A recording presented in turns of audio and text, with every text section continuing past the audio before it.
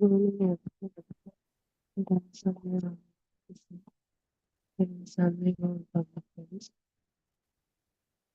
So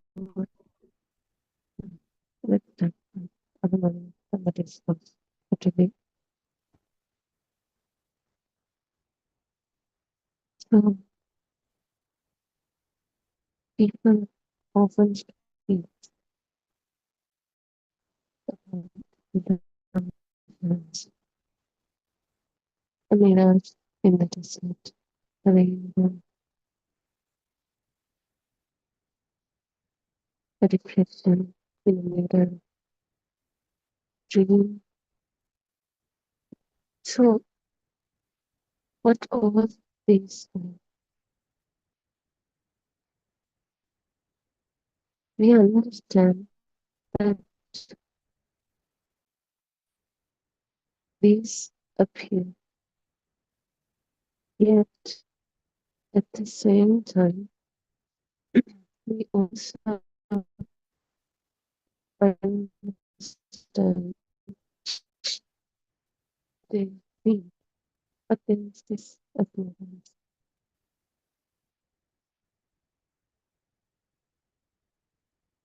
Likewise, there is another dimension.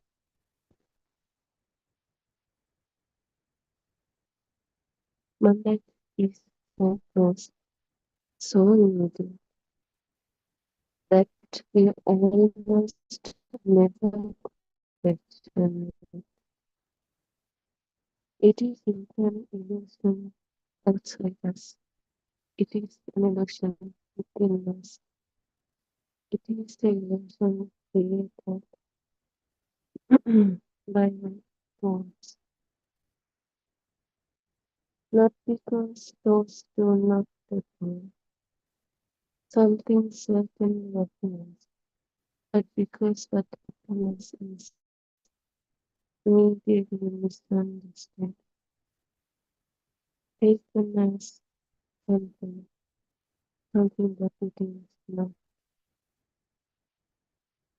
We have different things about it, about ourselves, about people, about situations, about time, cultures, concepts, good, bad, rules, so many things. The mind says I am free. I have a thought. My thought is true. My thought describes reality. So today, let us investigate whether that is actually so.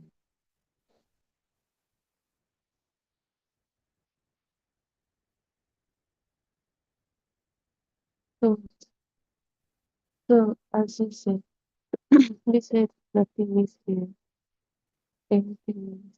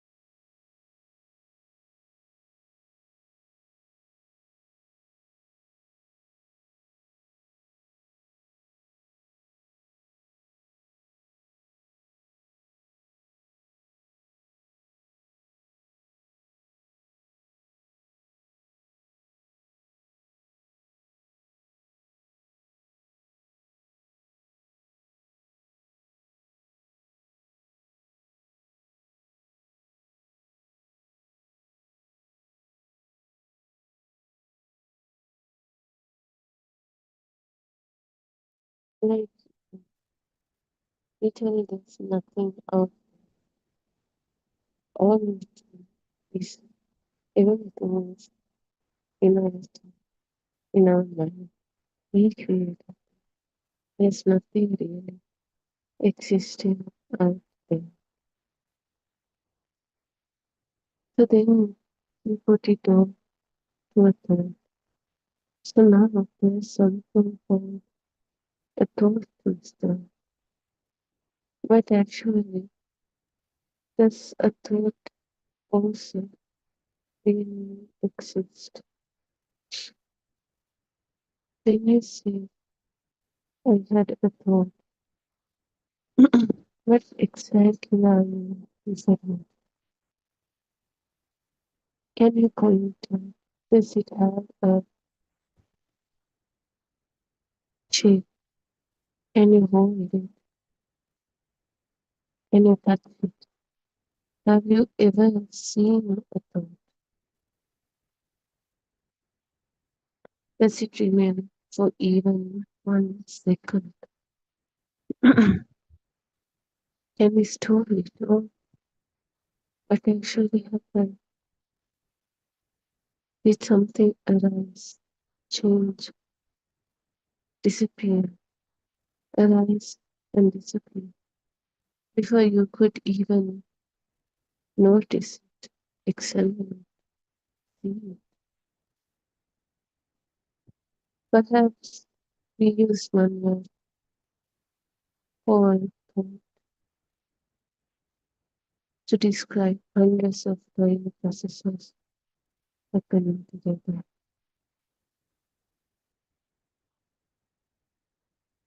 From our sense of contact, we get a sound, we get images,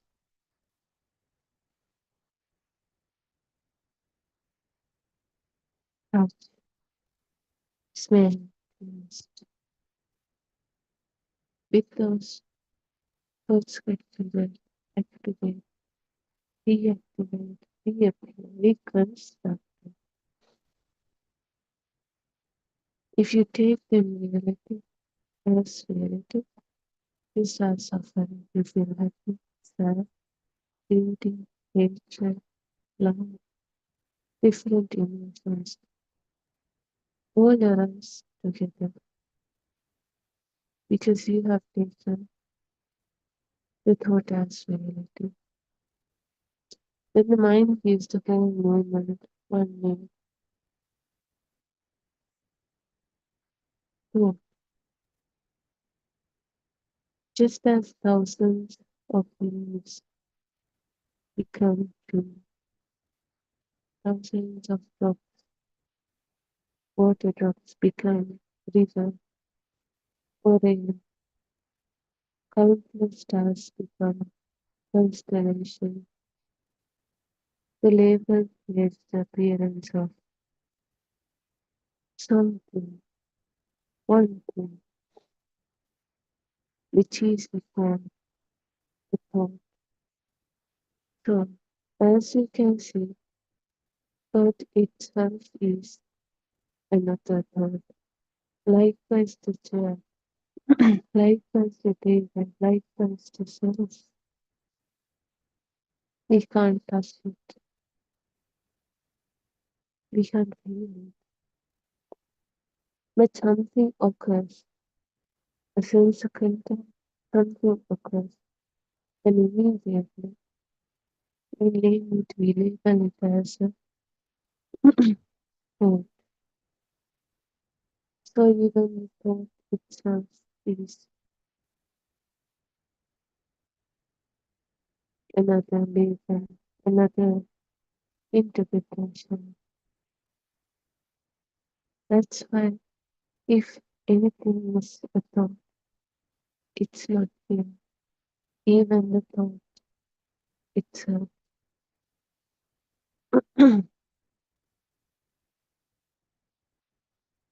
So thought is an excellent indicator. Thought has one extraordinary ability. It imitates reality. Imagine remembering an angle. You just heard a sound, but it doesn't stop there. We immediately remember the shape, the color, the smell, taste, size, weight. everything. Not only that, varieties, where they go, prices, what food that can be made, all these things. But if this time mango gives us just information or it does sound whimsical, but figure his mind to construct estimates those information right now.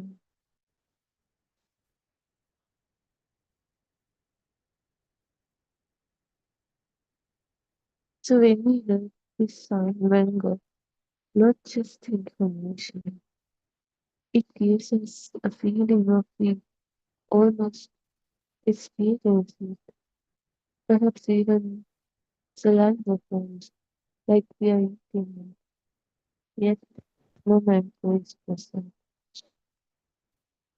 Just on information that trigger this thought of mango, but this thought never treated as thought, it's treated as reality always. That's why even without mangoes present, we feel the taste. We almost feel like experiencing. So if the mango is present, it doesn't change. This same experience happens for as you can see. It's never outside, it's always inside. Whether mango is physically present or not, it's always the mind. Whether it's there or not, same exact reaction happens. So it's always mind. Nothing is there. Just mind creating an illusion of reality. Let's say the mango is present, this experience change. No, same experience, same data, same breath, same appearance. Nothing changes because the value is not given from the mango itself, but from our mind itself. This is mental object, not something that really exists. So we can carry the mental object whenever we want because it's always in the mind. It's happening in the mind. So,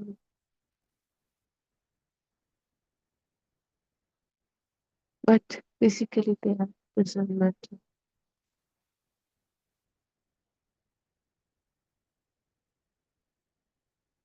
So only conditions are possible. Feeling the body reacts like it's the reality.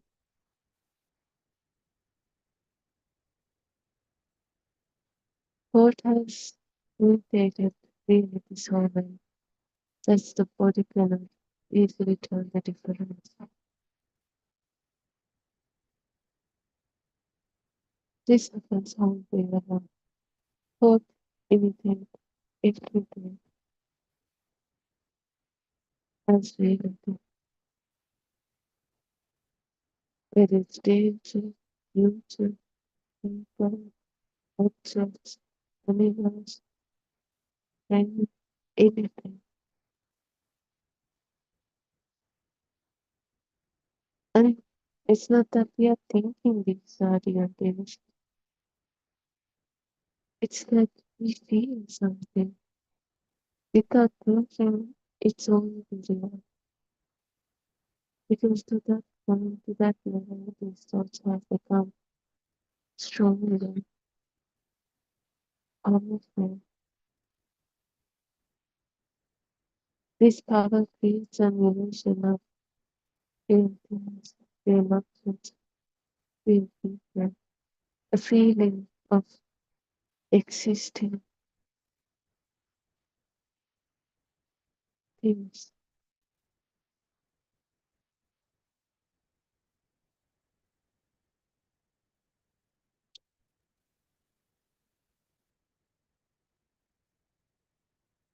Not that it does not, it doesn't have to be reality. It never was. It only needs a convincing invitation, and we take the most reality. Not that we deliberate into it, it happens automatically. And the thing is, these thoughts, they feel like permanent.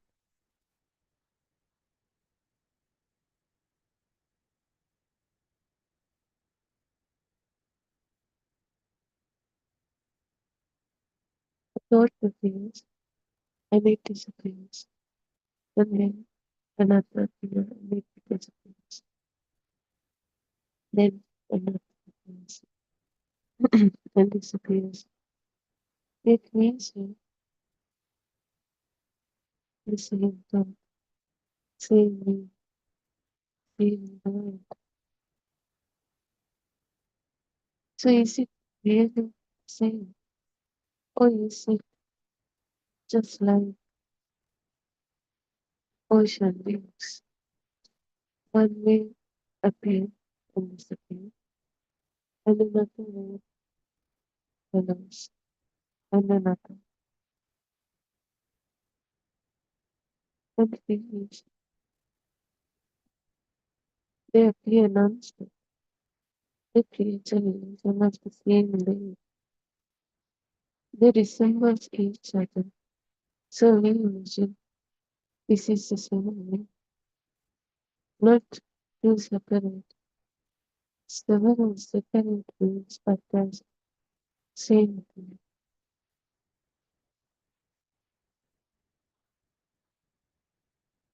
Mind imaging continuously. Not that it exists, but it's always imagined. Imaging is fine, but believing this imaging remains the reality. It's the illusion. Because if an imaginary thing becomes reality, feels like reality. That's the illusion. That's the cause of all suffering.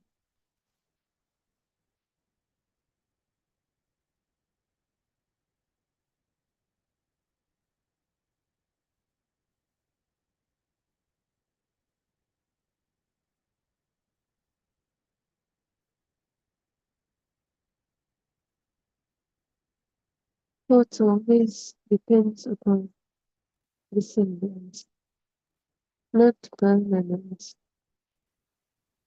because same thought cannot appear again. Each and every time thought appear and at the same time it disappears, it dies.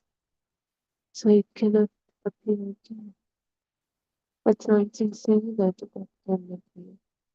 But because of this resemblance, we mistaken it as the same thought appearing again and again. So thoughts create an illusion of same continuous world. If we see the true nature of thoughts, then we won't believe them, we won't begin by them. We won't get triggered and suffer, taking everything as reality. As you can see, so these thoughts depends upon this resemblance. Otherwise,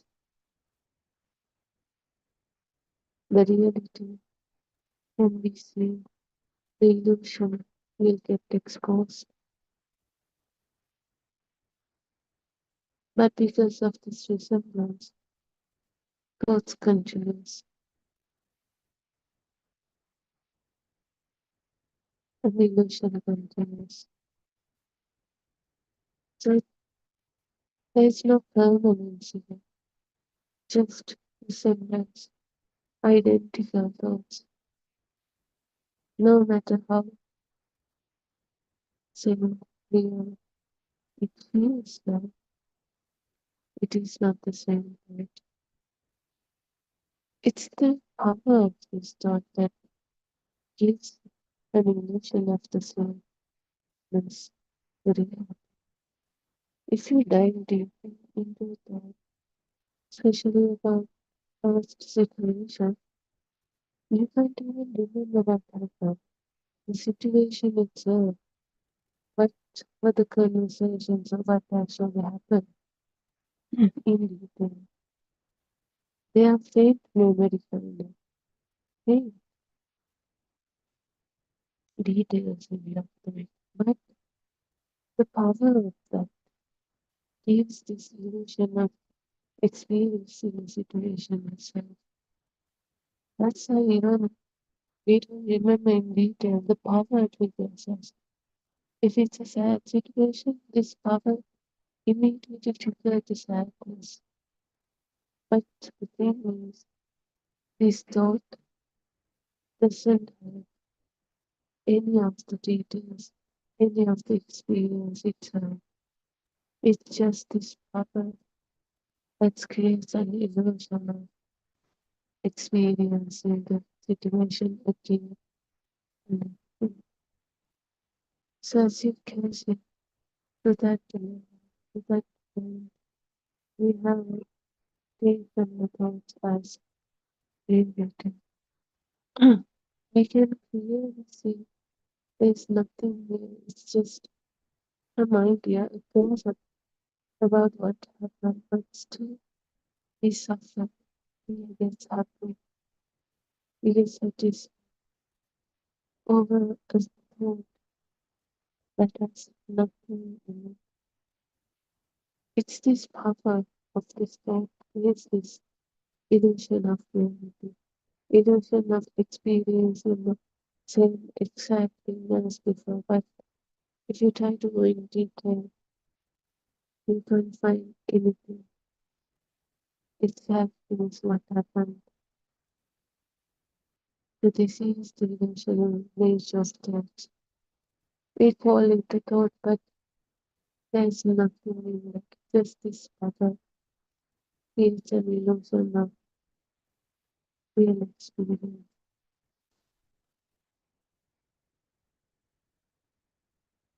But this resemblance is convincing enough. This resemblance is basically happening. Giving a feeling of this resemblance is also by this power. There's nothing else there. Not that picture is there, not that color is there, not that smell taste there.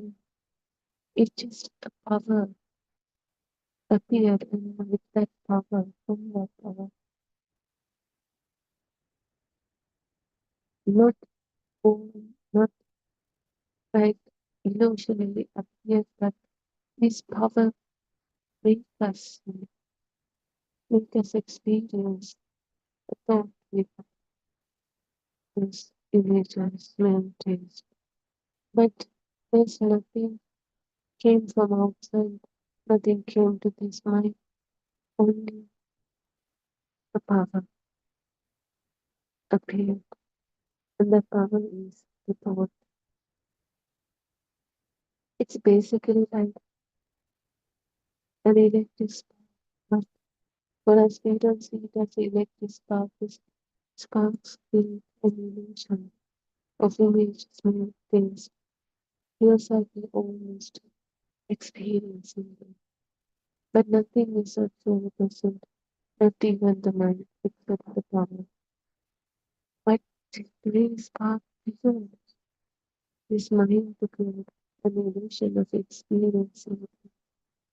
This is how the thoughts gives us full experience of images, colors, smell, taste.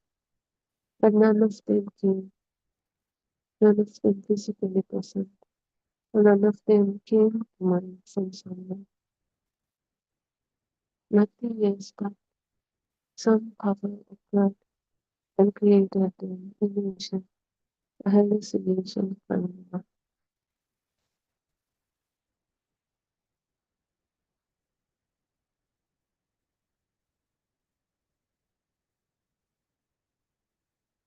But this resemblance, this illusion from this power, this thought is convincing enough, so we believe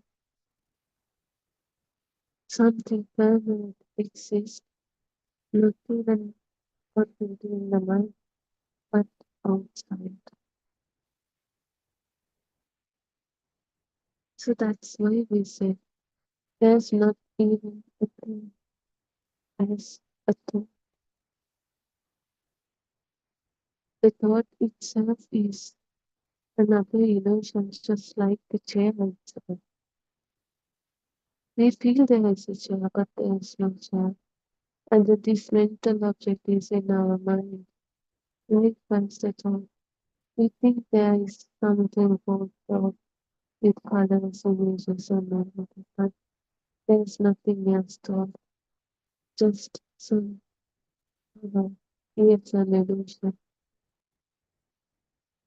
a feeling of experience, sense of contact. Nothing is there.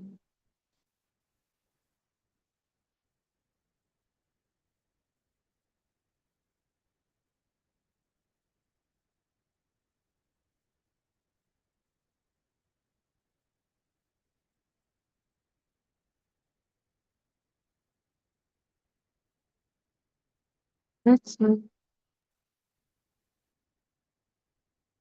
thoughts does not merely describe. Thought creates the illusion. A flowing process becomes mindless. Changing sensations, migraine, changing vision, object, moving thing. Look how we interpret, name, label things, objects, as if they are really exist.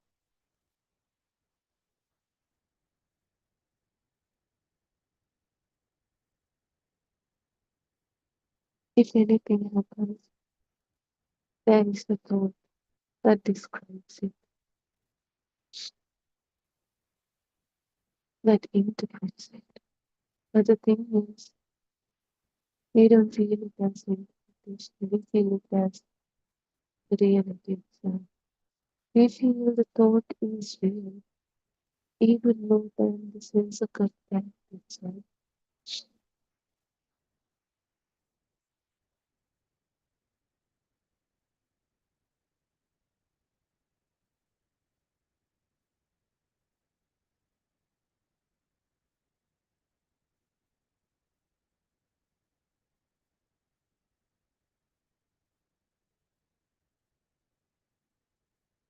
Let's observe something.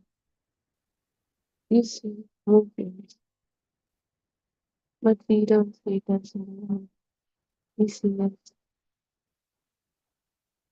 we perceive it as moving object, moving thing, moving person, moving animal.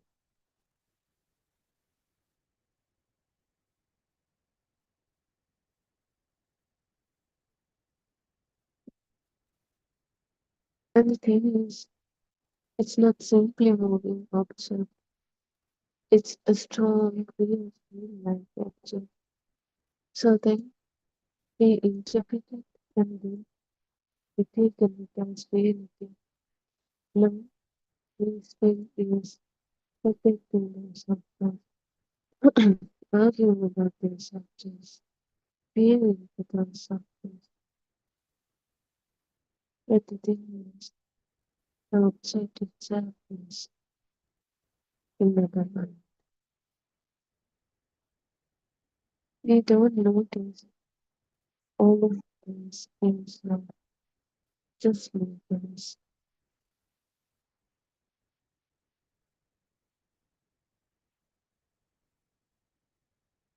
As you can see, what creates the illusion? What is the illusion inside? Nothing. It can't be seen. The thoughts believes the illusion. His mind believes the thoughts, the illusion as the reality, not even as an illusion. And then we try to see this mental object, illusion, that's created in the mind, but we think it's outside. So we try to keep it, we try to hold it, we try to achieve it, we get greedy, we get clean, we get happy, sad, but that object that we think out there, and we suffer. So there is no object out there. We are basically suffering for our mind's mental object, assuming it's out there. Look how they're tangled up like in a ball of yarn in this illusion of thoughts, of this nothingness.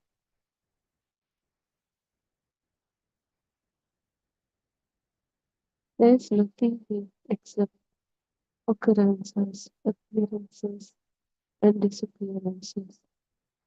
We can never say this is that, this is this, because they have never experienced it.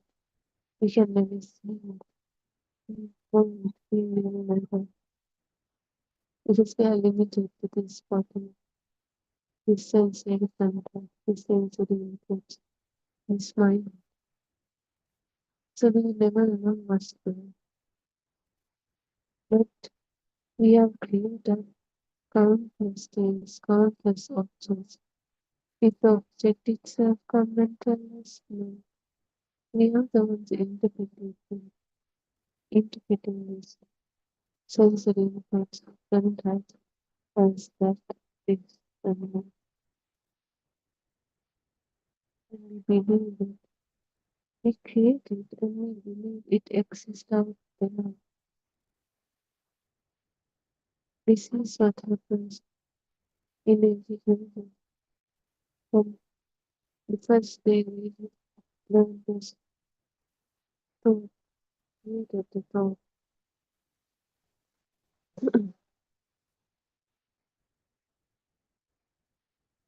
Look how people attract things, their own minds, illusion. They create them, but never experience anything else. Yet they believe they are experiencing everything. And not only that, because they are trying to keep their mental action, which is impossible. Because it's the mind's perception, mind's perspective.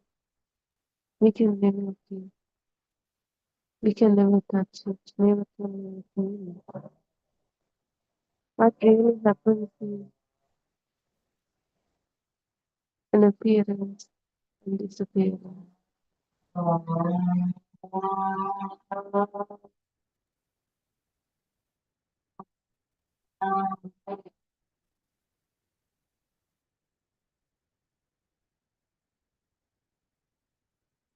What really happens is appearance and disappearance. Nothing else is there. But we can name it later as we want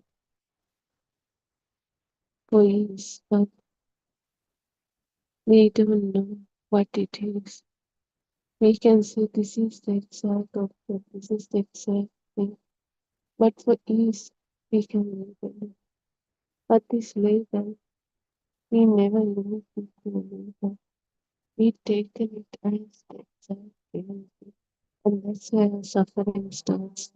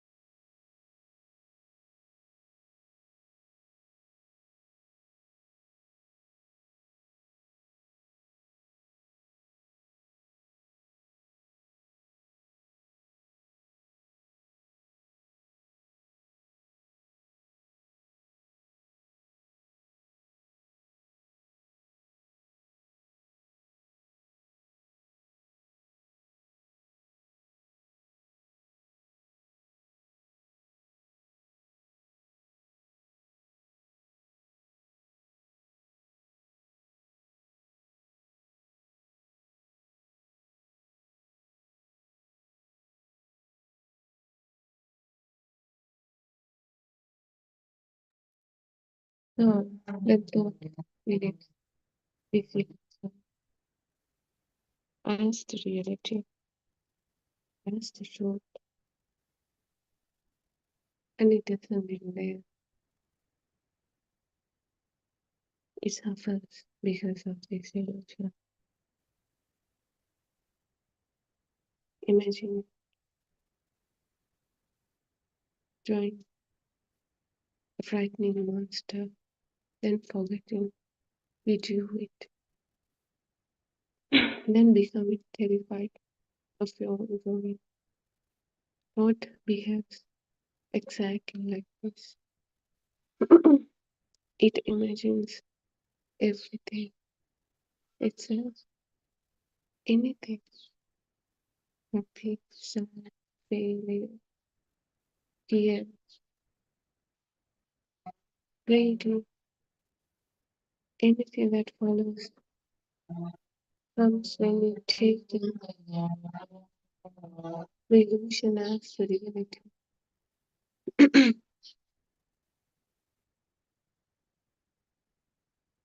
It imagines everything, and even before happens, it suffers.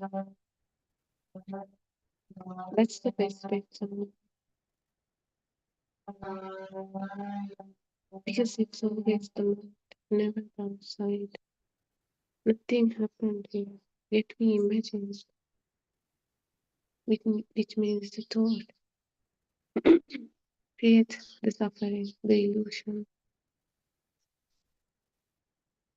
So the same process happens, even something is present, because it's always the mind in the present. Whether there's a physical appearance or not, it doesn't matter. The story is always about the mind.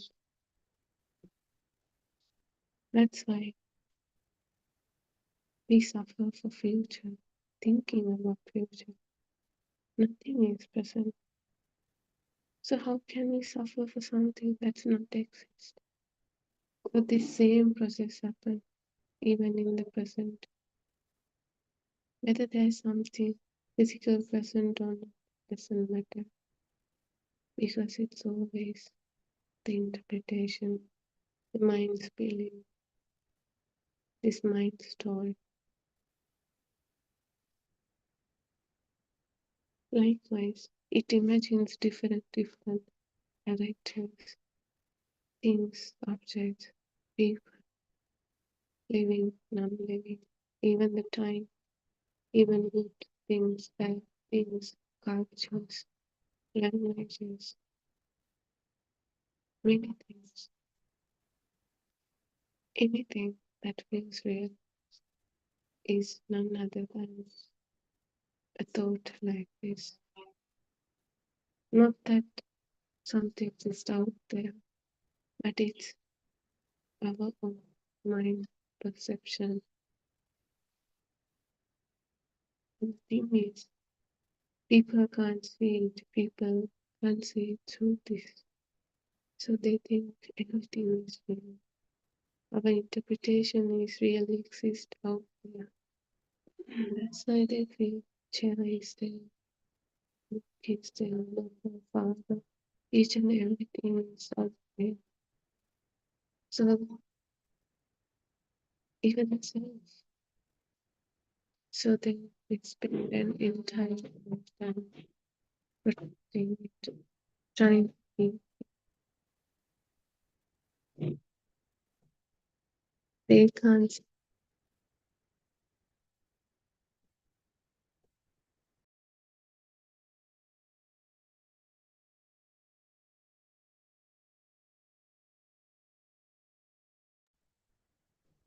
but they can't see. They are trying to physically protect what they have built inside their mind. This goes about it.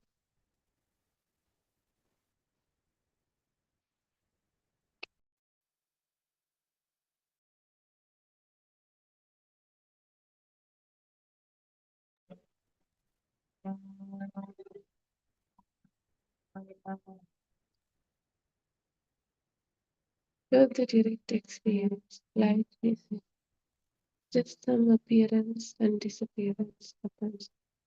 When the conditions are met, some appearance and disappearance happens. That's it. Nothing else. We never know what it is, what it's that. We never will.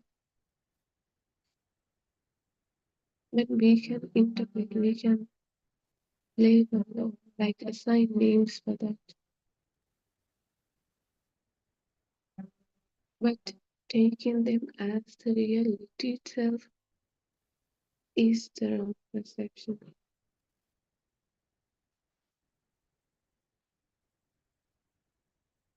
Before thought appears, that's the direct experience, those appearances and disappearances.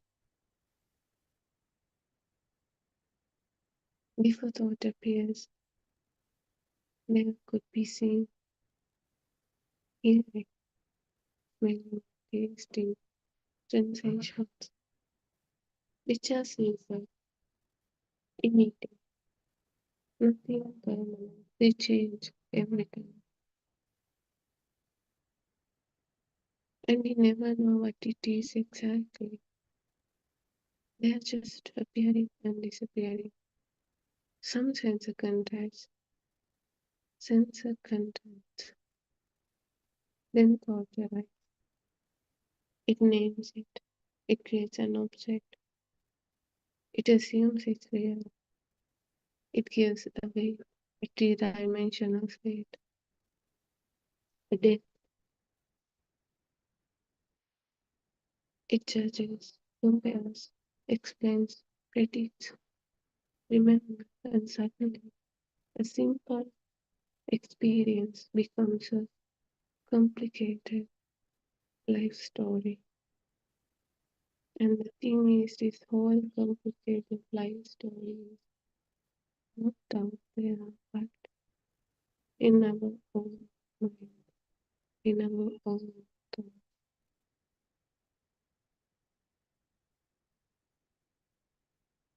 So in this time, it's never about stopping thoughts because we are so used to create thoughts. This body is used to create thoughts. Like other senses, mind is also another sensor. So once it got used to create thoughts, we can't stop it. There's no one who does it. It happens naturally. So once the mind starts creating thoughts, we cannot stop. But we can see the illusional nature of these thoughts. So it's never about stopping thoughts. It's about letting the system work as its own. It's never about to stop seeing or stop hearing or stop touching or smelling, tasting. It's about seeing the truth the reality behind. So life is my example. It's not about copying those, it's about being the reality, the truth behind them. It's about watching the illusion being made, being made.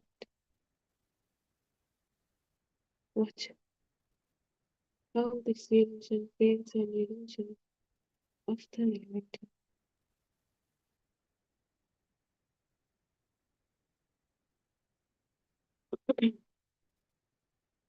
Words occur just like how sounds occur, how vision occurs.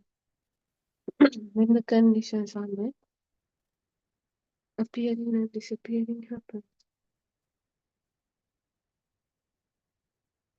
We don't suffer for sound, we don't suffer for vision, the sense of contact. Likewise, both,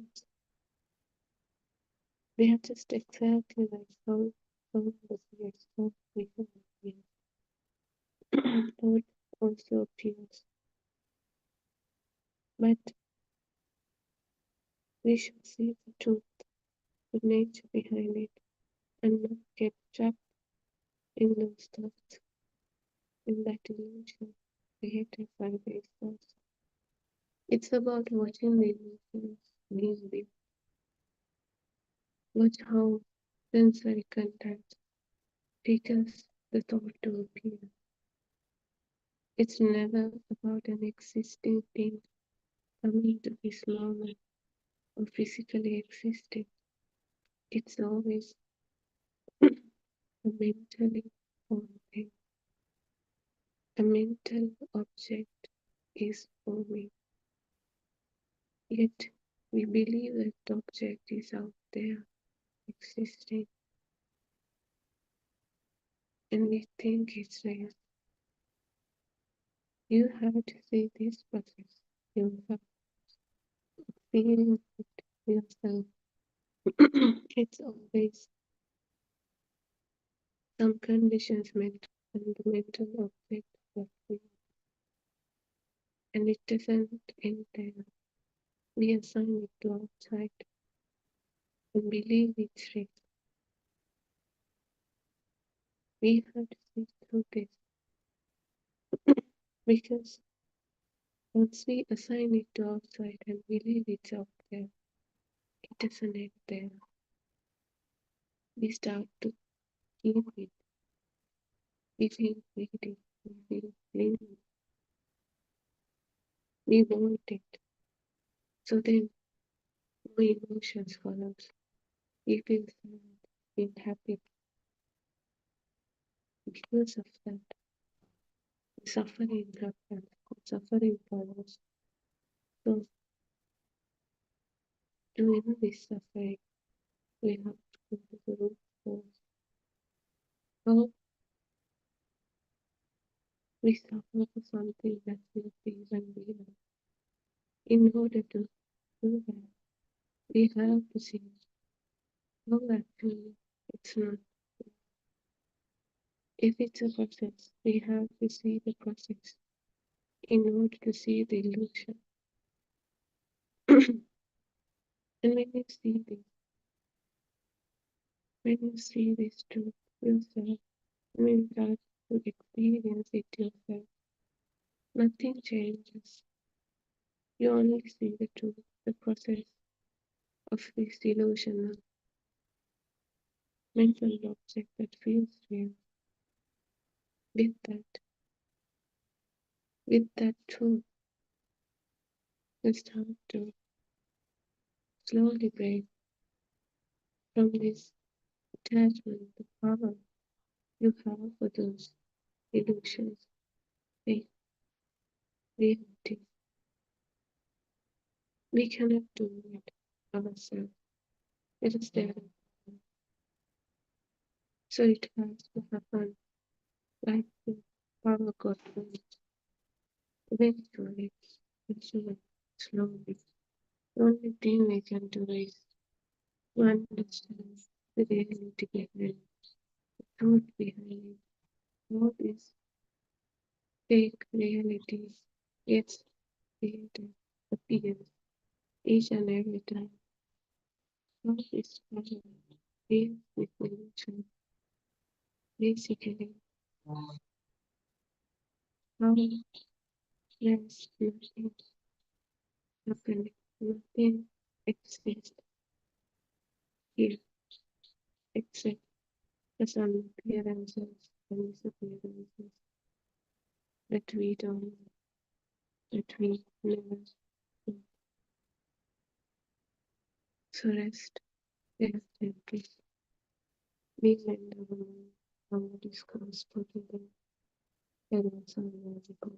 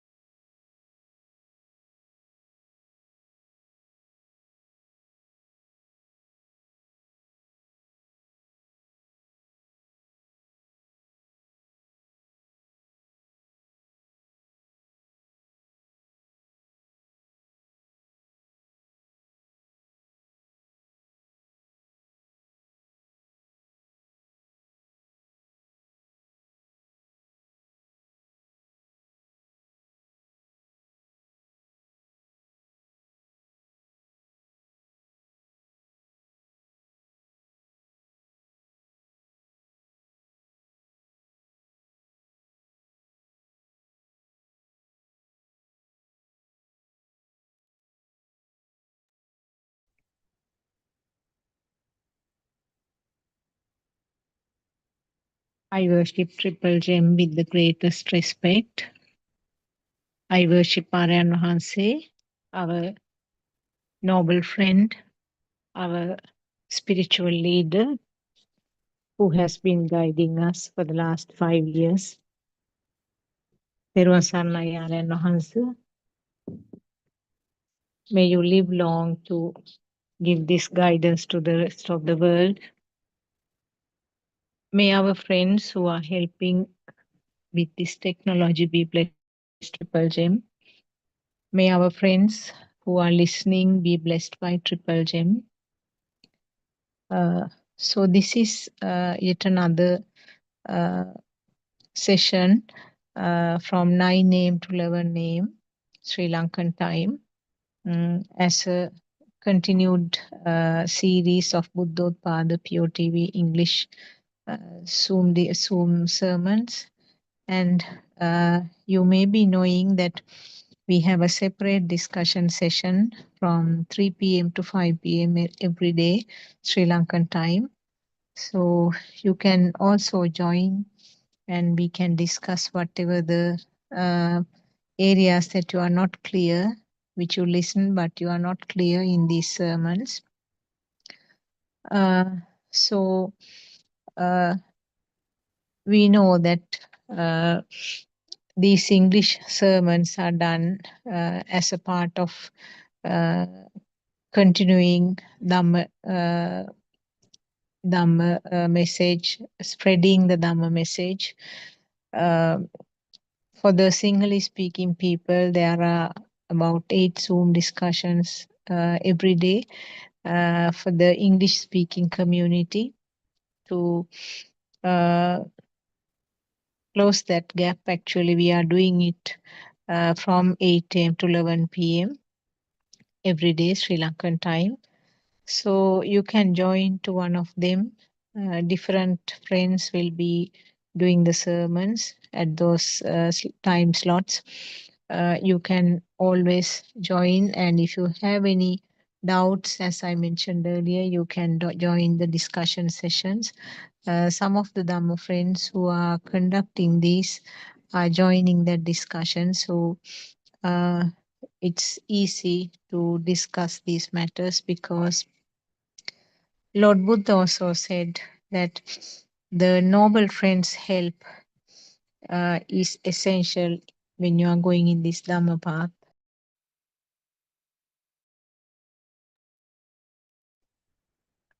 We know that Ananda Thero asked Lord Buddha, uh, 50% of the success in this Dhamma path depends on the noble friend, isn't it?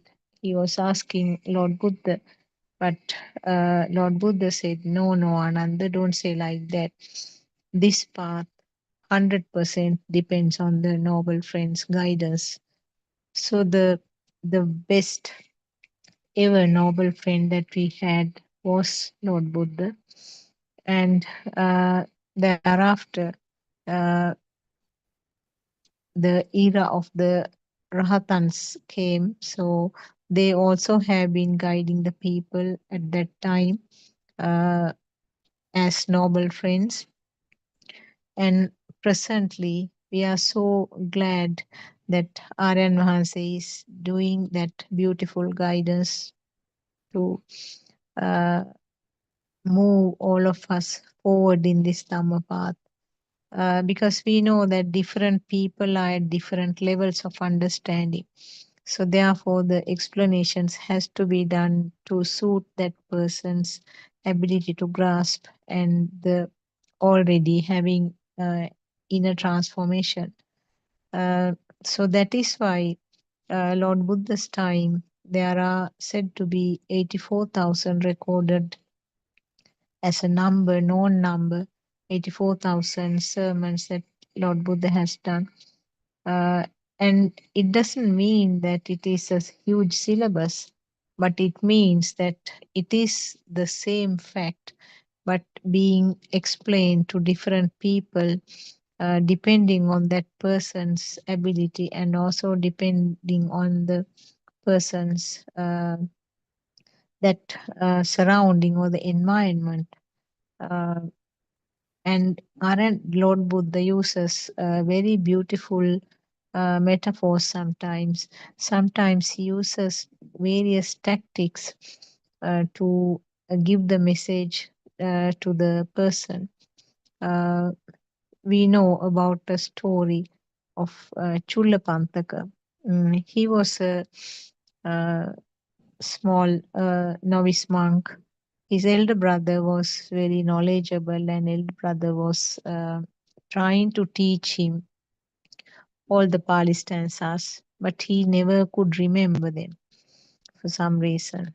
So at the end, the monk, senior monk, was disappointed, and he thought of sending him back home to derobe him and then send him back to the back home because he couldn't remember any of the Dhamma facts that were taught. And uh, this we know that then they were all invited for a alms at the royal palace, and the elder monk didn't want to take the younger monk, and he had to wait in the temple. And as Lord Buddha was passing that place, he could see this little novice monk was almost in tears because he didn't want to go back home. So Lord Buddha asked, "What's the problem?" And then he said, "I cannot remember any of these stanzas, so I was asked to leave the monkhood and go." So Lord Buddha used a beautiful tactic at that time. He gave a piece of white cloth, asked him to rub it with the finger continuously. He was given a kind of a Pali phrase also to uh, tell while he's doing that job. And then the other monks went to the uh, palace for the alms.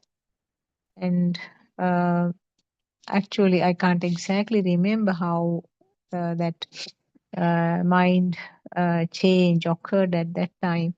But anyway, with that little tactic and that concentration, and also the way that he observed that the white cloth became uh, grayish or blackish because of the continuous rubbing with the finger, it changed the color from the pure white to that uh, dirty appearance. That fact itself helped him to uh, come to this ultimate realization. And it says, according to the story, that Lord Buddha said that there is one more arhat staying in the temple. Uh, can somebody go and bring him? And the person came, and then there was a kind of a visual. Uh, it is uh, mm, a creation, visual thing. He could see this. He could see hundreds and thousands of similar looking little monks all over the temple. So he was confused, and he went back and said that not only one, there are lots and lots of similar looking little monks in the temple. Who is the correct one?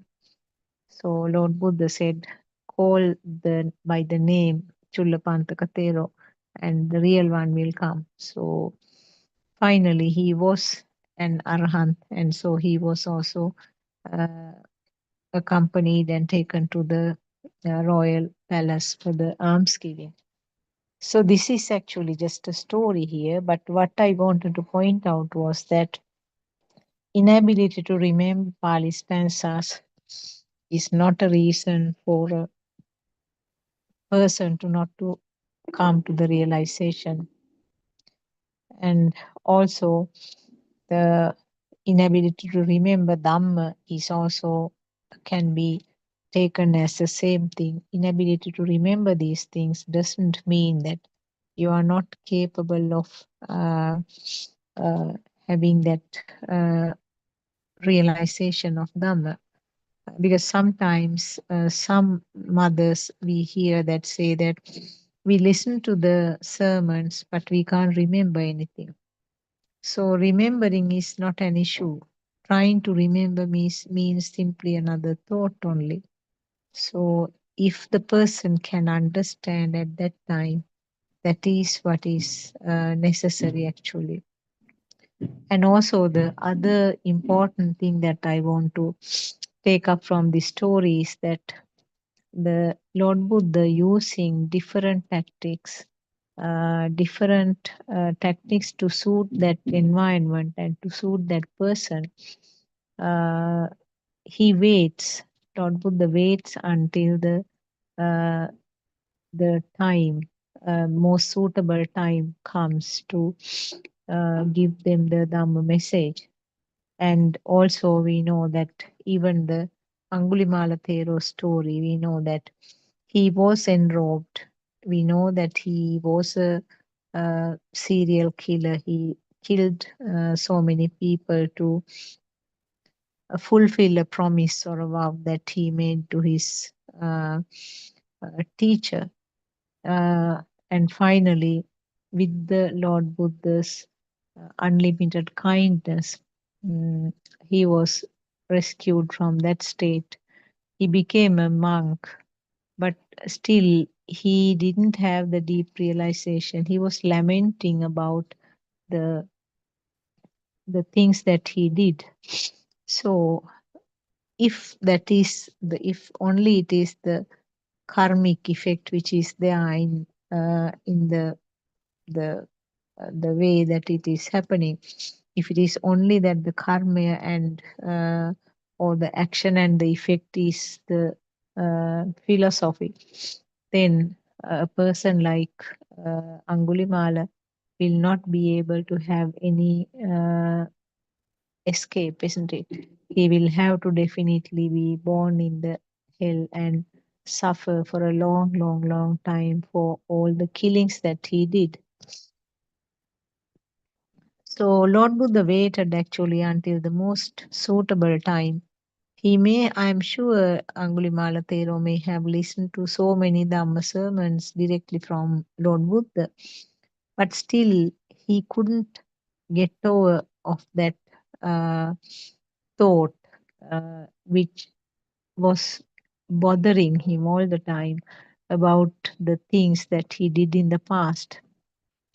The thought of being a killer actually was always coming again and again, because that was a thought which was very strong, very powerful.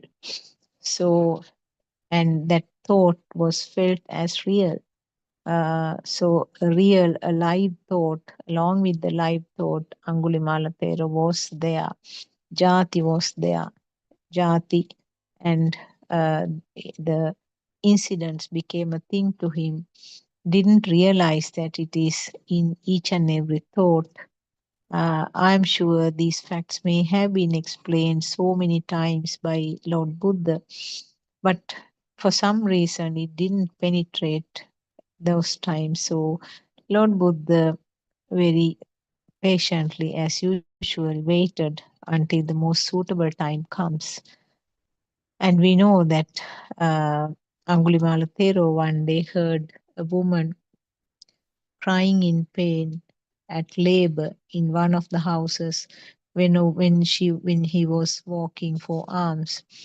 Those days, the deliveries happened at home, and the technology was well behind, so they had to undergo the labor pain, and she was screaming in pain, and Angulimala Thero felt very sad about it. He was wondering whether he can do something to help. So uh, he came back and told Lord Buddha that there is a mother who is screaming in pain. Can't I do something to help? So Lord Buddha taught him the Angulimala Pirita, that is a sutra. Uh, it's a kind of, the words are such that it says that uh, if this is a truth, with the power of that truth, you may be blessed, you may be uh, well and feeling good, may your pain resolve. So, what is the truth here? Truth is that I have never done any killing. I have never done any killings. So, when Lord Buddha said this, Angulimala Thera was surprised. He was asking, Venerable Sir, how can I say that I have not done any killing? I have done so many killings. So Lord Buddha said, as a bhikshu, have you killed any people? So Angulimala Thero said, no. So that is a truth, isn't it? So if it is a truth, with the power of that truth, that blessing should go to that mother. So you can tell it there and she will be okay. Now, there is a very deep explanation in this story. Superficially, also, it looks fine, isn't it? Superficially, we know that as a bhikshu, uh, he has never, as a monk, he has never killed any people. That is true. But is that what Lord Buddha meant? What is meant by bhikshu is something that we have to explain. Bhikshu, our R.N. Mahansa is beautifully explaining the three things, the Buddha, Dhamma, Sangha, three things very beautifully. The three of them have very deep meanings. So if I go back and finish the Angulimala Thero's story, so apparently that mother got better. So is it the effect of the spirit itself, the sutra itself, or was it anyway part of the natural process? most probably it is a part of the natural process. It has occurred, so the delivery may have occurred and she may have been all right. So you cannot actually directly relate it to a stanza that was told by Angulimala Pero. It is a part of a natural process, isn't it? Delivery is a part of a natural process. Uh, so still, particularly in Sri Lanka, people do have a great belief about this particular sutra, and they try to chant it uh,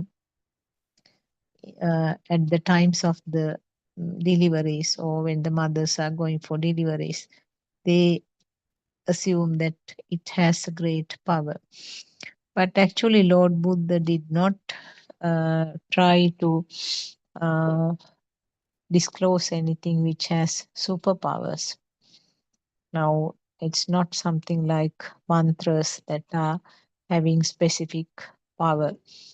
Uh, they are actually ordinary words, but the Dhamma underneath that, the truth underneath that has to be understood. So, what is meant by Buddha Dhamma Sangha is something that we have to uh, get cleared. Now, basically, what people consider is Buddha is the Lord Buddha. They consider the physical body, and also presently, because Lord Buddha is not there, they take the statues as the Buddha. So, statues may be made of plaster of Paris, clay, stone, metal, glass. Uh, it can happen, it can be even porcelain, ceramic. So, any material, steel, any material can be used to make a statue, isn't it? So presently we worship the Buddha statues uh, with uh, the concept of worshipping Lord Buddha, and when his presence was there, it was the physical body that was taken as the Lord Buddha. And we know about another uh, fact from the Buddha history. Um Ananda Thero has got a statue carved from white sandalwood, using a person who could do beautiful wood carvings to look like the Lord Buddha's physical body. His intention was for people to worship if they come when Lord Buddha is not around. But uh, actually, what happened was uh, when Lord Buddha returned, he saw the statue and he asked, "What is this?" And when Anantero explained, he didn't agree with that. He said, "It is not the physical body that should be worshipped as Buddha." And he immediately asked him to discard it. So it says that it was cut into pieces and thrown into the river.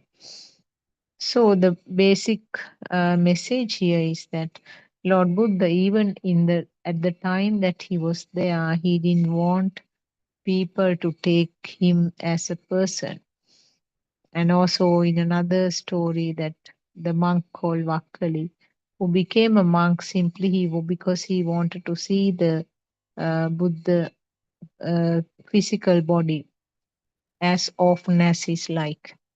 But again, Lord Buddha said that why you waste time looking at this physical body? What is there to take in this physical body? Try to understand this Dhamma. So, in both situations, Lord Buddha did not agree about worshipping him as a physical person, isn't it?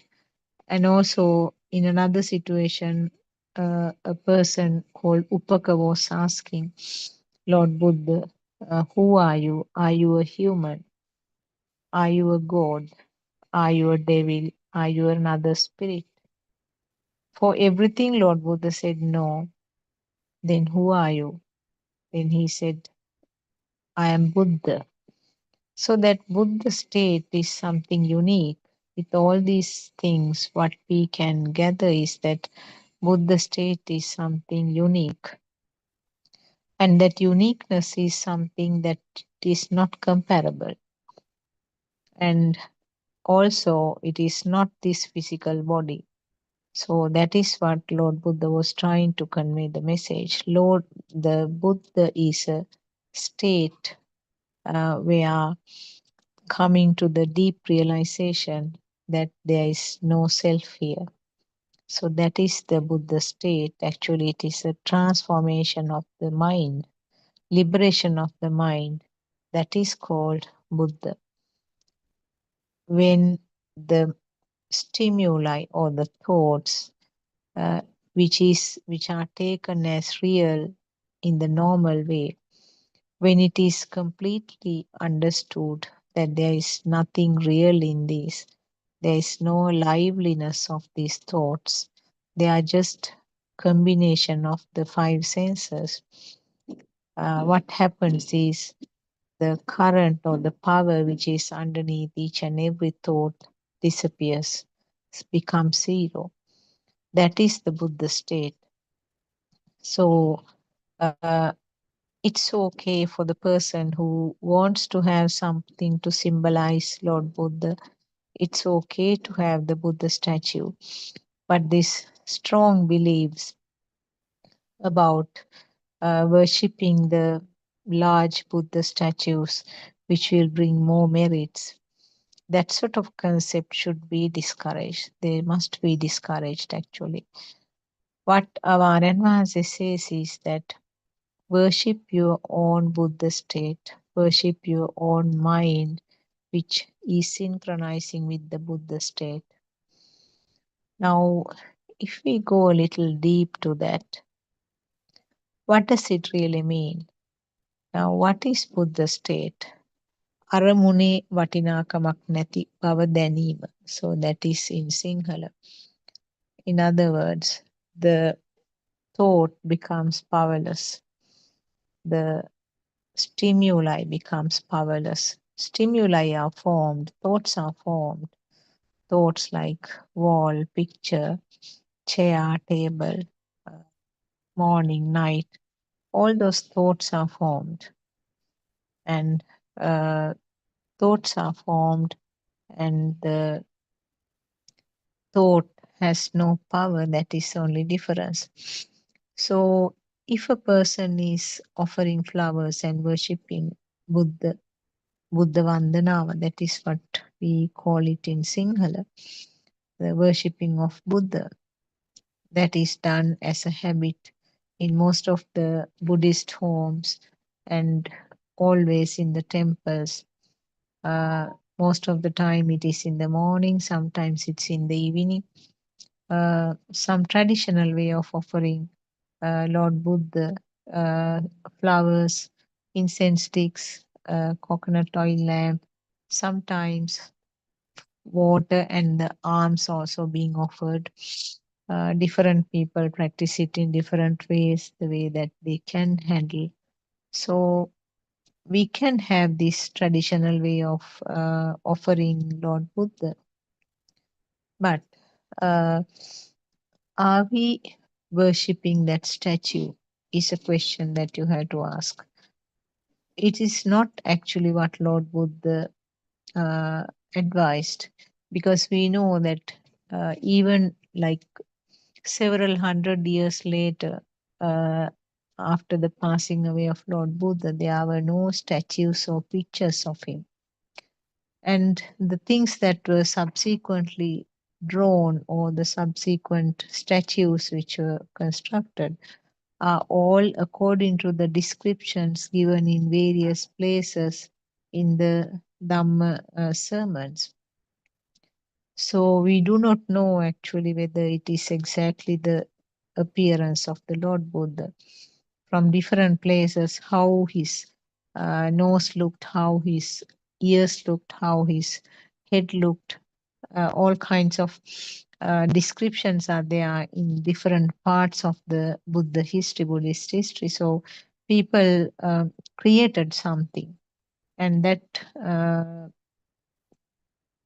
creation, that appearance is being continued in the subsequent statues also.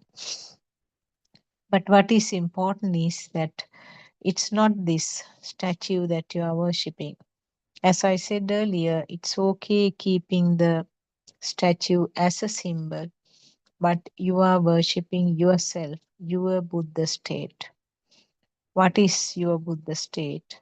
Lord Buddha said that if you have this deep realization where these thoughts are not things, thoughts are just illusions, thoughts are just created due to the speed of the vibration occurring at the eye, ear, nose, tongue, and the skin level. Something is created. So, this creation is the one which leads to the creation of the thoughts. So, if it is a creation, the word creation itself gives rise to the understanding that there is no self here, something which comes as a magic, which is not true. So, if it is something like that, can you call it true? So, can you say that the picture that you see is true? Can you say that the wall that you see is true? The light switch, is it true? So, the truth is something that you have to understand. Why do you say it is not true? Because it is an instant creation, kind of a magic which is appearing. But if you know that this is simply a magic, if you know your Dhamma facts, you know that it is a magic created just now. So if you have that understanding, whatever the magic which is created, no matter, you are not bothered, isn't it? The system is not bothered if it is clearly understood that it is not the trick of the magic. So Buddha state is that understanding that there is nothing here apart from something created due to the speed. So if that understanding is there even for a moment, that is the Buddha state, or in other words, that is the non vibration, just at that thought. It will not last, it will just touch only. So, even touching is important right at the beginning because you were in a world where the whole world was felt as real. So, that is the Buddha state. So, Buddha state, what Aryan Vahanse, our noble friend, says is that it's okay having as a symbol a Buddha statue, but what you are doing is you are worshipping your own Buddha state or your own mind, which just touches the Buddha state. In other words, uh, even a momentarily understanding that this thought is not true, this creation is not true, even a momentary experience of that is really great. So that is the Buddha state. So it is a state of the mind, isn't it? Not something material. The Dhamma, we knew Dhamma as all kinds of books and all Aleph scripts where all these Buddha words have been written down. So we have got Piruvana Pottuhanse, various Sutra Pitakaya, Tripitaka, all kinds of books we have. And we take them as Dhamma. And also the sermons done by monks or different preachers, that also we take as Dhamma. Now, in both situations, can you see that it is simply projected to the outside? Is that what Lord Buddha was trying to disclose? No. Lord Buddha was trying to disclose that outside is just a creation. You can't say whether the outside is true or not because we do not have an understanding. We do not have a way of confirming whether this outside experience is true or not. So, what is the explanation here? What is meant by Dhamma then?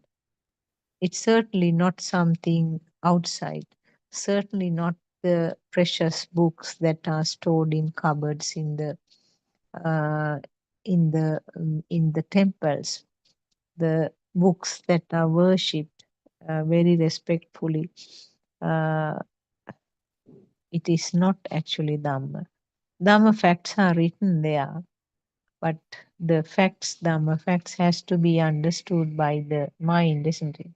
So Dhamma means actually the cause and effect phenomenon or paticca samuppada dharma, how the thoughts are formed, knowing or understanding what is this process. So Dhamma is paticca samuppada dharma or dependent origination, that hypothesis, the cause and effect hypothesis. So, so the understanding Dhamma means understanding this mechanism. Paticca samuppada or the dependent origination simply shows how the thoughts are formed and how the thought is felt real. So when the thought is felt real, that is where the self is born. We are not talking about the self born like 50, 60 years ago at this particular hospital when my mother was 25 years old. That is not the jati or the birth that we are talking about. The jati or the birth occurs when the Paticca mechanism moves forward as it happens with each and every thought for the mundane world person. A real thought or an alive thought or a really existing thought is the result of this dependent origination. And a real thought means the real self is also here. Real self means that is a jati, and jati will inevitably follow jara and marana. That is, jara is the changing pattern or the evolution, and marana is the death. So, inevitably, when the jara marana is there, that ends up having all kinds of sufferings and sadness.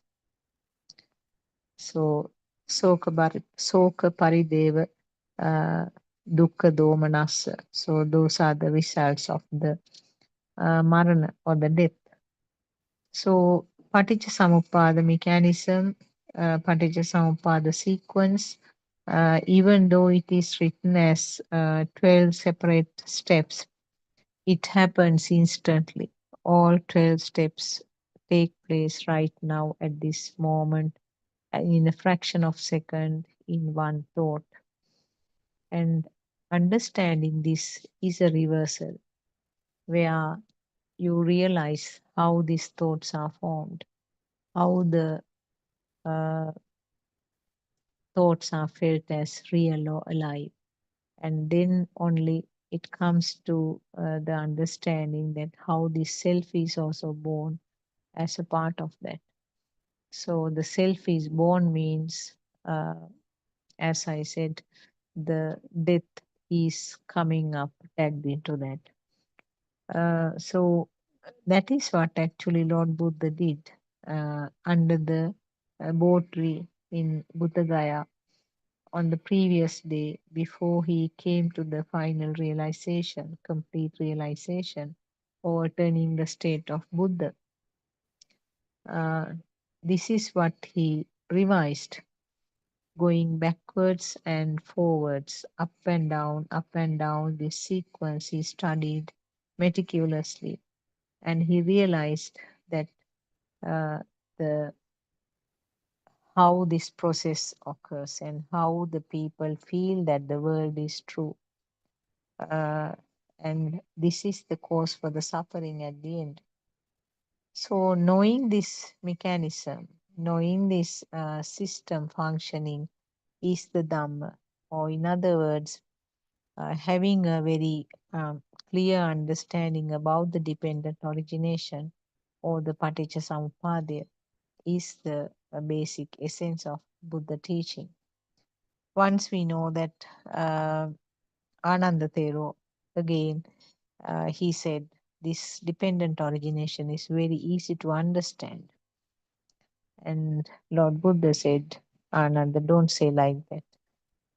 The, the essence of Buddhist philosophy is this Paticca Samuppada or the dependent origination. It's not as easy as you see. It has a deep understanding, deep meaning. So don't take it so lightly. That was Lord Buddha's answer. So we always, we hear that we have been told that if you understand dependent origination or the Paticca Samuppada, then you know Buddhism. That is just a single sentence. So knowing Buddhism means knowing this Dhamma, means knowing this cause and effect phenomenon, how it is working. So that is your Dhamma. So as I just want to remind you again, it's not the books which are written, it's not the books that uh, we are worshipping actually in the temple very respectfully. Of course, the due respect should go to them because they content all these Dhamma facts. But what we have to understand is this knowing Dhamma means, or the understanding of Dhamma doesn't mean by hearting these Pali stanzas. So the deep understanding or deep realization has to occur. Thirdly, what is meant by Sangha? Now, the interpretation that we had was actually the enrobed monks in robe. So they were called as Sangha. They are actually, that's, I'm not saying that it is wrong, but the deep meaning is different. That is what I want to say.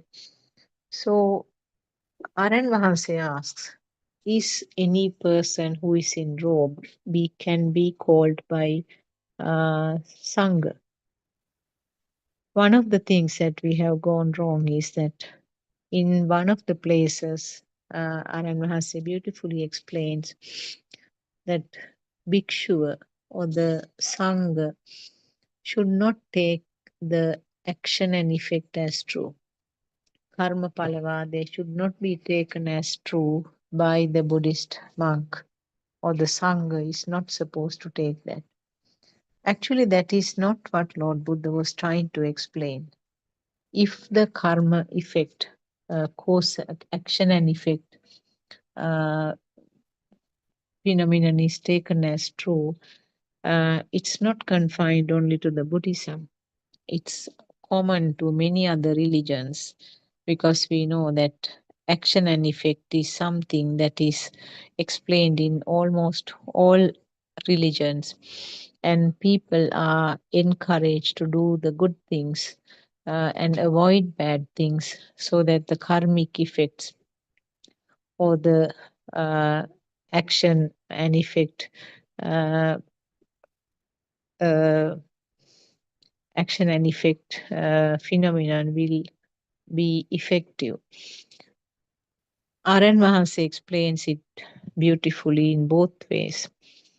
If a person takes the world as true, if the person does not understand that it is a creation of the five senses, then of course the action and effect will work on that person.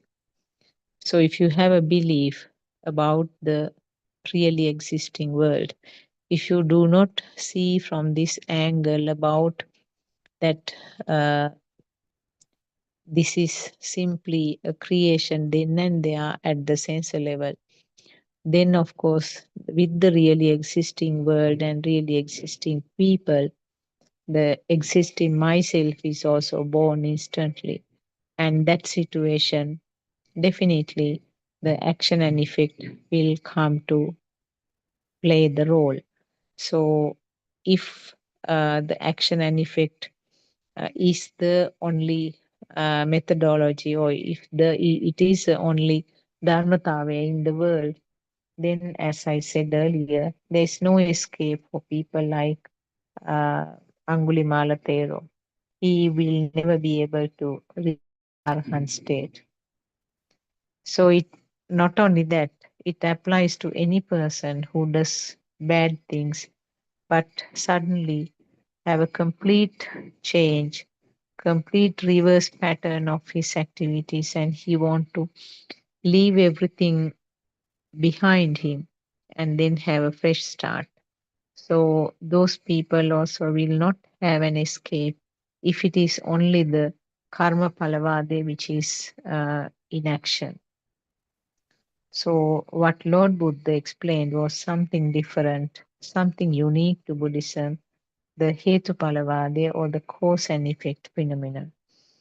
So if a person, if a monk takes this karma palavade as true, Aryan Mahase clearly says that uh, uh, you can't actually group him as a Buddhist monk, which is a very serious sentence to remember, because we know that most of the monks, quite a huge proportion of monks in the country, do believe about this karmic effect. We know that during the translation of some of the Pali books to Sinhalese, a very big mistake has occurred. What Lord Buddha said was that a bhikshu or a monk, Buddhist monk, should be in the standard, should be at the level where the existence, this chain of existence is broken. Bhava Nirodhaya. Bhava means existence. Nirodhaya means the liberation from that. So it has to be, it must be something which breaks this cycle of existence. So if a monk is not following uh, that truth, if the monk still believes about the outside world, then he is following the not the Buddhist but the other religious explanations, which means the action and effect phenomenon. So definitely outside world true means outside world is not taken as something created just now and here.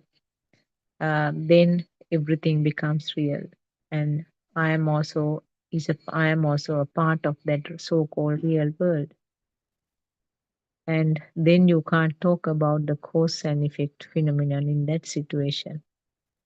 So seeing the stimuli on this path and realizing that there is nothing real outside, it is then and there creations of the senses. Somebody on this path is called bhikshu. Somebody, the truth that Lord Buddha tried to show, if that person is on this path, that person can be labeled as a Buddhist bhikshu or a Buddhist monk. Uh, so the monk should be on a path where the existence is stepwise broken. Bhava Uddha. Bhava means existence. Uddha means uh, deleting or cutting off. So Bhava Uddha means Bauddha. That is how the word has come, as our Aranhas is explaining. So a bhikshu should be a person who is breaking this existence cycle. And if so, for him to do something like that, first that deep realization and understanding about not having a really existing world, that concept should be understood. So, a person who is on this path, breaking this cycle of bhava, or breaking this cycle of existence, with that understanding that there is no self here, there's no world here. We don't know really what the exact world is. Only thing is what we experience with the help of the sensor function. So if that understanding is there, that person you can call a bhikshu or a monk. Uh, so anybody else, whatever the robe that they are using, you cannot actually label as a Buddhist monk. So that is the situation of the Sangha. So actually speaking, Buddha, Dhamma, Sangha, all three things are related to the mind formation and liberation from the mind, isn't it? Nothing is projected to the outside. You can't project anything to the outside world in this. So that is how we have to understand this Buddha, Dhamma, Sangha. And what Aryan Mahansi says is that you can continue with whatever the Buddha Vandana that you are doing, but actually speaking, you are worshipping your own state of mind, which may be just for that instance that you realize the Buddha Swabhava, Buddha nature, but that's something really worth worshipping. So that is explanation about the Buddha, Dhamma, and the Sangha.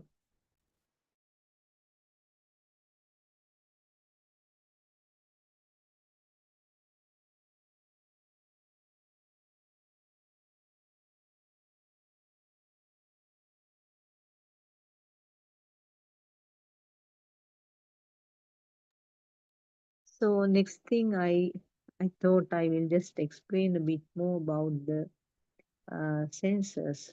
We talked yesterday also. Uh, Now these are some of the questions that are asked in the Zoom discussions by some of our listeners. What is meant by senses and how do you explain this thought formation? These facts may have been explained time to time in different ways. Anyway, I thought I will just mention a bit more about the same thing, because understanding how the sense function occurs, understanding how these thoughts are formed, understanding how the thought felt real, and understanding how the self is felt is the most important thing in the Darshana part. Darshana means Satyajnana, knowing exactly what is happening. So, uh, we briefly mentioned about this yesterday also. Uh, as I said yesterday also, sensor means the function. So, if the sensor is not created, you can't talk about the function, isn't it? Uh, Always, the sensor function means uh, the creation of that, or the function of seeing, function of hearing, function of feeling the taste, feeling the smell, and the function of feeling the skin sensation. Now, really speaking, sensor does not mean that something which is existing and then with the help of that existing thing we are feeling this. This is actually different from the organ, different from the physical organ. So the physical organ should be there. It must be there, yes, because you can't talk about seeing a thing without having an eye. You can't talk about hearing without having an ear. So similarly, the five senses or the five functions occur when that particular relevant organ is there. Relevant organ means the body part. So the body part is different, but the body part is necessary for the function. And function is not something uh, that is attributed directly to this physical component, but you need that physical component for the function to occur. So that is one thing that we have to get cleared up. And the word sensor is being used very often in our sermons. And I'm sure a person who has listened to uh, Dhamma from even other speakers, you may have heard the word uh, Dhamma sensors or the faculties or ayatana. The word ayatana is very frequently used. So those words are very frequently heard. So what is really meant by this ayatana? Uh, in Sinhala and also in Pali, the same term is used, ayatana. Ayatana means an a function where there is something produced. Now, ayatana means direct translation is an institution. So institution means that that is a place or a unit where something is created. So this has some meaning in that. The ayatana is in Buddhist explanations. Ayatana means uh, a function there. So there is something created. So if it is the Chakkayatana, the seeing is happening. If it is a Sotayatana, hearing is happening. If it is the Ganayatana, that means the function of smelling. If it is a Jivhayatana, that means the function of tasting the smell. If it is the Kayayatana, the function of feeling the skin sensations. Now, this means that a function is occurring. Now, there's a fine point to differentiate here. This gives the impression that the sensor is there and the function is separate. Actually speaking, this fine point is very important to understand. It is the birth of the sensor and the function both occurs together. So that is an important point to know. In other words, the appearance of the appearance, or I would say the word creation. Creation of the sensor means the function. So if there is no function of seeing, you can't say that the eye was created or the eye sensor was created. So in other words, these are actually the same thing is being explained in two angles.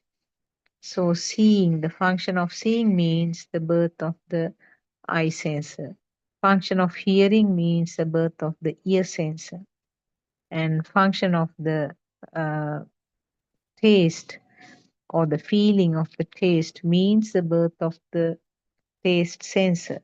So like that, if you talk about the thought, we know that the thoughts are created by combining the other five senses. May not be all five, but some of the senses will combine to form uh, the mind sensor. So thinking means, in simple words, thinking means the birth of the mind sensor, or a thought, appearance of a thought, occurrence of a thought, or the function of thinking means the creation of the mind sensor. So this fact has to be very clear. There is no function means no sensor. If the function is there, that means the sensor is also born. So in other words, the birth or the creation of the sensor means simply the function. So now we know that the five senses have its own functions. We know that the eye is not capable of hearing, ear is not capable of seeing, and uh, the nose is not capable of feeling the taste. So the individual sense function is completely different, and that is limited to that function, that sense only. But what happens to our age? Now, I'm not talking about the small baby who has this type of experience, where it is confined to the particular uh, sensor only. So, in other words, uh,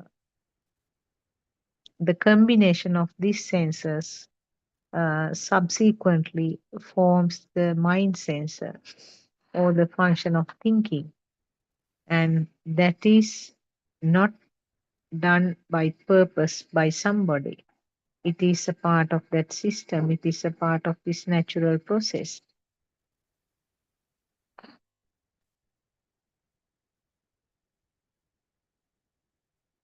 So the other five senses will combine to form the thoughts, and maybe when the child is 1.5, 2 years, gradually this process starts. And uh, even at the child with the radiant mind, even at that level, even if the thoughts are not formed, there is a little bit of stickiness, there's a little bit of glue there. What does it mean? The baby also feels that the light is real. The baby also feels that the sound is real. Taste is felt as real. Smell is felt as real. And the skin sensation is felt as real. So, this so called real feeling is coming up even from that small age. That is what is explained, or that is the reason why we talk about this sasava or the taints. So that stickiness is there from the beginning.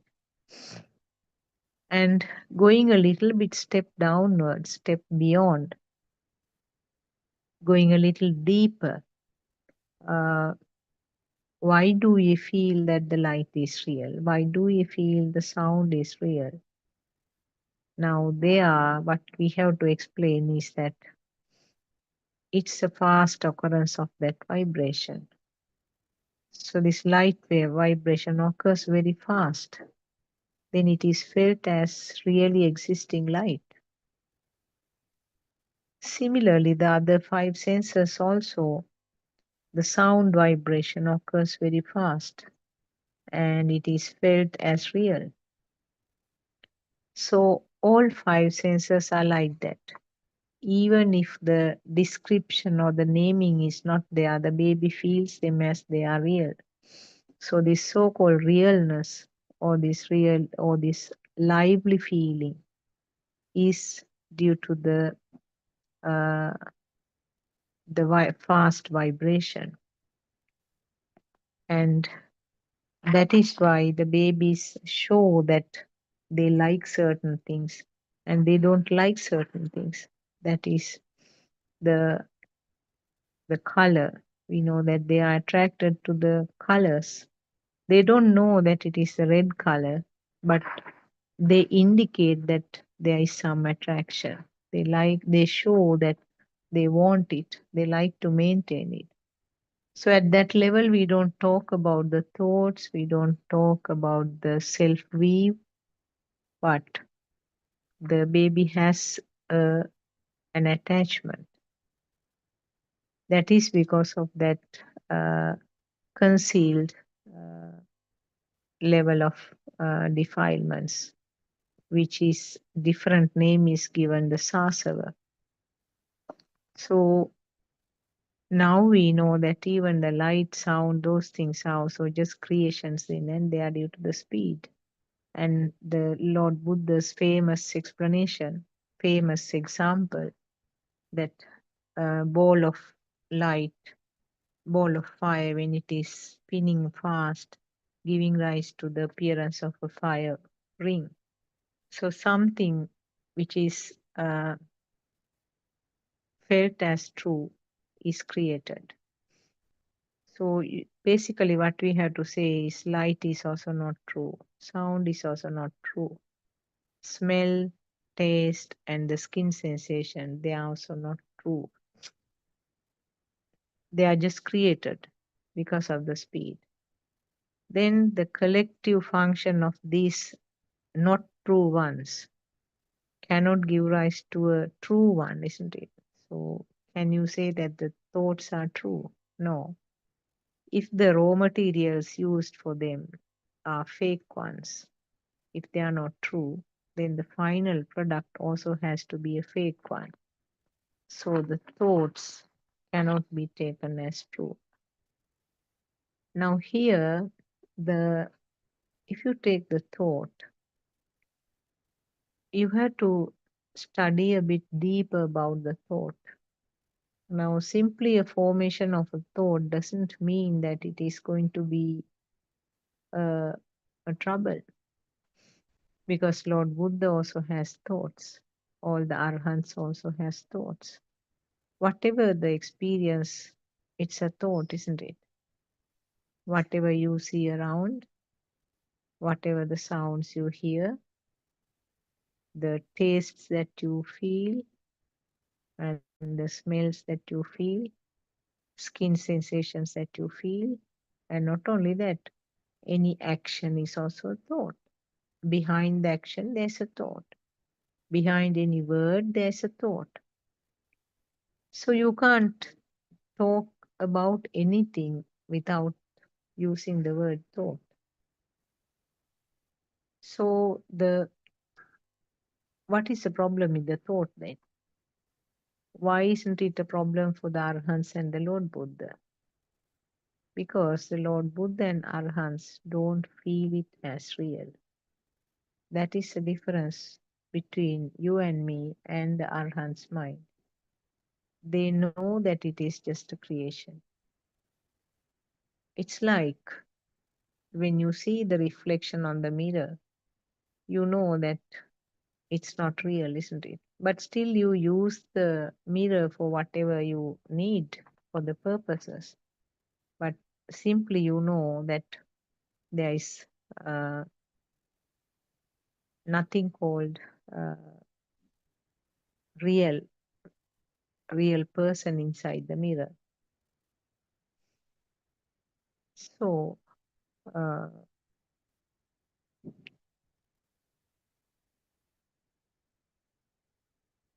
we can take some more examples. Now, the mirage again is something that we are talking very often. You know that there is no water in the mirage, but for the child and an animal, there is water, because their level of understanding is not good, not up to the level of a person who is having the Dhamma understanding. They think that there is water, isn't it? Why do you think that there is no water? Because that data has been introduced so many times to you. There's no water. It looks like water, but there's no water. So that data, as adults, we have got it so many times. Now it is established that there is no water in the mirage, but it looks like water. Similarly, about the mirror thing, we have got that data that it is only a reflection. There's no real person. But it's not so for the small baby, isn't it? When you bring a small baby near the mirror, the baby will try to touch that other baby on the mirror. He might even talk. what will happen to the animals? Animals, birds will try to peck on the reflection. You may have seen the birds pecking on the mirrors of the vehicles. Monkeys will dismantle and take the mirror away. They will take it away thinking that there is another monkey. And we have seen some pictures where when a mirror is kept in the jungle, animals come and even roar and try to sort of growl and even try to attack the one which is appearing on the mirror. And I have seen some clips where the dogs in houses, they go behind it and see where this dog is hiding. So all these instances, it shows that the data which that animal or that child has got doesn't give a clear demarcation about the fact that there is no one here. But for you and me, that data has been given again and again. Now, you and me do not need to think about it twice. We know that there is no one in that mirror or there is no water in the mirage. But what about the rest of the world? Rest of the things that we are experiencing? They are the same. They are all like mirage. They are all like the reflection of the mirror. They are all creations of the senses, but we don't know it. So, this is something that we have to reverse, something that we knew as true has to be reversed, and we have to undo that so called knowledge. So, how can you do it? Repeated uh, recollections or repeated reminding, repeated boosting to say that there is no self here. This is just a creation at the eye level, just a creation at the ear level. So that is what has to be repeatedly reminded. Now, like the way that we got repeated boosters about the fact that there is no one in the mirror, about all the other stimuli, the repeated boosters has to be given to get it established that there is no real world. World is confined to this sensor functions. So what happens now when the child is shown something as a small child? This is something that R.N. Mahansi is explaining very often uh, at the preschool, or this happens actually from the home level itself. But the highest uh, occurrence or the most frequent occurrence can be attributed to the preschool time and also the school time.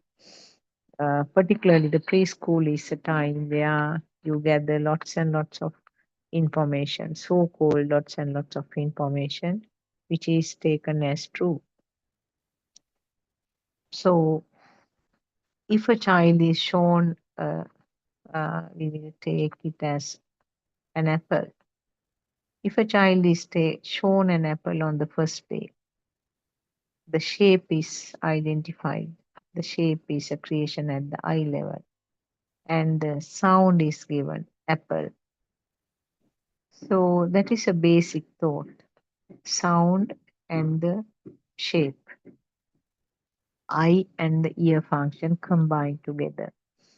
So that is something I don't think that is any different from seeing a picture. But what happens when the same thought occurs again and again with more and more data?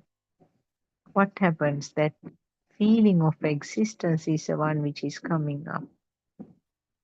Now, teacher might show the picture of an apple first day. She will show the picture and then tell the name, apple, apple. Now the child has got a basic thought. And next day, she might even bring a real apple. Not only that, she might say, draw an apple and paint. Now the child gets a bit more, a stronger booster. Your child is drawing an apple and then painting it. So that again is sound, uh, light, and maybe the body sensor also, because now there's some function doing. And the next day, she might bring an apple. Allow the children to touch it. Okay, now there's something additional, isn't it? Child can see it, child can hear the sound, and child can touch it and feel the texture.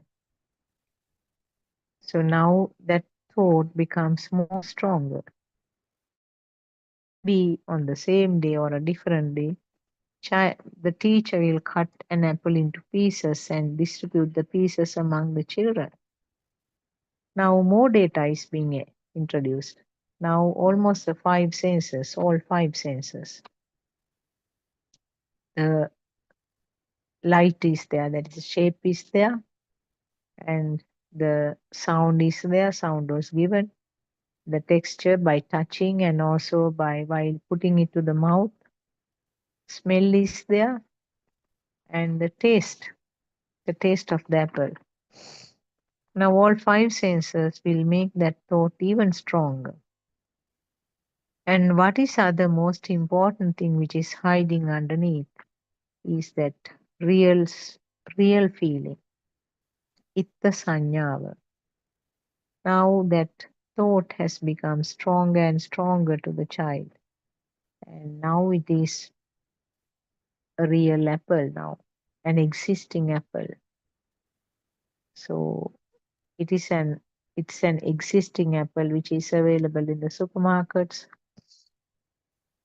which has various tastes, colors, and grown up in the cold countries, brought from the ships from different countries to Sri Lanka. All kinds of, and how it looks when it is cut. Inside it has a creamy white color with some tiny seeds in the center. All kinds of information comes little by little.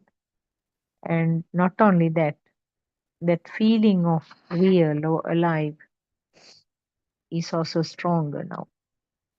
So the child has a strong feeling about a real existing apple.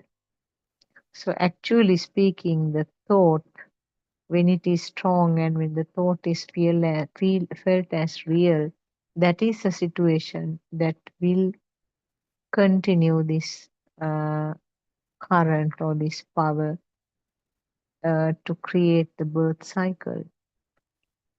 Creation of the thought alone is not going to have a problem, but we can't stop at that level now because of that sasava nature or because of that taints which are hiding. It can create this uh, feeling of existence, feeling of uh, real or feeling of alive nature. So,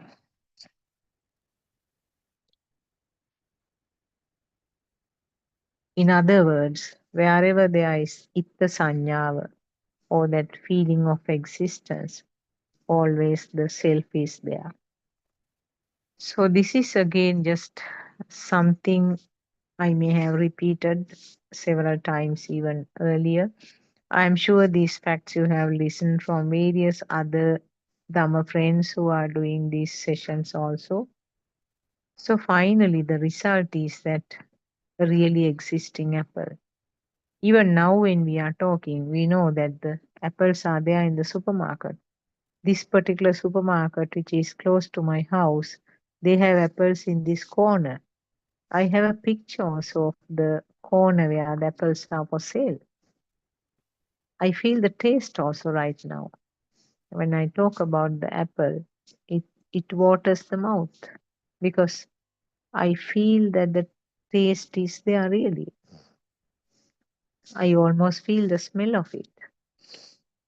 And uh, so the smell is there, taste is there, the texture also coming as a feeling, and I have uh, the the skin sensation, also the body sensation, or the kaya vinyane body sensor.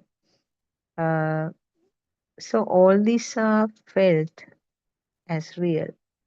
So in other words, the apple is real to me. Apple is real to me. That means that myself, that is myself. So this fact we have to understand actually. When we are talking about this thought formation, we can't stop halfway because uh, thinking, the thought called apple is one thought. The thought of its existence is another thought. Thought of myself is another thought. But that is a sequence.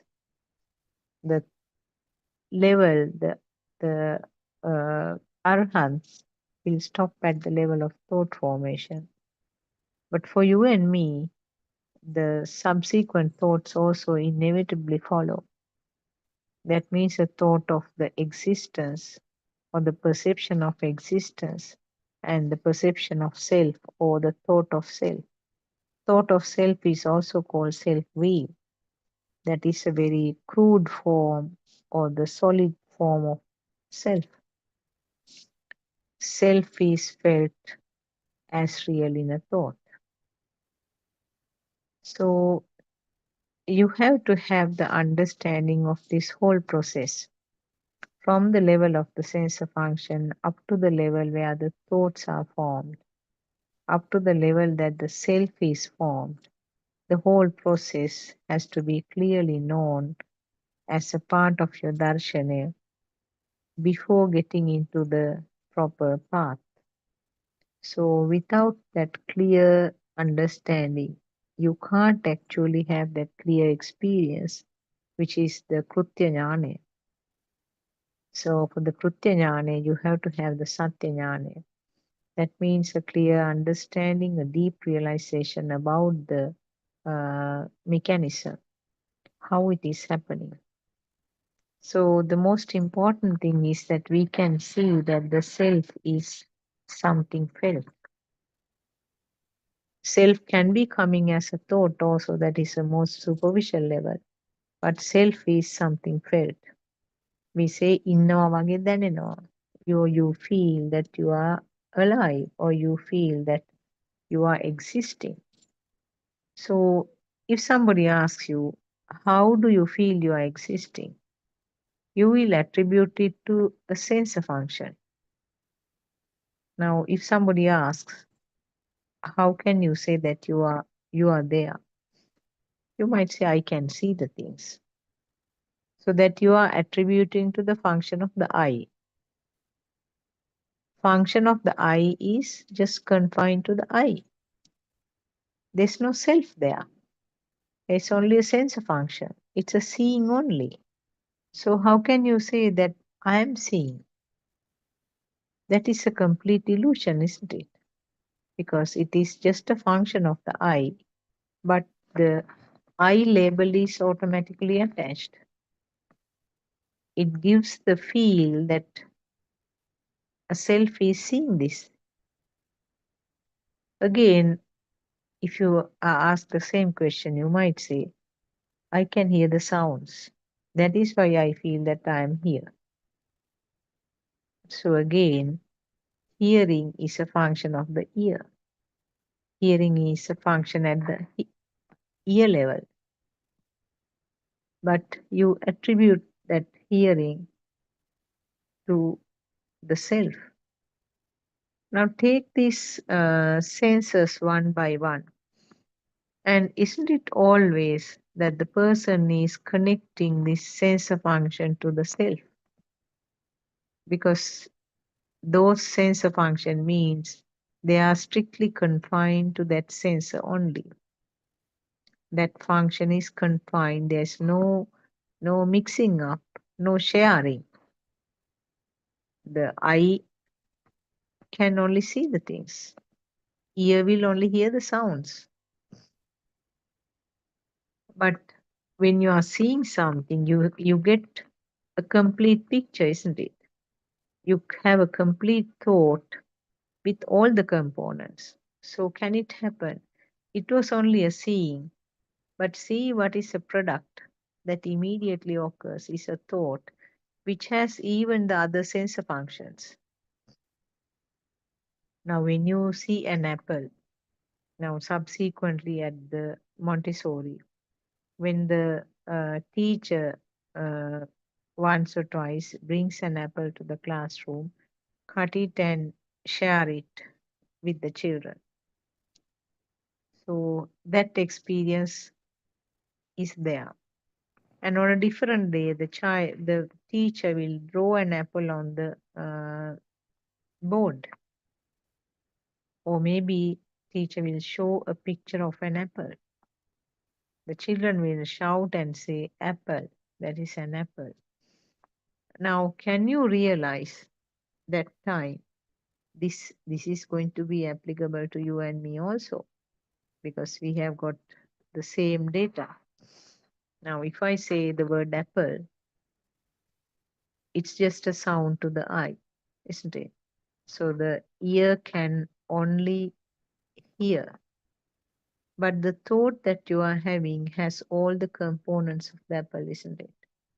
That is why it is a called thought, because it has the you heard only a sound, but it has the shape, the light. You will feel the taste also, smell and the texture and all kinds of things. That is a complete thought. So that is the one which interprets as self, isn't it? That thought is felt actually real because of that frequent data that has been fed. The moment that the sound called apple is given, the moment that the sound in the ear is created called apple, the apple has a complete description with all the components.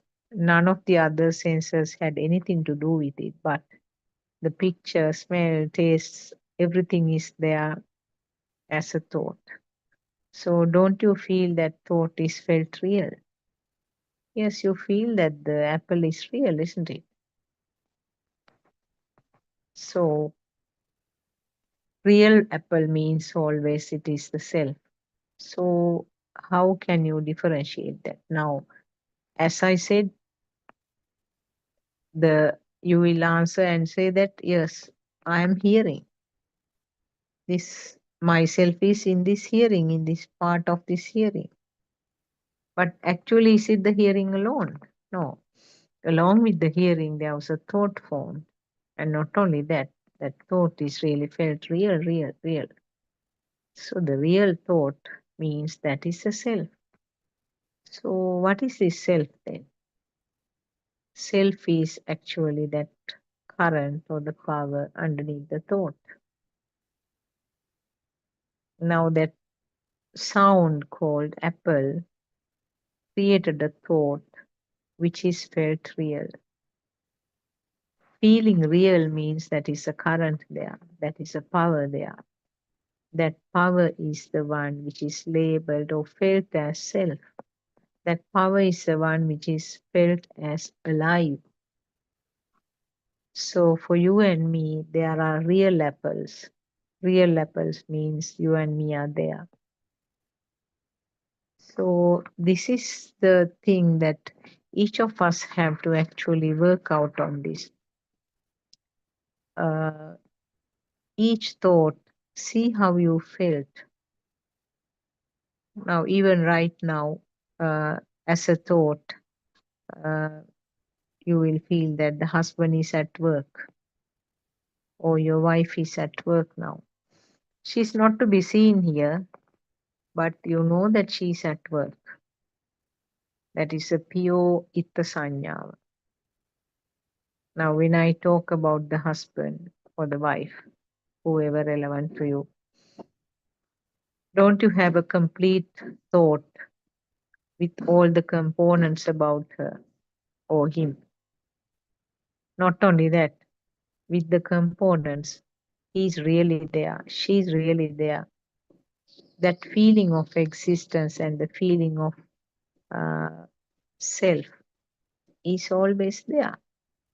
Now, for you and me, the husband or the wife is there right now. She or he is not here, but he's there. That is your itta sanyava. That real feeling,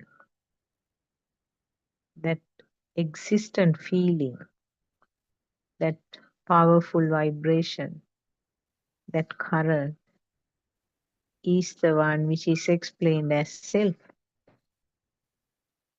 So this thing has to be repeatedly sort of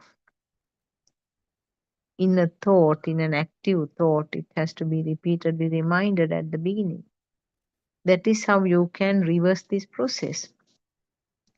Like the way that you got the uh, clear understanding or deep realization about the mirror, or maybe about the uh, rainbow, or maybe about the mirage, or a reflection that you see in the water. So, all these things are very clearly convinced, isn't it? You don't need to take any effort to think of it and say that, oh, there is nothing here for you and me. But what about the other things?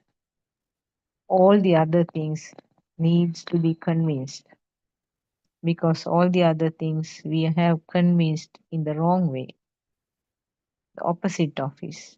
We feel that they are all real. So finally, the active thinking has to be done at the beginning. And your self evaluation or self experimenting is very important.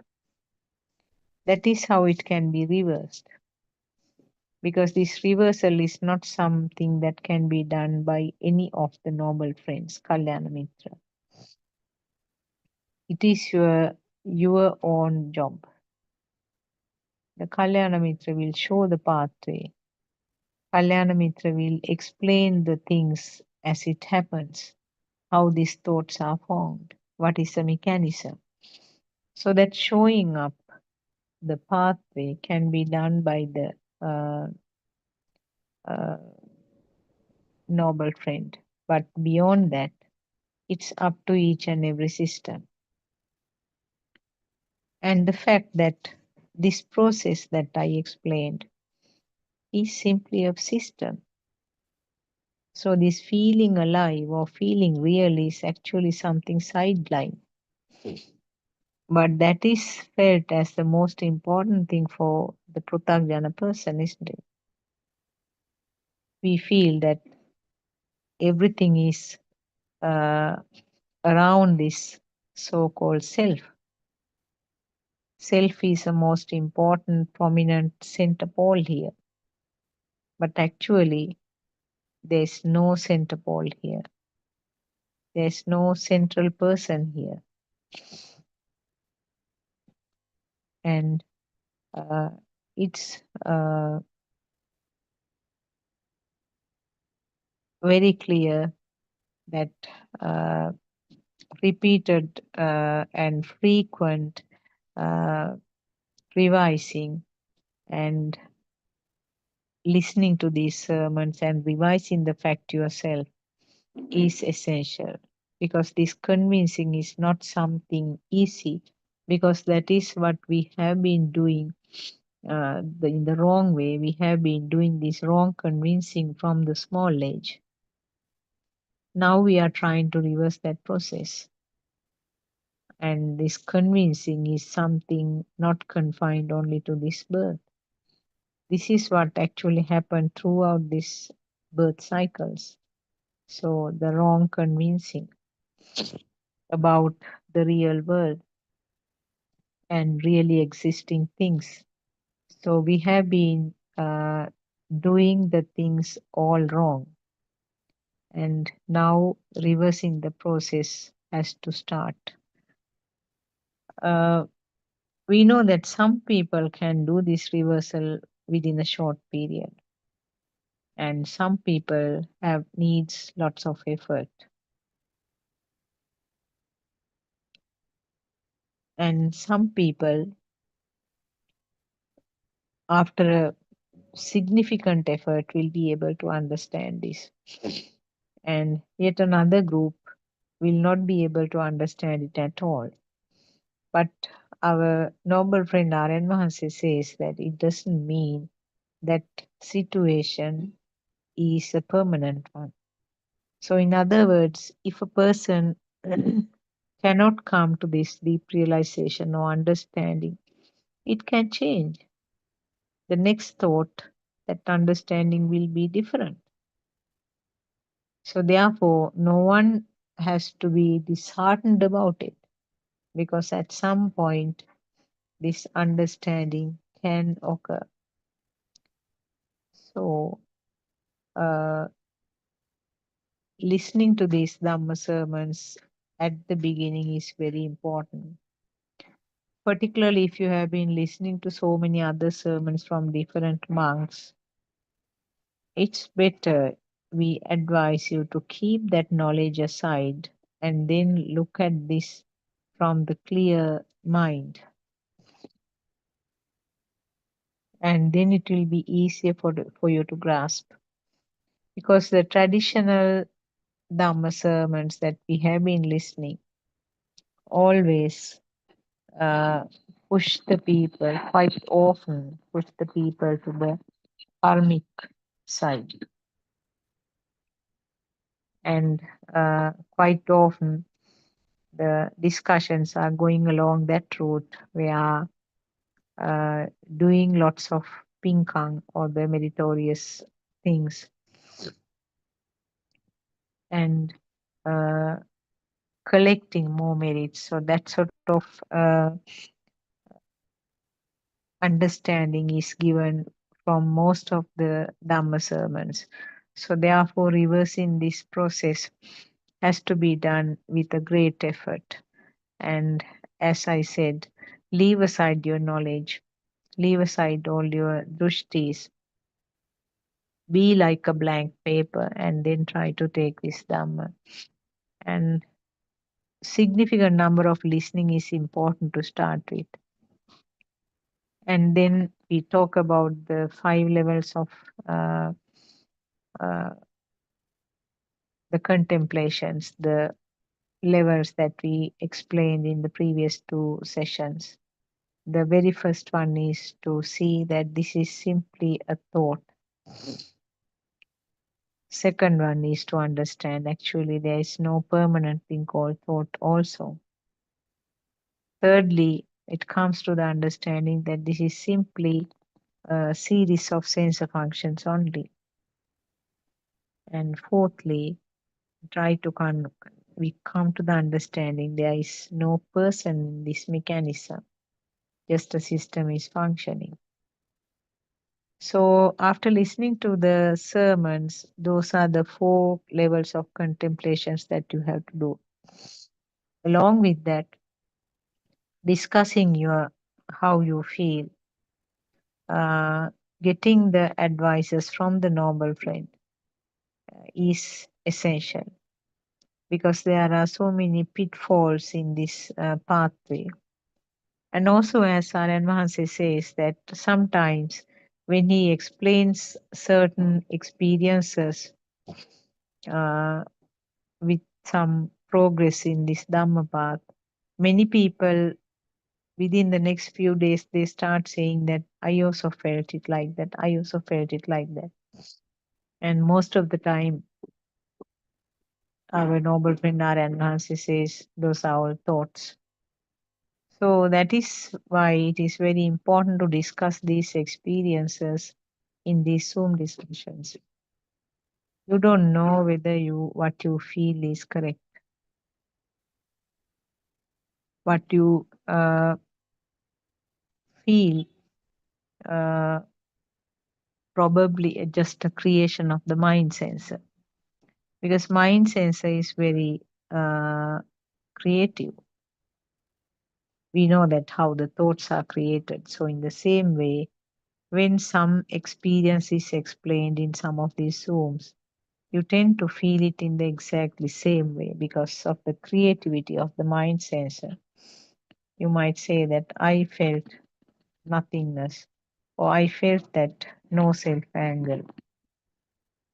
And some people explain about sudden sort of changes, sudden occurrences of various type of experiences, and very rarely are enhanced will appreciate them. Almost always what he says is those are thoughts, or they will say that just ignore them. So if you feel kind of excited to express something, that definitely has to be seen as a thought, because we know that the path is covered by the thoughts. Thoughts are not true. Thoughts or the sankhara are not true. Sankhara means sakasvena, constructs, instant constructs. So the instant constructs are not true because constructs occur from the basic seeing, hearing, feeling the smell, feeling the taste, and feeling the skin sensation. They are also not true. So if they are not true, the construct or the thought cannot be true. So construct means kind of packing together, sakasvena. Perception or the sanya is the one which is constructed to form something which looks real. That is the sankhara, and sankhara will give rise to the vijnana. Vijnana or the consciousness means that feeling of real existence, feeling of light as real, feeling of sound as real, feeling of taste, smell, and the skin sensation as real. And the collective function of these, which is the thought is also felt as real. That is your mind consciousness. So, as I said, whatever the opportunity you are having to discuss these matters, it's very important to join the Zoom discussions. If you are speaking Sinhalese language, you can always join to the, particularly if you have been listening to this Dhamma for about 2 years, you are certainly the suitable person to join 7 p.m. Sri Lankan time Zoom, because Aryan Vahanse or the Noble Friend specifically inquire about the duration that you have been listening to Dhamma before discussing in that forum. What he says is that people who do feel that the world is real should not come to this Zoom. In other words, people are on the path who have who are feeling that the existence is not something real and the self is not something real can join this Zoom at 7 p.m. For the people who are relatively new, who needs to get this darshana cleared, for them 9:30 a.m. Sri Lankan time and 9:30 p.m. Sri Lankan time Zooms are suitable. But of course, for the English speaking people, there are limitations. They can listen to these sermons and then join us at the question time from 3 p.m. to 5 p.m. To discuss whatever the doubts you are having. What Aryan Mahansi says is that thoughts has to be identified from the feel. Feel is something underneath the thought. So differentiating these two sometimes find it difficult for the person. thought is actually your story. Thought is the drama or the film going on, and the feel is something underneath that. So, if a person is trying to explain all the experiences like a story, that is the full blown mind or full blown thought. So, feel is something that cannot be explained in terms. If you try to explain it, it has to be done by a thought.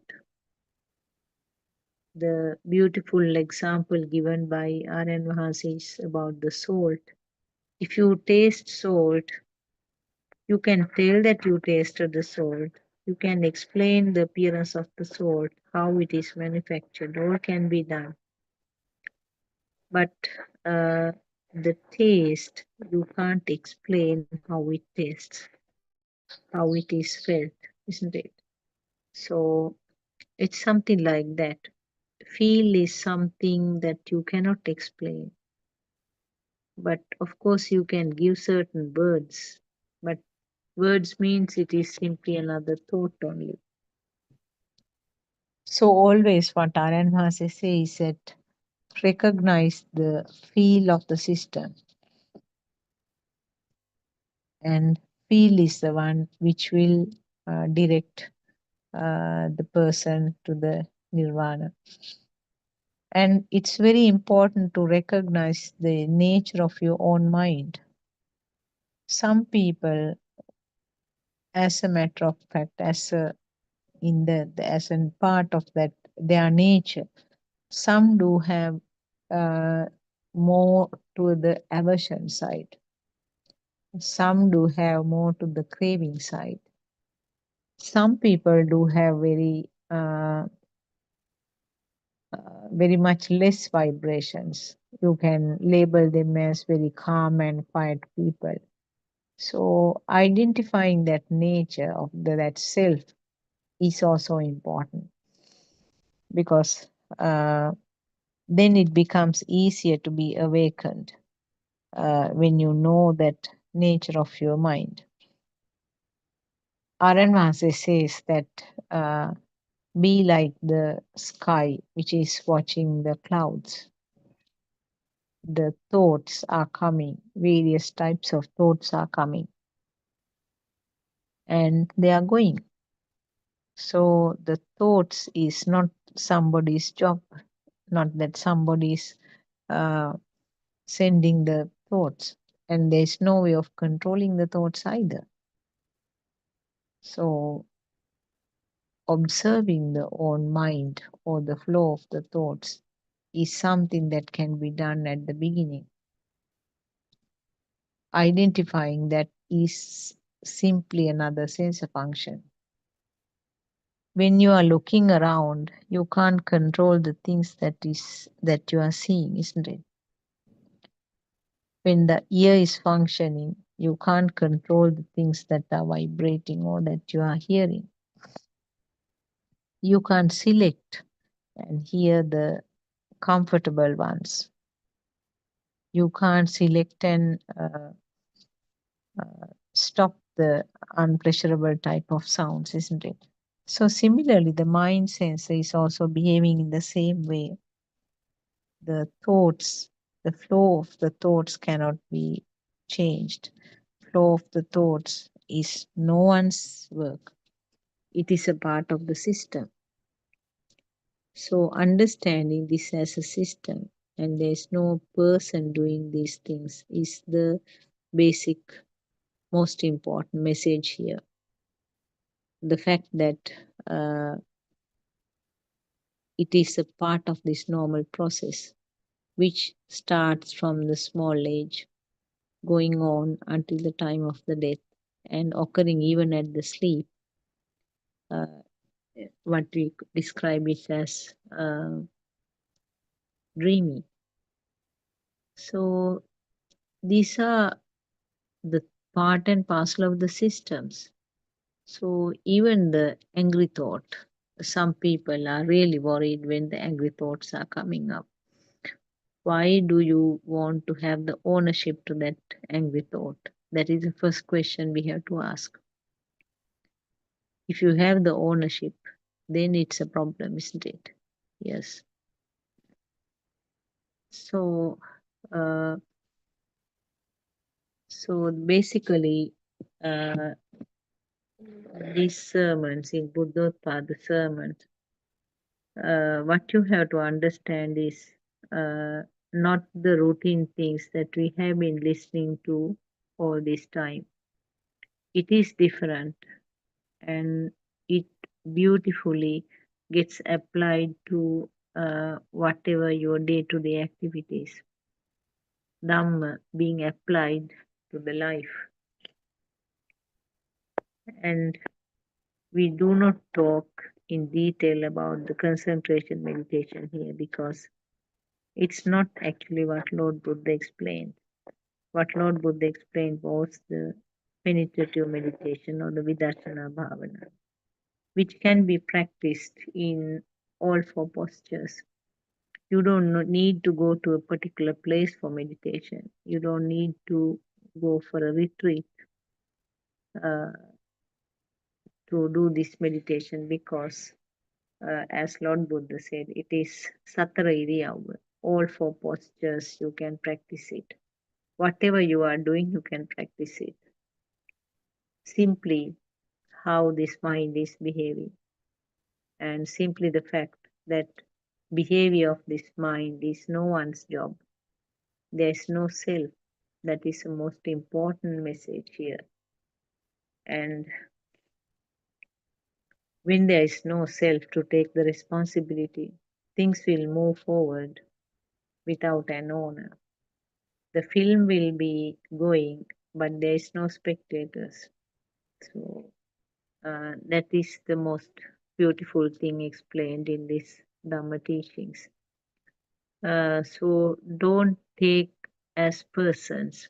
That is what our Maharaj is also telling very often. Not to take him as a person. Take this Dhamma. We know even that Lord Buddha's time, at the time of his parinirvana or the passing away, uh, Ananda Thero asked, who will be the leader hereafter? And what Lord Buddha said was that it's a Dhamma which has to be the teacher or the guru or the leader. So similarly, what R.N. Maharaj is also saying is that do not take him as a person. When you take him as a person, there are lots of doubts and criticisms. That happens when anyone is taken as a person, isn't it? There's kind of measuring, maninava, measuring in relation to the own self vibration. The measurements of the other system is taking place.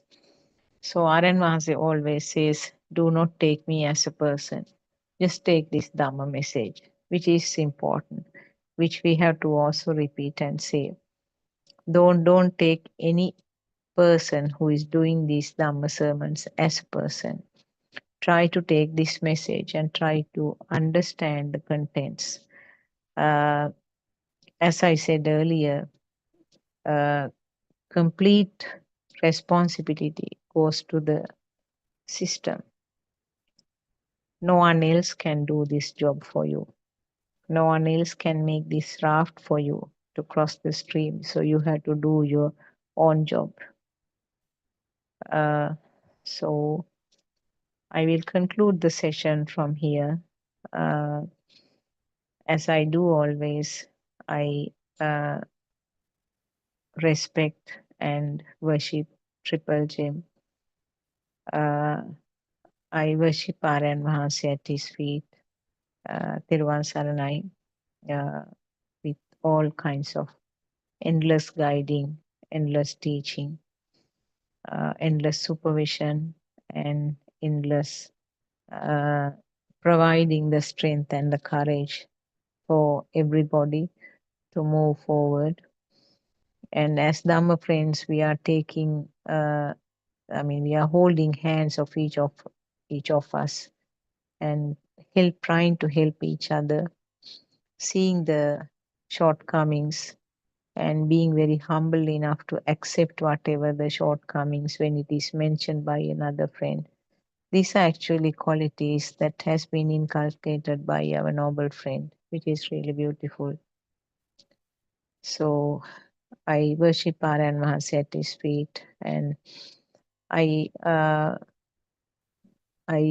wish that all our Dhamma friends be blessed by Triple Gem, and also may our Dhamma friends who are helping with this activities, this technical side, be blessed by Triple Gem. Thiruvan Saranai.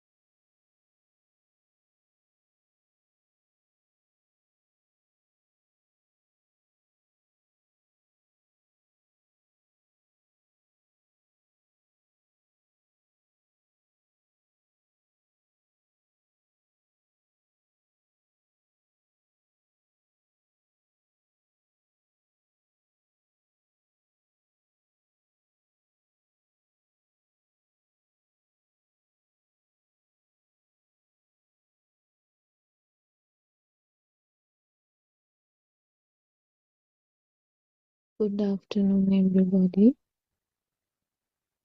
Thiruvan Saranai Aran Mahasi. Thiruvan Saranai, everybody. Let's continue with the book reading.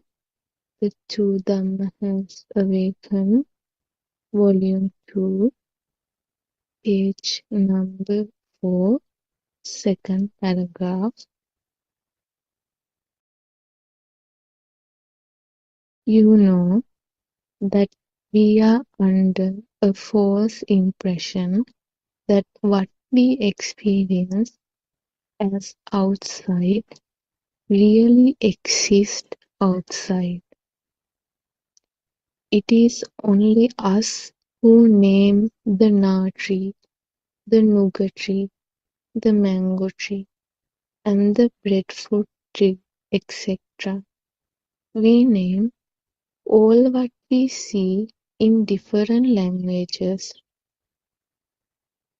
in Sinhala, Tamil, English, Chinese, etc. All the languages are only signals. They are known as sanya. It is only a sound. For each image, we assign a sound. The tying of the sound to an image forms a thought. A thought means it is a knowing. A thought means that you know. It is also known as the vijnana or the mind consciousness. Sound plus image equals to a thought. The tying of the sound to the image is the thing that creates a story for us. If the sound is regarded as only a sound, and if the image that you see is regarded as only a color, then a story cannot be formed. Then a thing or an object will not be formed, and there won't be any more problems for you. Ditta means seeing or chakku vinyanya, sight consciousness. Sutta means hearing or sota vinyanya, sound consciousness. Apply the same thing to other senses too. Mutta means all the other three types of senses, feelings. Smell or gaha vinyane, smell consciousness. Taste or jiva vinyane, taste consciousness. Body sensations or kaya vinyane, touch consciousness. Let the smell be only a smell. Let the taste be only a taste. Let the body sensations of heat, cold, and the touch feeling be only a body sensation. Then a story cannot be created for us. Therewal Sanma, everybody.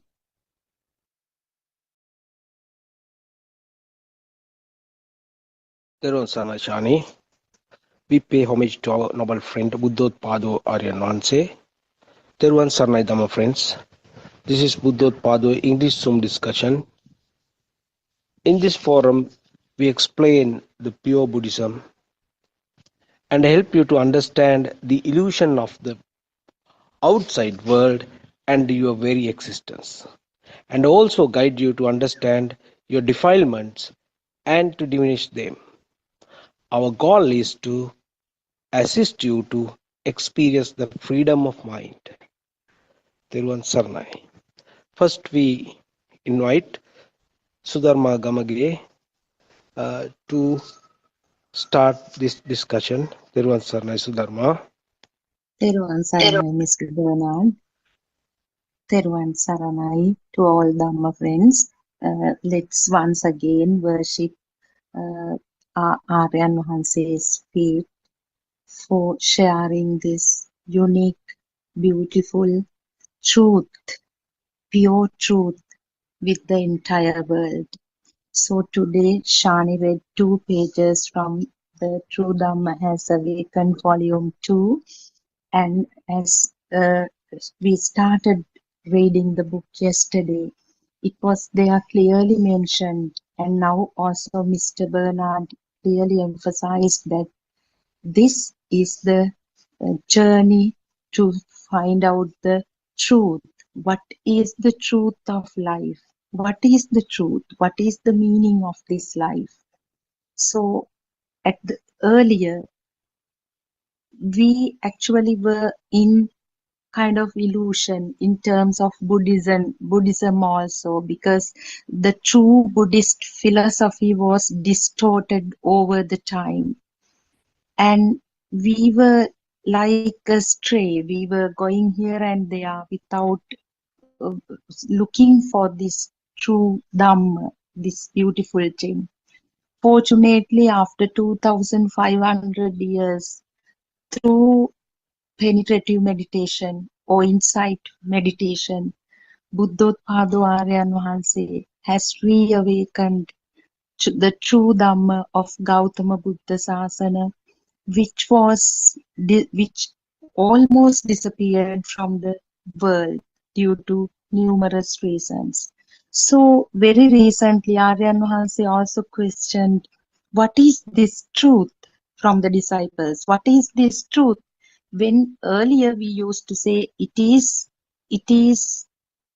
actually non-existence of the world.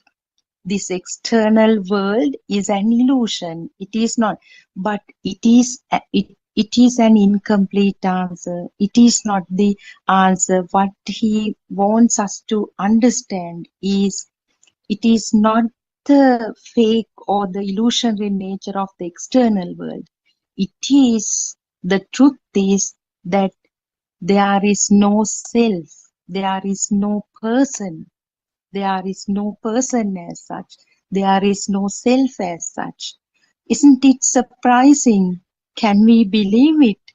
From the very moment that somebody showed our image in the mirror and introduced us, giving us, assigning the name, and then were giving us warmth, the and always energizing the self image, self perception, self vibration with warmth, with touch, with smells, with all those taste and sounds, and then images to the eye and thoughts to the mind. So the unknowingly, ignorantly, this self image was energized, and gradually we grew up with the false belief that everything external is real, and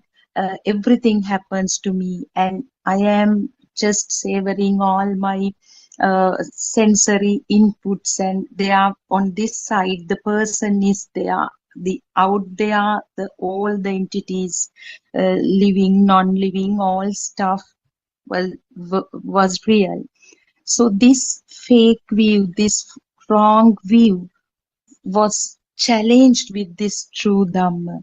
The moment we heard this beautiful message, this true message, it was at once very difficult to believe.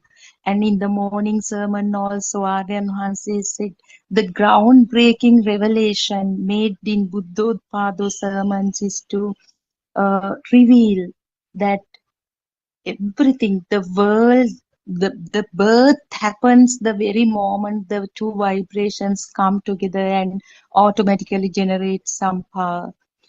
And also he refers to the that the other very fresh, actually, first ever kind of revelation of these taints, the vibration that occurred in the zygote. So, and he emphasizes this is not all, because gradually when the disciples come to a certain age, when they automatically develop this wisdom to understand the next deeper level, he would make more revelations, and he is so determined that his disciples will end up this samsaric flood of samsara, or life and birth, somehow. So we are so privileged. We can't explain that gratitude in words, because who other than Lord Buddha 2500 years ago, who else has given us this assurance that you are going to end up, you are going to liberate from your mind and this samsaric cycle. And then this section actually emphasizes that we have to understand the uh, theory in the sense, the wisdom of truth, this philosophy, very clearly, because it is emphasized that this practical experience or the practical approach is only for the people who have some understanding of the philosophy. So today also, in the reading, Shani mentioned that what is given in the book in relation to each sensory faculty. What the feeling, the experience, the sensory experiences become personal experiences ignorantly.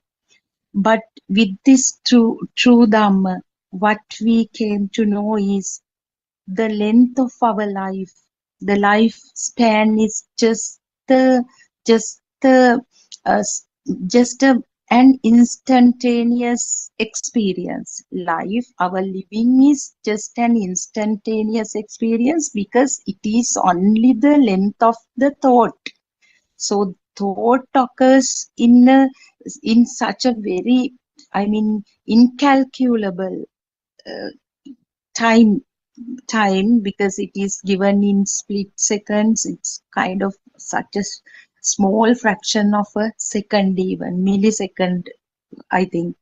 So, and what happened is, uh, as it is mentioned in this section today also, we have a feeling of continuity when when the shape of a tree, or when the shape of, let's say, the image of this particular system, the self system we call, appears, we ignorantly get the feeling, this image was there uh, 40 years ago or 50 years ago, and it has grown.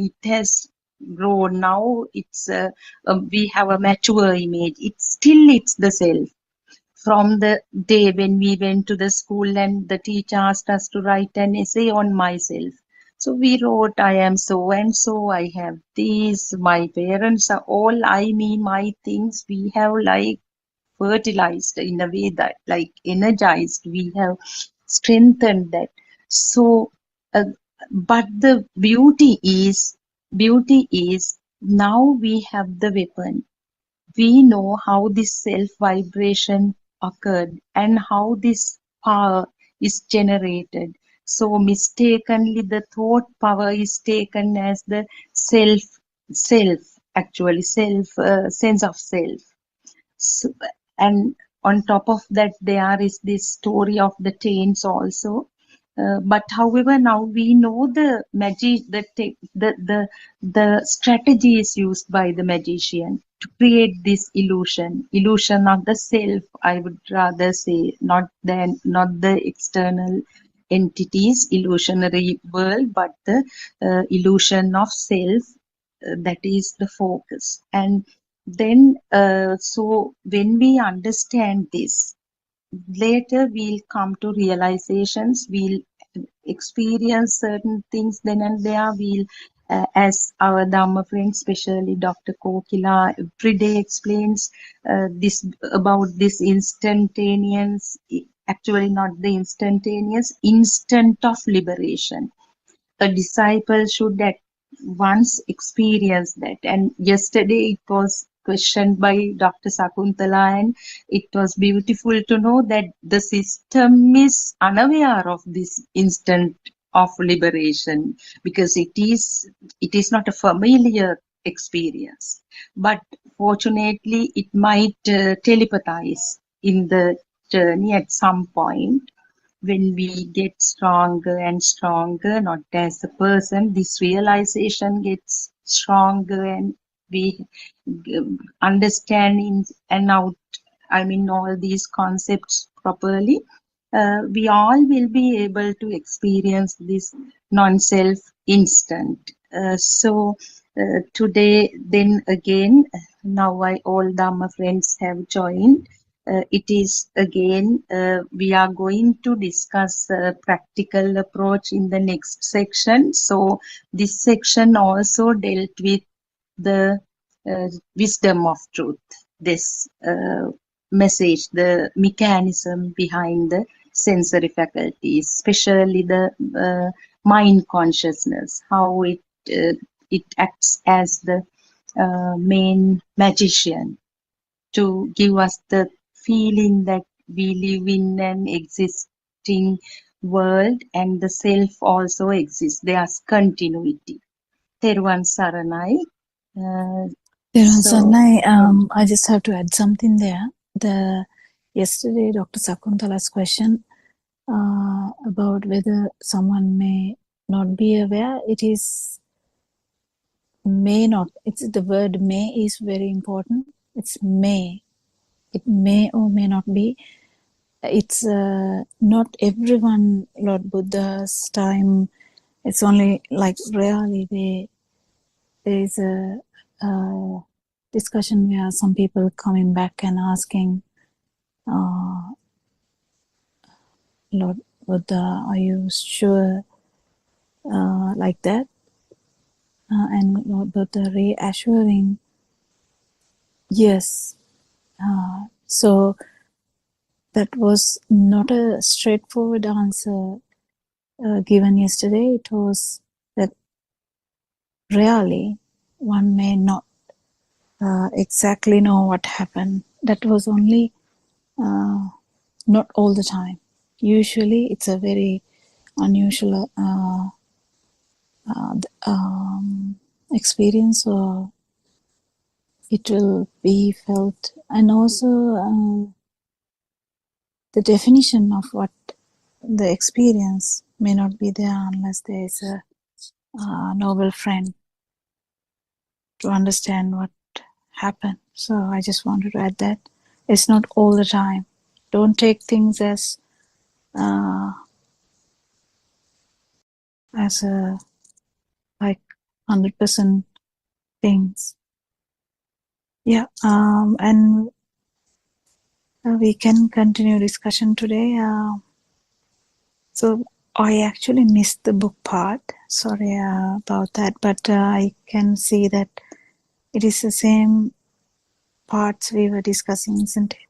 Same dumb points.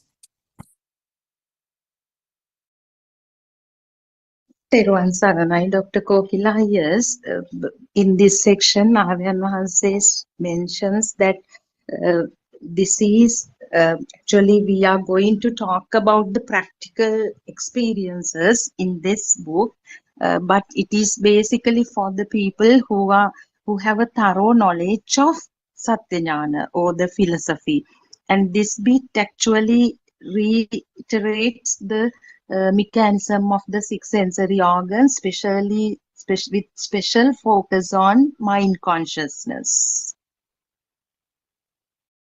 Was there any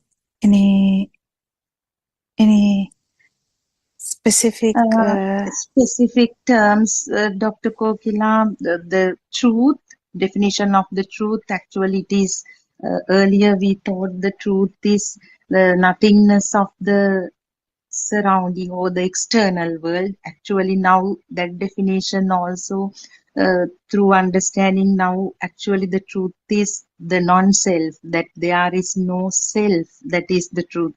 And then the definition of the truth, and then mithya drushti, the false view and the right view. Those are the key terms. And the mechanism of the sensory faculties, as usual, this sound I and think color. we have discussed this for some time now, over and over again and again. Yes, can Dr. Sakuntala like ask a question from that part or do something like that, or Surangika? Because we have discussed this like in Yes. different angles. Yes, Teruvan Saranai, all Dhamma friends. Yes, I think the what is described, what was read from the book was the basic level where the what is meant by the action of the five senses and what is meant by the consciousness, and the fact that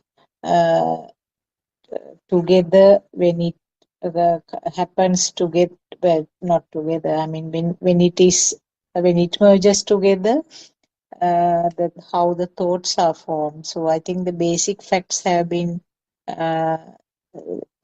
described in those 2 pages that we listened just now. we can go a little bit further, I think, from that basic level. Actually, this thought formation, which is very well established when the child is a little bit older, and in the very small baby, the it's only the sensor functions where the experiencing of the sound, shapes, and the tactile feeling and the smell, taste, etc. Uh, in between these sort of clear-cut uh, areas, that means a very young baby and the older child, maybe about 6-7 years, there is gradual transformation of things happening. When things means gradual transformation from the pure sensor level to the well-established thought level. And that transition actually is something which is not very clear sometimes. So can we discuss that area, giving more sort of clearer explanations? Terwan Sarnai? Yeah, actually, I would like to pay more attention to one part today, and Yes. we can go on elaborating on that, because even though we try to tell this, I don't know the exact thing we are trying to explain is going to everyone. Sometimes it's our inability to tell that properly as well. So even though child can't say the word mother, before that level, before the before the child can think about mother, I have to call mother, I have to do this to, I should run to my mother, all those things. It is very, very important to understand that even well before that, the perception level is there. The perception level is the very important part that that a lot of us are not getting properly. Because even before the value comes, the value keep adding on. Value will be like adding, it will add to the level that the vibration will be so big, it's not even matching a human vibration.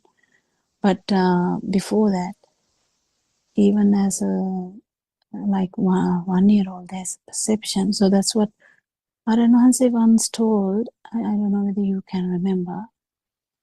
The ducks will be very close to a cat,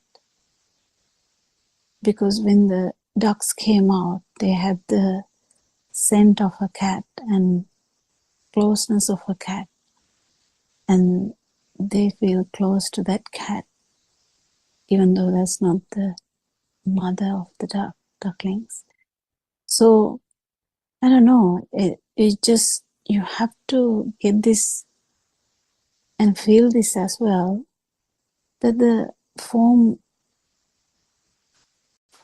level, how it goes to the form level and then go to the sensual level. If you don't get this, you can't reverse as well, because the reversal is happening at the same levels. So the mind consciousness, as soon as the mind consciousness is made, even though the value has not happened yet, there is always the self-perception and the perception of the mother. So the perception of the mother, when it happens so fast, I'm talking about one particular thought, not talking about it happening again and again and again and again. You have a whole story about the mother. I'm not talking about that. That's the sensual part. I'm talking about one particular thought, like to the ducklings, like the small. Yes, Terwan Sarnai, Dr. Kokila, they are actually rather than the word mother, it is something to No, uh, yeah, yeah. can depend on, or to have No, it's a some familiarity. It's a familiarity, familiarity. or Yes. kind of some perception. Mm.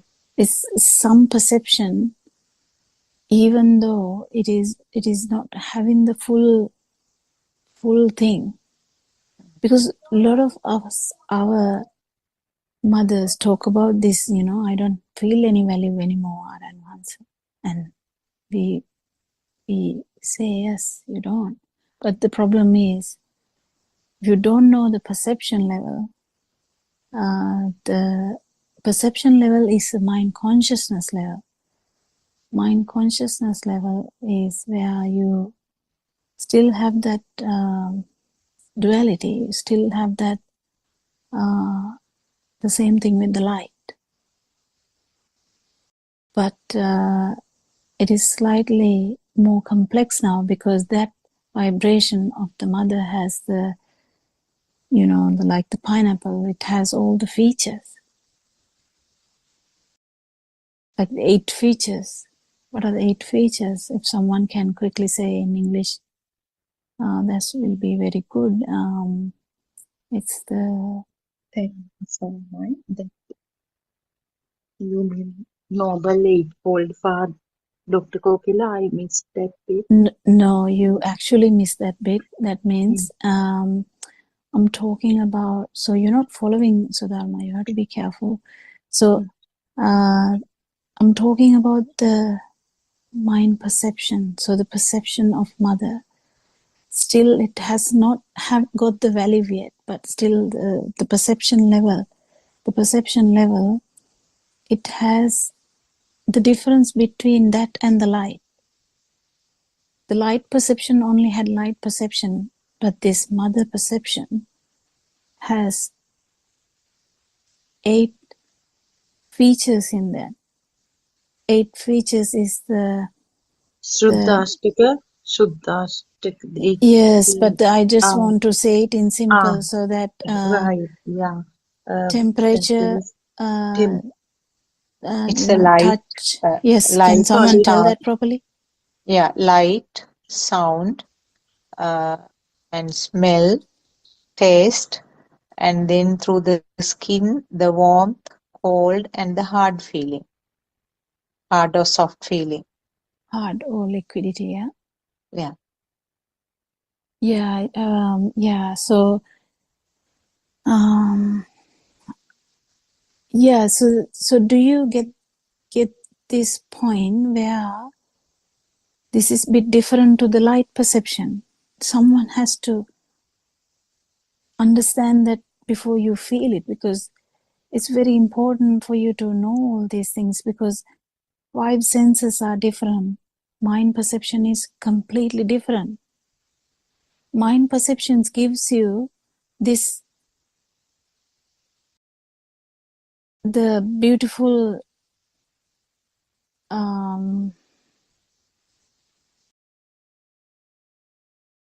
manifestation of the world, but before mind is formed, before mind consciousness has happened, it wasn't like that. It was just like different kinds of vibration, but the same vibration, but different kinds of vibration, felt as different kind of vibrations. It's a feel only. But when it comes to the mind, this becomes a different manifestation. One has to understand that. And if you don't understand that, you will never even know that there is a liberation from mind. But that's where the problem is. Everyone is feeling everything inside the mind and thinking, oh, I feel so light, I'm good. But that's not the point. That's not the point. So this is a very crucial point. We have to understand how the 6 week, just don't take these numbers as hard and fast numbers. Don't take these things the examples straightforward into your head. These are just, none of these things are true. Whatever I say is not true. So it becomes really tricky to say these things. But what I'm trying to let you understand is, from the little baby where the mind has not formed, for an example, say few weeks old baby, even that can be wrong, because as soon as you combine two different modalities of senses, you might have a new perception. That's how the worm is. Worm has only few perceptions, but still his world is that. But it's only few vibrations. So it's not a mind. It's not the mind, the beautiful world the humans see. But different animals have different worlds. So the world, the sensual part is when the value comes to that. Before that, there is a layer that people has to understand that there is something like that. But they are not, they're just examples for you to feel what happened to the baby, what happened to actually this vibration, the self vibration. The self vibration, you definitely understand that there won't be any Dr. Sakuntala or anyone talking here if there was no vibration which telepathized into some kind of zygote somewhere. And then what happened to that? How did that come to the mind level? As soon as the mind level comes, the manifestation is different. But the sensual part, where the value comes, happens later. Do you get the point, Dr. Sakuntala? I'm trying to reiterate this because everyone seems stuck after understanding that, okay, I don't feel any burning anymore. What now? Yes, that question. I think the value comes gradually, little by little. If I say like that, is it true? Yes, yeah. Yeah, very gradually. Yes. But there is a level after the value also. When people say, I don't feel anything anymore, I'm really good, then it's either an arahant or someone who hasn't understood Dhamma. So there's more to understand. Yes. Those are the only two things that can happen, isn't it? Yes. Yeah. Anyone can add on to this discussion. So it's very important to understand these layers of how this baby happened to be a feel level, mind level, and sensual level. Formless. Form level, and then sensual level. Same thing. Feel level is the formless level. And how can you come to that unless you actually,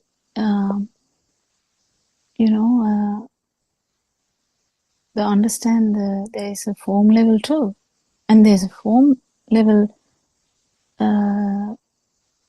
with that vibrating again and again.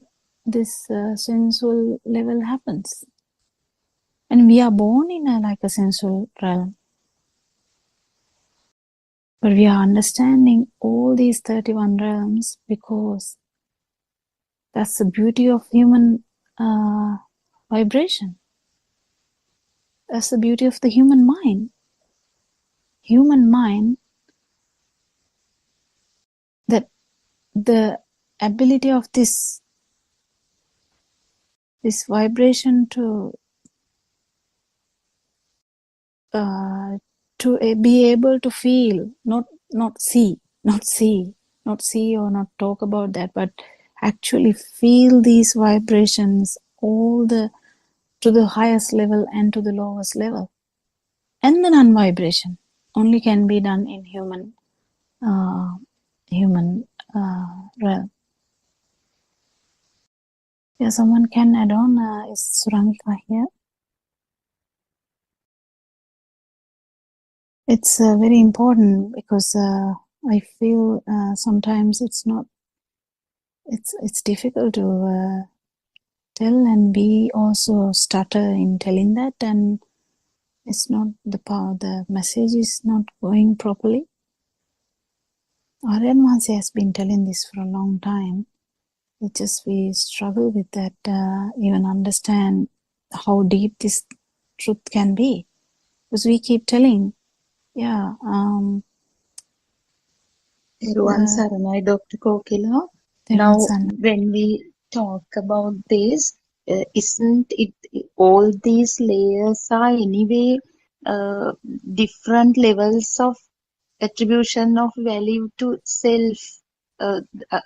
If I explain it, now earlier in the sensual world, the value attributed to stuff is obvious. People get angry. You can't explain it in that way. You have to explain it in one particular stimuli, because otherwise you will misunderstand this. All the layers all the layers are in one stimuli. So don't even talk about in a different ways, because it's even the non-vibration is felt in one stimuli, one particular moment. So if you deviate from that, you actually might not catch this. So if you're trying to give an example, give it in one stimuli. Yes.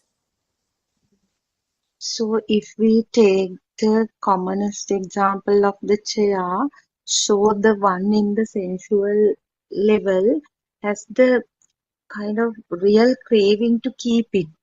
I mean, both the person is there and the chair, the need to lot of our mothers say now they don't have that.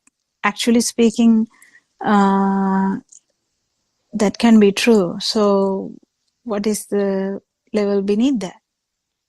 And Dr. Kokila, then the chair is there, the person doesn't notice, volitional formations happen in relation to that chair, but still if the chair is missing, the person is aware of that and may notice it. There is subtle need to keep it, is it? No. Still you are talking about the sensual world. Oh, it's still sensual. That level. Okay. So what is underneath? What is underneath is the perception. That chair, the perception, the image, not the physical one. Yeah, but what is that level?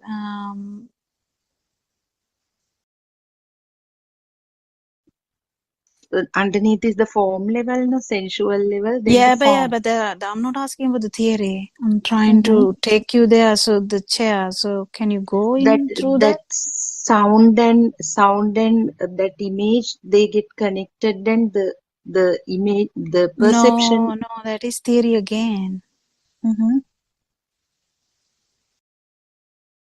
What is in front of you now? Yeah, you see it as a chair. No. What is in front of you now? Now I have a dressing table.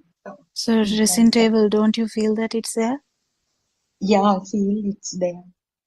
Yes. So that's the form level. You felt it when you opened the door, and you didn't know that. You were talking in a different angle that day. You opened the door, the shoe eaten by the dog was there, but you didn't even realize you are inside the mind. So this is the thing, that the message is not taken. Each time I have told you now about 5 times the same thing.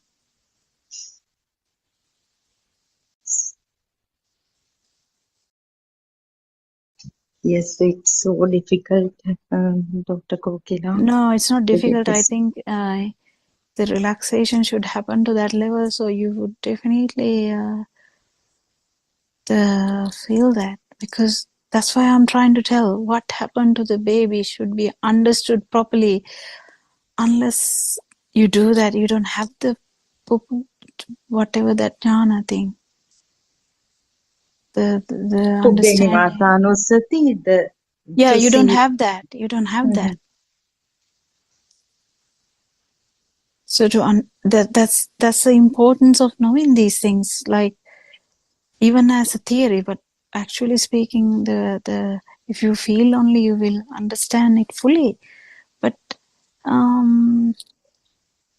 Dr. Sakuntala, do you get the point? What I'm trying to say, or not really? And no, I can understand it to some extent. What you were trying to say was that I think the sensual world, Sudharma explained, I mean, the sort of feeling to maintain it in a finer way, sensual world. Please, I might go wrong, please correct me. And the form world, as you said, the mind construct of something that Yeah, means the in that, thought. actually, Mm. in the mind, it will be to maintain the mind consciousness. The effort is to maintain the mind consciousness. So it's very subtle, very subtle.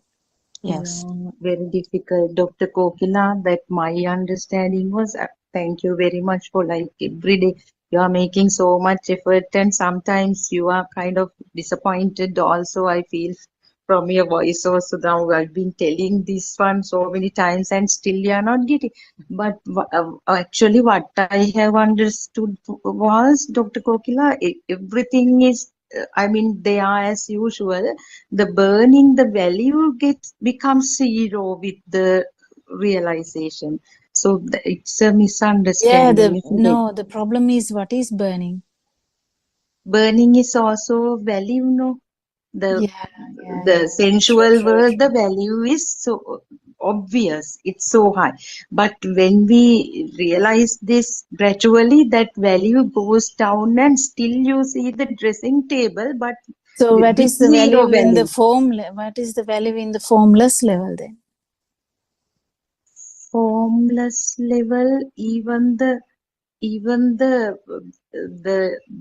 this perception is, but the perception never goes away. No, I don't know, Arahant even sees it as a dressing table. I can't actually explain why, because I don't know the Teruvan Sarasa. everyone's. Yeah, what is that question? No, actually, I don't answer. We were trying to understand the burning, how like it's very obvious in the sensual world how the burning is, but when it comes to the levels beneath that, like the form level and the formless level, the No, when everything is in one one thought, one yeah, we were stream. trying to talk about the chair, That's maintenance of that. Sharasampati. It's okay. That's Sharasampati is since we are talking about three world, no? What is this Yes. three world is sensory world, formless world, and form world. Form world, formless world. What is this Kambhumi, Rupbhumi, Arupbhumi? No, it says Kambhumi is a sensory world, no? Rupabhumi is a form world. It's a formless world. Is something there? Something there? Is something? What is the picture or something? Is a sound or picture, smell or taste or something? It's of the sense of creations. Is something is a perception is there? Sound is perception, no sound perception. It's a light perception, no? And the smell perception and the taste perception. The hot and cool, smooth and rough is a body, is a feel, is a perception, no? is a rupa. Means that one, no? That's a form word. It's okay? That's form word. Form word. The formless word, something there. Sound or pitch or what, it's no matter. Something there. It's not real, no. Sensor creations, no, everything. It's not real. It's okay. The final is coming. It's not real. It's okay.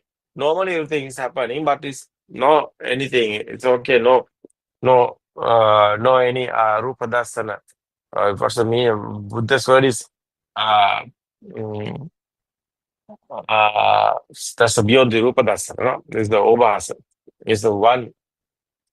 It's the one indicating. Only one. Yes. Sound, not sound or picture and five sense creations. Only one is something. Something there.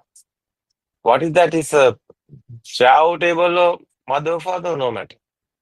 It's okay. Everything is thought. It's okay. But thought is not real. It's okay. It's anagami bhumi, we are talking about.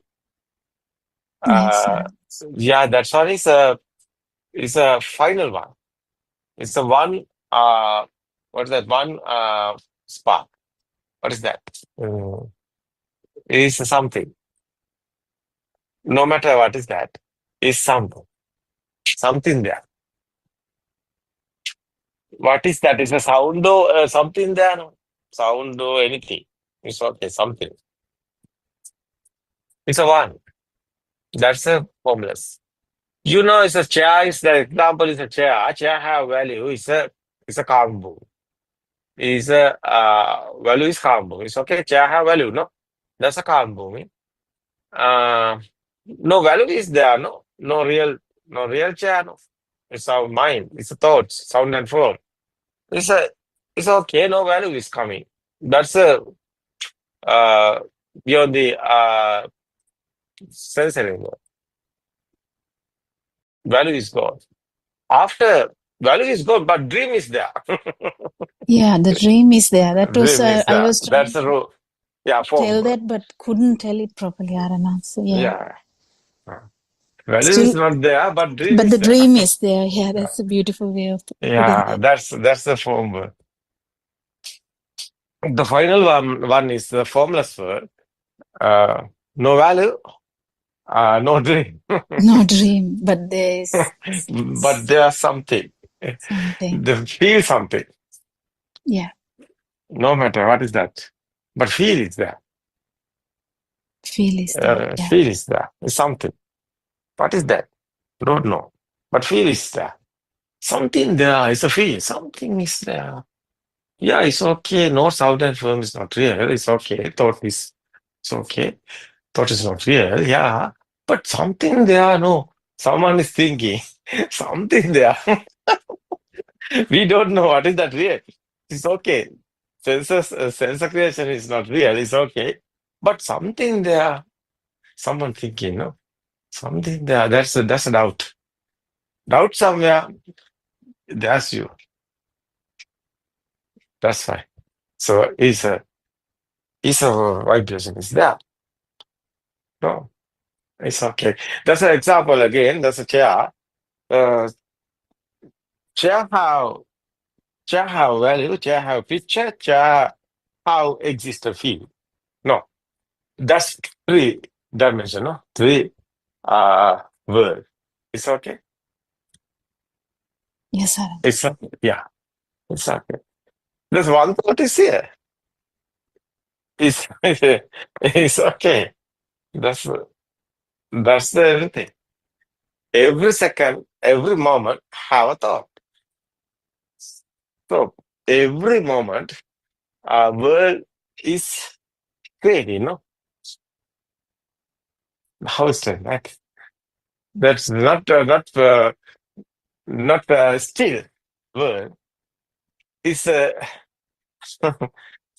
every moment is happening. No, world is again and again and again and again and it's happening. Because you see other side and you see other side. It's okay. You see in France after wow. You see what happened In this present moment, where are you? No matter what you looking, it's okay. You see other side, it's another thought. Is you hear something and sound, it's another thought. No? Yeah. Oh, that's the world is again and again happening. No, it's Yes. happening. Unbelievable. Every second you birth is coming. Is there? That is why every time birthday, happy birthday. Yeah. And the RNAs, even the craving levels that changes, because the craving is initially it was for the chair. I mean, we wanted the chair.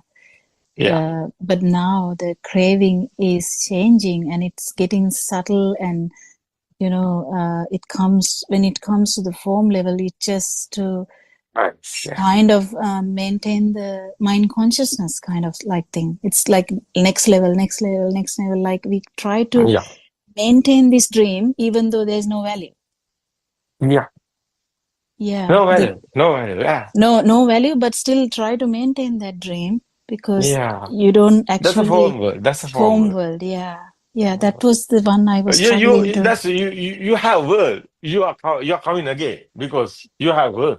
Yes. That's why dream is there. Dream is Dream real. is You are there. real. Dream is real. You are coming again because you have dream. Dream. Yes. Otherwise, dream is the you. Yes. Dream is the you. It's okay. What is this? It came out nicely, Arana. So now Yeah. when you just said that, Yeah. it's beautiful. But you see, it's okay. Dream is not real. It's okay. Someone understood. Yeah, dream is not real. Now, after what happened, dream is gone. After no dream, no value. It's okay. But normally you can see, no? It's happening, no? Senses are active, no? Senses are uh, sense of creation is happening, no? We can't stop that. You No. can't see. You know, Yeah. this is a chair. It's okay, no problem. Not inside coming value. It's okay. First step is over. The second class, no chair. It's okay. After, no, no, you don't care. No. You're not caring. Not Yeah. anything happening. It's okay. But it's chair is there. It's okay. No problem. I mean, inside changing, no? Your side. Inside changing, no? Yes. Yeah, internal transformation. We are talking, no? Yes. It's happening. It's nice. So normally everything is happening after finally. Chair also is okay, no problem. Now you are in cool mind and tranquility, no? It's a peaceful because you are not in anywhere. That's why you are not otherwise there. You are not here. I was telling this. Yeah. That's the real emptiness. And the importance is Arana cutting at least one mangosteen. That is the problem. Oh. Just cutting one stimuli through and through would do this. That's Yeah.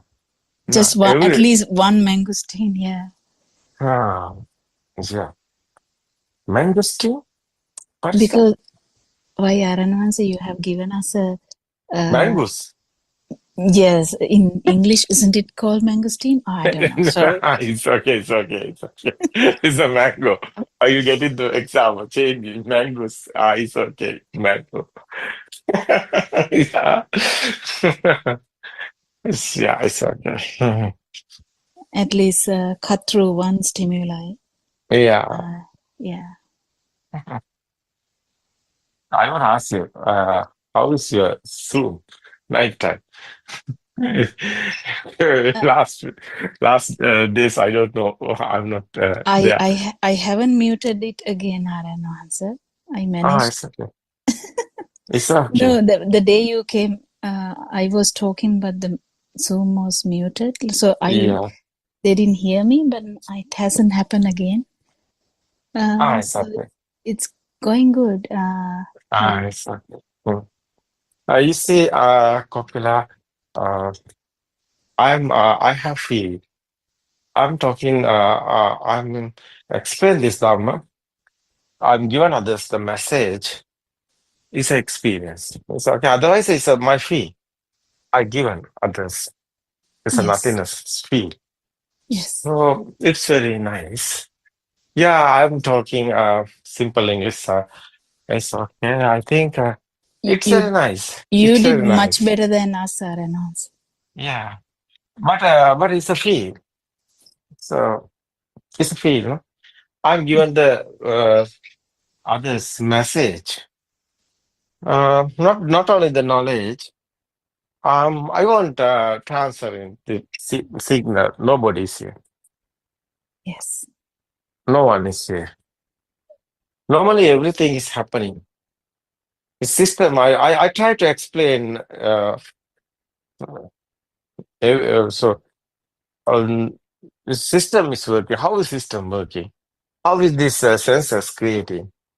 How is this mind sensor, especially, how is working? So nobody is here. System is working. Very difficult to understand. How is this system working? How is these thoughts are coming? How is this value is coming? How we are worried? How is sadness coming? How suffering is here? It's very difficult to understand. So every moment we are thinking we are doing everything. Doer is here, but we want to explain. No doer is here. System is working. Very difficult to explain this. Yeah. Because because experience very important. So someone haven't experienced, he not believe this. No. He not getting this done because he haven't experienced. He's saying no. It can't be happen. How is happen that? How much? No, how people how tired? No, working. They are doing many things, and after they are thinking, I'm the big guy like that. I did this. I did this. You not did anything. Anger is coming. Don't tell me. No. It's simple. No? You are in radiant mind like this present moment. It's now just your birth. Yeah. What? It's not. It's It's not unbelievable. Yeah, it's unbelievable. it's very beautiful, Yeah, Reynolds. And the yeah, suffering is finally, we had so many definitions of suffering, yeah. but now we know it is a self vibration, which is the suffering. Hmm. It's very important. Its birth is here. Yeah, now. Past is this present moment, only the thought. Future is this present moment, only the thought. What's happened? No, no future, no past. We are living only this moment. What is this? This present moment thought also not real. What is this? That's why.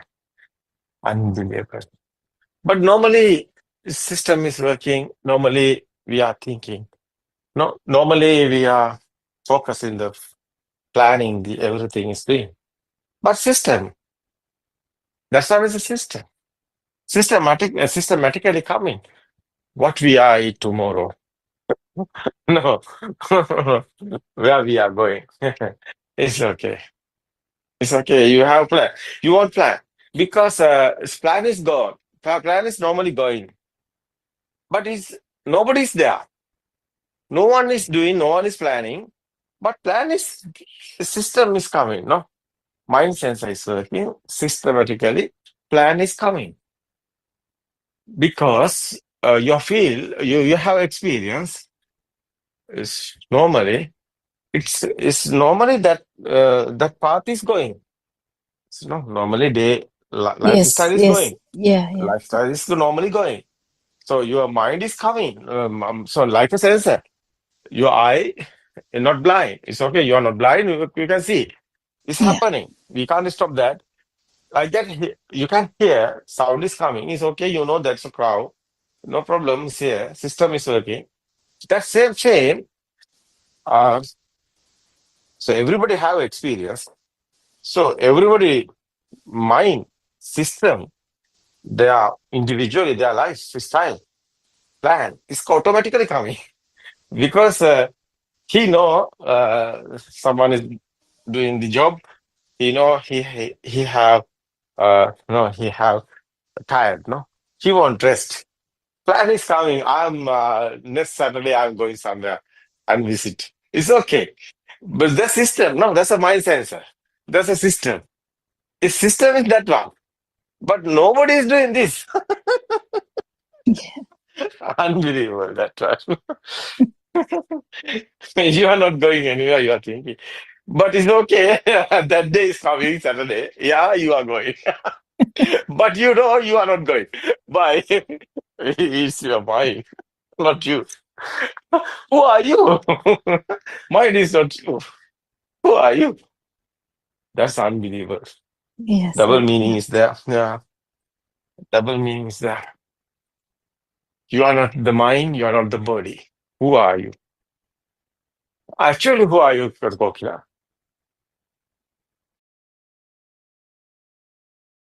Mind is not you. It's okay.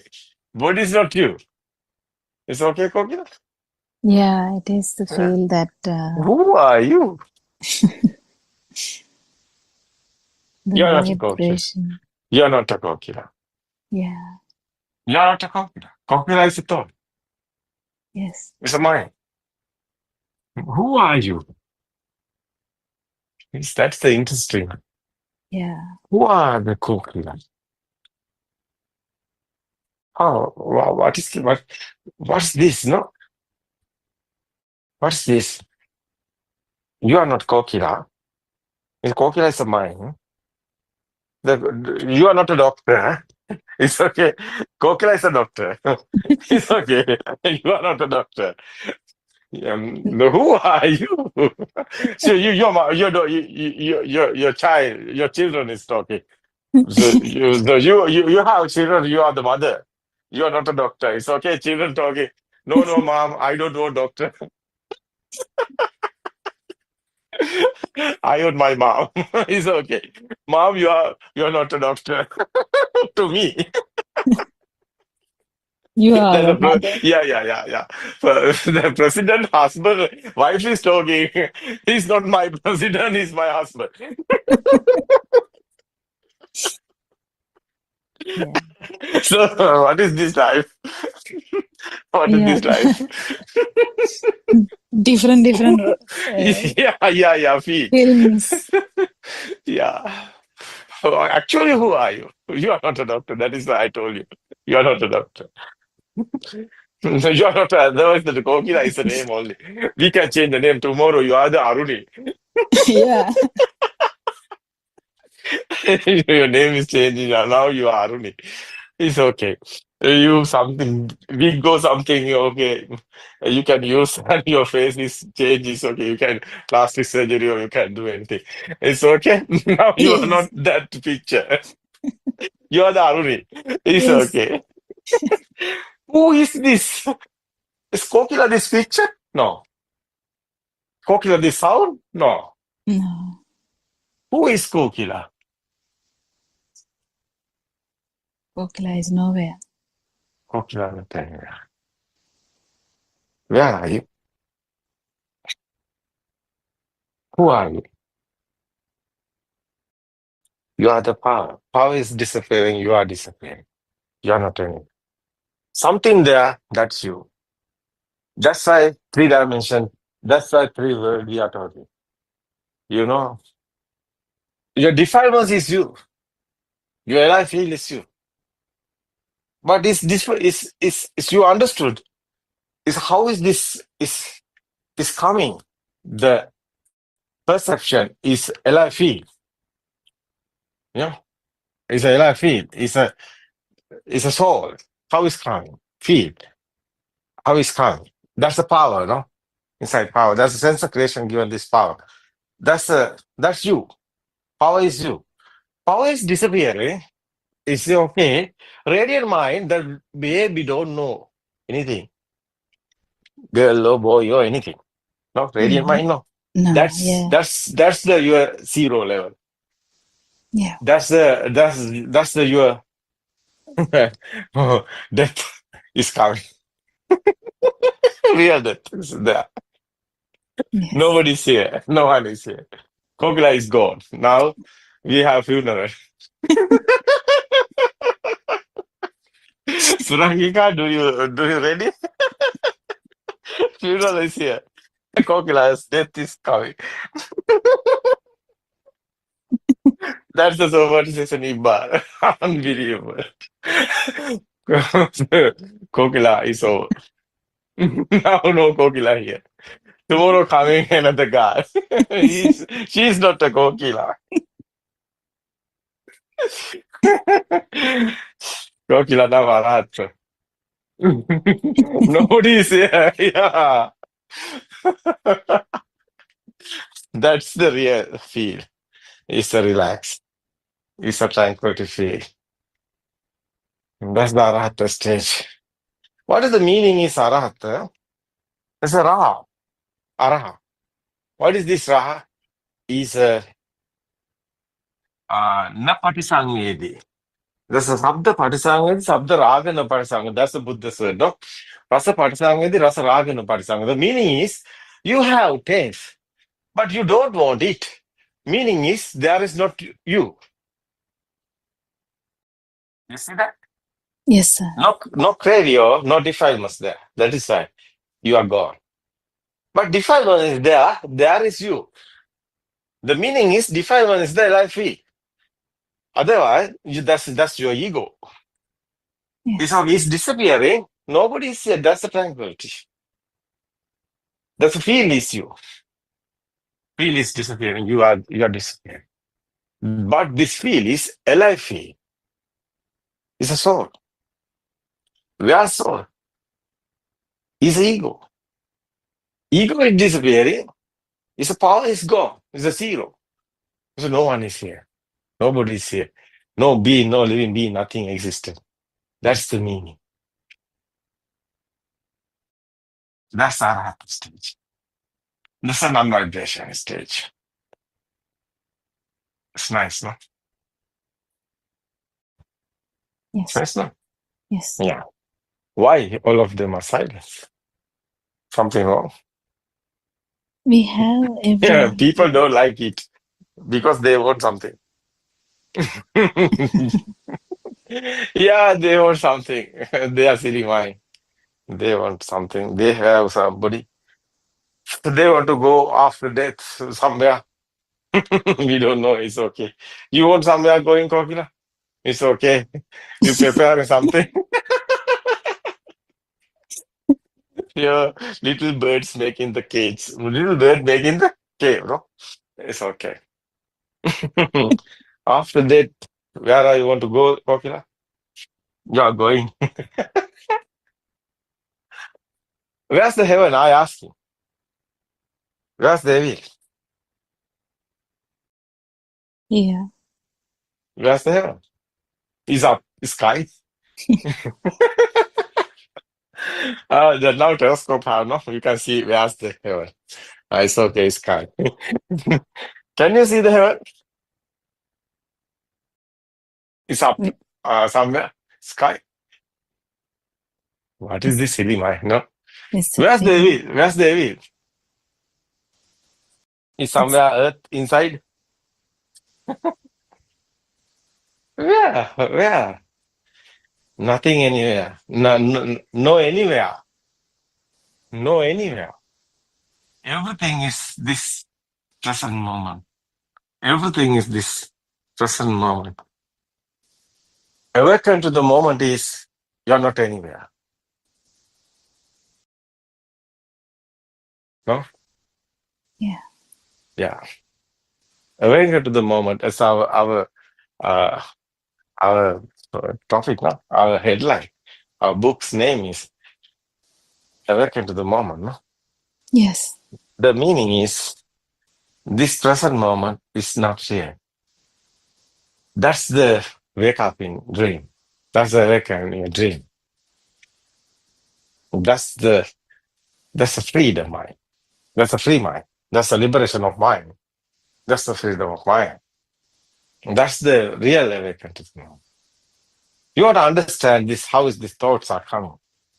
What is this thought? How is this thought are creating? It's not real. Thought is not real. It's game over. Beyond the mind. That's okay. Nobody's here. That's your final day. It's okay.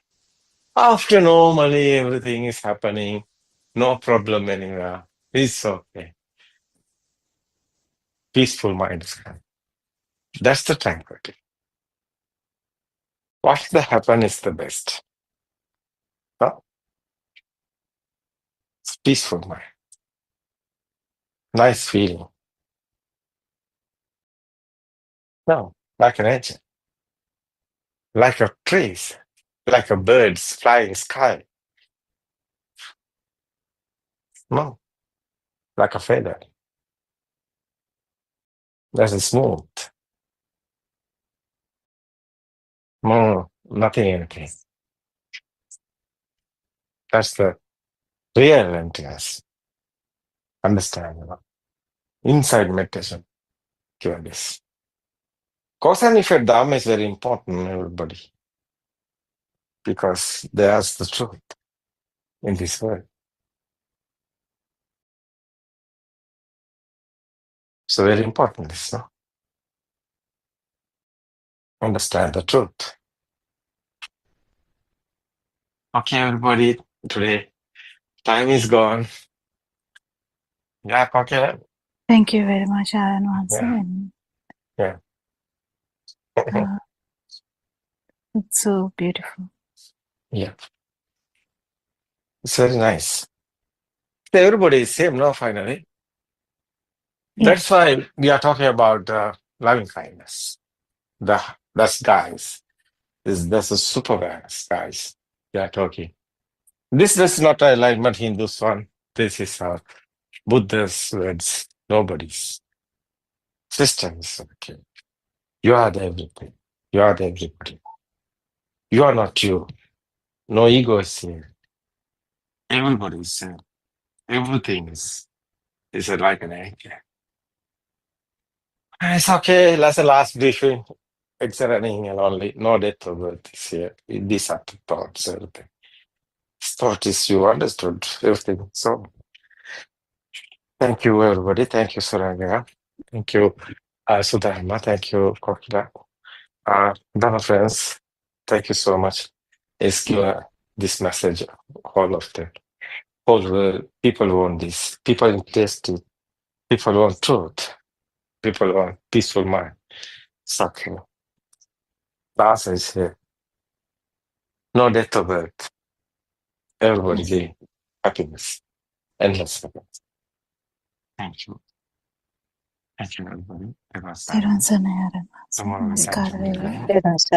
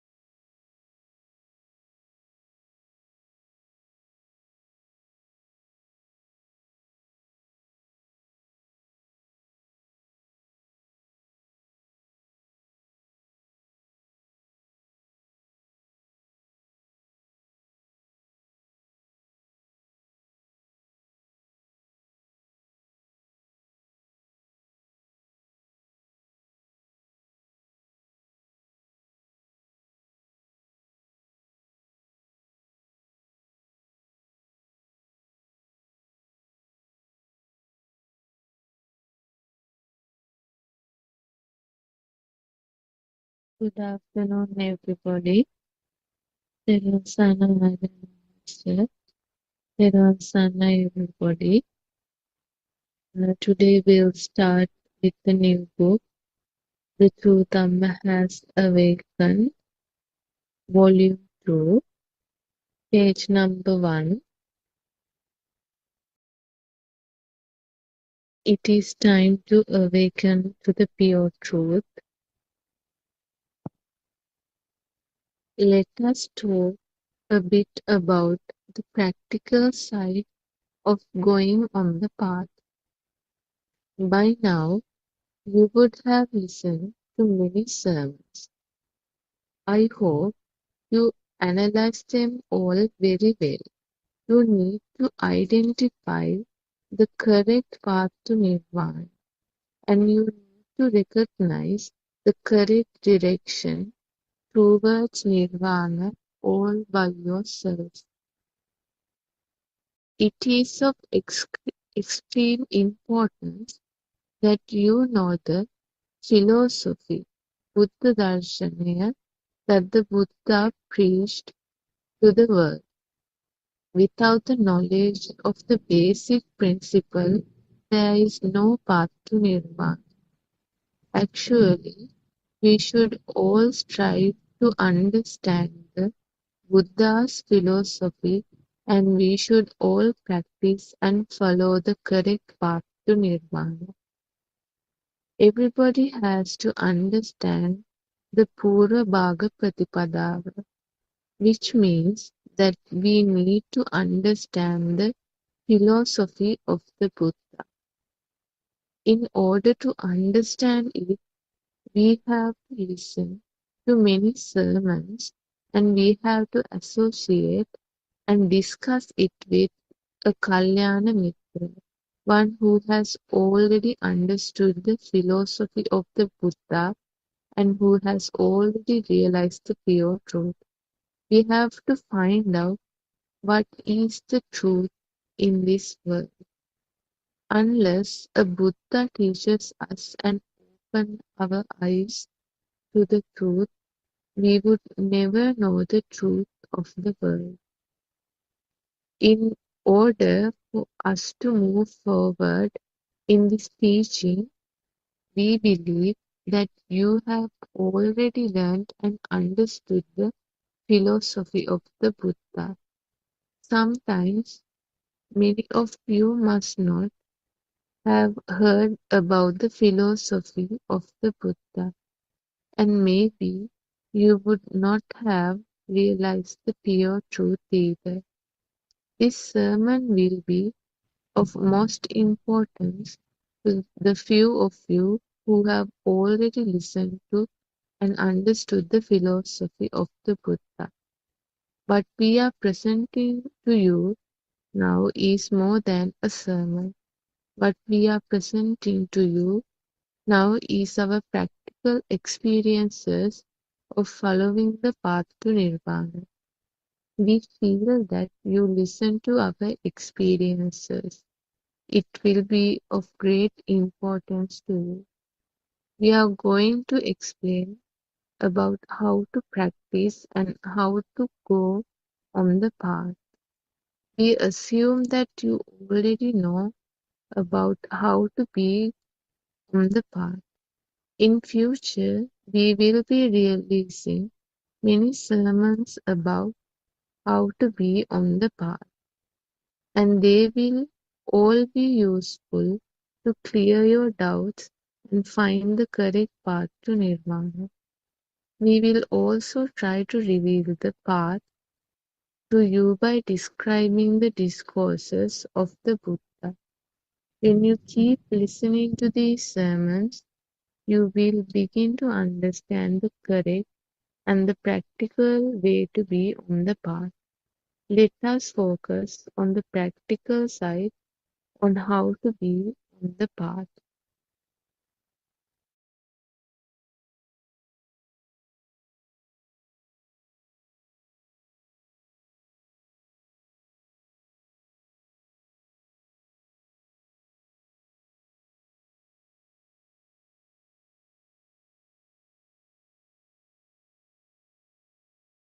we will be addressing the people who have already started to follow the path.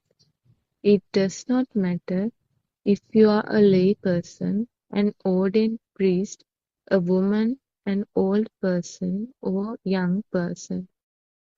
What is of importance is that we all have a mind consciousness. If you have a mind, then you have happiness and suffering. If you have a mind, there is also a way to let go of your mind consciousness.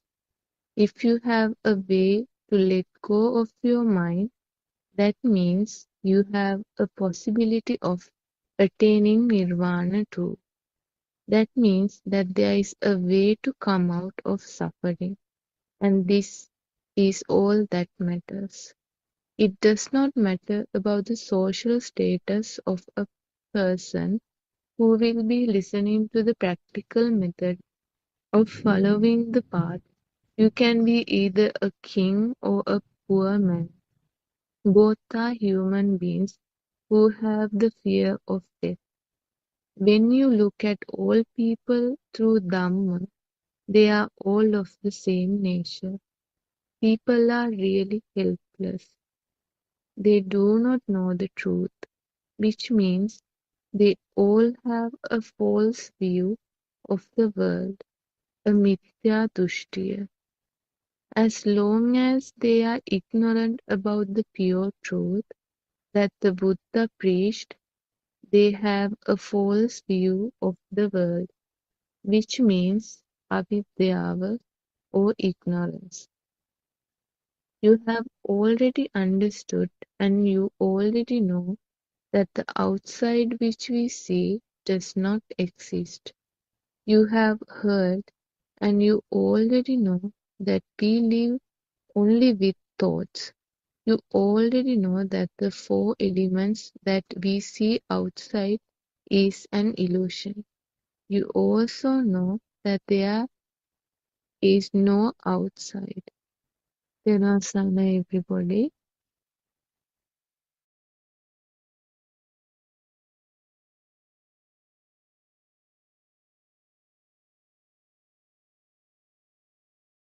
තෙරුවන් සරණයි Shani, තෙරුවන් සරණයි Dr. Kopila, Dr. Skundala and all Dhamma friends.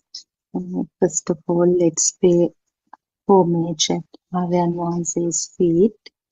Shani today read 2.5 pages, actually almost 3 pages from the new book that is True Dhamma Has Awakened, Volume 2. So basically, in the introduction itself, it was mentioned this is going to be more about the practical part, how to understand the correct path to Nibbana. So in Aryan Vahanse's sermons, as we all know, it is clearly mentioned that Buddha has recommended the proper path to Nibbana as Purva Bhaga Pratipada and Apara Bhaga Pratipada. So if we translate it, it is the preliminary practical approach and the final stage of practical approach. So in the preliminary approach, it is actually having a thorough knowledge of this Buddhist philosophy. In other words, wisdom of truth. Or if we further simplify, one should have a clear awareness of the mechanism of 6 sensory organs and how these manifestations of the 5 sensory organs become real, and how we have ignorantly believed that this non-existent world is real, and how the self view was created due to the mistakenly taking the power generated in the thought formation as a self vibration. And also there was reference to this taints the cell vibration that occurred in the zygote level. So all this knowledge and this is being described in different using various strategies. Once actually seeing through, as Dr. Kokila always says, sending the arrow through the mind, that is penetrate through the thought. How to penetrate through the thought? To penetrate through the thought, the message of this Kalyana Mitra or the noble teacher is vitally important. Uh, unless someone hears this theoretical aspects of Dhamma, the thought creation is always mistakenly taken as things that exist and things that are experienced by a self that exists as well.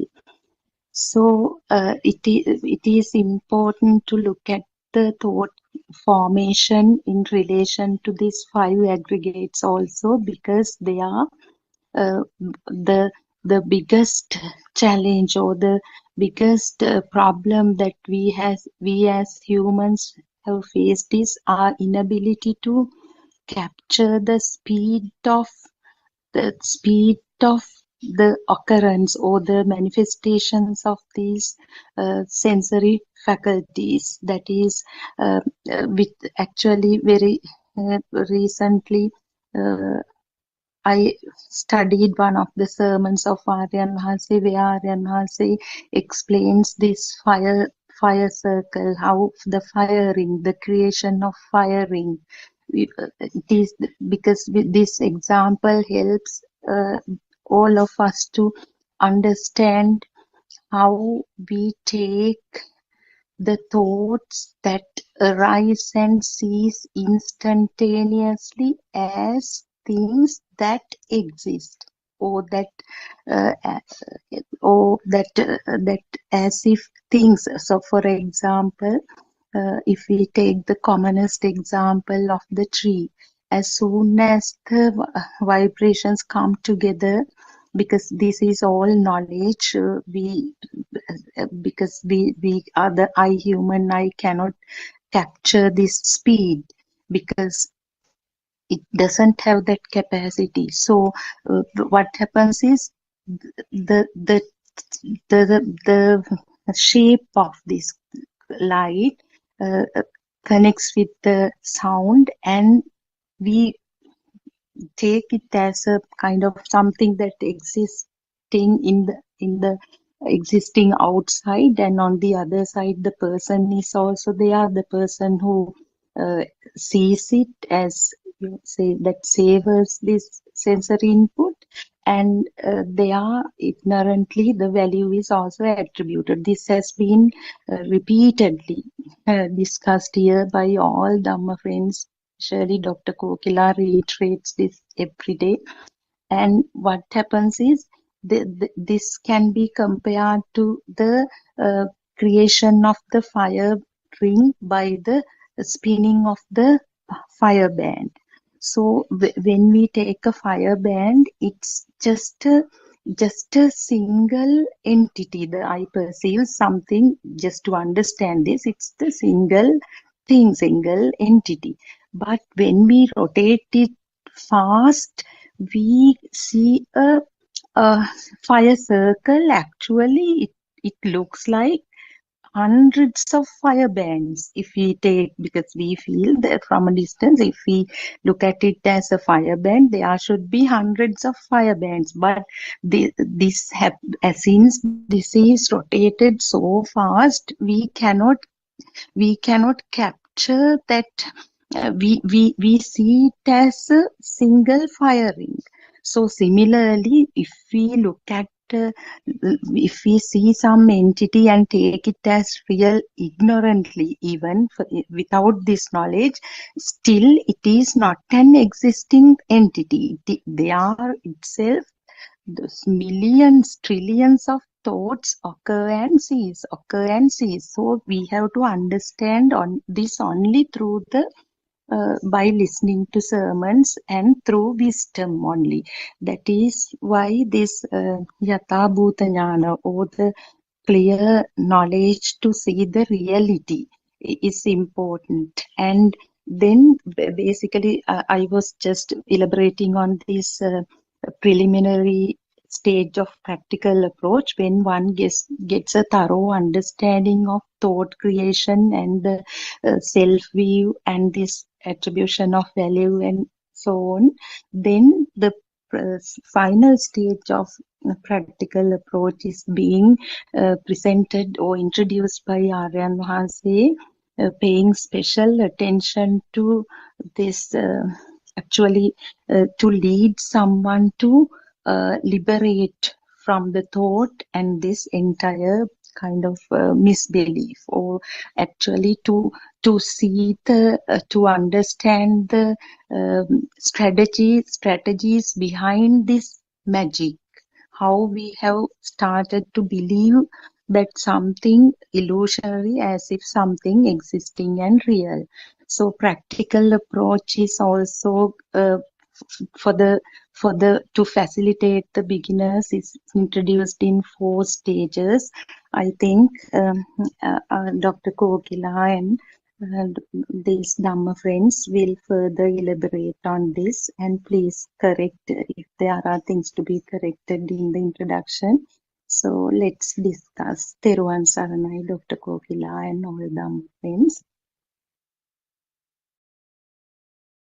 Teruvan Saranai, we'll pay homage to Aryan Wahanse. Yeah, so we have been discussing this now. Kind of, we discuss this every day, and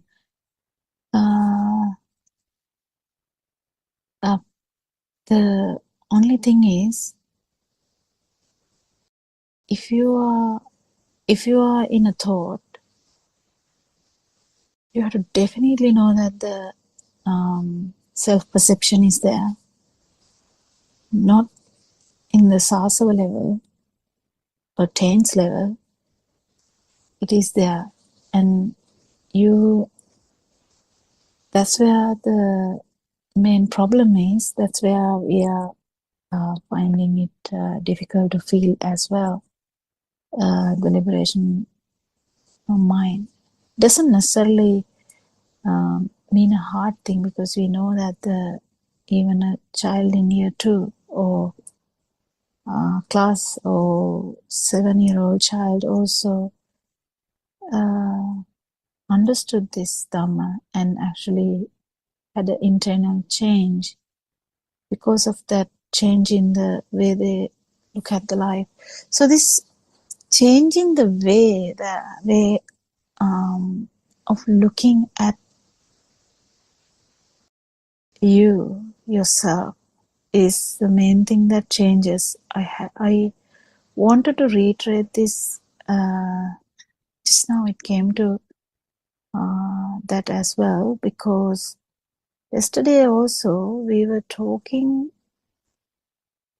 Sudharma was telling some experiences and we were trying to discuss something on that, and I really thank everyone for putting up some experiences so that we have something to talk. So when we have an experience, we kind of put the Dhamma in a way that we understand no one or nothing is outside. It is a thought, and thought is not real. Well, I don't know. I just want to reiterate this again and again. I don't know how much I can reiterate this. Main thing here is to understand the self-perception, nothing else. Why we learn all this, or why we try to learn all this, is to understand the self-perception. Understand the self-vibration. Understand how this self-view happened. And at one point feel that the self-view was a wrong view. So don't forget that, because otherwise everything, you won't feel everything. You will be actually in a kind of meditative state, but samadhi doesn't change your wrong view. It's not that nothing of these sorts are changing your view. It's only darshana, that is the truth, or that is the satyajnana part, or that is the actual understanding of the self view that changes the whole way we look at the life. But if you get deviated by any chance for a second, if you get deviated into thinking that we are talking about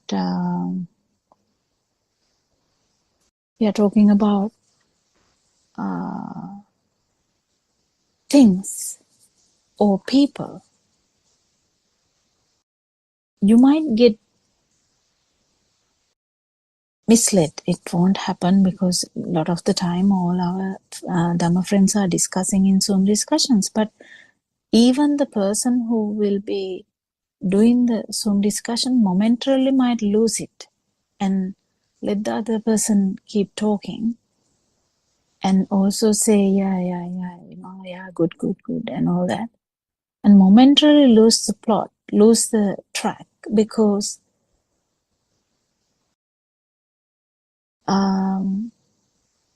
we might lose the whole no self angle.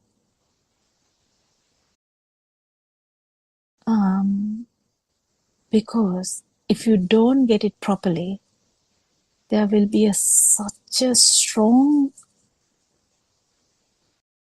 self which is not getting shaken by anything. Am I clear? Can someone unmute unmute and speak? And what I'm trying to say, because the person probably like like in Lord Buddha's time, we talk about people with wrong view, but strong people who has no kind of problem with the outside. They are in a meditative state. They don't feel anything. They are okay. But the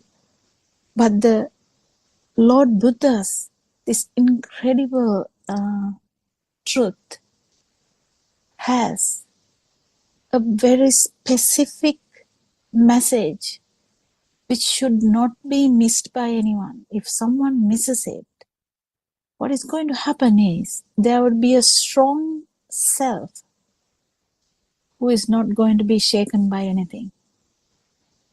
And that's not the thing we are talking about. So yesterday also, my words didn't come properly. And I was like, why am I even, like it didn't come.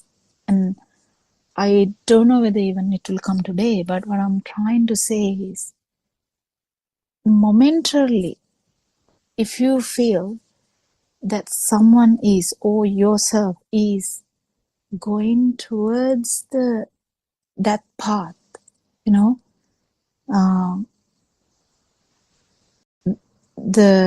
the feeling that nothing is happening, and the no sadness, no problem, not angry anymore, feeling so good and calm and quiet and happy and all that, and such a big self with those all the good stuff now getting stronger and stronger. This is a possibility, and we need to fight it. We need to be able to show it all the time. And if we don't, and if it doesn't come out from the whoever who does the Zoom discussion, other person will be in trouble. So trouble in the sense, it's not going to be a trouble that someone feels because that person is feeling so good.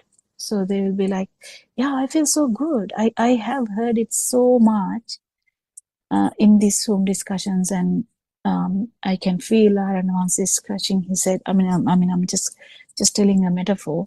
Like, how on earth are we going to tell this? This is not about you feeling good, not about anything like that. This is about you losing you.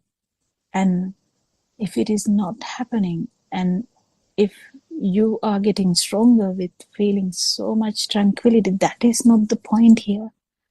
So that's the most important aspect of this Dhamma. Aranwan says effort is not to highlight a self, is not anyone of his listeners to highlight a self. That is not the thing. This is to understand that there is no self. And in order to do that, we talk about all the other stimuli. Yes. Why do we talk about all the other stimuli? Is because the I, me, mine, the self-thought is similar to the chair, the sun, the moon, the brother, sister, son, daughter, all that. It's similar.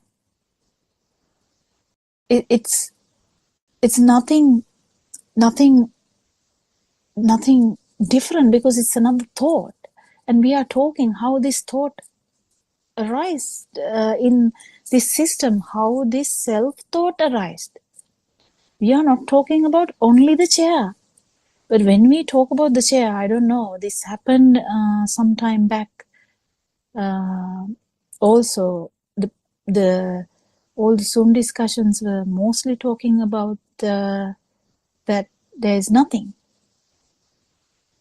But if we lose the plot, if we lose the track, we might actually go in that path and build up a very strong self and struggle so hard after that to turn back, because that person who went in the wrong track is feeling so happy, feeling so calm, feeling so good. No, who would like to turn back if you feel so good? Would you? What do you think, Surangika? Would you turn back? What do you think? Anyone can unmute and answer. Would you turn back if you feel so good? But still, if you don't feel that you are in the wrong path, that the self is getting slightly, it's a very subtle thing, this one is very subtle, but do you get the point? Yeah, Dr. Kokila. I think that if somebody, I don't think an earnest follower who is purely on the path in search of the truth, and that should be everybody's ultimate goal, not nirvana, not anything else, but what is the truth? And if a person earnestly, in that sincere search of that truth, embarks on this path and listens to the Satyajnana true Dhamma philosophy, that person would only unknowingly, really unknowingly, slightly detour, I suppose, towards the fact of that also only to remain stagnant in a position, not, I think, to willingly pursue a point of not willingly, to, not yes. willingly, definitely not willingly. No one does it willingly, but the problem is turning back. But that is quite different to maybe people who have done concentration meditation, Dr. Kokila. There might be. Even, have you seen in 5 a.m. Zoom discussions? Yes, I heard that. 3 weeks, last 3 or 4 weeks, I don't know. Like most of the good ones that we heard, where Aramanse joins in the latter part, can you see that some of the moms are saying, actually, I feel so good, Aryan Mansa. There's no burning at all. They say that. And Yeah, true. it's not a lie. We say this all this time. It's not a lie. It's the truth. But then at the same time, don't you see that it is very difficult now to tell that person, could you please just stay there, don't do anything more, just calm down, just settle down and just slowly come back a little bit and think about this, no self dhamma again. But the people can get annoyed, people can get disheartened, people can get so you know upset about that, because they don't feel anything, they don't feel any problem. Definitely they don't feel any problem, they're not lying, they are actually in a good state. But that's what I was trying to say. Specifically, when we talk in a Zoom discussion, we need to touch this. If we don't touch this, it can actually go into the somebody else's kind of mind, and then those, usually mind works very fast and very, mind likes things which brings happiness, mind likes tranquility, mind likes everything. I mean, basically mind likes and dislikes, that's all mind can do. So what I'm trying to say is, if we concentrate on one aspect of Dhamma, that is Deyakne, we might actually put it to Kenekne also, to the outside, not to this side. Unconsciously. Yeah, I know. What you were trying to say, it's no one is actually doing this willingly. So we have to be very careful. This is from yesterday's talk. I'm bringing this now. Just it happened because yesterday, I think we couldn't talk about that much. But I'm trying to bring this up so that we all understand. Sometimes detours can happen because it is so peaceful, it's so good. But what is important is, if you feel that you kind of enjoying something, just understand that. But if you feel that the self-view is still kind of peeking here and there, be aware about that and keep checking on this non-self angle, because it's only non-self angle that changes a person from wrong view to right view. There's no other way. No one can do anything other than that. Just because you are really doing well, you have some kind of, good, you're doing so many good things from morning to night, you worship, you do, chanting, whatever you do, a lot of stuff, and you think about Dhamma, yes, you're doing well, and you have some dhyana also, yes, that's good, some meditative states, that's also good. But this right view, or samadhi, is the cornerstone of Dhamma. So we need to get this properly. Why are we trying to understand that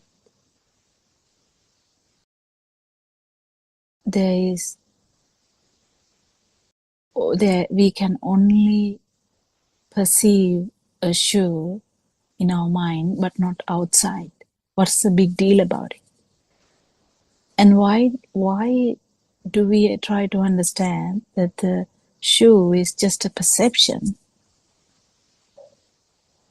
and perception has no value?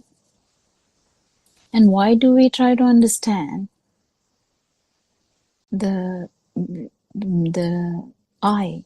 Because to see the shoe, you can't be blind. If you're blind, you can't see the shoe. You know that. So the actual that cycle started with the eye. So to happen to that, you have to have some vibration in the eye. And the eye vibration, you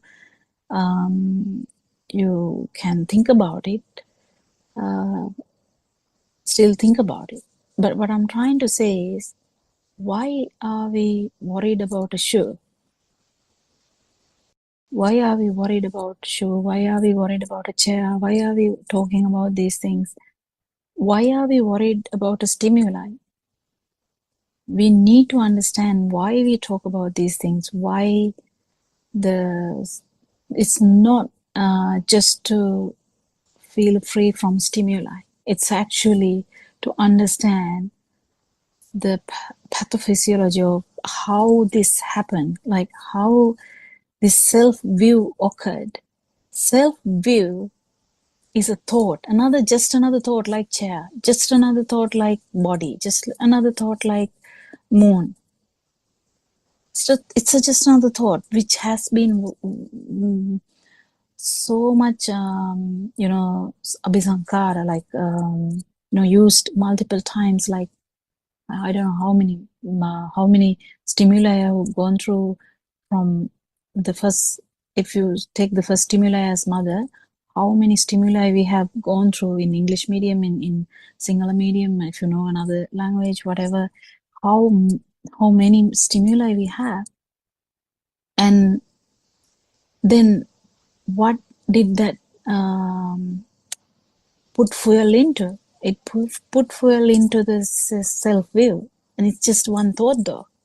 And why we bother about all these things is to understand that self-view or thought about me, mine, has happened because of a perception. It's not outside. The me is not outside. That means this whole body and all that. It's not outside, but it's a perception. I is a perception. It's the strongest perception ever. Strongest perception ever. When I kept talking about, children maybe the biggest perception and all this stuff. No, the I is the greatest perception ever, which has been confirmed in each stimuli. Because as soon as the mind formed, when the mother is there, it has confirmed the me here. It has confirmed the me here. There's no doubt about that. If the tree is there, it has confirmed the me here. Even if you don't have any problem with that. Who has a problem with chair? I mean, very rarely you get a problem with chairs. Do you have a attraction toward one chair? Maybe.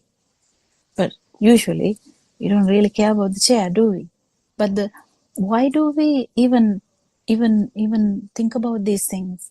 It is because the self-view or the thought about I has a root cause. What is the root cause of that? Root cause of that is, we know that the as soon as the mind formed, this problem has arisen now. This tent or sasava has a way of manifestation now, complete way of manifestation.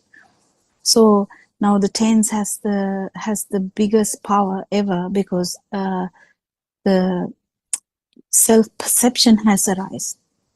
The tense didn't have the self-perception as such. It's a very, very faint one. But now we have the complete self-perception. Now the mother is there, I'm here. We can say bye to mother. So, hi to mother in that sense.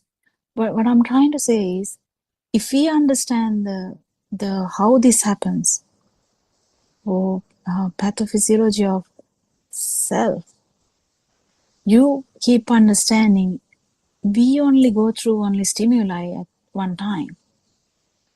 One time, there's only stimuli, just one stimuli, whether it's a tree, whether it's a chair, so then how this, unless we think about me, like I can think about, I am so good, I can think like that, but that's just another thought. No, I'm not talking about that.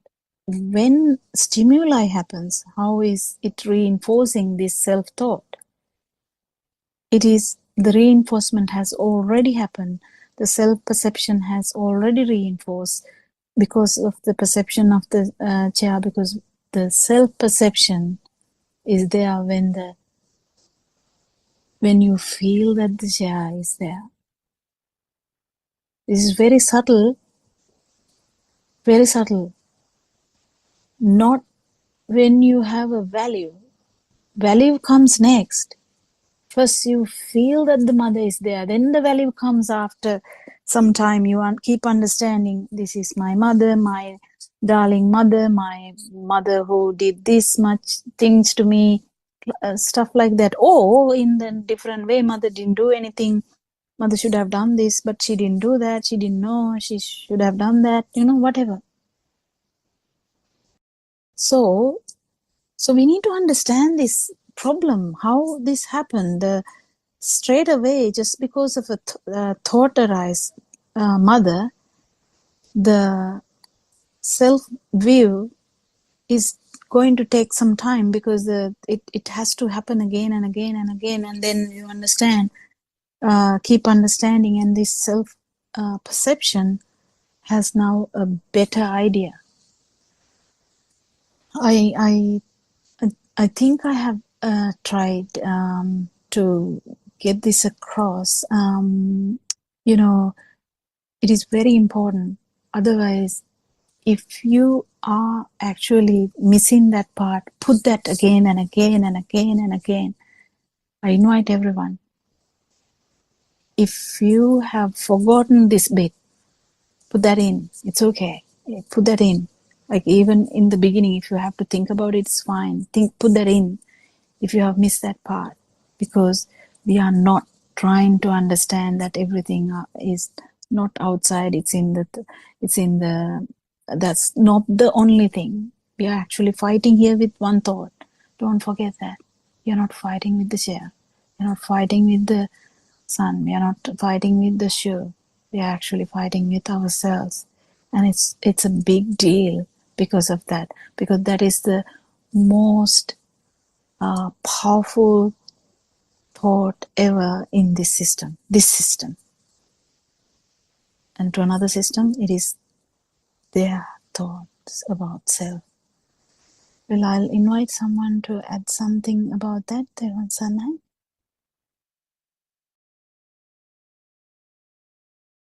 I pay my homage to our Enhanse, Saranai, Dr. Pokila, and other Dhamma friends.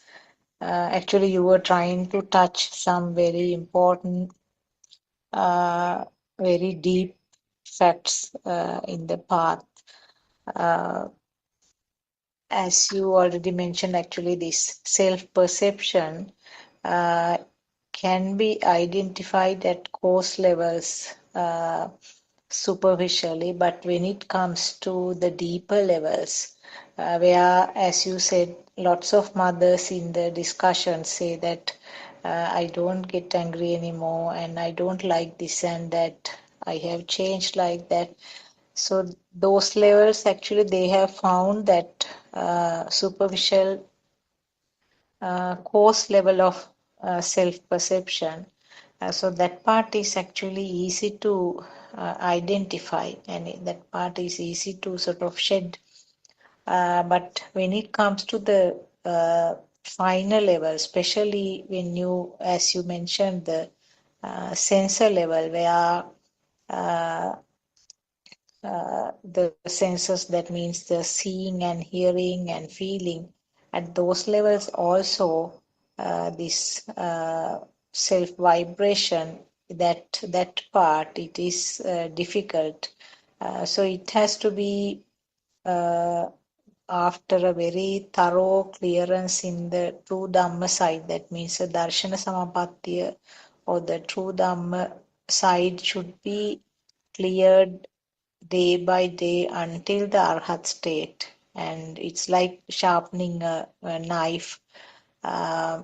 You cannot stop actually saying that I have read the books related to Darshana, or I have listened enough to Darshana, and that part is clear because it is an ongoing process.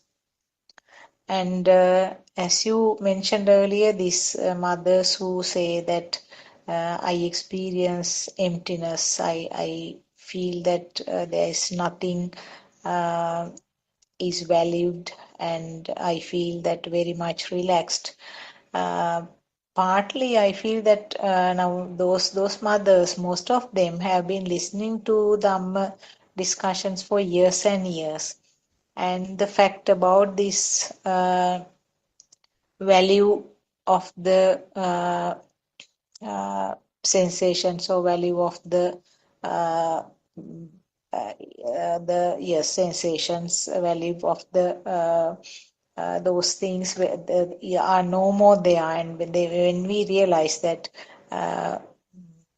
value or taking it as real or taking it as a thing. So those things are not the correct Dhamma teaching. When these people they listen, go on listening to the same thing, phrases. Sometimes they can sort of by heart what is mentioned by Aryan Mahanse. So then the mind sense itself will give kind of feeling that you experience it. Like an example now, this has been mentioned by R.N. Mahase also.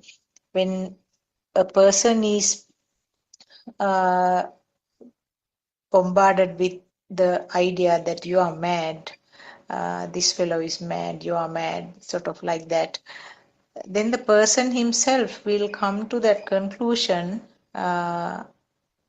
within, okay, maybe I am mad.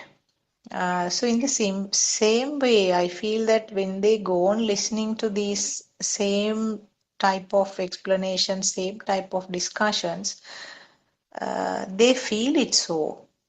And what happens is they experience something, some kind of emptiness, but the self-perception or the self-feeling is there strongly as a tower on this side, but the other side has dissolved.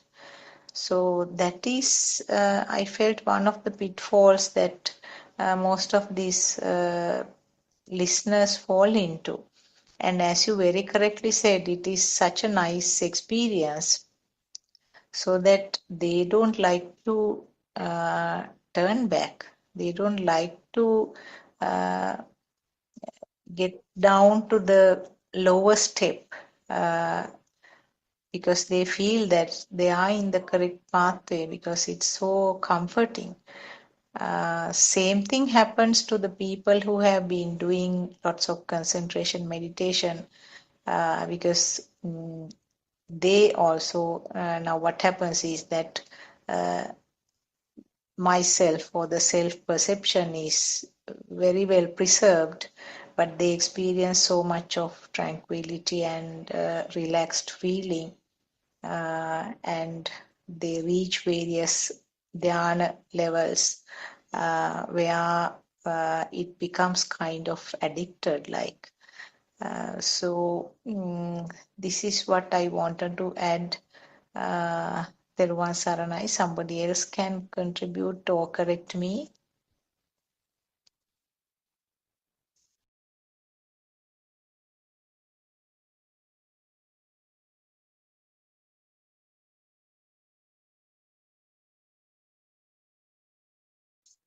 Teruvan Saranai. Teruvan Saranai, Dr. Kopila and Dr. Sakuntala. Thank you very much for those beautiful explanations, especially this constant reminder Dr. Kopila is making, asking us to double check the the rising of the self perception and the self view ignorantly. And you were referring to yesterday's experience, Dr. Kokila. At the very moment you were explaining it, didn't quite come to me at that time, but after some time, it occurred to me like, why did I go and tell all these experiences there? Because when you said the day before, you said so you went to the toilet in the morning, but we don't go out and tell that I did something like that, some incident like that. So I had my breakfast, or I brushed my teeth, or whatever. We don't go out and tell because it doesn't become a thing to share. What I said was no, I thought would be a good point to discuss and build up the discussion on or something I said. But why didn't I take the other thing as a good point to discuss and put it? I mean, have a, to build up Dhamma conversation. So that way, actually, that contemplation was very important, and so I realized it not during your explanation, but later it came. So that's very important, Dr. Kokila, all these reminders, because you never let us take it, I mean, in bits and pieces. You always remind this is the take it fully. So, and again, when I was listening, actually, yesterday I went back to the Zoom discussion and I listened to it. There, I was really surprised to hear the voice that I have used in the first portion of the Zoom discussion. I was like shouting. If Aryan Vaze had been there, definitely he would have stopped me, telling it so uncomfortable. So I was just wondering, why did I speak like this? Because halfway through, the voice was so calm and normal. Then I realized, Dr. Kokila, it was raining heavily at that time and thundering. So without the involvement of the self, I don't know who has raised the voice even. It was at such a rate because if you on the other side, you might have felt so uncomfortable. So that I didn't do deliberately. This system, due to the background noise, it has gone on raising the voice, and it was like that at the end.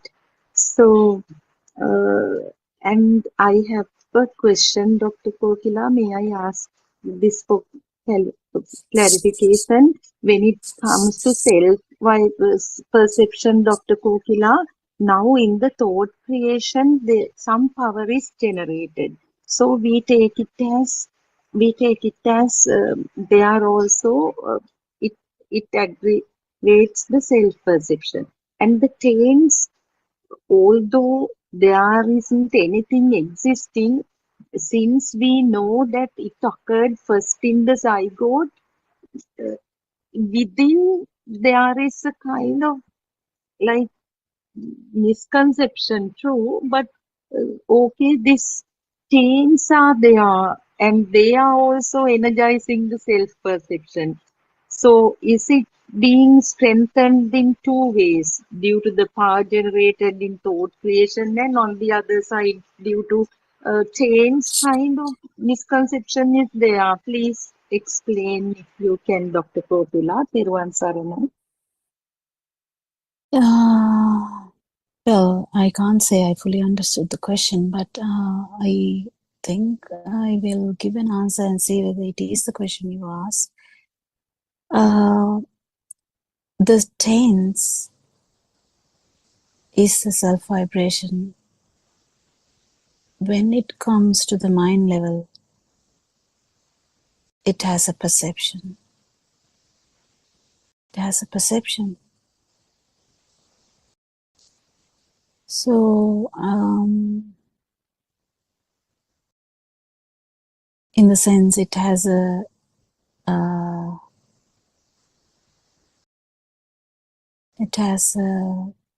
nirupana. What do you call that? What do you call that? Like It has a representation. yeah, kind of a representation, because the tense is just a vibration. There's nothing else. It's just a feeling. Feeling has no representation there. Nothing. But when it comes to the mind, with the mind, the first thought, if we take as mother,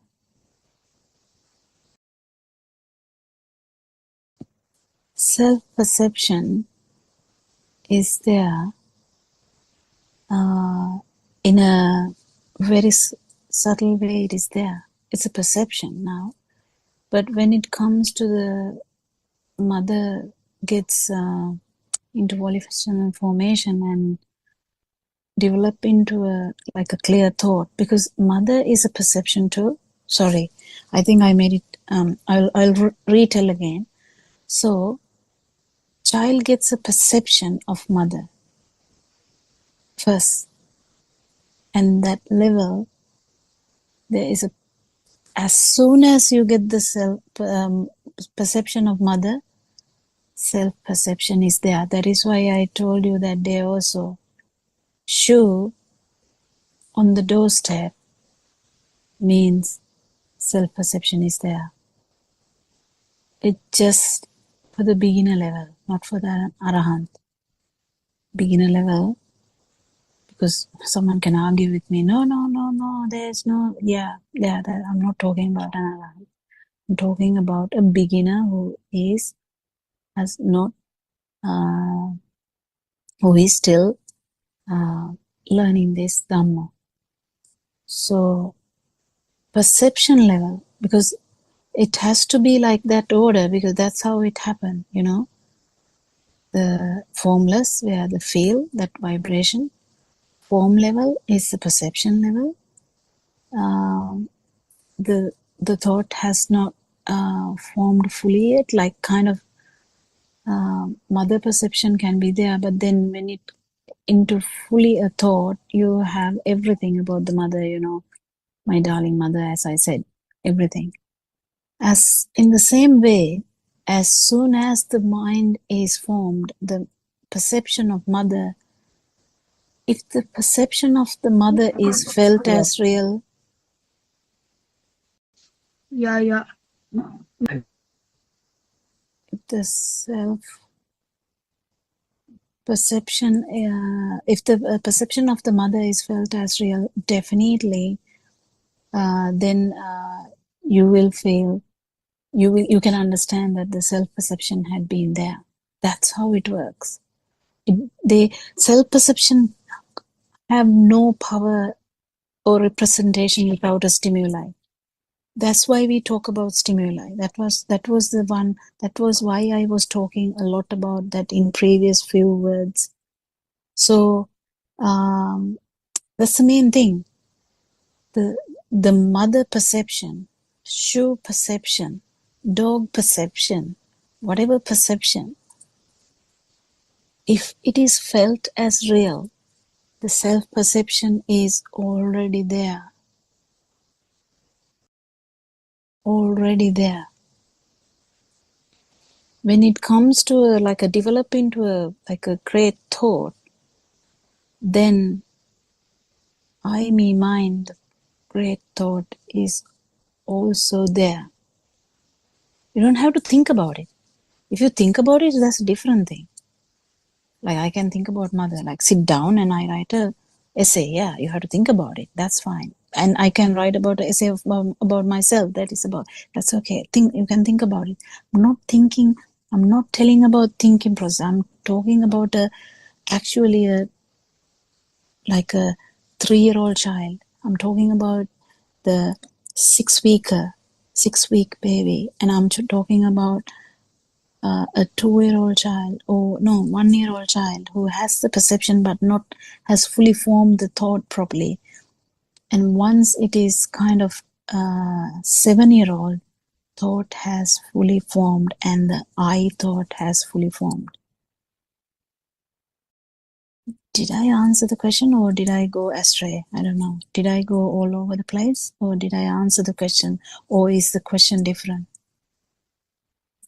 Yes, it's raining heavily again, Dr. Kokila. I'll go back to the YouTube and listen to it. I couldn't concentrate. So I think that he said there is nothing existing as paint or anything. It's When okay. the first thought is formed on the other side, we can't on the other side even, the perception of I is also fully formed. Isn't it, Dr. Tosin? Yeah, True. Good answer. And Dr. Kokila, can I yeah, just ask you yeah, from the same thing? Now yeah. you use the word self-perception for both levels, didn't you? I mean, for the baby's level as well as the later older child. No. Baby's No. level, it's a self vibration. It's just a feeling. Okay. Formless has no. You can't talk about. It's only. I mean, it's very difficult to say now. This is about the light also, but it's a vibration. So it's a feel you have, Yes. and it's formless. You can't actually have a. You don't have an idea, but yes, it is. It and no self perception is a non-vibration. That's what I'm trying to say. It is something you have to feel. But before coming to that, you need to understand this form level properly, because as soon as if the show is there, the self perception is there. If the moon is there, the self perception is there. If it is there, in the sense, if you feel a value, but this value also, it is very subtle now. I'm not talking about even, liking the show. This is weird now, because we are not talking about liking the show or, hating the show or nothing. It's about feeling that it's there. Self-perception is there. Perapasunawe. There's nothing like it, just at the same time. So that's why we can't talk about we don't talk about the feel. So that's why Aranwan says it, reiterating the importance of feel, because if you're not in the feel, you don't know how much power you have. The tense or whatever, that power, the vibration power is felt properly in that formless level, not in the form level, because form level, it is in the perception level. So perception is there. If the show is there, the perception is there. But imagine, now we have to add this too, otherwise everyone will get confused. So imagine someone actually understood this Dhamma and underwent an internal change where you go through directly, not feel the form level, directly feel the vibration and understand that it is just the consciousness of the eye, or consciousness of the ear, or the consciousness of the skin, consciousness of the tongue, consciousness of the nose, directly non-vibration arises, because that is actually the no self angle. That is the no self angle. If you don't come to that level, the no self angle is hidden. Actually, it's not good. It's not strong. To actually put the no self angle, you should actually get into that level. So when you put the no self angle there, then you realize, oh wow, that's just consciousness, or this feeling of alive feel, or it's a feel, just it's something you feel, alive feel is a feel. The feel of existence is a feel. And that is only due to these 5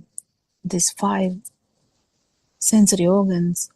Definitely no self-perception or absence of self-vibration arises.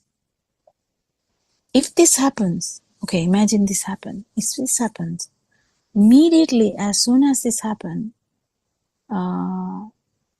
the continuity of this self-vibration is challenged.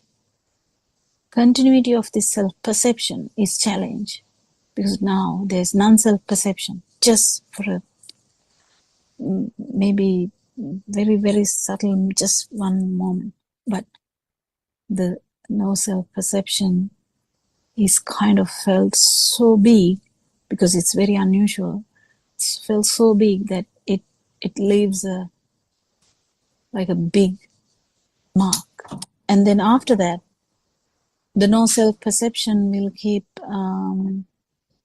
it will strengthen the whole system and change the view.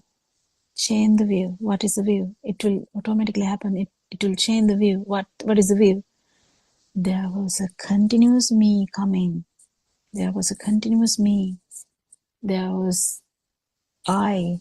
There was mine, the stuff, everything. This whole thing, it went to like what blasted. So now the no self-perception has done such a thing to this whole thing. The person, the self-perception or the view has changed. So now we call that person is in the path. Unless otherwise, it's very difficult to call a person actually in the path. Then now everything starts with samma, samma, samma, right view, right thoughts, right talk, right living, right actions, right everything. Because now the person, particular system, has gone through that change of understanding the no self-perception. So that system is aware that even though I feel now after that, the continuity is felt. But even though I feel the continuity, yes, but that's not true, because there was one episode there where you felt no self-perception. And this will keep strengthening your no self-perception and the no self-anger. The whatever defilements you have has no place to plant. What can the anger do now? You will feel the anger. That's what going to happen, because even a stream winner can have anger and liking, but it happens with the habit. But that system is fully aware that it happens with the habit, but it's that correct view or right view is never going to change, because it's an experience. So then Kamraga particle slowly gets reduced. That is defilements, the cravings, and the anger, or so they get reduced. And then that happens throughout, this reduction of your defilements. And in one particular time, you will keep understanding this Dhamma more and more and more and more, and you will understand that you might feel this again, and get a fully clear idea that these perceptions are actually no value at all. And it started from just one vibration. And then the interest basically interest in these sensory organs go down. That's what happens. Interest in sensory organs go down, and it keep happening and happening and happening, and at the end, the system will become that non-self perception. It's completely no self-perception then, because there is no self-vibration. Self-vibration has gone to zero. How do you feel it? You have to feel it again, that whether it is zero, but because it's in the field level. So I don't know whether I did any put to that question, Dr. Sakuntala? Do you think? Yes, I think, yes, you were trying in your best to explain because I know finding words is difficult. Just one more question, Dr. Kokila. Can it happen in a system and still uh, doesn't recognize or doesn't identify? Yeah. But in Lord Buddha's time, there are examples of that. But the beauty? The beauty of that is that system is going to feel it again, because this no self-perception is never going to lay dormant forever.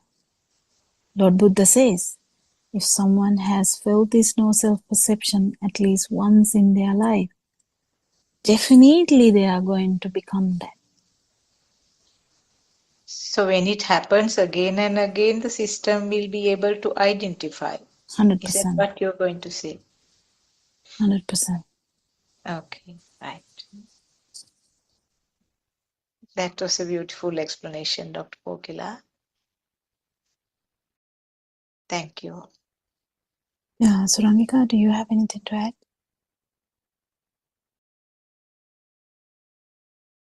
Dr. Kokila. Yes, I think as Dr. Sakuntala said, that was actually really beautiful, Dr. Kokila, that explanation. And I think to Dr. Sakuntala's point, if the system has encountered that experience, maybe that initial self-view would have been eradicated, but the rest of some of the taints might still be remaining. But then I think R.N. Vanse has explained in an era where there is no, in a non-Buddha era, still that process or mechanism can emerge, and then through just a natural occurrence of some nature event can attain that final liberation, isn't it? The Pascheka Buddha example that R.M. Vanse has explained. And also a stream winner might vibrate in the human world again. Who knows? Yes, true. Yeah.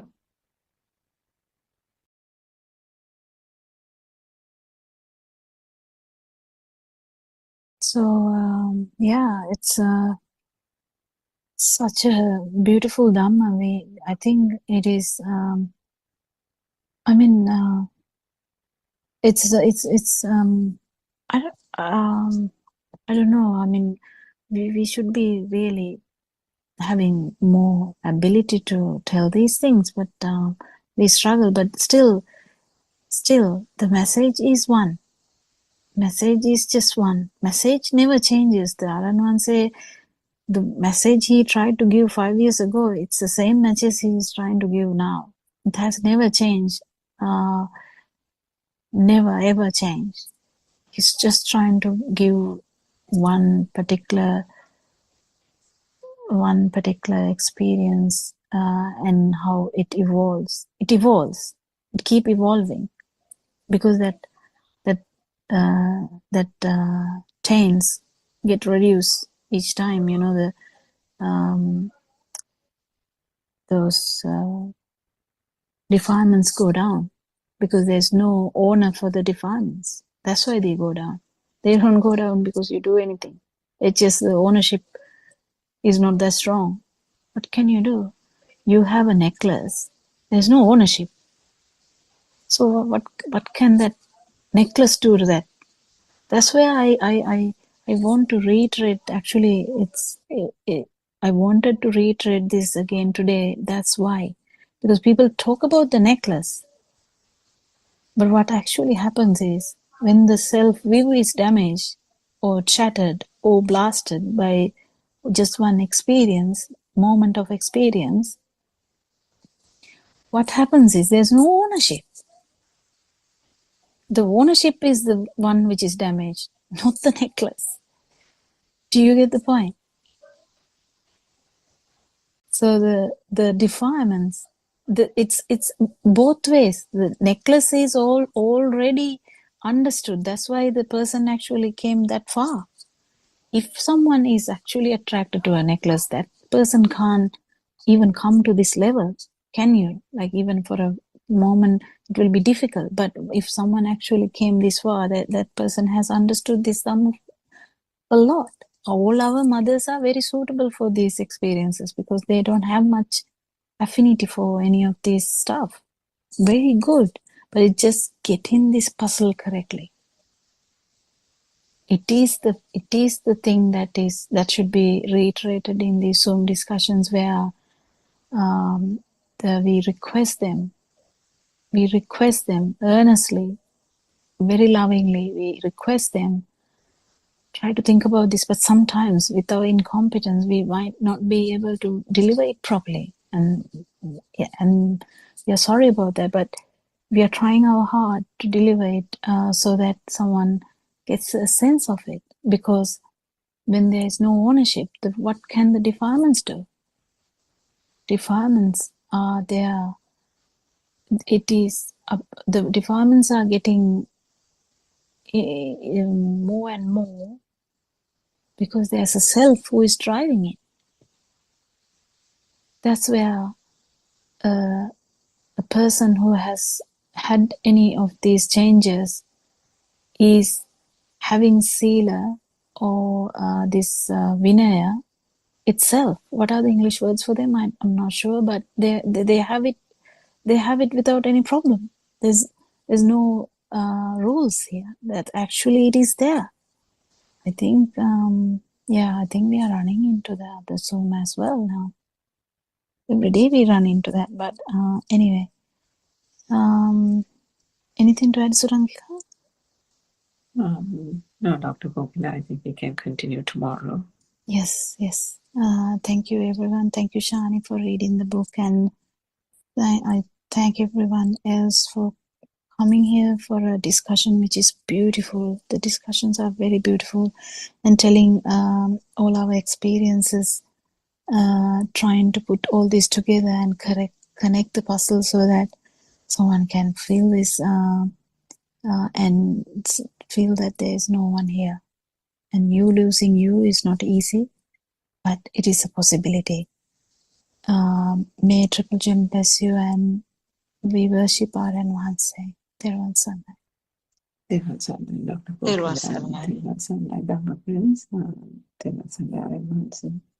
තෙරුවන් සරණයි doctor කෝසලා ඉන්දියානු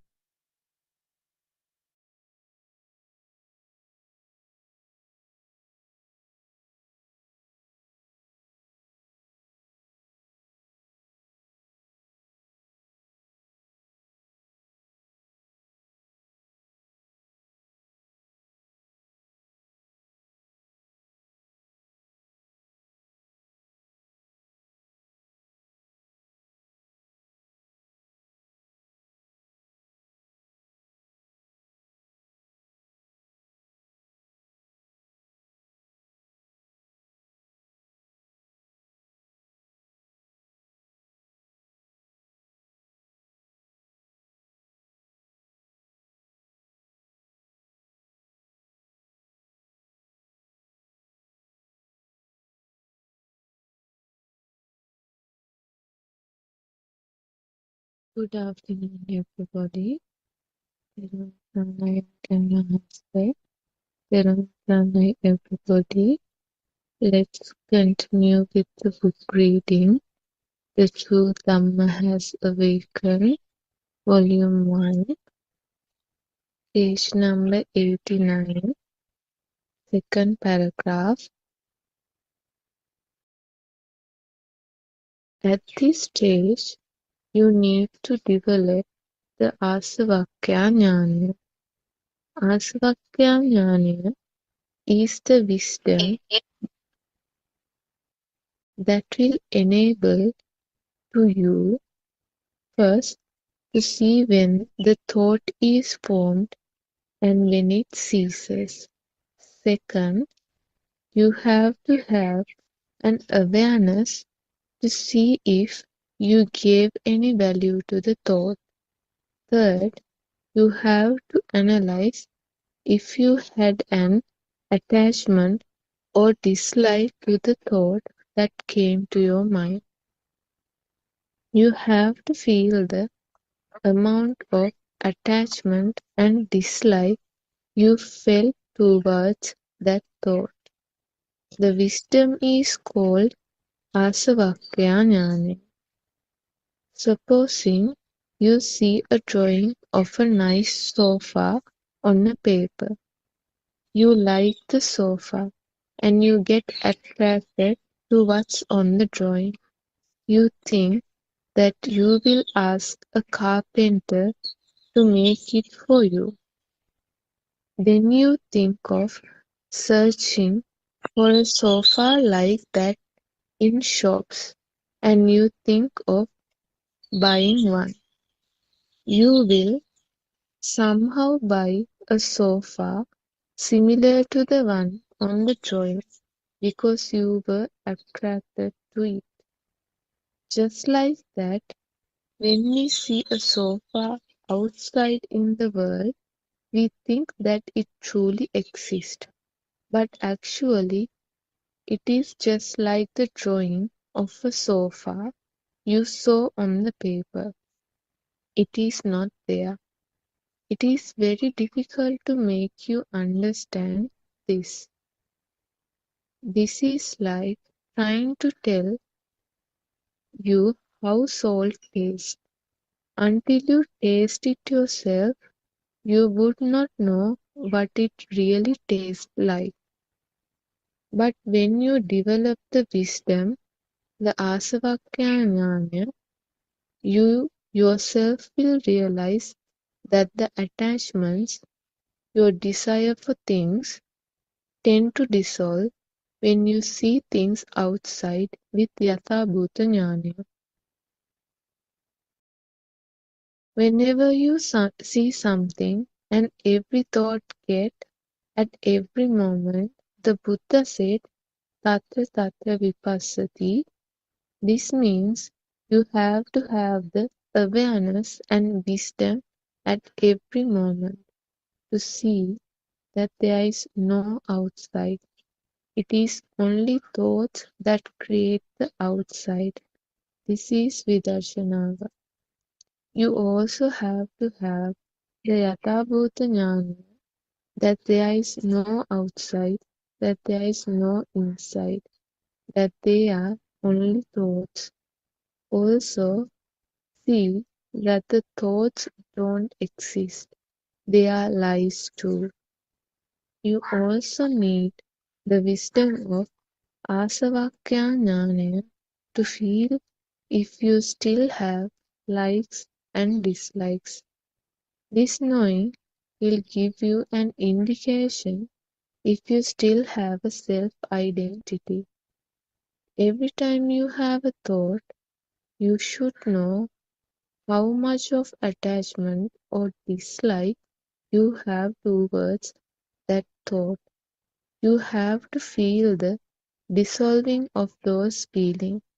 As you practice awareness, you realize that the reactions towards the stimuli coming from the senses melt away, and at the same time, your self-identity dissolves away when we don't have any reactions to the stimuli. Mehinmin Wahanse, yes, Honorable Sir. Aryan Wahanse, supposing we see a book outside, but we do not believe that it exists. We know that it is an illusion. Then we don't give any value to it. Our I-ness reduces as much as the little value we give to the book that we see. It is very important that you know that your I-ness reduces according to the value you give to the stimuli that you receive from your six senses. Without this understanding, you cannot realize the pure truth.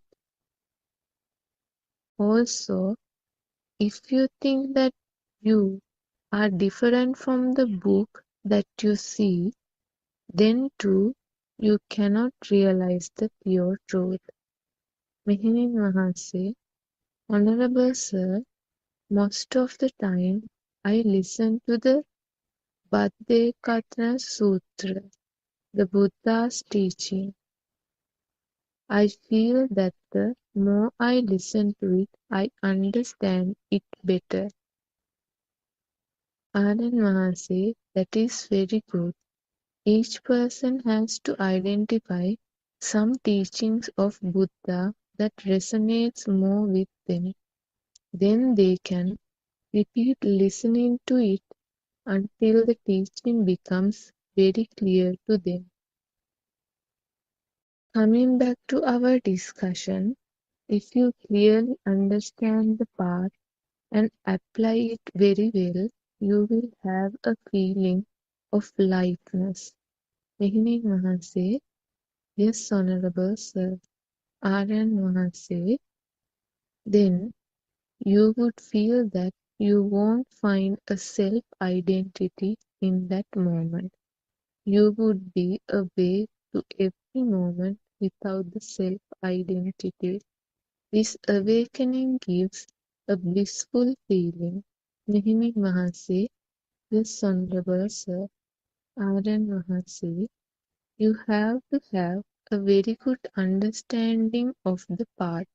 You have to have an awareness and wisdom to go on the path. Contemplate on all that we discussed today. Every time you taste food, don't own the taste as yours. When you have food, when you look around, when you feel a nice smell, see if you are there in that thought.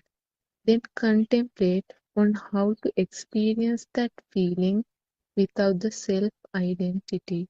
You cannot experience anything without the self-identity. Then contemplate on how to look at that experience and find you in it. Mehenin Mahase, Teruvan Saranai Aaran Mahase, Aaran Mahase, Teruvan Saranai. May the blessings of the Noble Triple Gem be upon you. Teruvan Saranai, everybody.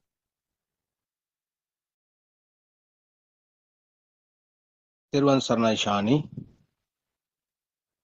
We pay homage to our noble friend Buddothpado Aryananse, Tirvan Sarnai Dhamma friends. This is Buddothpado English Zoom discussion. In this forum, we help you to understand the illusion of the outside world and your very existence, and guide you to experience non-vibration. So first, we would like to invite Surangika to start the discussion. Tirvan Sarnai.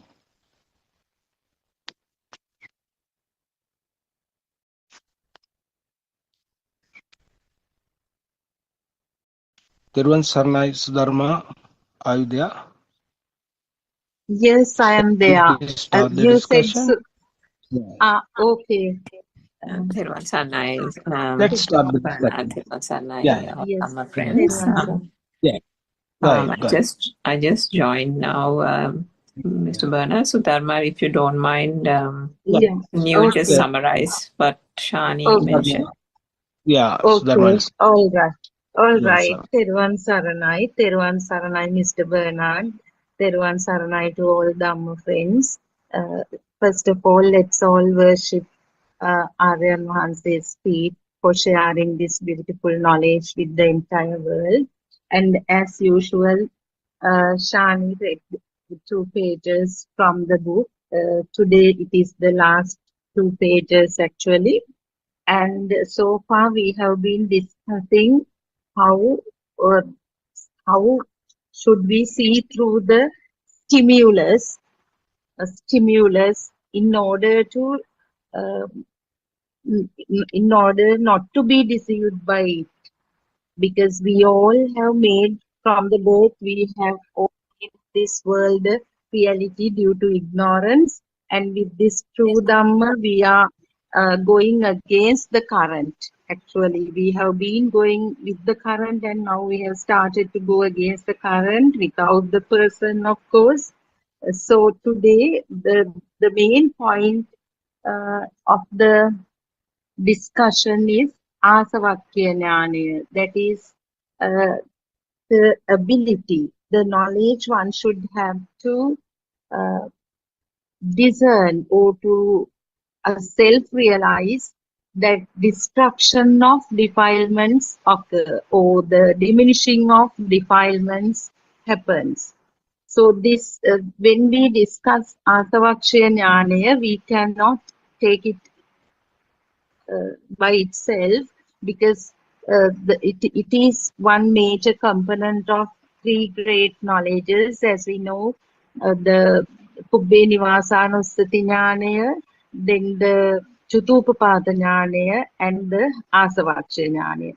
So if we discuss it in relation to the stimulus or a thought, so as we know, the due to the automatic functioning of the sensory organs, certain manifestations happen, and at once this name and form combination, we naturally, not we, as a natural process due to prior perceptions or the prior knowledge we had with that type of formations, naturally a name comes and this name and form combination happens, and that is the formation of a thought according to Dhamma. So this Kubbe Nivasanussati Jnanaya, Aryan Vahase has explained very well. It is also called as seeing the Perasit Kandapillivela, or actually, if we try to translate, it is to go back to the moment of first exposure to that particular stimulus in one's life. That to say, the first time that if we take the example of mother, let's say it's a perception or the thought is the mother that occurred right now. So going back to, according to this Kubbe Nivasanussati Jnanaya, we should have that knowledge to understand this is not a real entity, but uh, one day, once in our life, at some point, somebody introduces this particular shape along with the label, and from there onwards, that thought as a perception came to our life, or was there kind of ignorantly we believe that the existence of that perception. So what happens is, so this effort, all these efforts are to understand that this world is not a real entity. So due to this lack of awareness of Dhamma, we used to believe whatever the entities, people and the objects and all other entities, maybe places, everything existed in our life.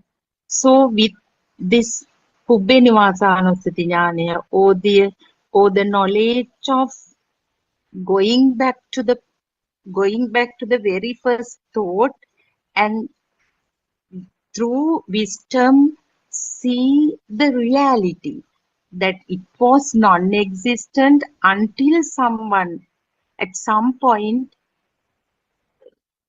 like introduced this shape along with the label, and then onwards we ignorantly believed the existence of that. And that is the Kubbe Nivasanussati Jnanaya. So when to talk about Asavakshaya Jnanaya, we need to have that aspect also, that awareness, that knowledge also. Then the Chutupapada Jnanaya is the knowledge to see the truth in the stimulus that occurs at that very moment. That is a big, for that one should have the proper mindfulness or the awareness that has been highlighted in these sermons over and over again by Aryan Vasi. One should have that awareness. If you are not able to see that it is a stimulus that occurs right now, it is not something that is perceived by an existing sensory organ or existing person, but it is an instantaneous manifestation that happens due to these similar vibrations coming together. So that knowledge one must have, because this is actually we are discussing the volume 1. So these are the basics of this Dhamma, this doctrine of Buddhism, and the effort is to enable a beginner to uh, gain the skill, gain the knowledge to see the reality in the thought formation.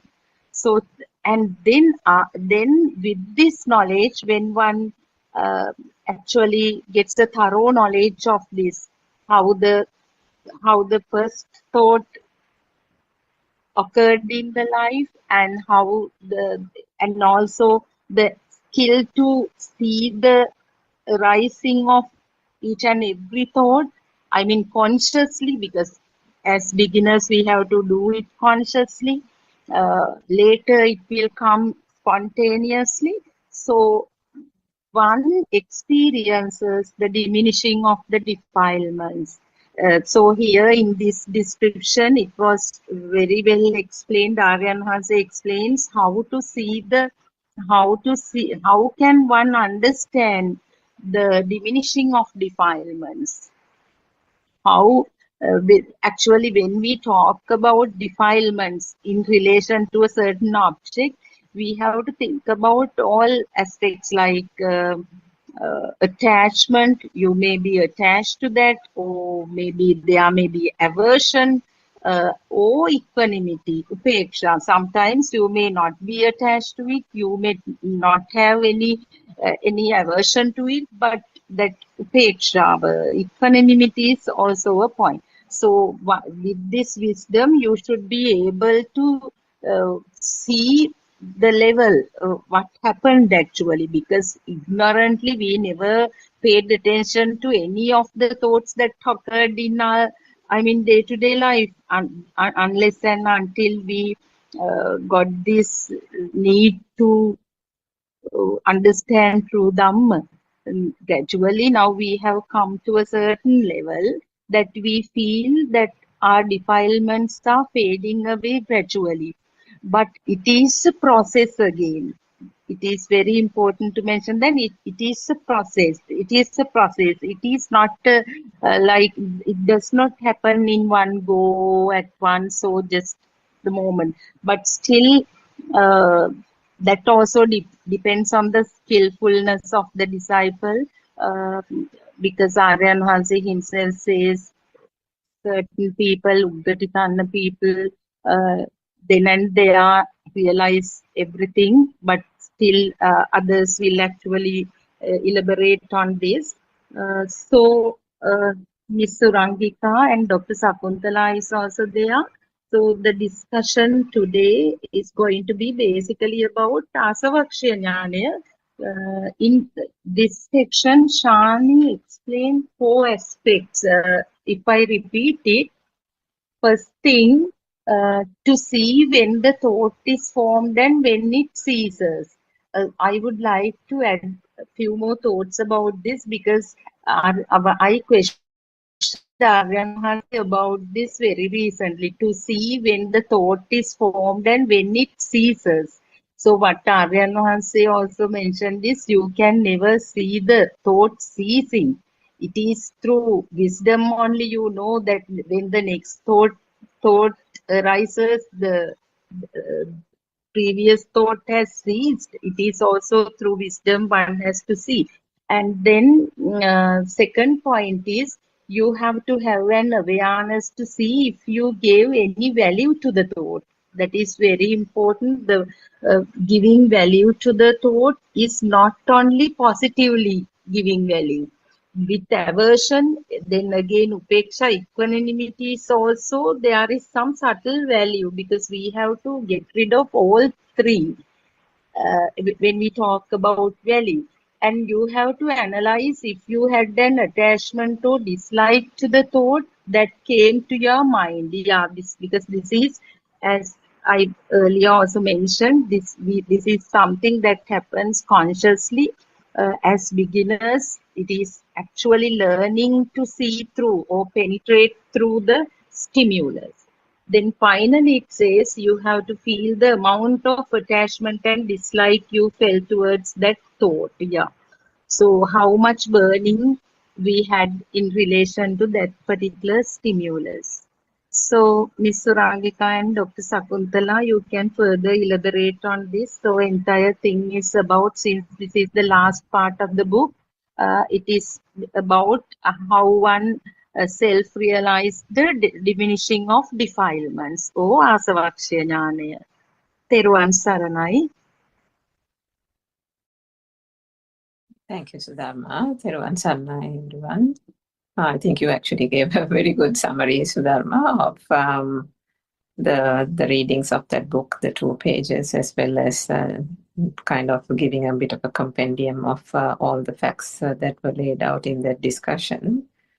So just to elaborate a little bit more on that, so you're right, and Aryan Mahansa has also explained so many times when mothers come onto the Zoom and say start off somewhere in the middle and or catch a hold of the word Asrava and say, now are my Asrava or defilements fading? How do I find that out and that kind of thing? So then he always points the person out to the 3 jnana or the 3 types of wisdom and says that, you can't have one without the other. And all 3 are interlinked. And in order to come to the point of being able to detect whether the asrava or the defilements or taints, as we call them, are gradually dissipating, one has to understand the 2 types of wisdom that comes before that. And that is all to do with, obviously, the thought. And the first one is, as you quite rightly said, the Pubenivasa Jnana, or the wisdom of seeing how the thought came about.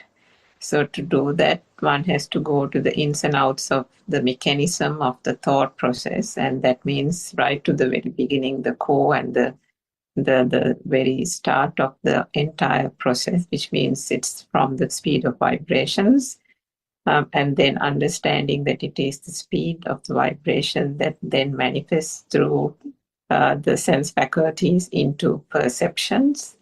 These perceptions, which are not that are there only in a kind of a basic consciousness level in the form of the light consciousness, sound consciousness, taste consciousness, smell consciousness, and so on at the stage of the baby, then gradually develops at the point of maybe say 2-3 years of age when the child goes to Montessori.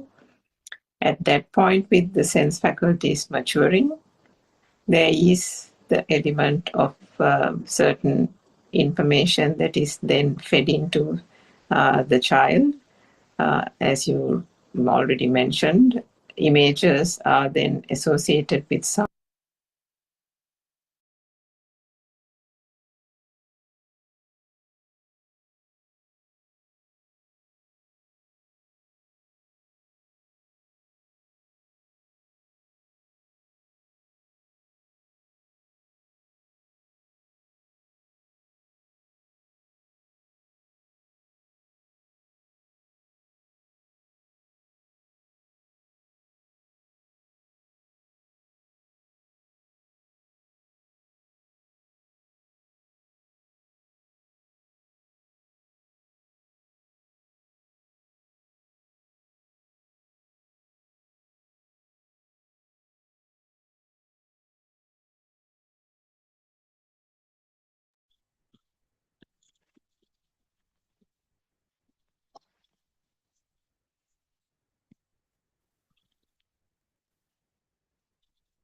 Teruvan Saranai.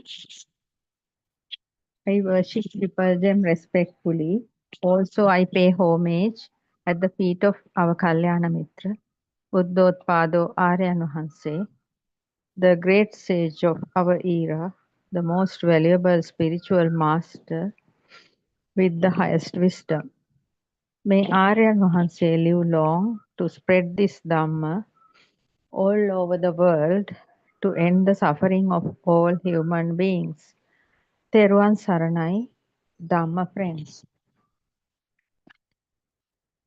Today I am going to discuss about a Dhamma sermon done by Buddothpado Aryan Wahanse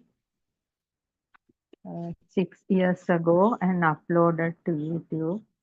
Its name is Nivana Oba Langamai, first sermon. That means Nibbana is near you.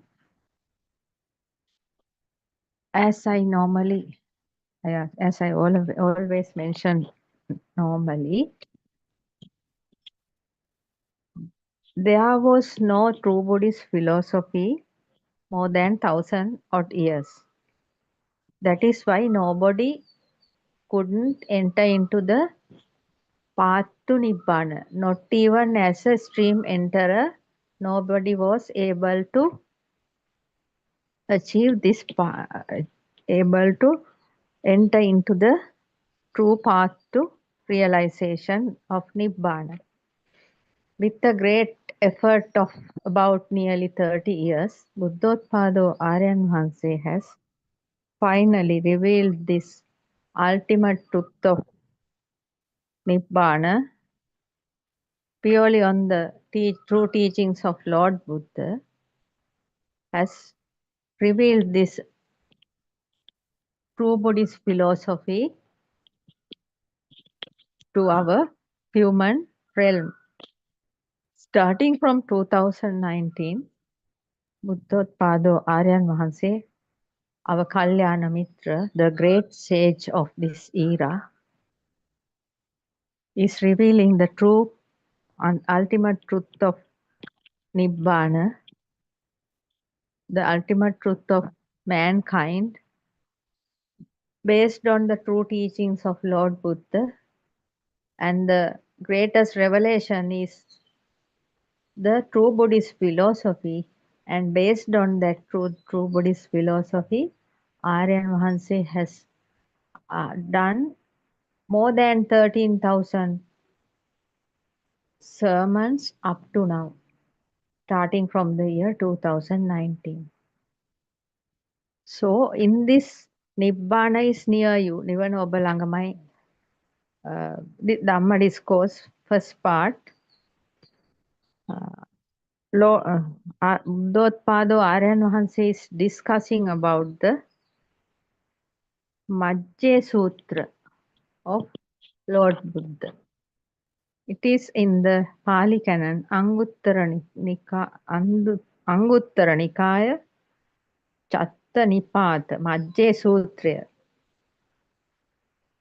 So Lord Buddha said in that Majje Sutra, if somebody understands the two extremes, two ends, and stay with wisdom, not attaching to the middle, he is a great, supreme person. He has gone beyond the creation. As you normally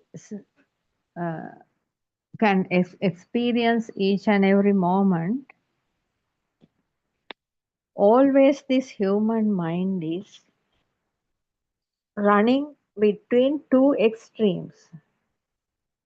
We think there is outside and inside. All the time the mind is running to outside and inside.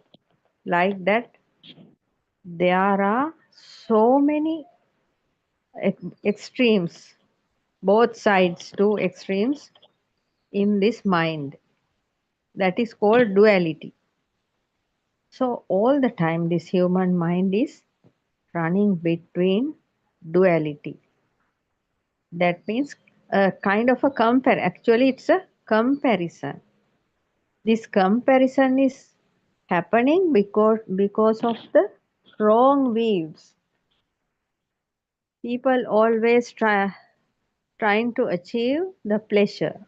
The other end is pain. People are always trying to be beautiful.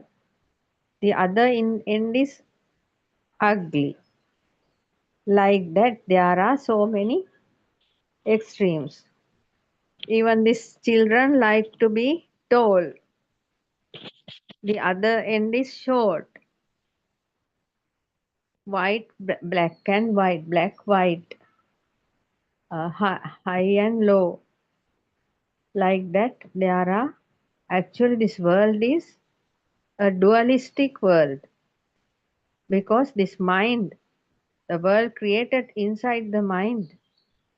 According to Aranans's explanation in true Buddhist philosophy, human mind, suffering in the human mind is happening because of these two extremes. The mind always roaming between two extremes. So, in this Majjhya Sutra, Lord Buddha is telling, preaching to us, if somebody understands the two extremes, yes, Lord Buddha is explaining, if somebody understands the two extremes and stay with wisdom, not attaching to the middle. Here, Lord Buddha is talking about the two extremes, and without, if somebody is staying with wisdom without attaching to the middle, Lord Buddha said that he is the great supreme person because he has gone beyond the creation. One extreme is internal six senses, and the other extreme is external six senses. Lord Buddha is showing us the correct two extremes according to Dhamma. That is, one extreme is internal six senses and the other extreme is external six senses.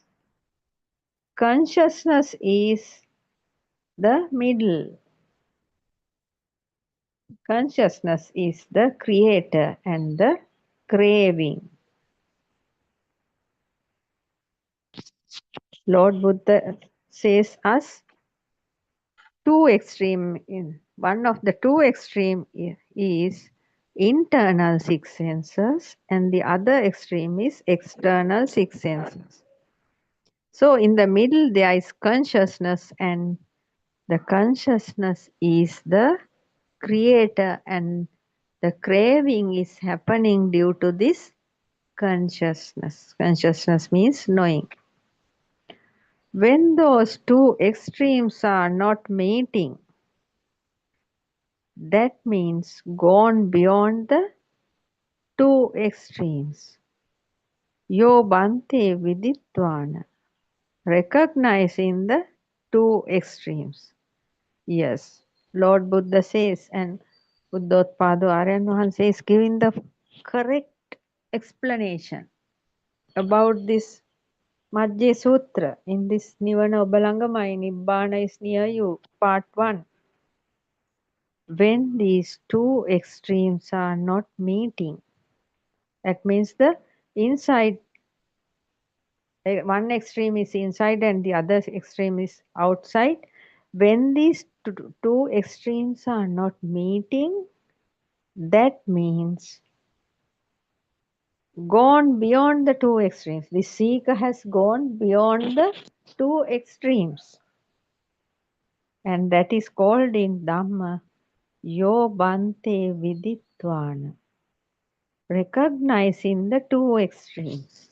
The seeker has recognized the two extremes and Macca Majje manta nalibbati tam brohi mahapuriso seda simbani majjaga. Who is not attached to the middle is the great person. That means understanding the seeker who is understanding the two extremes very correctly and staying without attaching to the middle. And Lord Buddha says he is the great person. At the point of meeting the teachers, not attaching to the stitches, no more stitchings creating. Yes, this is here talking about the stitches mean the creation of the mind-based world. At the point of meeting the stitches means the creation, we knowing the creation, how this creation is happening. At the point of meeting the stitches, not attaching to the stitches. Yes, not attaching to the stitches and no more stitches creating. No more stitches creating to build the mind-based world. That is what Aryan Mahansa is explaining according to Lord Gautama Buddha's Majje Sutra. In this Majje Sutra, redeeming from past and future ends and not attaching to the present middle, redeeming from all these, showing the Nibbana. Yes, Majje Sutra is a great Dhamma discourse, Lord Buddha said, and Aryan Mahan says very clearly and in a very fantastic way. Aryan Mahan is explaining all the Dhamma facts very nicely and very easy to understand. And here Aryan Mahan is explaining in this Majje Sutra, redeeming from past and future ends. We are redeeming, the seeker who is redeeming from the past extreme and the future extreme and not attaching to the present middle will be redeeming from these and where there is Nibbana. Yes. If one seeker is redeeming from the past, redeeming from the future and not attaching to the present, he can actually see the Nibbana.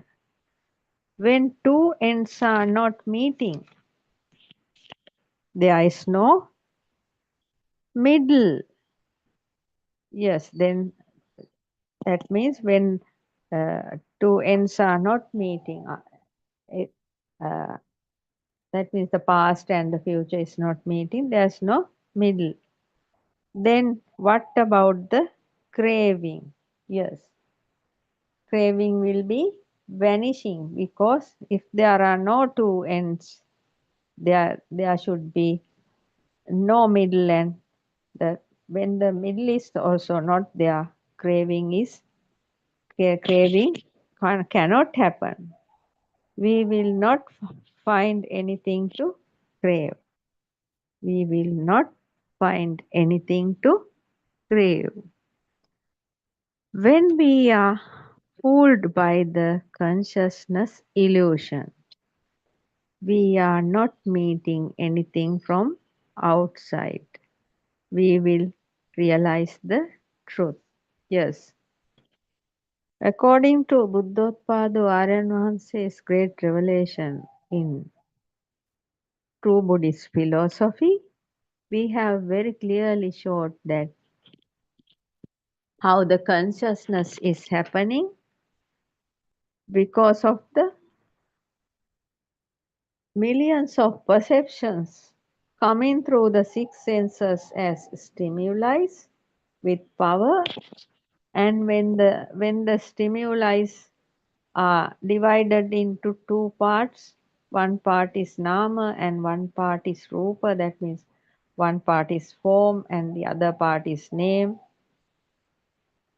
and then they are combining, name and form is combining and creating a thought. That thought has more power, and the thought is transforming into the knowing level, that is consciousness.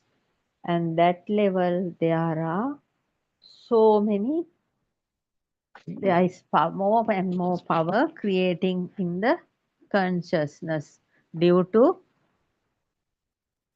non-stop thought patterns, thought change. So that is why Buddothpado Aryan Wahanse is saying us consciousness illusion. We are not fooled by the consciousness illusion, because all the time this consciousness actually creating illusions, because there is no way for us to experience the outside world, because we have two eyes and there are two lenses in these two eyes.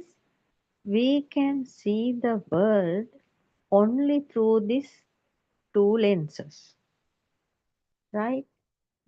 Something we see through lenses means we are seeing the reflections, shadows. So, as we very clearly stated in earlier sermons,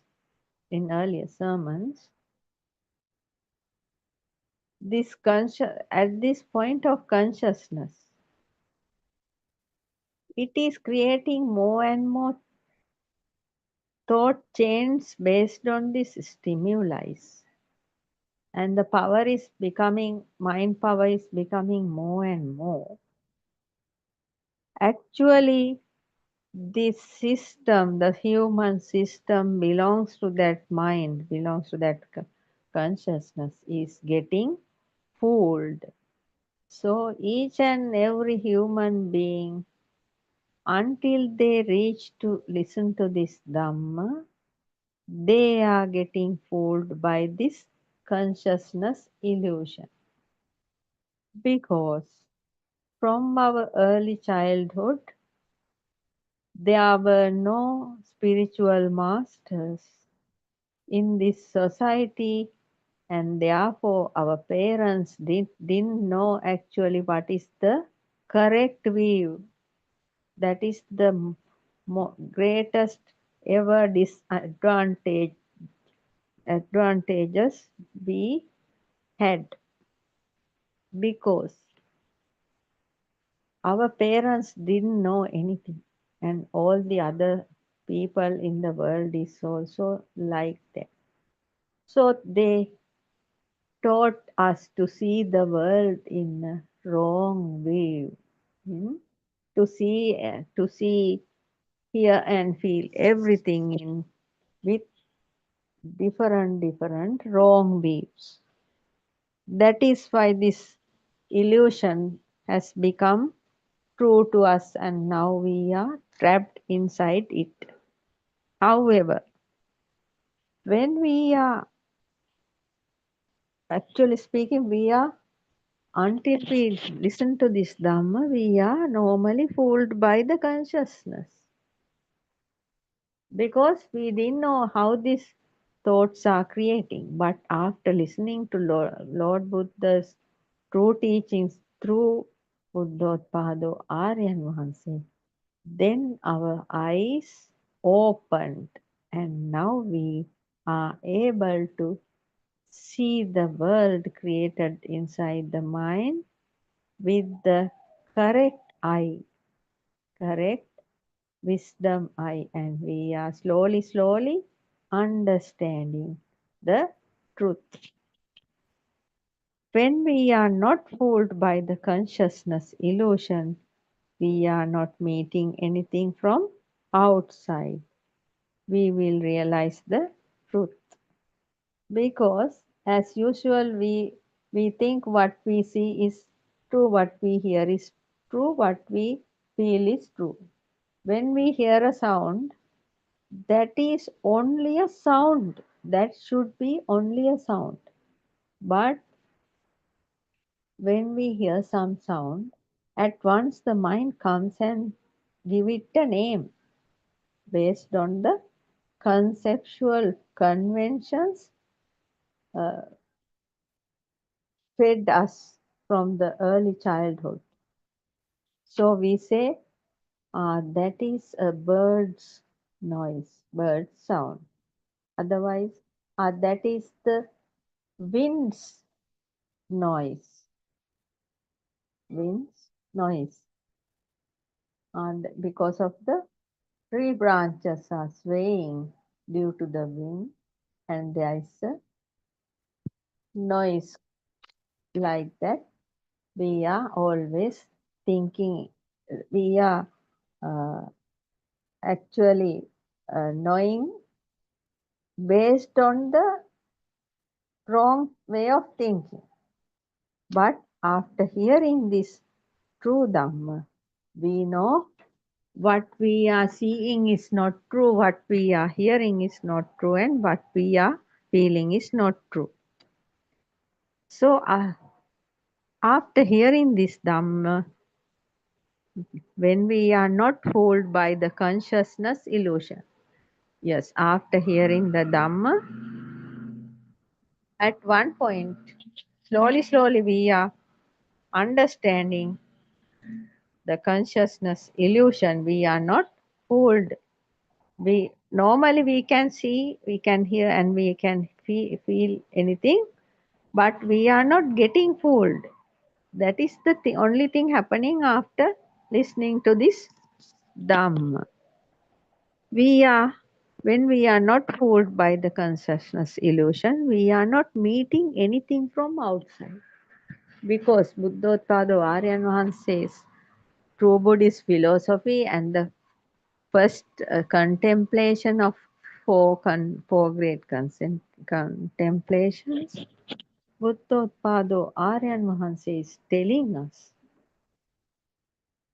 there is nothing outside because we are unable to experience the outside. We are experiencing everything based on the ability of our six senses. We can see so many forms through our eyes according to the seeing ability of our eyes. We can hear noises also like that. A normal human being can hear only between a range between 20 and 20,000, 20 hertz and 20,000 hertz. Between that range only, sounds only we can hear according to the nature of the human ear. That also differs to one another, because when people grow older, the ability of hearing, seeing both are decreasing because of the law of impermanence in this nature. So, feeling also like that. What we can touch, we can feel. While walking, we can feel. But it is also the sensitive, according to the sensitivity of our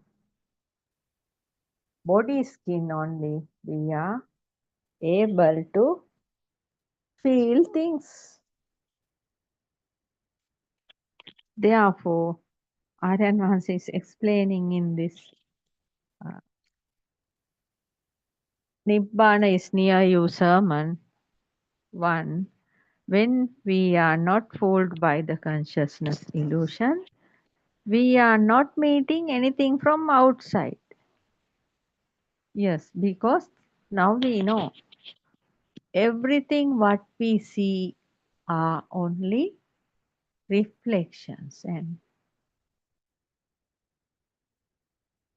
shadows, because there is no light actually outside. There is no light. The light is creating in our eyes, because the sun's light vibrations are there outside. There are sun's light vibrations, and our eye also vibrating. When our two eyes are vibrating, and when the light vibration and the eye vibration is becoming equal, then the synchronization happening. That means the gap between those two vibrations will vanish, and we will be the light vibration and the eye vibration become one, and then at that point the light is created on our eyes. Then again the things around are also vibrating, and when the eye vibration, light vibration and the stimuli vibration becomes one, due to synchronization, we are able to see the stimuli. That is how we are seeing things.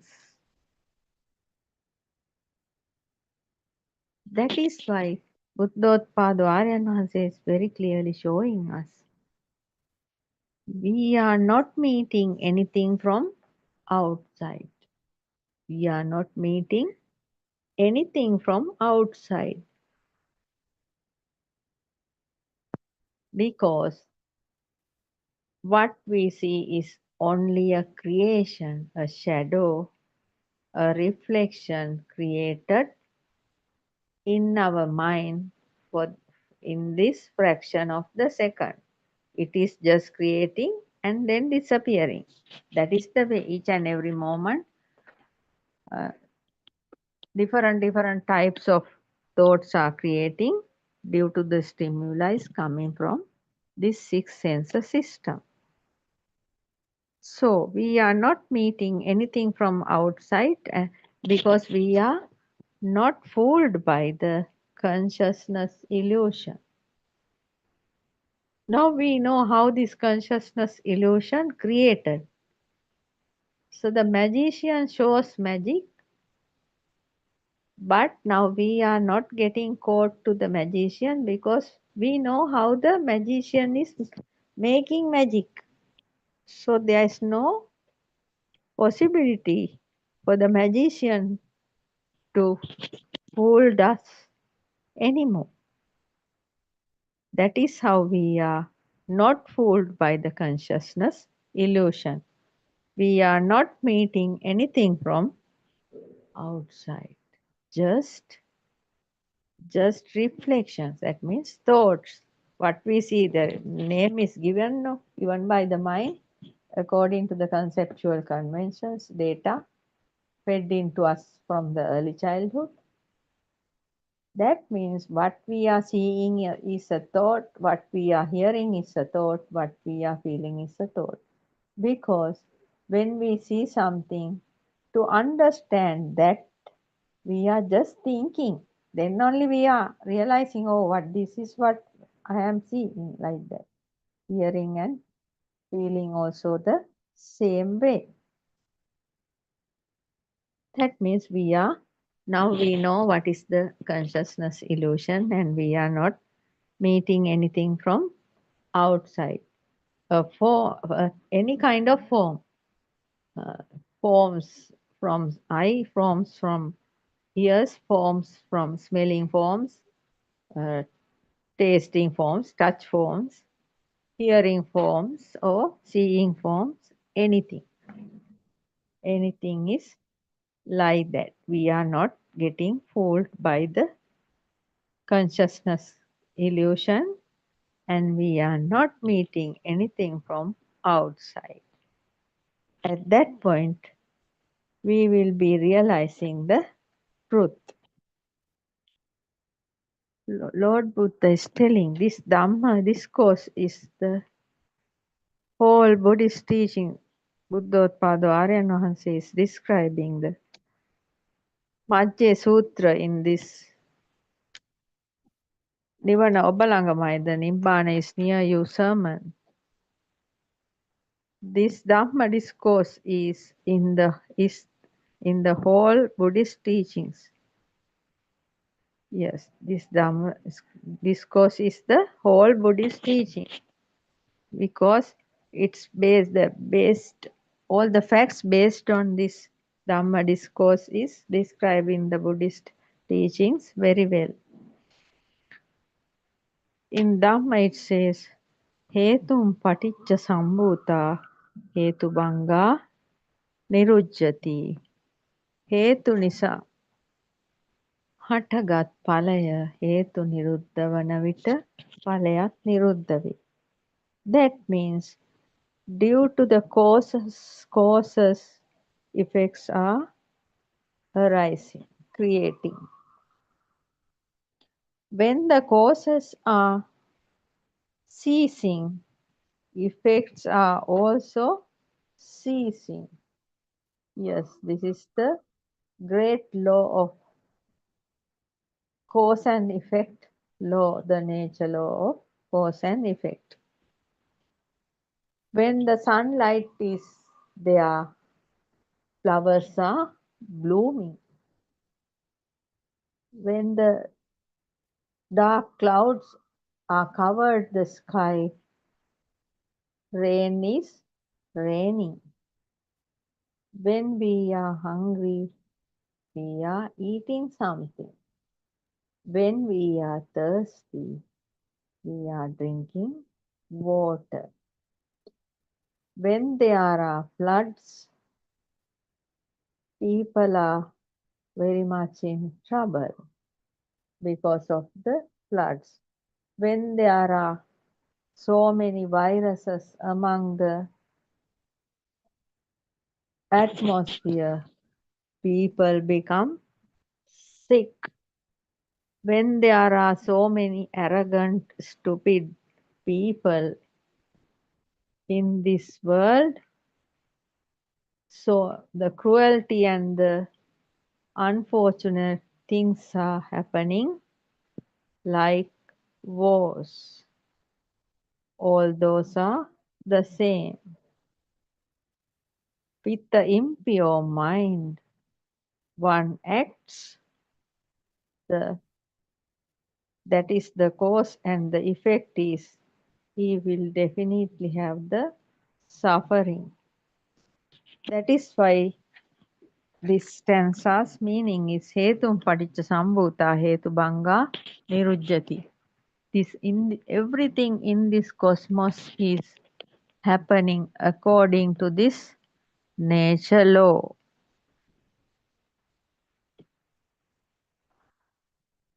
If a child is very well educated, his future is bright.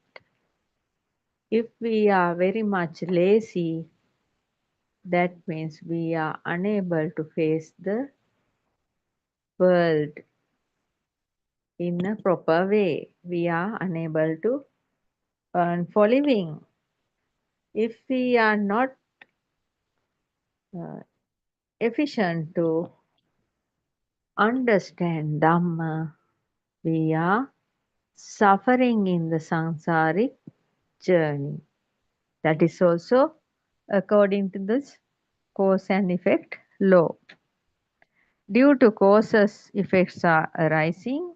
When the causes are ceasing, effects are also ceasing.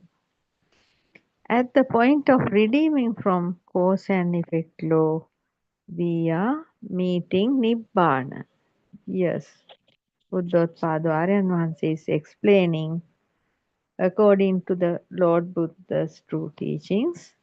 At the point of redeeming from cause and effect law, yes, we are meeting Nibbana. Yes, to meet Nibbana, we have to go beyond the cause and effect low.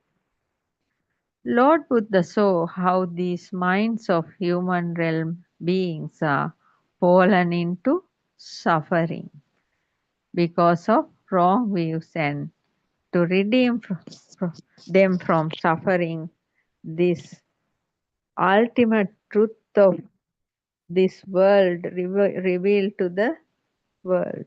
Yes, Lord Buddha has done a very good thing, because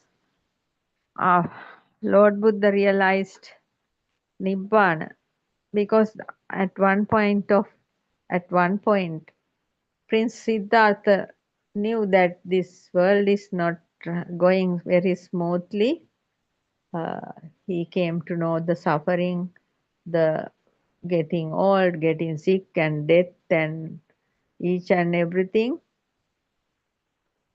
He understood very well, and he understood.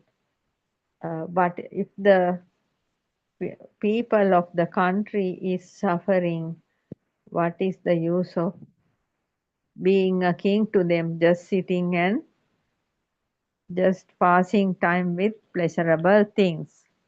So came out of the palace, and his wife and the child, Prince Siddhartha, gone to search for the truth, and finally found the truth. And Lord Buddha saw how these peoples of human realm beings are fallen into suffering because of wrong views. Yes, because of wrong views only. Most of the people in this world are actually suffering. They can still see the truth according to their eyes, but they are just behaving like deaf and dumb people and going for the untruth. Not only that, even not only the correct view, each and every day-to-day lifestyle. Still, this modern world is so sophisticated with modern equipments, modern knowledge, and things like that. Still, so many people are living with ultimate stupidity because they are always trying to fulfill their sensual pleasure, and they get sick. They do not know how to eat properly. They do not know how to eat a balanced diet, and there should be a gap between two meals.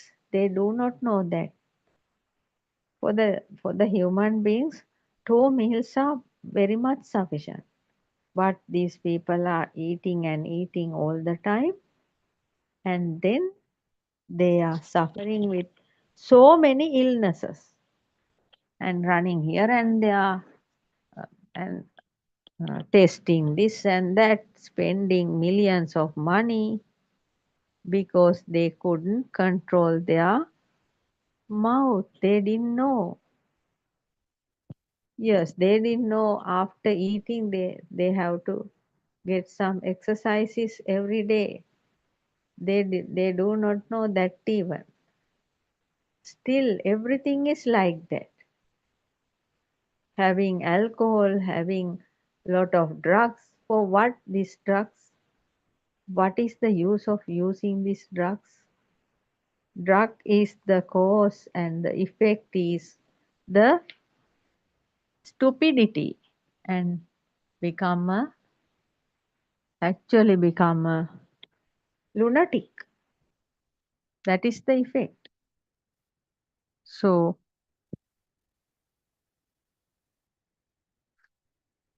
Lord Buddha saw how these minds of human realm beings are fallen into suffering because of wrong views, and to redeem them from suffering, this ultimate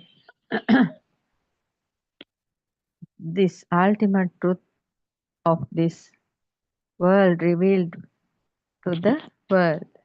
Though we called as world, the world is creating in our mind.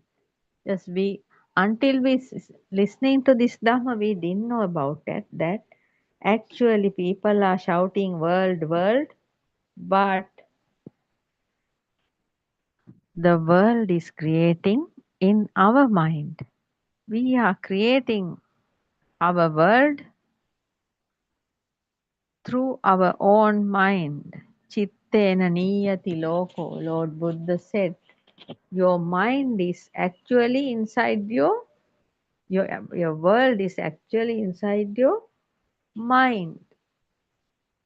So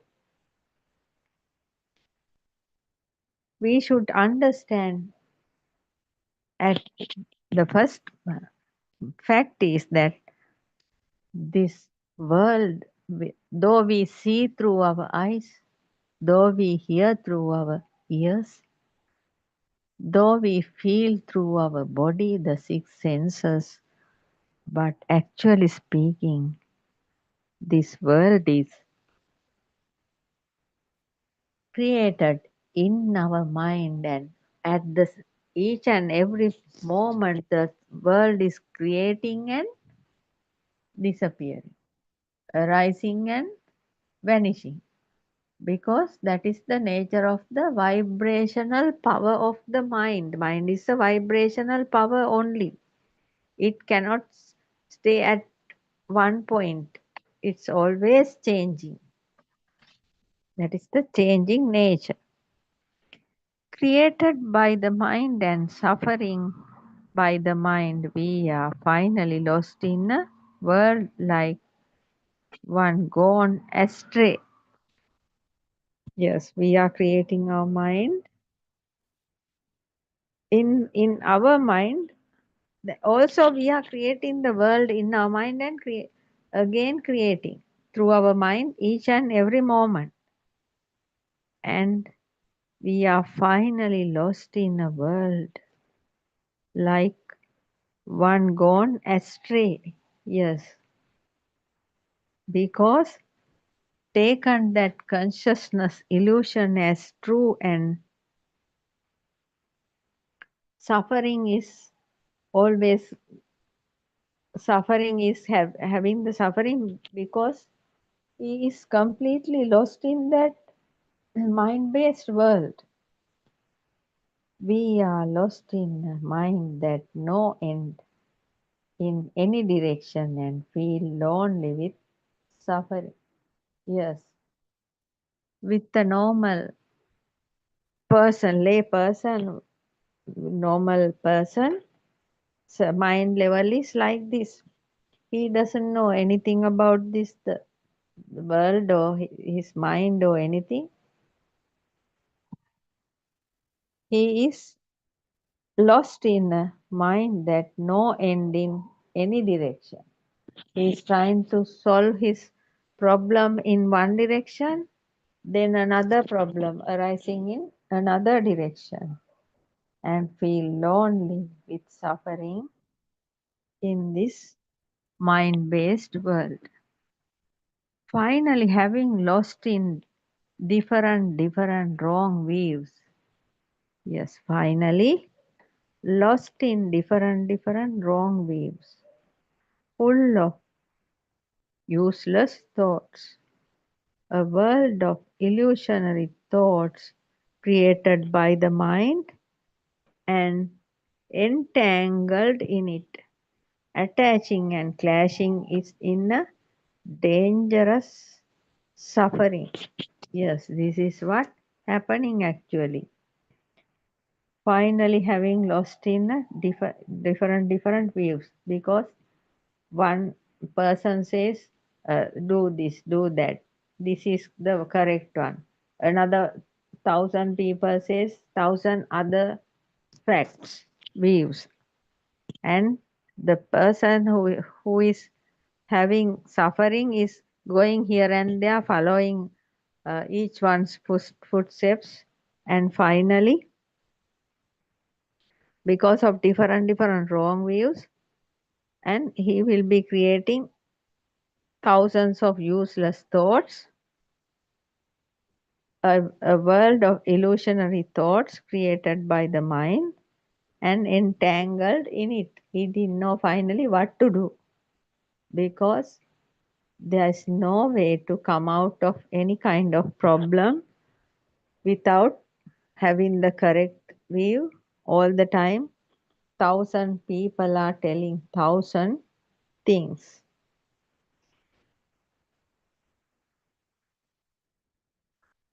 Attaching and clashing is in a dangerous suffering. Yes. To come out the suffering, the person is doing something, and when he fails that, then the clashing is happening. If a person wants to have a good job, he is going for searching and gone for so many interviews, but finally failed. Now he is having lot of aversion in him. It's like that. So many things are not happening according to his way, then the suffering is always there. And he is attaching to so many unusual things, unusual ways of collecting money. Then again he fall into trouble. That is how this world, this human realm is like actually a cobweb. Yes, cobweb net. It's completely a cobweb. If somebody do something without having the correct knowing of Dhamma, he will be caught into that cobweb like that. Everywhere it's suffering. If we listen to this true Dhamma only, the way out, we can see the way out. Not a small thing. This suffering is very dangerous. 11 ways of sufferings are there. Jatipi dukkha, jarapi dukkha, maranampi dukkha, appiyehi sampayogo dukkho, piyehi vippayogo dukkho, කැමති දේ නොලැබීමද. That means existing is suffering. Getting old is suffering. Dying is suffering.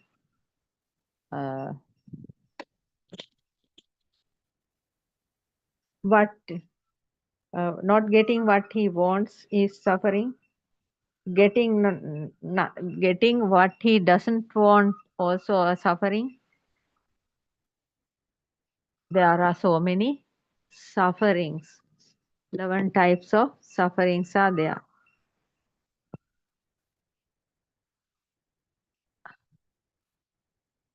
So to come out of that dangerous suffering, we have to listen to Buddothpado Aryan Wahanse's true Dhamma, the true Dhamma of Lord Buddha's teachings. Fallen into samsara, this kind of person very easily fallen into samsara, because samsara is not out there. Samsara means the inside creation of thoughts. So all the time thoughts are creating. This is a great Dhamma discourse we are talking about. Buddothpado Aryan Wahanse is telling. This Majje Sutra is a great Dhamma discourse we are talking about. When you see this, you can feel the truth. When you see this Dhamma discourse properly, listen to this, you can feel the truth. Do you think there are things outside? No. Yes, you better do the inside intelligence and see, inside meditation and see whether there's anything outside. No, there's nothing outside.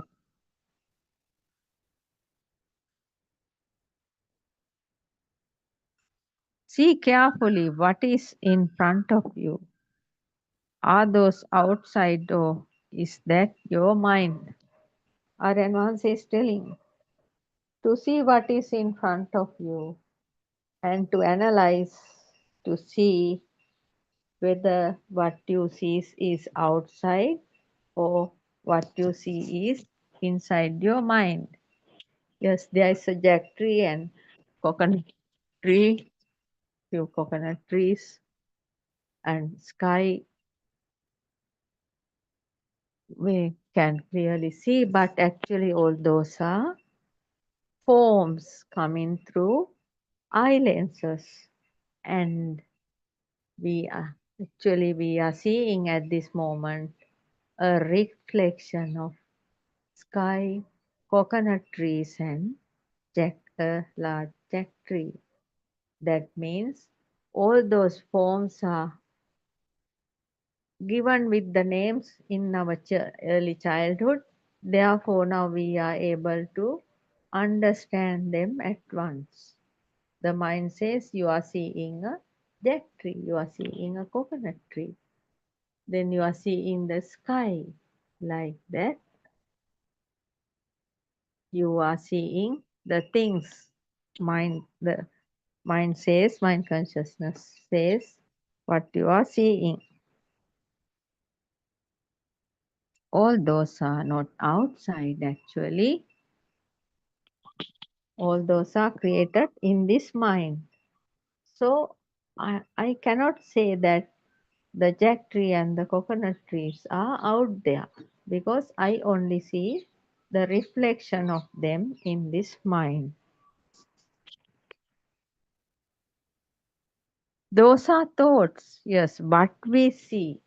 All the perceptions are coming through the six senses as stimuli, name with names and forms, and then become thoughts. That is why what we see is a jack tree, what we see is a coconut tree, what we see is the sky. That is how all each and everything we see, we hear sounds, we feel touches, all those are thoughts. The sound you hear from outside, how it came. Aryan is asking. The sound you hear from outside, how it came. Are those things outside told you that I am a dog, I am a tree, I am a house, etc.? No, they didn't say anything. Yes. Though we are seeing things, we can't name them because they are not telling I am a jack tree, I am a coconut tree, I am a musical horn. They don't say those things. We are actually, based on past experiences, we are giving names.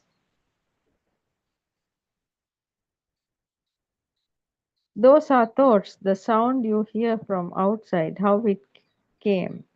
Are those things outside told you that I am a dog, I am a tree, I am a house, etc.? No, they didn't say so.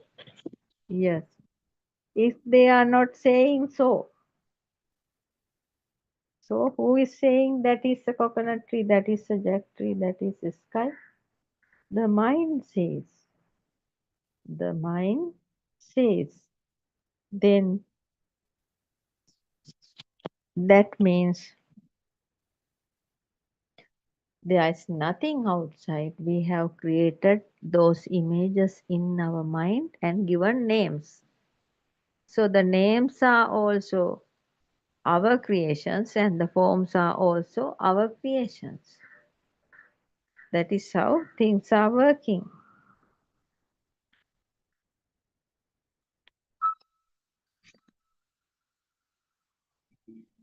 See your mind. If it is a sound, it occurred in your mind. It is a sota vijnana, yes. If you hear a sound, see your mind very clearly. If you hear a sound, it occurred in your mind. It is the sota vijnana, ear consciousness. If it is a smell, it occurred in the mind. and it is nos consciousness. If it is a form created in the mind, it is an I consciousness. This is how we should understand things. So we invite each and everybody throughout this world to come and listen to this Buddothpado PeoTV Zoom and YouTube channel, and to go through Wisdom of Asia, www.wisdomofasia.com, because living without hearing the truth on this planet is useless, because there is a potential for you to suffer on your deathbed and after dying also. If you are not listening to this true Dhamma, the potential is very much for you to go to a lower realm after death, because you are not knowing the ultimate truth of humanity. If you die without listening to this Dhamma, though it's now very clearly spreading, we are spreading, Aryan is spreading throughout the world with English language, Tamil language and English language. If you are not searching for it, means that is a very pathetic situation. Therefore, try to listen to this true Dhamma and live a fearless life. Teruvan Saranai, I worship Triple Gem respectfully. Also, I pay homage at the feet of our Kalyana Mitra Buddhothpado Aryan Mahanse, the great sage of our era, the most valuable spiritual master with the highest wisdom. May Aryan Mahanse live long to spread this Dhamma all over the world, to end the suffering of all human beings. Teruvan Saranai, Dhamma friends.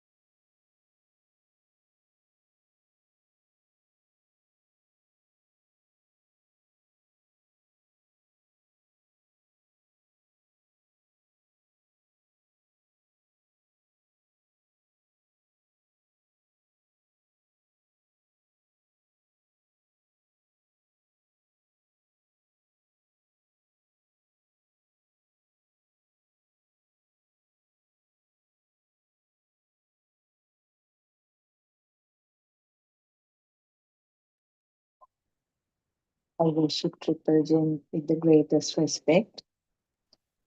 I worship Aryan Mahansa at this week. Thiruvan Saranai Aryan Mahansa. Your guidance is invaluable. We cannot uh, expect any more. You are doing maximum for us. So, with your guidance and support as our spiritual leader, we are trying in our best to give this message to as many as possible people. I think that is your intention also. May our friends who are listening be blessed by Triple Gem. May our friends who are helping with the technology be blessed by Triple Gem. So this is yet another discussion session from 3 p.m. to 5 p.m. Sri Lankan time. And as a group of Dhamma friends, we are trying to help within our capacity. Any Dhamma friend who wants to clarify anything from the sermons that you have listened to in this Buddothpado series. Our friends Sudharma and Champa both have joined. Thiruvan Saranai, we can start the discussion. Thiruvan Saranai, Doctor. Thiruvan Saranai, Champa. Let's all worship our spiritual teacher, Buddothpado Aryan Mahansi. Yes, Doctor. Yes. Anything, maybe Champa is busy with something. Um, Any particular topic that you wish to start with, Sudharma? yeah, Doctor, I listened to the 7 o'clock Zoom. I mean, in the morning, I listened to it. So I think it's a very productive discussion as always. And especially certain questions were asked by one senior practitioner, I think Chamara. By any chance, Doctor, did you happen to listen to it? That Oh, is the today morning one or the last night? I think Last night one, no? last night one where Aryan was explaining about the four great elements, even light, sound, and the four great elements. Everything is a projection of or depiction of vibrations, Yeah. and he was asking others to ask questions of that capacity, that deep, which would lead to a very deep Dhamma discussion. So Yeah. that was evening one. Morning one, I don't think I listened to. No, Morning more. also good actually. It was Mhm. mostly between this Nikwarati Amma and there was a length. I mean, most part of it was to explain the things to her by Ah, Asanti and subsequently Aryan Hansi. We can start from the last night's one because you have not listened to the morning one, no? yeah, Doctor, I was unable to listen to it yet. I have to in the evening. Theruvan And Saranai, Doctor, and Theruvan Saranai, Sudharma. Sanai. and Champa, yes. So, what basically uh, that drew my attention is like the fact that Aryanase said, now when a ice cube melts, does Mm. it uh, disappear forever, or is that the end of that? No, if when the causes and conditions arise, again it might arise. So that is that I found very insightful, because this cause and effect thing, Mm.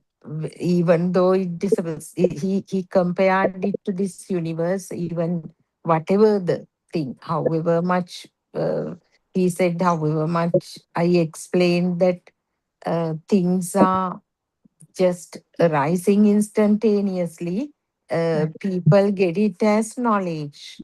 But even as knowledge, we as in most of the situations, we do not uh, apply it. At least that knowledge, that factual thing, at least we don't apply in some scenarios. That the impermanent nature, that it is just an instantaneous, I mean, active contemplation even does not happen.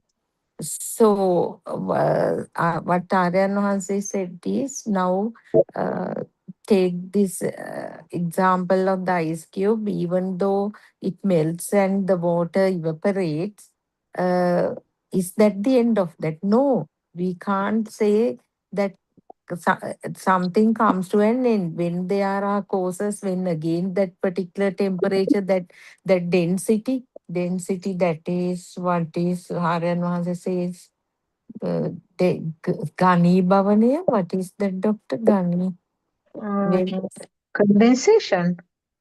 condensation, when the condensation of the particles happen, due to those conditions, the ice cube may appear, but it is again an instant. So similarly, everything is the same. So I think Aryan will say, emphasize the need of seeing the truth at deeper level. Truth of every phenomena. I mean, well, and he said to Prasanna, I think, that don't talk about nothingness. Don't say that there isn't anything out there. Then you will fall into one particular view, no, drushti. Yeah. Yeah, mythical belief kind of thing. So that, and yeah, that I can't remember up to that point only, doctor. I'm also trying to remember the points that I listened to. Yeah. You remember the points that was discussed in last night Andolnatmaka Deshana? So the discussion basically moved to this deeper discussion when somebody asked Aryan once, you said that the entire samsaric journey, the vibration of entire samsaric journey arises in this stimulus. And One with breath. that, yeah, in this single vibration. Even yesterday we discussed that, isn't it, doctor? That Yeah. single vibration is in each and every stimulus, that power is arising. So that is the vibration. So that is how the, otherwise the first part, of course, I was unable to listen to. I started listening to it from the point Aryan Hansi started to talk. So that was it. I think there was no proper question from the audience for Aryan Mahanse. Actually, Aryan Mahanse wanted to disclose some more kind of Dhamma points, deeper points, but he said it's better if somebody can ask a question at this level, but I don't think that came up. Yeah, about that single vibration thing. Actually, a few days back, I asked that question. That was a very foolish question that in this forum. That now that answer about this whole samsaric uh, experiences or whatever. It can be sort of summed up to one single vibration which occurs at this moment. So that gives the answer to that. Actually, my question was now, there are families where the parents are sort of very well behaved. Yeah. Sometimes we say, no, I don't know how this, I mean, the child is exactly the opposite. Child is sort of rude and all kinds of behavior. Course. So sometimes people wonder, my gosh, you can't imagine that this child is from these parents. Mm. Such a big contrast with the parents and the child's Yeah. behavior. So Yes. that sort of thing I was bringing up now, as Aran Hase clearly explains. Now, when the zygote is formed, the zygote itself has a vibration. That vibration is coming from the genes, from the two parents, because you can't talk about the environmental causes at the level of the zygote, no? Yeah, the zygote, that Mm. physical, the Single, that single, unified cell. Yeah, single cell, that. which is formed combining the sperm and the ovum. Oh, yeah. That zygote itself, that has a vibration. Hmm. True. A similar vibration will synchronize there. Yes. That is how the zygote is pushed forward to grow. Mm. So, the what I at the beginning what I felt was, if the parents are so good, their genetics should be sort of assumed as so good, and Yeah. then how can that be synchronized to a current which is not good? So the answer was actually this samsaric experience story, Yeah. because even though the parents are good in this birth, we Yeah. don't know what is there in their past lives, and Hmm. all that is coming as a sort of summed up vibration to this Yeah. birth. So that clearly explains some situation like that, where there is a huge contrast between the child and the parents, isn't it? Yes. Yeah, doctor. And that is, I mean, in the simplest manner, we have talked about that, no, like now, if three of us listen to a song, Hmm. the levels of power of the three individuals will be very different. The main cause is the samsaric power, that vibration. Yes, yes. Yeah. So that should be so contemplated, and Aryan actually encouraged everyone, no, to see how come that the world is not real. You Hmm. still have to explore. Yes. Otherwise, it is all thinking. He actually said that I took it seriously in the sense, yeah, and uh, however much such advices are given by the spiritual teacher and all our Dhamma friends, Hmm. they do not occur in the system. And Yeah. like all of a sudden, the what shall I say? That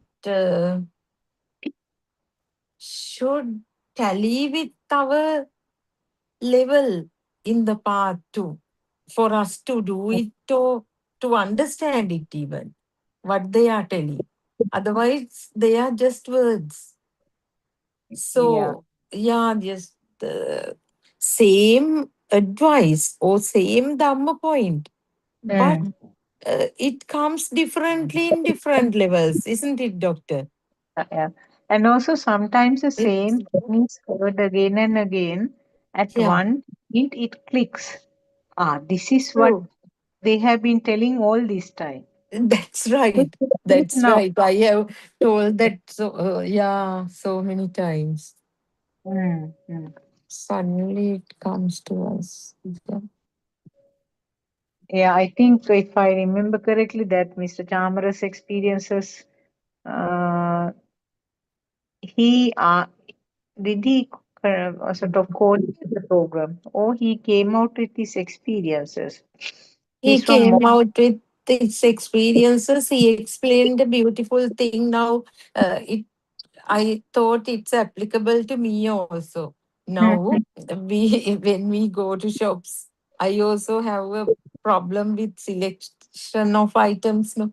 Now, at once, when we touch a certain thing, maybe a handbag or a pair of shoes or a dress, we feel that it is the quality or it is durable, it is kind of, I Yes. mean, yeah, it would look nice or something that attracts our attention. No, then and there, that stimulus. I don't know whether it is clinging, but however we choose that, no. So that also happens with the telepathization of all the data related to that. That was what he said. Mm-hmm. Yeah, He true, because start, it depends yeah, on data you have, no? yeah, depends on the data. Mm. Now, for example, now there are these very high quality, so-called very high quality branded handbags. Items, yeah, Will you take that as an example? yeah, Now, we have, anyway, I'm talking from my point of view. yeah, I have very little knowledge about these branded ones. mm, I know only just one or two names. Other yeah, ones I really clueless. yeah. So even if I see one, I may not go for that because I'm not bothered about the brand because I have no idea. I have no data on that. Where Mm, the generation of our children's level, yeah, they are very their data level is very high. very particular This about that. Them, yeah. particular brand is very expensive. This is very high quality bag. S- So So we'll say, is that so? But the next moment I have forgotten that name completely. yeah, sometimes I inquire about, let's say, actually some bag draws my attention. I feel as if it's a good one. So when the person says, no, I just got it here in gold and it is like this, that value goes to zero. That I don't know how does it that much ignorance. I mean, that also happens with the uh, data that we have, like, Oh, and the yes, yes. ignore, yeah. And on the other hand, what we label as experience. Now, Mm. we as adults, we are experienced about these events, these experiences. We know better than you. So, what Yes, is yes. meant by is just again data. The data that we have is different from the data level of the younger generation people. So we say that we know better than you. We have gone through this. We Mm. experience these things. We use those words. Even though you use those words, basically what it means is that so-called data. Data, that is, we have kind of accumulated so many Yeah. perceptions related to different Yes. stimuli. Mm, We believe that exist. mm, We don't know that it comes at that very moment. And although we say, now see the ignorance, doctor, now we say that no, we have so much experience of life and so on. But we think we have that. I mean, we have got it stored in the brain or somewhere. But yeah. so- at that very moment, there are a lot of instances we go blank. Sometimes although we say we have a lot of experience and we can, sometimes we go blank. We didn't know that, no, we thought it's there, it's experience. But probably that young guy may have a more, because it's a story of that single instant, I mean, it's stimulus. So in that case, that person must be having the power to telepathize. I mean, the natural force will be working properly in that system. Am I clear in what I'm telling? Yes, sir. Actually, now ultimately, what we have to understand is that telepathization is no one's job. No one's job. It's a natural. See something, you get whole lot of data just clicking at that moment about that item.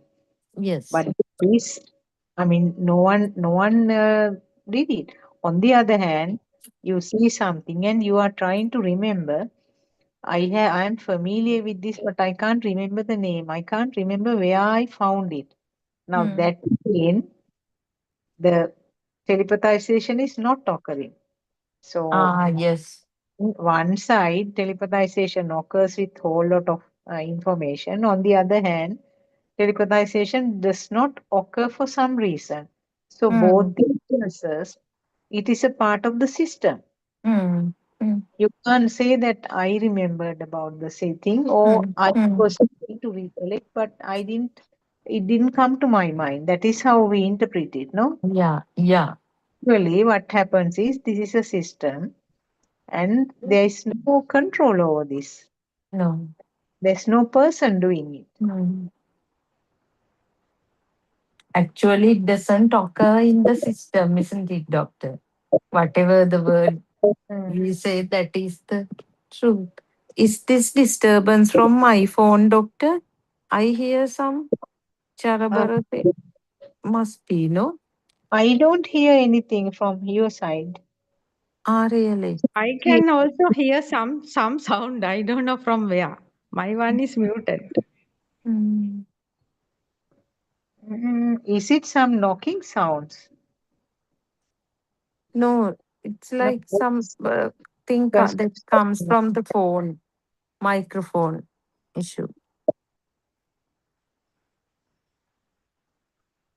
what are the other things you could remember from that? I'm just Ah, thought block again now. That again, even though I say I'm having a thought block, it is not telepathizing.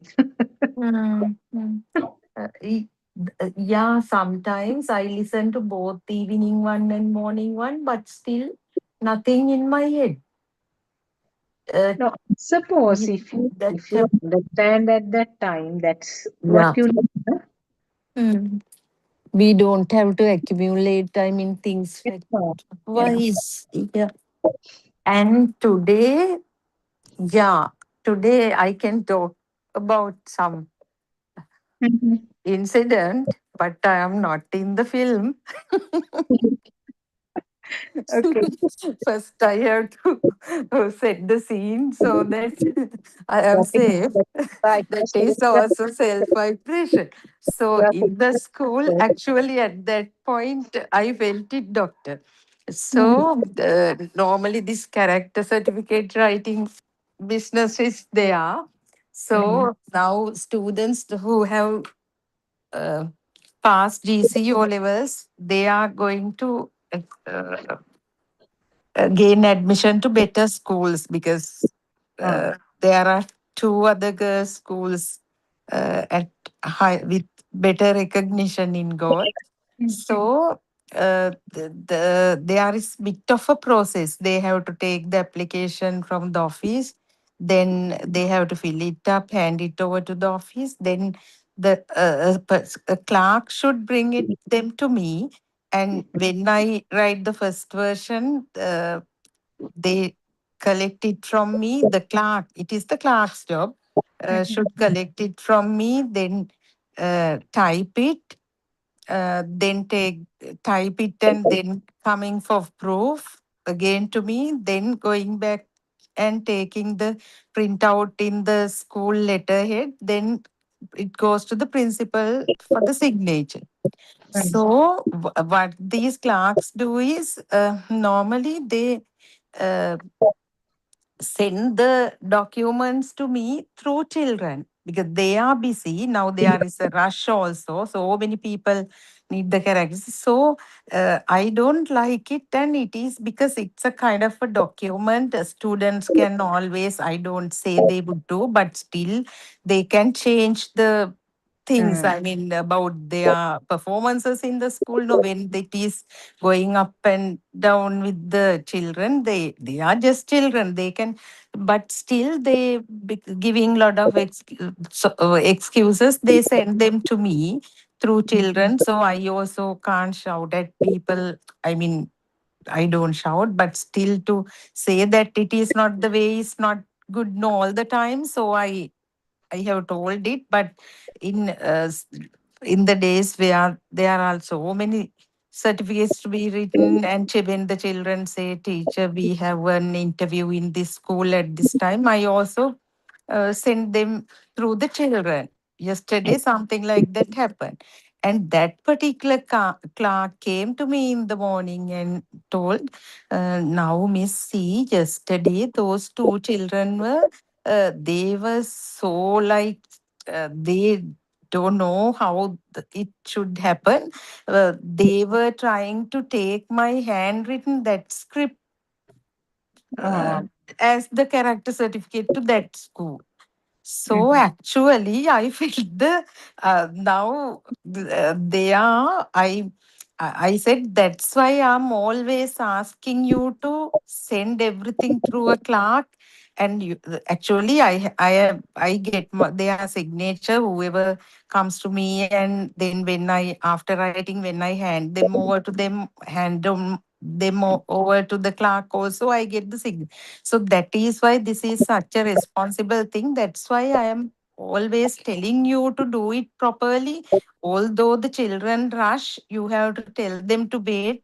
And remember, hereafter, I'm not going to accept any document you send through children. So I was like talking with power, but I don't know, doctor.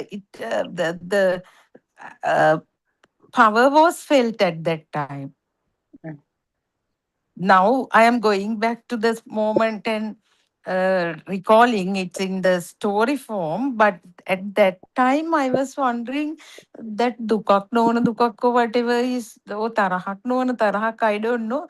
I want to know whether that tarahak nona the anger which is not a thing is felt or not felt. You are not sure. That is No, so. I'm asking you. I mean, uh, yeah. If do you have any idea that anger, which is not a thing, is felt within or not felt?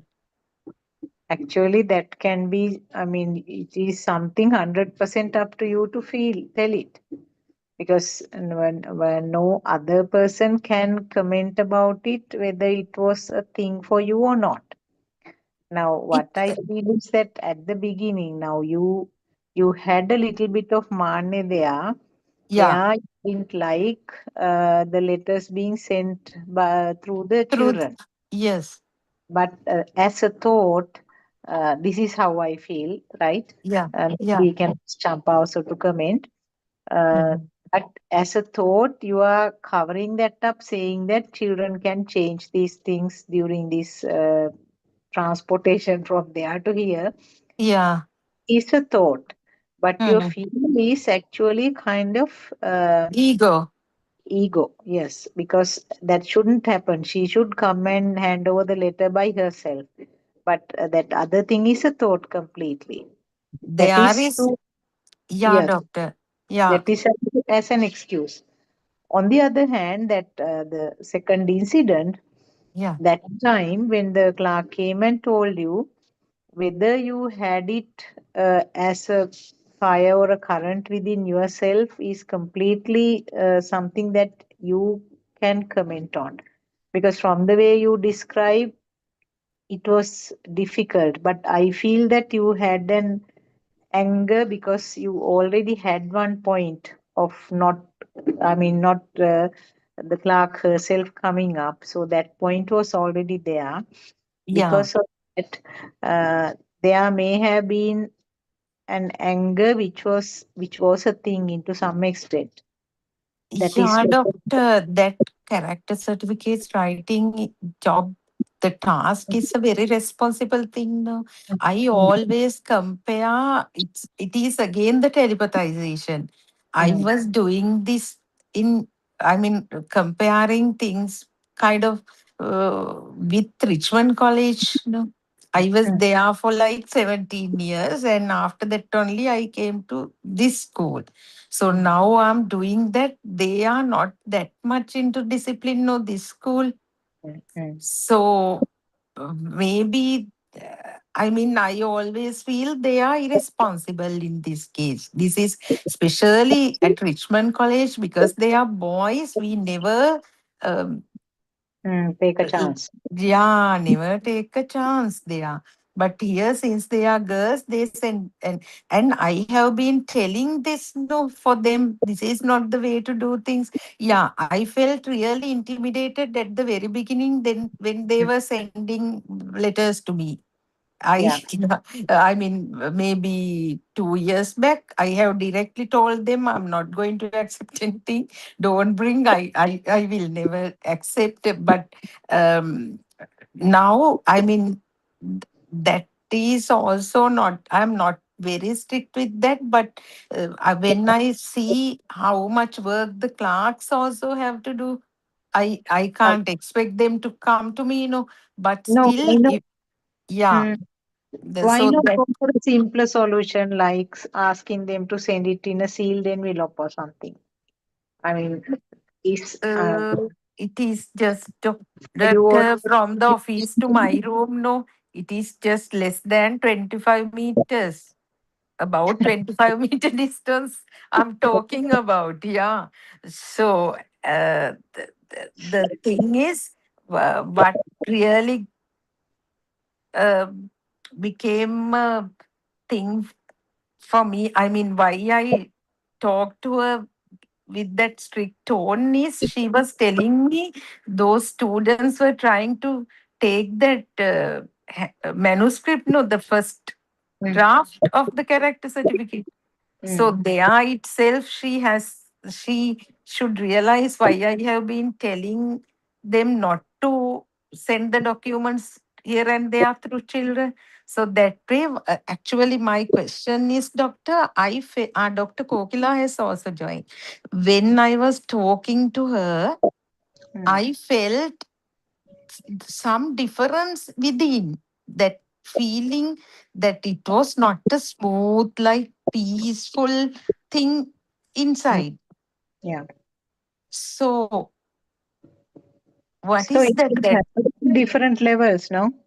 Now yeah, it is sometimes different. the current or the burn may be very significant, but because Yeah. now you are seeing this, the way that the thoughts are behaving more and more, becoming more and more transparent with these things happening, it have come as bad as earlier.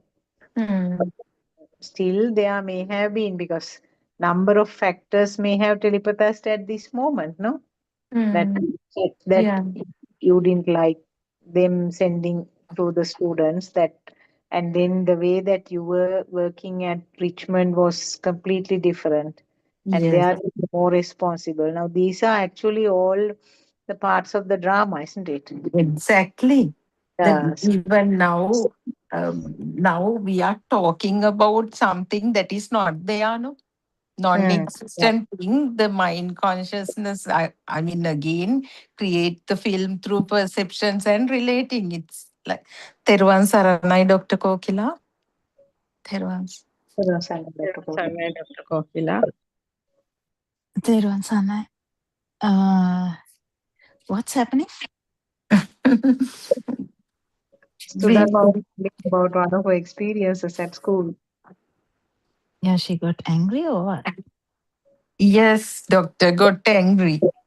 Angry, Oh, no, but that's not okay. that actually it didn't, it was more than anger, irritation.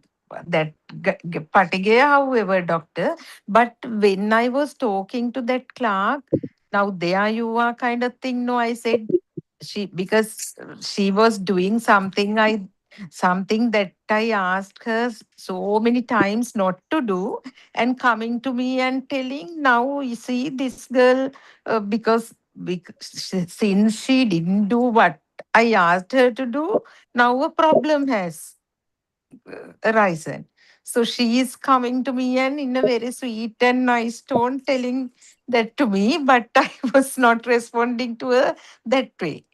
So I told her that you have to be more responsible hereafter, because being responsible, I have told her so many times. I said, make sure that hereafter, please know that I'm not going to write any single certificate if someone responsible doesn't bring it to me. And whatever I write will be here on this table until one of you come and collect it. Because what if this girl take this? So I was little creating a story and telling now what if this girl take this certificate to Southlands College, then what would be the result? Because they must be thinking this school is doing such blunders like that, I said. And yeah, all mind sensor, but I felt the power. That's what doctor I'm telling. I was not talking the inner. Now they are talking about inside being so cool and nice and telling things. No, that some power was felt within, but it was not so uncomfortable. But there was a difference. So what? That is also the system. Oh, yeah. No, the thing is, the power is there, yes, so you detected that, that's fine. So that's kind of the mind sensor which is giving you some power, yes. The actual, like I told Dr. Sakuntala, the why it is coming is because not the hospital system, the school system has been so true to you. And you have to detect that, that's all. I mean, if that is giving you some power, that has to be detected. Now, why a mother would get angry if the children are not listening? But this is the thing, you can get angry in the mind sensor too. So this is, again, if the self-view is gone, and there is some power in the sensory system, I have to identify if it is a recurrent issue, you have to identify what's the stimulus. So basically the stimulus is school, and anyway you know that your school system is a big thing to you.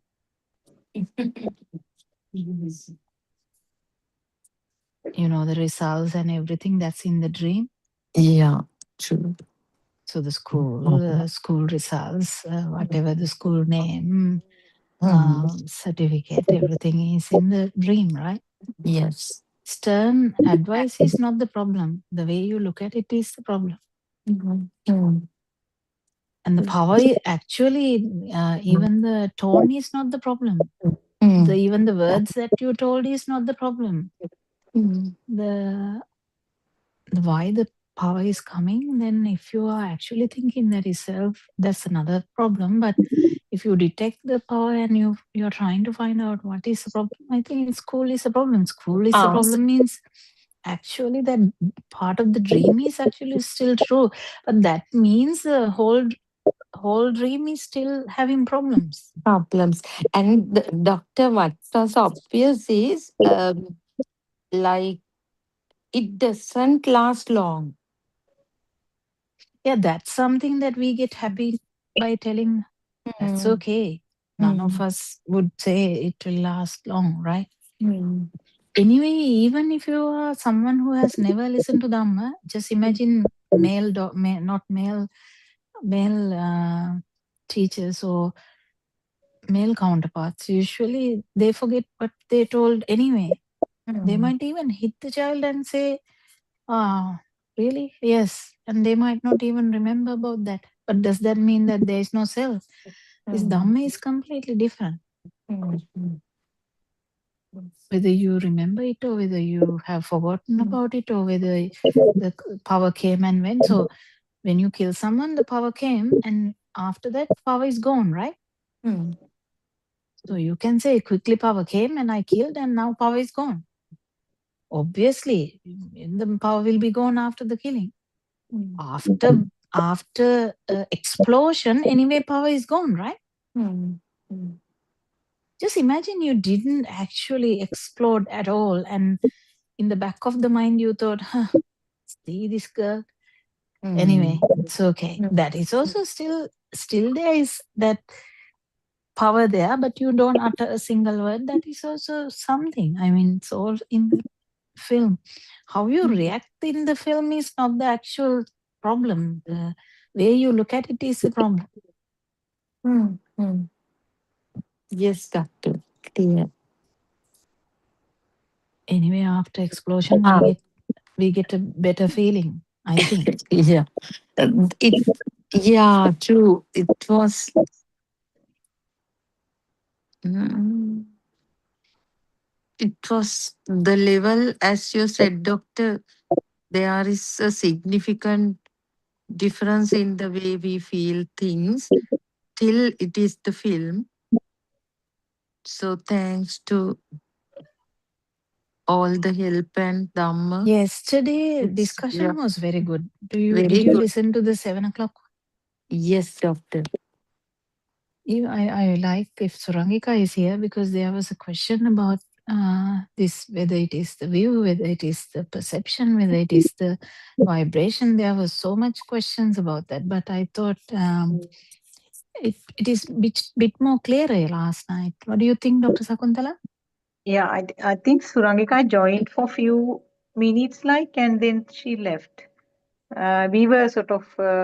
I was trying to exactly remember what was discussed. Sudharma came up with certain things that was discussed there. I listened to it. I'm trying to recollect what were the things. It was a good this thing I remember. No, it is actually Surangika's question that was gaining some attention in that discussion, because now she had a confusion whether it is the view or whether it is post destroying the view or not. So this is a very tricky area. If you really it's a tricky area, I understand that, but the yesterday Aaron Vahanse was a bit clearer about that without I don't know. It depends on everyone, the way of listening, that everyone gets that.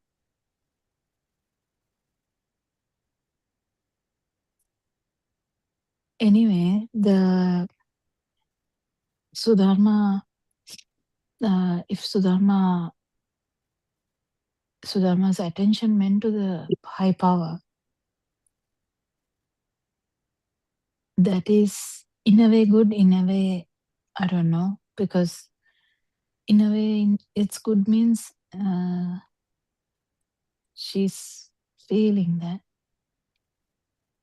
But after that, when you try to give a word to that, like put an idea into that, then it becomes a mind. Story, yeah, doctor. And that power is not. That power is there because of the school, though. You have to understand.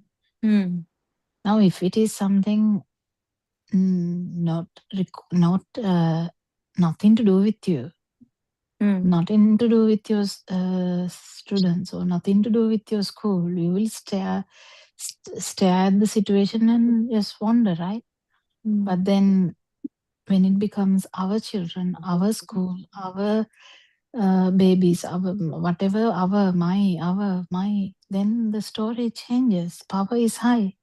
We have to detect that, yes. Then I found how I was trying to put up an act when practicing Bhakti Gita. I was there like acting in the sense trying to, I don't know. It's What is the correlation between the Bhakti Gita and the, because I didn't even hear what is the incident? No, that this is a different one. Now, another incident in the school. Okay, what happened to the Bhakti Gita?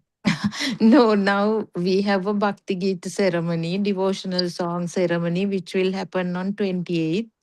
So we are kind of now teachers who are willing to sing devotional songs have given the names.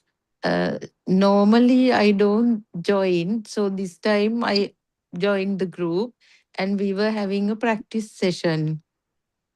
So, like, they are. So we were practicing Sandavaturakse, Metsomigurina, and the two things. They are also, uh, I mean, people were telling, you have come. And so I don't know, it was like I was there. I was not a very down to earth, simple person at that point. And I saw that also. I Yeah, your can't explain. attention went to that, right? Yeah, attention went to that, and I felt like a big shot, like you, that That is normal. what I'm saying. The school is a big thing to you. Hmm. And Yes. also that character certificate thing, are you the only one who's writing that? Yes, doctor. I So have. isn't it that also, I mean, a factor that I am the one who has to write this and I can demand the way that I want? That sort of concepts are also coming up. Those are different phases No, of no, doctor. It is actually, I was a bit like such a person when I was at Richmond, honestly speaking. But now it is not so. I am so much down to earth. And even people, very good friends, tell me I am now, somehow want to get this number because, Miss, we see a huge drastic change in the way you deal with people and thing they say. Last week this one of the young teachers told me, Miss, we are going to definitely take this Dhamma. Miss, never give up. We see a big change in your personality, correct? Now, here also, here I am normal, doctor, compared to, I mean, my previous way of handling things and dealing with people. But still, this character certificate business is a very responsible thing, actually.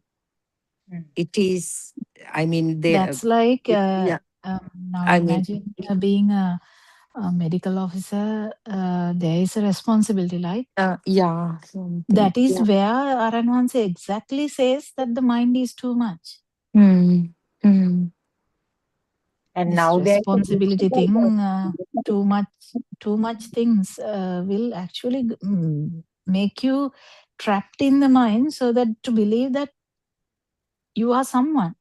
That's right. That's what how I felt that Bhakti Gita thing also. When all of them, Miss, you are there, I am seated in, then they were listening to me asking me, Miss, is this sari good or what? I mean, asking me everything. So, like, yeah, I knew now I am getting some different power, and I knew that. so recognizing that is important, isn't it? Mm, The way yeah. that you are bloating yourself. Mm. The words are wrong actually. You are not bloating yourself. It is a part of the system. But System, yeah. with those words and comments, how you Mm, feel within the system, what is the feel, is something mm, that you can recognize. that's right. And also about the Dhamma thing, uh, now you have to recognize that good Sudharma is emerging now. I mean, when the other teachers recognize Yeah. it changed so much, and we also should go along this Dhamma path and all, Mm, then the face changes, and then good Sudharma is emerging now. mm, mm. Come up in different ways. Yeah, yeah. Self comes up in different. But some subtle happiness was also there. She was calling me when she was telling that.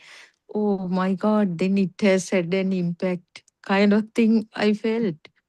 I asked, oh, really? Yeah. That some excitation is there. I don't know, day by day, this gets so much complicated. I don't know now. It's like all five oceans. I mean, it's so much. I don't know. That day I said it's like an ocean. Now it's getting more and more complicated. 7 oceans now. Seven oceans. Mind sensor and I was thinking now this English Zoom is like my home, no, like going so relaxed and it's now it's difficult not to be a part of this. Like it's like a place that we get all the solutions. That kind of feeling is there. It is also not to Padana, but still it is having such an impact because from Aryan Mahanse, sometimes we can't ask all these from Aryan Mahanse.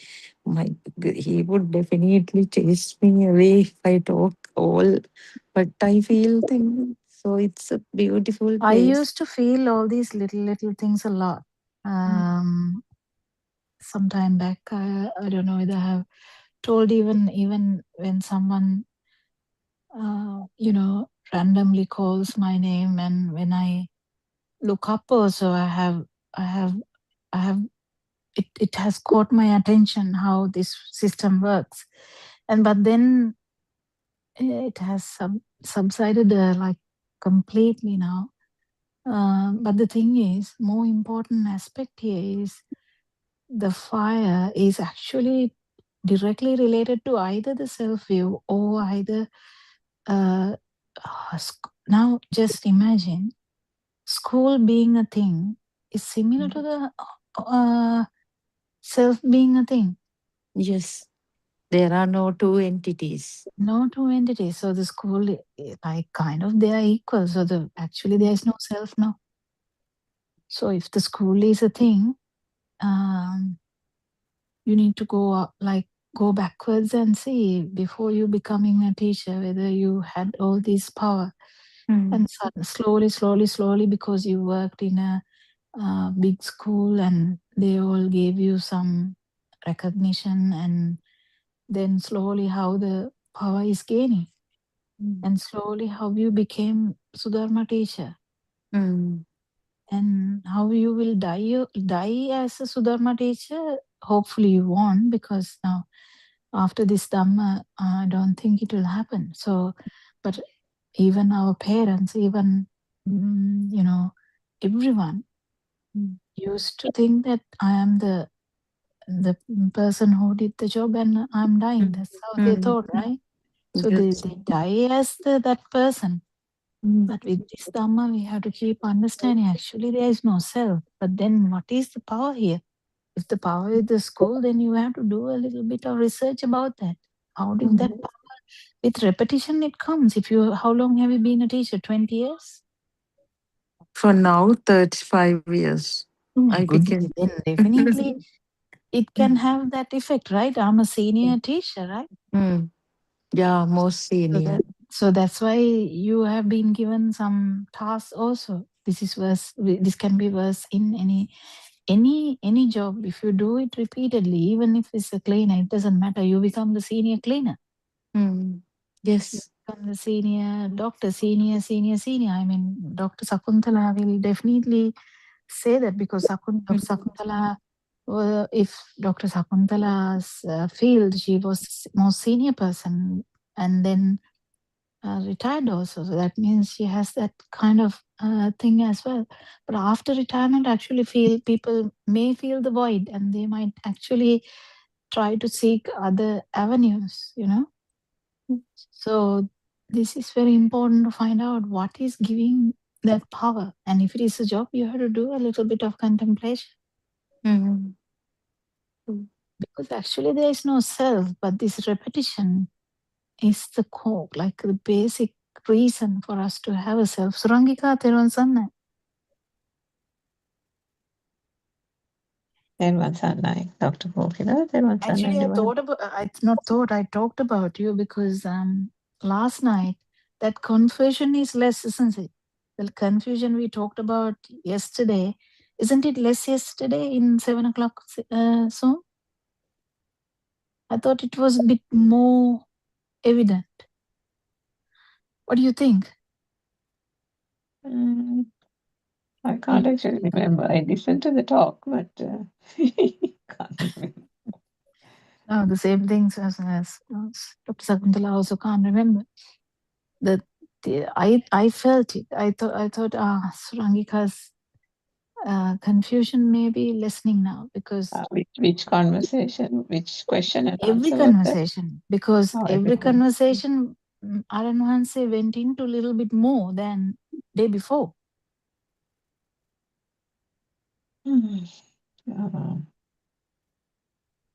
Because we had the problem whether it is the view or the perception. Actually, you had the problem. I didn't even have a hesitation there. But what was the crux of what you gathered from that last night, Dr. Gokula? nothing. It just came to me. You came to my head. That's the thing. Because that confusion thing, that whether it is a self view or whether it's a self perception or whether it's a self vibration, which is not the case. Yesterday talk was not about the feel level. It was more towards Perception of view, no? Perception or the view. And I thought Aaron Hanse was a bit more open Anyway, about it yesterday. Today morning also he was more elaborative. He said something about the Atma Drushti and Sanyava, no? Yeah, today morning actually about the feel and the mind. No, there was a good explanation to that. Nikarati Amma. Yeah, on this, I was listening to just the last bit of Sudharma's, what she was saying. And the thought that came also was Nikavarti, a mother, because I actually didn't know she was a teacher or a principal, but Santi was saying that she was. Perhaps, yeah. So Dharma, unless, with the Dharma, of course, it'll come to you eventually, but otherwise it'll be something like even after retirement, and when students come and worship you on the road and all. Yeah. So as long as that recognition is there, that, there was no different identity, there was no such personality, otherwise, that is what has happened to Nikavati, our mother, no? She is still holding on to that persona, that profile, and that she is doing it. It's still so embedded in that system. And the struggle is, I think, where she's concerned, she can't actually touch it. She can't And feel I it. thought Asanti's last bit was fabulous to actually calm her down. And it was a fabulous thing that she was trying to tell her how that is very common. And, we are also like that, and how it can be very, otherwise you get this inferiority complex. This inferiority complex or the superiority complex doesn't work. Nothing of this, they don't work, because we are used to go to either the superiority complex or the inferiority complex, because self is there. In the sense, there is no self, but what I'm trying to say is we have this idea of self now. So then either you are happy about it or very unhappy about it. Yeah, I thought it was so beautiful the way That she handled it. inferiority complex is actually quite important, because the inferiority complex of Dharma can come not only on these mundane things. It is coming even for the Nivana. Now, when you hear about this Zoom and all these people saying then and Aryan also saying good and all that, then you start thinking everybody's getting it. Why am I not getting it? What is wrong with me? And this, that, and the other. No. Right? And then you're thinking you really, after being blessed, blessed in being born in this, all these chronic thoughts start coming, right? After being blessed to be born in this era with Aryan Mahansa and all this Dharma and all that, and still this dance system can't get it like that. And sometimes, Rangika, it is not inferiority or this, what is the other, superiority complex. Sometimes how to handle this moment that thing comes, how to escape this. So that is also gain the self. I think some time ago, Champa, if Champa is on the call, I think Dr. Kokila was saying to her about, there was a time where Champa used to tell us about her career, that she worked, I don't know how many long years in the corporate 40 field. years. I can still remember now. Yeah, and I think I Dr. Kokila, said to you, isn't it, Champa, several times that you have to give up the fact that you are identifying I have yourself given up. with I that. can't remember those things now. Yeah, Yes. and I'm just bringing that up for Sudharma because I heard the 35 years as a teacher business. So, Yes. if you have a strong identity that is you, that means the philosophy is not fully understood yet, right? Not Because, at all. Yeah, that's yeah, the problem. Mm. That's a risk also. Mm. That It that is the moment, awaken to the moment, is the problem, because awaken to the moment, then that insight gives you a lot of insight. So that this actual life feel is not true also, as well as this is happening just in one stimuli. And of Have course, written. it's happening so fast only, we feel like there is an ongoing film. And in that ongoing film, you have been a teacher for 35 years and yeah. not only that, being a mother also is the same. True. Being whatever, being a housewife is also the same. Last night one, I couldn't write anything. Morning one, I have written, doctor, that part. If you want, I can read. But what did you understand? The importance is not actually the writing. Yes, it's very good. I And can't remember now. I read and then tell you. Yeah, what were you going to say, Sudharma? Doctor, from last night's one, when Aryan Wahanse said, ice කැටය නැති වුණාද? That thing really hit me. Like now, when the ice cube melts and evaporates, he was asking, now is it gone forever? No, if there are conditions, it will again, I mean, reappear mean due to cause and conditions. When the proper causes and conditions are there, it would arise. So same scenario he was telling, that we should understand all formations of these four great elements. It is the same. Don't somebody was saying that there is no outside. Then he said, no, there is a danger. As always, he used to say that before also. You can't say there is nothing outside. Always you have to remember that when there are causes and conditions, it would reappear. So we never thought about this ice cube like that. No, although we knew that solidity, liquidity thing. When he said it is not gone, it would, when the conditions occur, that water vapor will take the That is the form of same the as ice cube. asanya. Yeah, that is the same Yeah. as asanya. It's actually an example for asanya. He said. And the other thing, doctor, he said this sound, light, and four great elements, all are, he emphasized all are projections of these vibrations. That is another important thing, I said.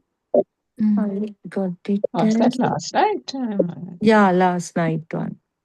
Oh dear. And he said this kampana, the vibrations, sakas වෙනවා, get form, but non-vibration never, how to say, sakas වීමක් නැහැ. Asankata. Asankata. Asankata. Yeah. That's how the Sankara word also comes, no? Because it's a construct.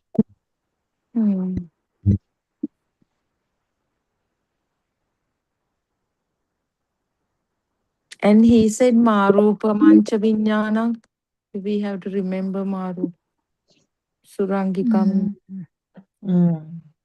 you can't say the world is not there. When it gets created, it would be there. But So ultimately, in the Yeah, fraction, of there is course. nothing. You will go to school, you will see the school, you will touch the desk, you will touch the chairs, you will touch the certificate also. But the thing is, uh, it's a beautiful creation of the five sensory organs. That's fine. But the problem is taking it so true. but now the beauty is, now I don't believe in a school out there. Now only what I hear from No, it you. comes from the habit. Yeah, true. When I go there, it would come.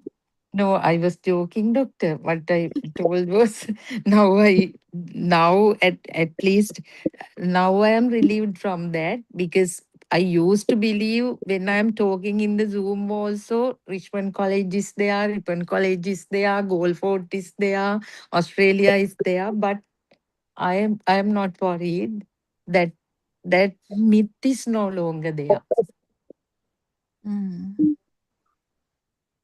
But this power is coming as a habit, so we need to understand that. But once we fully realize that there is no self, actually what happens is this power of the sensory system, actually this mind sensor goes down, and that is nibbana. That is the problem that we have.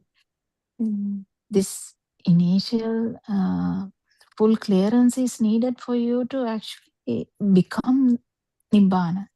Otherwise, the full clearance is the first initial clearance is understanding that there is no self, understanding and feeling that there is no self. Then what happens is the mind power goes to zero. That's an arahant, because it's already fully clear that there is no self in the sensory organ activities.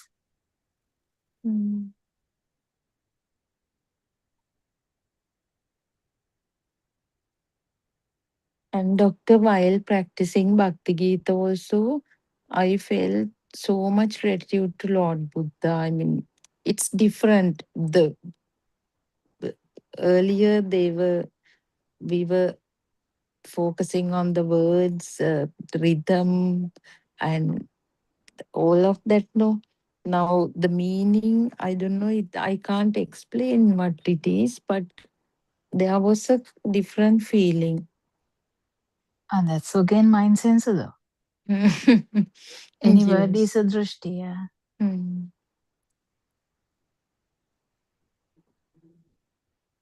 But the feel is different. Feel can be I different. think this morning also Aryan Vasa said, no, every word is a drushti.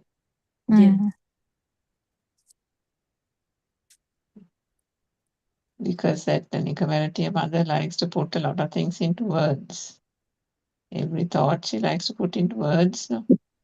I think he was trying to explain that to her, that not to strive to always express something, because the moment you try to do that, I think we spoke of it yesterday, isn't it? Moment you turn that feel into something, but there is an becomes a underlying mind. problem in her, because the self view is not 100% broken. That's the thing. So she always thinks that if she get angry, it will be her. This mind sensor business and how the sensory systems work, however that works, there's no actually a self here. But the power of the sensory system, the mind sensor, is gained momentum from like from the human radiant mind to now. Sometimes you wonder whether people actually identify with the I more from a negative feeling rather than a positive feeling, isn't it? Because some people like to really beat themselves up, no? Saying that, oh, I haven't got something, or I haven't this thing, or something like that, rather than, I don't know. I mean, sometimes the tendency is that the negative part is taken as the I, isn't it? Yeah, that's what I'm saying. Now, as soon as we feel angry, we feel like, oh, that's me. But if I'm not angry, they come and say, I didn't feel angry, I don't answer. And they thrive in that. But they can't understand who is thriving in that. That's so tricky, you know. It's so tricky, I understand. It's so tricky. Even we can get problems in that. You have to have more experience in these things, so that because how to see how we thrive, you know. If someone What I meant there was like in the Dharma also, sometimes the good parts, and if somebody praises, we quickly kind of, there is no dwelling so much on that one because, okay, no, like, yeah. you're not supposed to type of thing. But Mm, moment we have got agitated over something, or, something has made this system agitated, immediately we jump to the conclusion that that's the I.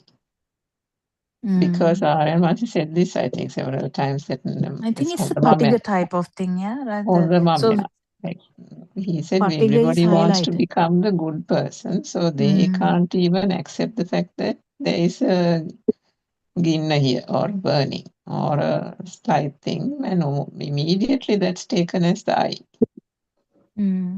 That's because the mind sensor can't be recognized. I mean, it's like everybody's problem, just like Asanti said to that mother, all these things are all of our problems. But it's a case of continuing understanding the senses, and particularly the mind sensor, the most devious of them all. Yes, because as soon as even if Aranahanse says good, then the mind sensor thrives on that. And as soon as Aranahanse says something wrong, then it's so bad. But then so bad thing is taken so negatively. Yeah, so see, the Both good thing aspects will should last. be taken. The good thing, Dr. Kokila, will last a couple of days or maybe even a day even. But the bad thing, it will last for months and months. I think that is coming from childhood as well. I don't know. It's kind of a thing that is survival instinct, and how the mind is patterned. Aranvasi talks about this a lot, but that one mother couldn't actually answer that. She kept saying so many other things. And Naranansi asked 3 times, what is the pattern? What is the pattern? What is the pattern? But no one can actually answer directly unless you actually pay an attention. But this particular thing comes from this life also. I mean, it can be from the habit, from the vibratory nature, but the how this mind is used to, like if a child is being appreciated all the time and kind of very proactive thing, maybe actually they might not be in that kind of that much. Some people detect antagonism really quickly, and appreciation maybe a bit, like flat. It's so many Can be types more are there. sensitive towards different emotions, isn't it? Yeah. So if you have been if you have gone through a lot of imagine trauma from some one aspect, imagine just an example like that Canadian person having a problem with mother. So that kind of that's synchronizes quickly, Yeah, I the mean, same thing comes up. Yes. Even these childhood experiences, I mean, now we've heard of Sudharma's experience. For example, Dr. Sakuntala or say Champa, if your childhood, like growing up with siblings, you know how some siblings don't do much work and are mostly playing, and some siblings take the responsibility on in the house, and there's different ways the personalities work, and then that kind of personality or that abhisankarana stays on, isn't it? And kind of gets hard crusted into that kind of identification. So, I mean, it would be good to share some experiences if you have, Champa or Dr. Sakuntala, especially if you have siblings, and some siblings don't do I don't anything. have siblings at all, And you doctor. don't have. Dr. Sakuntala, I think you have, isn't it? Because I am the eldest, so the other two are younger. And always I felt that I am responsible for setting a good example to them. That feel was there right from the beginning, from my small age. Mm. Actually, I had a, sort of very controlled behavior. That is myself. I mean, I have imposed it to myself. Not that the parents were strict or anything, but responsible type of behavior continued. Still, it is being continued. Partly maybe because I am the eldest. But on the other hand, as you said, in some families, even the eldest one is just playing havoc, but the younger one is in some responsible manner. The behavior is in some responsible manner. And as you said, it must be continuing as a habit to the later on life. Yeah, but I mean, now where you're concerned, sometimes and once has said recently also how responsible you are, even when you were doing the 9:30 soup those days, and how you make it a point to tell him if you can't come, and that kind of behavior is also there, which is, I suppose, I mean, as long as it's not a abhisankarana and it is not something that is an identification with a non-existent I. It doesn't matter, as R.N. Vahasi says, the Gati Purudu is not a problem if it is not, isn't it, Dr. Kokila? It's only an issue when it is a hindrance to Yeah, the. actually, some of these Zoom discussions at one stage it was a thing to me because it was a kind of a pressure. Now, if I have to go somewhere, what am I to do tomorrow? So I Mm, might be giving calls here and there, trying to contact RNVAS. I'm not available. Blah blah blah. That stories are, mm. and even this 9 to morning one, the English one also. At one point, I was really stressed. What am I to do when I am away? This I remember you mentioning that, yeah. yes. And at once, I think I asked you, "What are you doing?" Yeah, yeah, true. You simply, very simply, you said, "I have sent some recordings. I don't know what they are doing with them. Whether they are playing at that time or whether they are playing something else, I don't know." So that was actually very good advice to me, and that clicked. Oh yes, I mean it has become a thing to me, but Surangika has taken it so lightly. And really speaking, during my period there, I may have joined like 4, 5 live, and I may have done about another 4, 5 recordings and sent. In between, I just played cool and I just kept quiet, and I knew that they filled up that gap with something. So Mm. that was a very good bit of advice from you. But to come to that, Dr. Sakuntala, I went through a lot of the same thing you went through. So I think all those are like different stages, isn't it?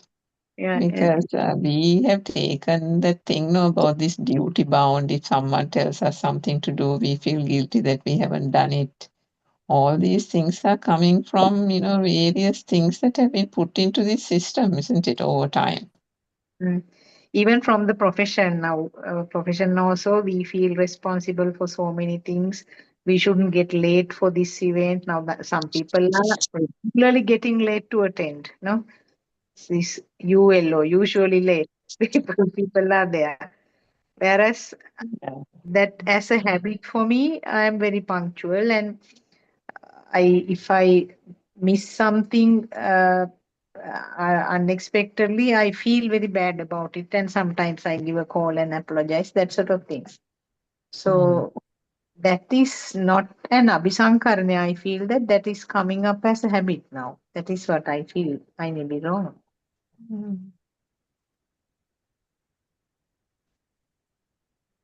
And also about this Nikwarati Amma, I was wondering how accurate Aran Mahase's assessments on her, because he saw her for the first time in Kandy this time. I also have not seen her, and I saw her again. I met her again at the first time here. And he's always telling about Manna, you know, always telling. I mean, that was just judged with her way of talking and maybe the tone or the words, whatever other thing. Anyway, it was just the sound, voice and the sound.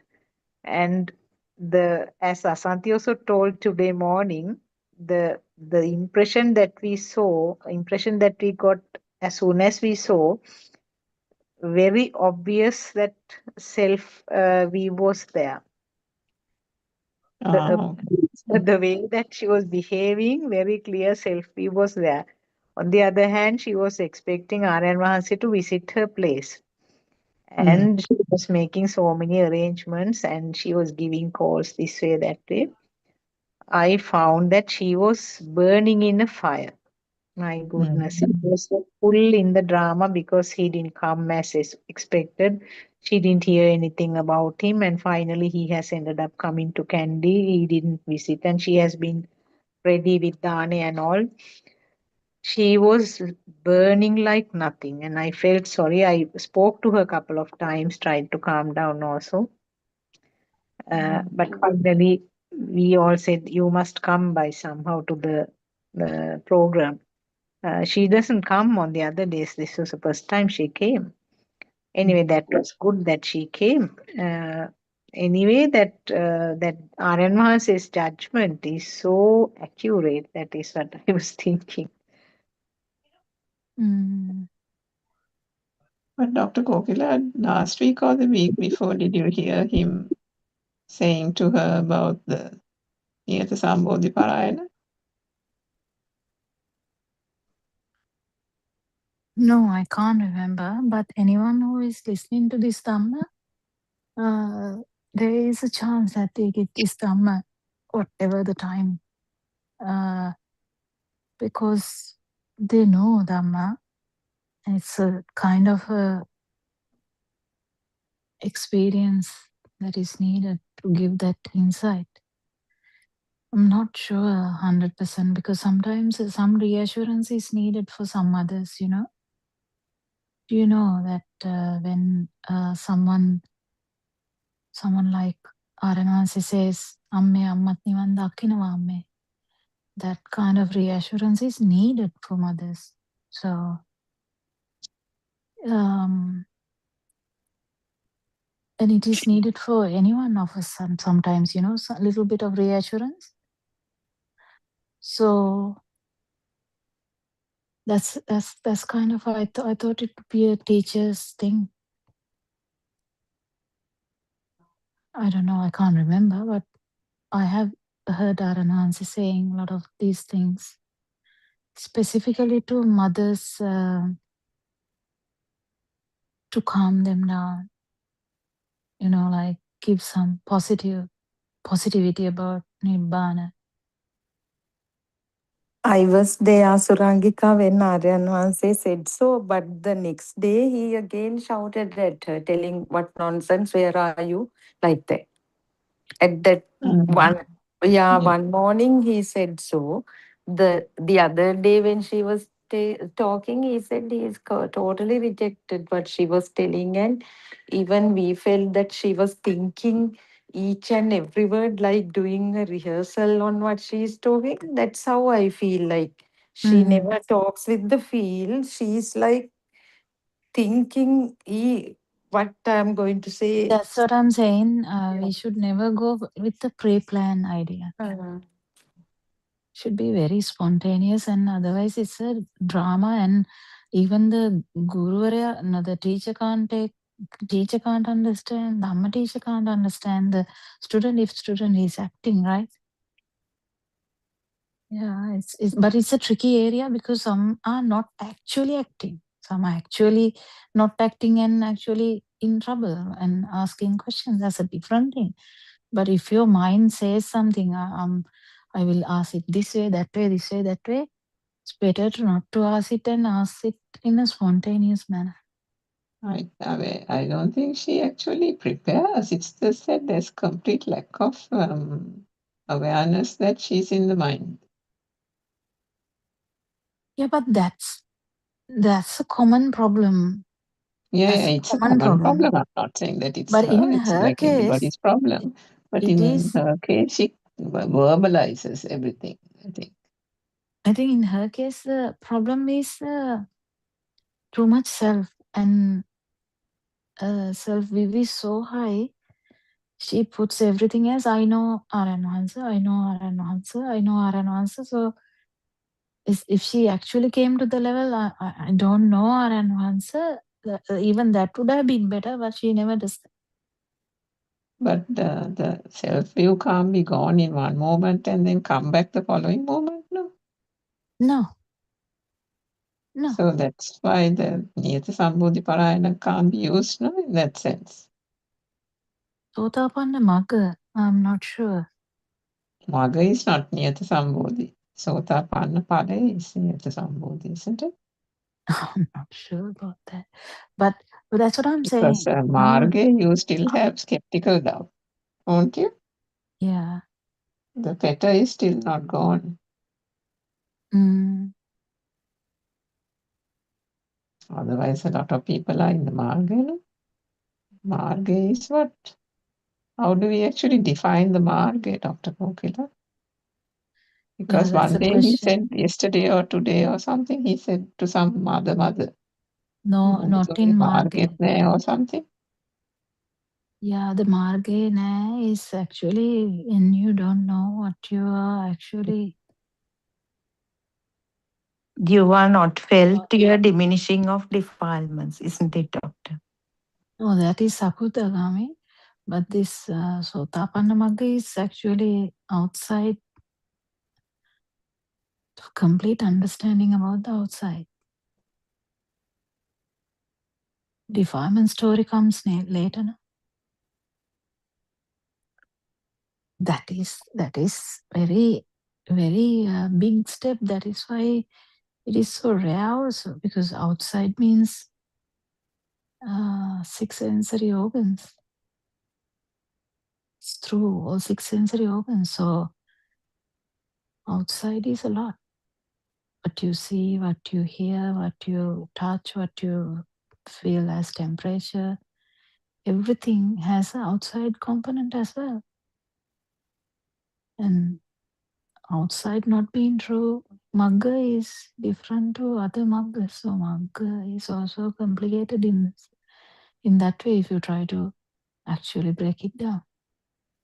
But the true self-view self-view not being there is complete understanding that there is no such external world, right? So that means it's not including the self, marga, yeah. Sotapanna marga, but it's the fruition stage. Yeah. Aryan Hanse specifically said never to think that outside world is not there, but to know that it gets created in when the certain conditions. I mean, when the eye arises, when the vibrations come together, it arises. So to think, Canada. to be aware, then only, because I always forget that when he said yesterday, it really occurred that, and today I did some active contemplation on that also. That was the bottom line of last night's sermon, basically to say. ice cream එළිය නෑ Sudharma. Yeah. ඔය කියන විදිහට මොනවා කියනවද කියලා මටත් තේරුම් ගන්න බෑ. Yeah, I mean, like, don't get ice too cream hung up, කවදාවත් එළිය Sudharma. නෑනේ. Yeah, No, don't no. get too hung up on that. Yeah, but So the way we tell is also very confusing. So we have to be very careful when what we see, what we say. So the ice cream is never outside. No. You can't find ice cream in the outside, right? No, it is just the vinyana, the thought, no, that mental construct, Yeah, right? that has to be really, Yeah, really, yeah, really yeah. very thorough. And uh, now buildings, things that come up with four great elements, they are also, Aranwasi said, the huge challenge is to see that they are instantaneous things. That is a big challenge. That is why the Sotapanna Magga and the Sotapanna Pala become so complicated. Because it includes every aspect of this outside. Yes. So That's those why. are also a construct. Yeah. There's nothing that is not a construct. That is why the Sunyato Loko comes from that one. Yes, Because everything is a construct. Even Apo Tejo Vayo are actually mental factors. But the thing is, if you don't really understand it fully, then we can come to a mental picture that outside is zero. That's what he said. That's a problem. a shortcoming. Yeah. It's a shortcoming that can happen. People go through the mind without an experience. That's always that risk is there. Shunatavya, that risk is there. Shouldn't And doctor, most of the mothers, when we do programs, the problem is whatever arises, they say it's a thought. The thing is there, but it is a thought for them. That is a big problem. What do you mean by that? That they say now mango, it's a thought, no, එක සිතුවිල්ලක් නෙමෙයි. But we feel that they accept Amba and then they think it's a situilla. It's both are thoughts. No, So it depends on whether you are looking at a mango or whether you're actually licking the mango or whether you're actually touching the mango or whether you are hearing a mango. So there are different aspects to the mango. That's the thing. It's all according to the sensory organ. Yeah. So you really never can lick or taste mango. That's true. That's a thought. You can't really ever touch a mango. Yes, 100% it's a thought, but there is some sensation, right? That sensation is a product of the touch system.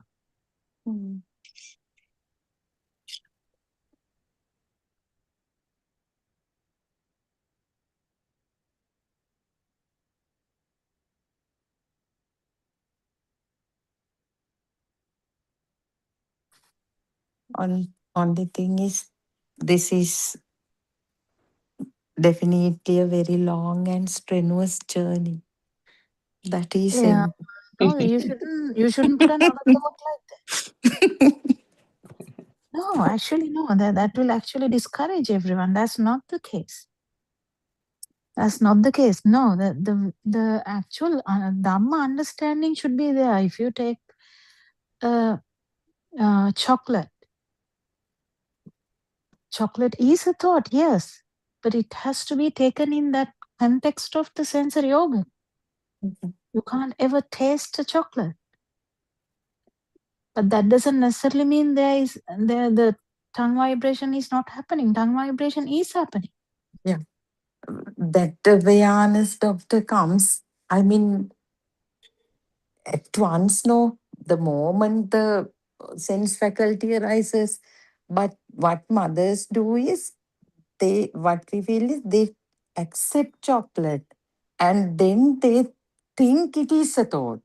No, it has to will be not discussed. work. Then it has to be discussed in such a way We that should see how it gets created. No, that chocolate thing. I'm not. chocolate is actually sound and Yeah. what is it? Sound and color. Yeah, form as well, because it has a taste as well. Taste and sound, yeah. And smell also. chocolate. Mind sensor is playing so much tricks, like it is so powerful in all humans, I think, most of the humans. So whatever is given becomes a thought for most of the mothers when we do these practical sessions with the mothers. Now, if I say daughter, if that thought actually gives you some idea, some rupa, that's nonsense. That sound can't have a rupa, but it can come. But that's not the point. I'm trying to tell the Dhamma here. In Dhamma point of view, actually, daughter is just a sound, right? To us, it can give you such a big value. How does that happen? Chocolate is a different setup. Chocolate is with the body consciousness as well, but daughter, teacher, mother, president,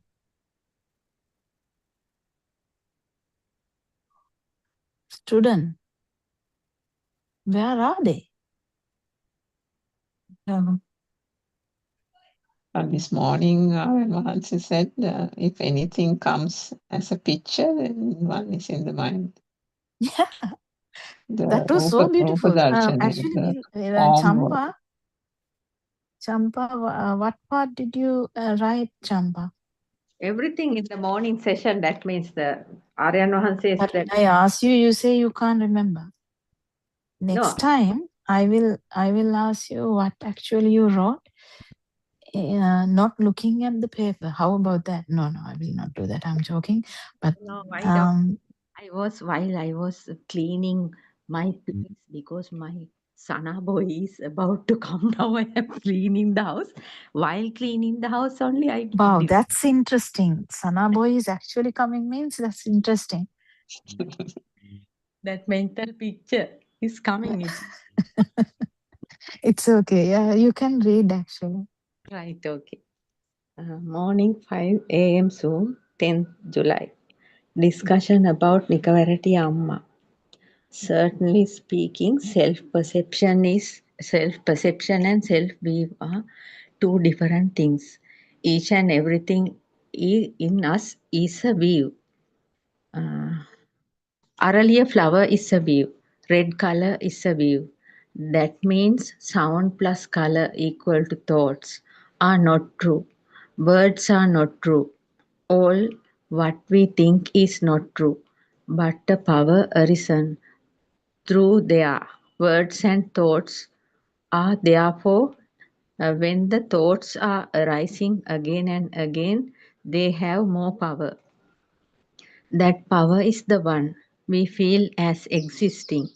That is the power of consciousness illusion. Perception, stimuli become the consciousness. Stimuli has no power. Worldly perceptions have no power. But when it comes to consciousness, it has a power. Here, each and every word we talk is consciousness illusion. We talk about the perception, stimuli that become powerful, such as eye consciousness, ear consciousness, tongue consciousness, nose consciousness, body consciousness, mind consciousness. Here, showing the power is consciousness. That is why all the words become drushti, waves. All the time, when we feel something has become a thing, there is the soul.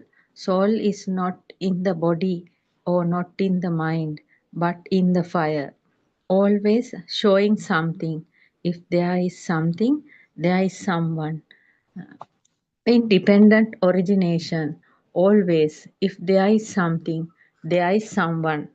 Bhavapachya jati, existence, to birth, then jara, marana, shoka, parideva, have. Getting old, dying, weeping, lamenting is there. Lord Buddha said to Mogaraja, Tero, taking as a thing is world. World is empty. If so, There is no body, no soul. If blind, can't see. If deaf, can't hear. But what we see, hear, all have become true. And we are stuck in an illusionary world. Chittena niyati loko. We have no way to experience the outside. We experience our eyes. We associate our thoughts. We call Nugagaha Polgaha. Eye means a camera. It catches colors. But we associate thoughts. Sound plus colors. A vibration. These vibrations we call as thoughts. Mind is a sound, a tone, resonance. There is nothing called mind. Mind means a vibration, creating, forming here and there. This is not thinking. There is nobody here. Nothing is here. We come to know what is happening here. Vibrations. What we are talking is not true. Then the power in our thoughts will reduce. Words have power. My child has power. Others' child, we are not taking any interest. How come the power of my child become more? My child is a photo, picture. Others' children are also pictures. How this picture become valuable and the other picture is not valuable. This picture came again and again and become powerful, and the other picture has no power. We are talking about a power, a wave. Sirasa, Derana, Hiru are powers, vibrations. If we are tuning to it, we can see it. Your mind is a wave, vibration. When you die, it will not vanishing. Wherever in another body, if you tune it, you are there. This is the story. How come your phone number receives a call? If somebody dial your number, how you are receiving a call? That is a vibration, a wave. Can you understand that? When a vibration of another end is equal to the vibration of this end, therefore your phone is ringing. This is how we are getting calls. Our whole story of soul, self, vibration is like a phone number. For 800 billion people of this planet Earth have 800 billion phone numbers. Like this, the fire of defilements inside you all, your vibration, your pride. Pride is the index for your fire of defilements. Looking at anyone's face, we can see how much pride they have. That is his or her sansaric journey, Sashrava power. Uddachakama, lokama, mannakkarakama. Arrogance, feeling superior, egotism. Maniya makkato, adimaniya kukkuro. Lord Buddha showed. If little pride is there, if there is a monkey, more pride there is a dog. Even though they live in a human body, when leaving the body, telepathizing into a monkey's zygote, if not in a dog's zygote, equalizing the vibration. That is why Lord Buddha said most of the human beings are fell into hells. Understand this process. You have created in a human zygote because of these vibrations. Human realm means not this body, these vibrations. Your power of Sahasrava wave. This vibration is bit subtle. After creation, we can see the power of thoughts are increasing. We can see where these thoughts are creating. Thought power is increasingly rotating again and again. That is why again going to hell, lower realms, because of the power. There is a big science here. You have to recognize it. Everybody should be talented to what? When you look around, if there is no fire burning, that is Nibbana.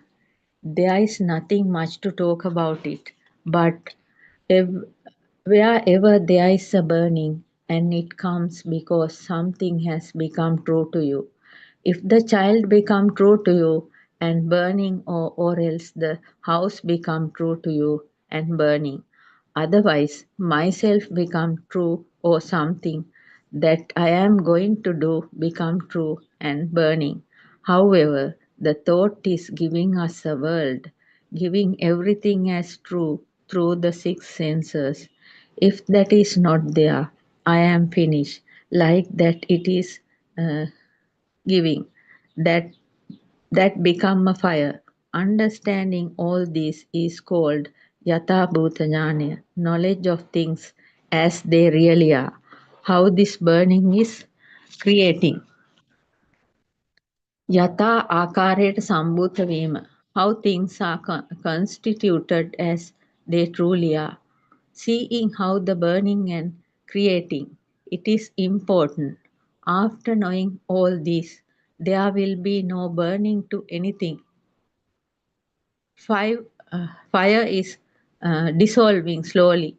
If some power was there, it is decreasing. We say the Nibbana is there. Shayadhamma, Vayadhamma. Conditioned by dependent origination, the power arising due to happening again and again will dissolve slowly. Shayadhamma means dissolving after seeing the truth. This power is slowly dissolving. Ekayana maggo ayam bhikkave. First thing is you should know the truth. Second fact, without knowing this truth, dissolving will not happen. Without Yathabhuta Jnana, the true Buddhist philosophy, defilement's fire is not decreasing in anybody. When you see the truth, your fire is slowly dissolving, and that is the path. Satya, see in the truth. Prutya is here. This secret is in the wisdom of truth. Redeeming the fire of burning is Nibbana. If you search anything other than that, you will be in trouble. Now every fact is clear. For a period of time, you have taken the children as true. Home and me, self taken as true, is a big fire. That burning will reduce when you see the truth. Do you know children is a thought? How much that thought has become established and burning is dissolving? That is up to you. It is in your hands.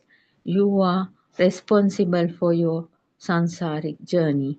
This is your story. You have to match it. After seeing the truth, slowly dissolving the fire and become peaceful. Teruvan Saranai. That's all, Doctor.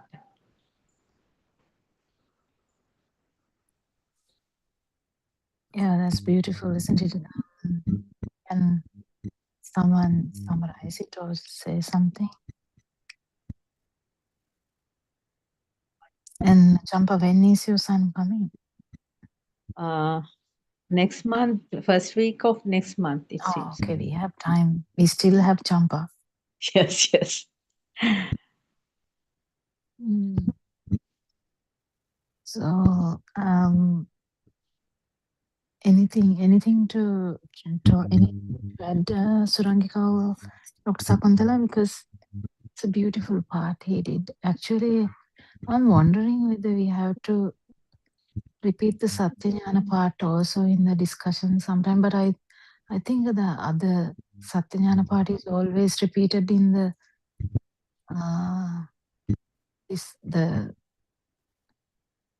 actual sermons as well, isn't it?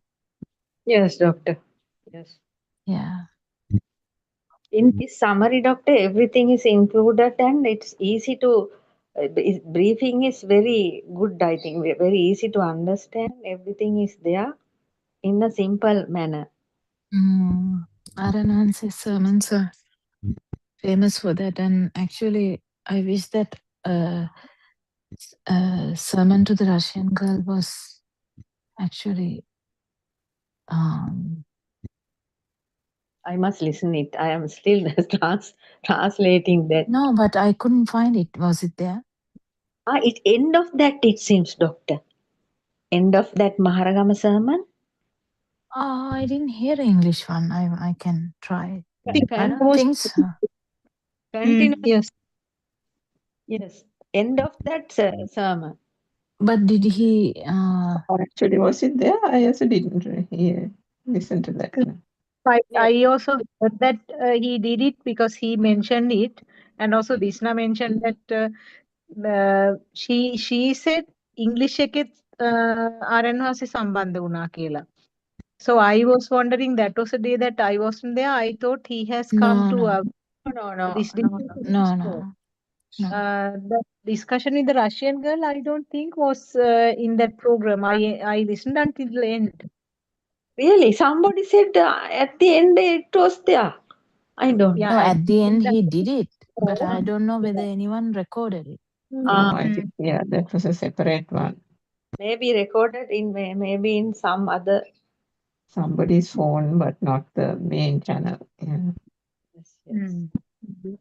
Because sometimes gems come out of those little things, which are beautiful. And 2 hours mean a lot. Yes. Must ask. Actually, yeah. All those Andolnatmaka, all this and are still not up on the YouTube, right? Because I asked Indu a long time ago, and she said, who was it? Diniti or who was that girl? Nikini. Nikini was helping to put that up again, all those Andolnatmaka Desana right from the beginning. It was gone, right? It was all taken offline. No, so the last 3 years of all the playlists that I had created from every one of those, I had created a huge playlist. All of those don't get loaded when the main channel is not there. Oh, really? Yeah, everything has gone blank. So everything that Swarnamali over the years, every aspect, I had created massive playlists from the Andolnatmaka. No, sir. By topic. Indumi said they are creating one. I should ask from her. Yeah, that was like 6 months ago. I asked her, and she said Nikki was trying to do something, but I don't know whether that was such a big section. I don't know. Yeah, somebody has done something for that. Nikini is really her work also, so maybe she's having a time constraint. Yeah, I mean, it's not an easy task. I don't know whether it went down because of a technical fault or whether they deliberately put it down to sort it out, or I'm not quite sure. No, somebody has done something outside.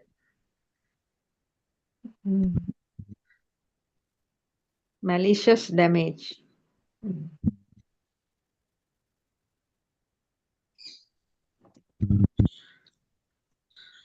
Maybe he's starting another program tomorrow onwards, isn't it? Yes, Another yes. tour. Dharma Yatra. Down south side. Ambilipiti, right? Yes, Ambilipiti. 10 days. It goes about nearly 10 days, I think.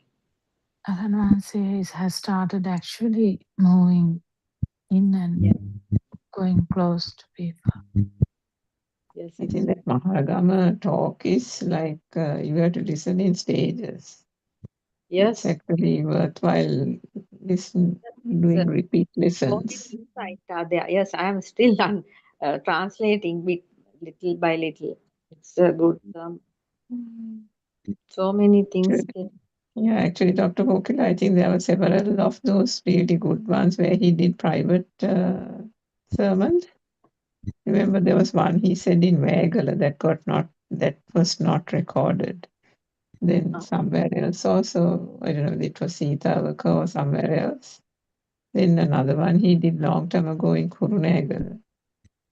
Yes. So like that, of course, everything can't be recorded, but as you say, there could be quite a few, gems in those, and some are pretty meaning like when I say intimate, like, it talks about things that cannot be freely spoken of. Yes. Mm.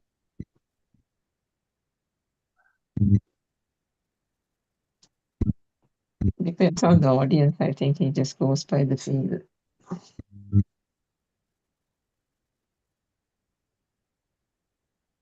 I mean, now these are increasingly discussed in these forums as well. It's not that it isn't, but I think the Maharagama one went really far in that sense, because as the Mahacharya, the professor, said on the Zoom the other day, the giving the biscuit was the first time R.N. Manse tried it. And the professor was saying that in this walking meditation, that is the only sensor that you don't catch, right? The taste sensor. Yes. And so that biscuit, because sometimes, if you're not really doing the kamatahana, the food element is ignored, no? If you're not actually practicing it properly and doing only the walking meditation, then you can overlook the taste element, the taste sensor, isn't it? The tongue sensor. Yes. So seeing that is still the taste sensor function without the eyeing, it was a good thing to kind of experiment live on the live Zoom.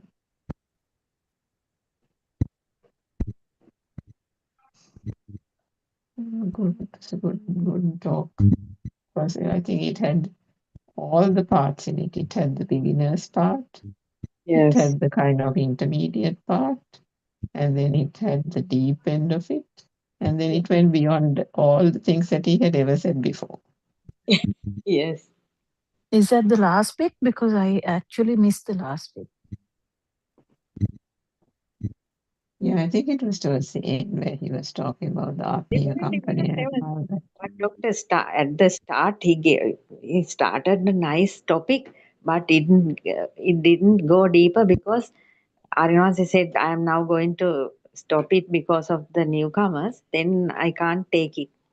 Then some other things came, but that thing didn't come. The first part. It's a really nice thing, and we haven't listened that also. It's really nice one. And at that time, Aryanvansi said he's like to do a 7-day continuous sermon. Uh, we all should allow him to talk. I think one day it will come like he need a stage and he want to talk without non-stop 7 days, it seems. No, he can do it from a room also. Or in a, not a room actually. It might be, he can't, I don't think he can. I think he will do it in a jungle also. Yes, yes. Like that 14-hour thing, he said that day, I want to tell so many things non-stop, so I need 7 days continuously. Mm.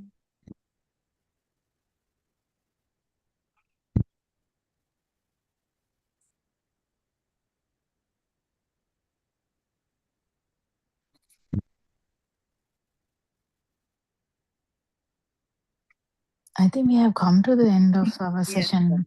Yes, Doctor. Yes, Thiruvan Saranai, Doctor. Thank you, Aaron. Thank you very much, Dhamma friends. Friends. Nichikajan bless you all. Saranai, all Dhamma friends, Thiruvan Saranai. Saranai, Dr. Sakunthala. Thiruvan Saranai, Surangika.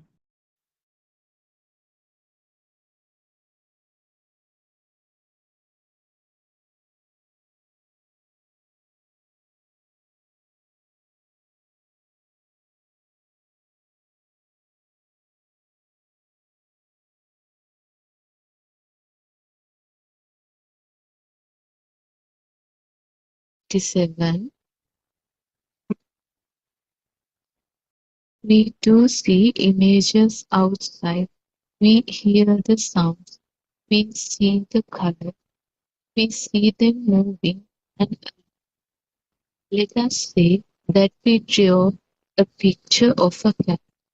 a tree, and a chair on a page. Is a chair physically there in a picture? Meaning Mahansi, no, it is only a drawing. Aryan Mahansi, do you have live cats in a picture? Do you have trees swaying to the wind in a picture? This world is all in a picture. The world we see is also like a picture. Now, do you realize how deep and complex this realization is? You cannot explain this realization in words. You need to feel it like how you need to taste the salt. You need to taste the salt to know what the salt tastes like. No matter how much explanation one could give us, we need to taste it ourselves. What we are trying to say here is that once we realize the pure truth, we don't give any values to things that we interact with. Seeing the pure truth is the awakening. You wake up from a dream. A newborn baby looks at the world without giving any values to things. His mind is pure. Meaning Mahatma, yes, the small child doesn't have any values to things. It is us who assign values to things. Aryan Mahanse, Mehini Mahanse, I am going to repeat what I said because from what you said just now, I feel that you did not understand what I am trying to say. Let us say that we draw a picture of a book on a sheet of paper. Then we also draw pictures of a chair, a cat, and a tree. What we see outside is similar to the drawings we see on this page. Just as there is no book, no chair, no cat, or a tree in this picture. The same way we see our images outside, but they are not real. We see a cat, we see a tree, but we know that there is no cat or a tree outside in the world. There is no chair nor a book outside in the world. What is this anger? Try to see it by contemplating on it. Meaning Manase, we have to stop receiving stimuli from our perceptions, that is sight, hearing, smell, touch, taste. Aryan Mahanse, stimuli from perceptions will not stop. When you look at the drawings on the paper, you receive the stimuli of a cat, a tree, a chair. But there is no cat, no tree, no a chair that truly physically exists on the paper. But there is an image of a cat, like how a stimulus would come to our side. Do you understand? We should not give any values to them. When we don't give any values to anything, our desire to please our senses disappear. When we look at the drawing of a cat, we don't give any value to that drawing because we know that there is no cat in it.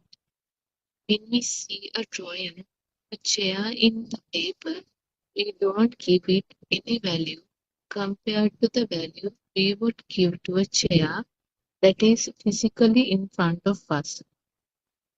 This realization, this wisdom of things not being real, is to eradicate our desire to get attached to our senses and does not allow us to assign values to anything that we see over here. Meaning Mahanse, yes, Honorable Sir. Aryan Mahanse, this realization is the awakening. It is when you don't have a desire for anything. At this point, your greed, hatred, and delusion continues to melt away. When you see a brick wall, you are aware that a thought about the brick wall was formed. This awareness is just like that knowing you had when you saw the drawing of a book on the page. When you see a book, you are aware that a thought about a book was formed. You will look at the book just like how you would see the drawing of a book on the paper, and you would not give any value to that book, just like you did not give any value to that drawing of a book on the paper. Terasana, everybody.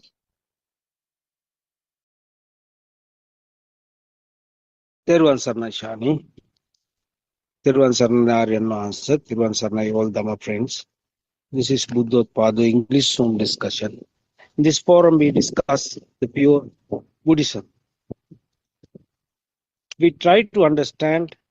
Our attempt is to help you to understand the illusion of this world, the illusion of your life and your existence. So let's start. I think you heard that Shani, right? What we are trying to say here is once you realize the pure truth, we don't give any values to things that we interact with. We see the pure truth is awakening.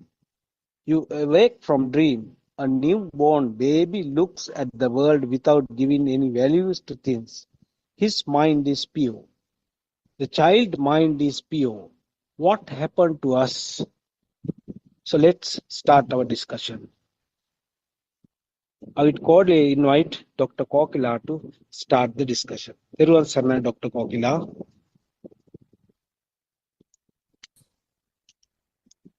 Thiruvan Sarnai.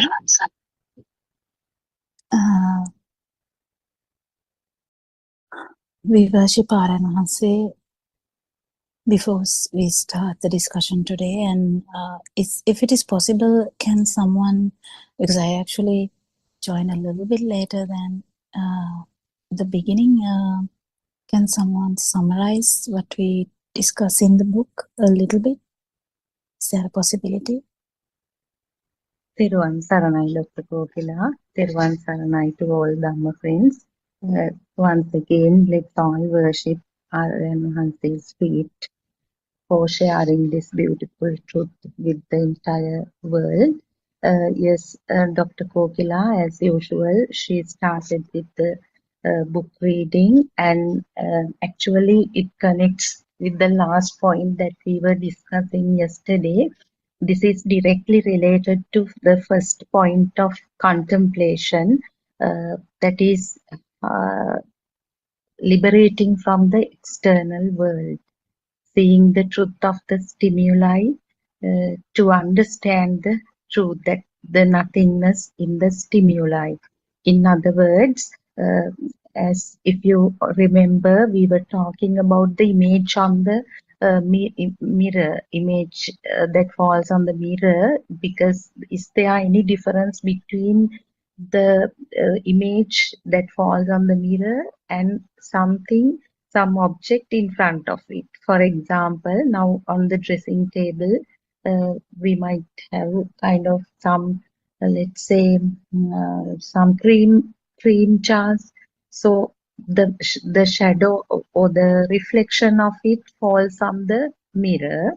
But when we look at these, the eye perceives the two objects in the sense the image and the so-called real thing.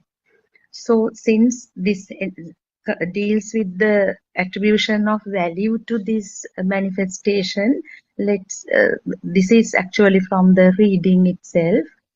So what happens is, the image of the cream jar, when we see it, we doesn't assign any value. I mean, in the sense, not deliberately, but that that image does not create any burning, any need to keep it there, even at subtle level.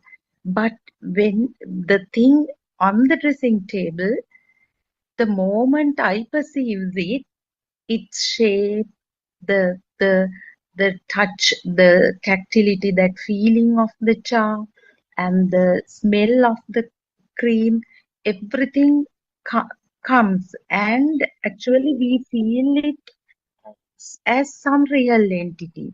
So what Aryan Hanse mentions here is, what's the difference?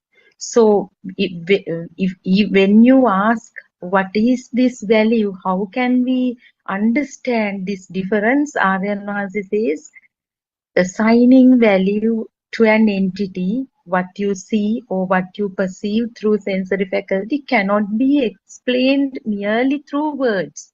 As if when you taste salt only, you know the real taste of it. Although we try to explain this value, although Aryan says, even though we explain it with words, you might again get a different message. And then Aryan goes on to describe the difference between the cat in the picture and the cat in the real world. Is it the same, or what is the difference between? Do you believe if I say there is no difference? What you see, that real world, real as in the surrounding, is also nothing more than the colors on a picture. So that is again it refers to this three-dimensional nature. How does we believe when a small child in the court perceives stuff around? Does if there is an apple in front of the child, maybe, does the child see the round shape of the apple, or is it just like an apple in a picture? We know that it cannot, there won't be any difference for that particular child, because unless and until child touches it and feels that its shape for the second time, when the child sees the apple, after touching it, after tasting it, that sensation, that feeling may be entirely different. Then somehow in ignorant, because after getting exposure to that experience, the ignorantly, the child, the moment the eye perceives the shape of light, all the attributes of the, I mean, taken from the sensory faculties, the taste of the apple, the smoothness of the apple, and then the word, if the child is in at that level, like let's say about 4 or 5, that sound, everything comes, and that perception is different, very different from what the child perceived, I mean, at an earlier age. So this is entire discussion is about that, liberating from the external world.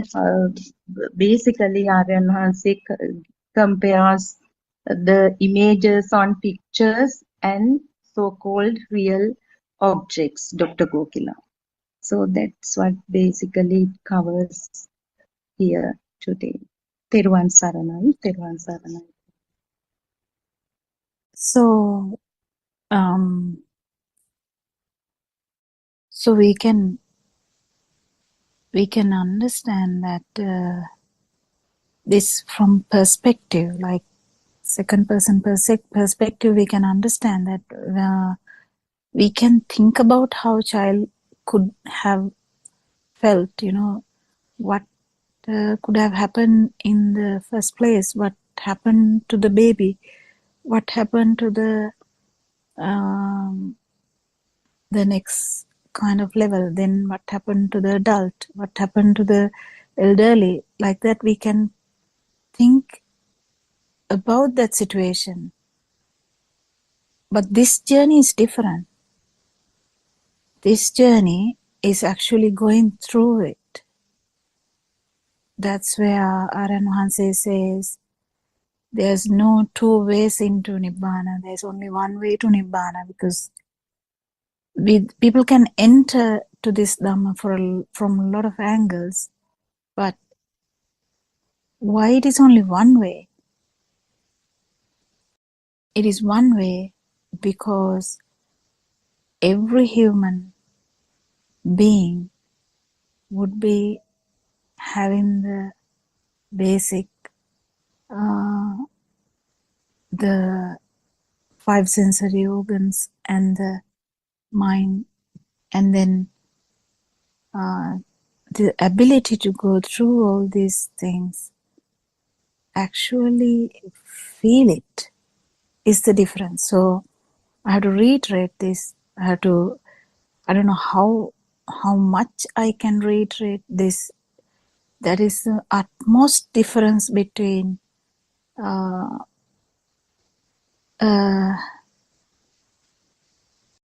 between a person who would actually, the difference who is in the path or not in the path actually starts from that. Do you get the point? Surangika or Sudharma?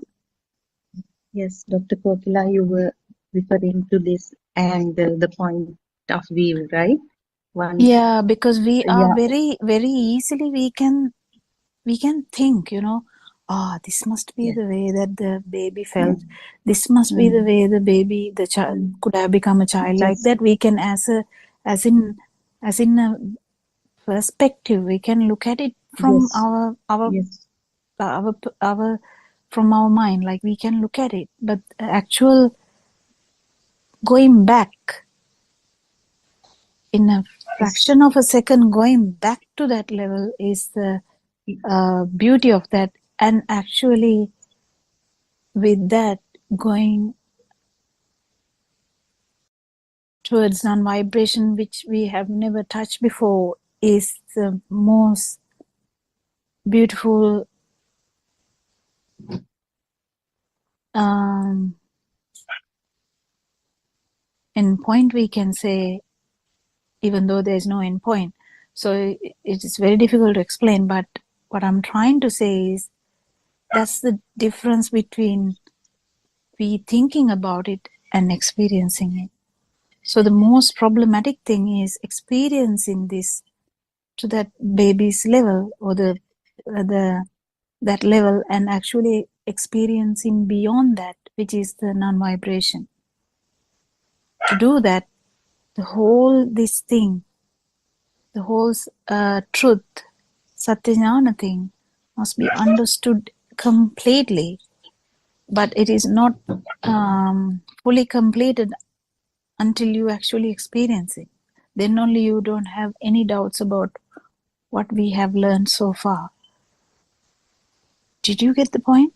yes, Dr. Kokila, and the beauty of it is before we heard this, we never at least thought about this, no, the difference between this and that, or how the child, we never, that was, I mean, out of talk, we never worried about all those stuff, right? We thought Dhamma is there in Tripitaka, and one day we are going to study it and attain Nibbana through it somehow.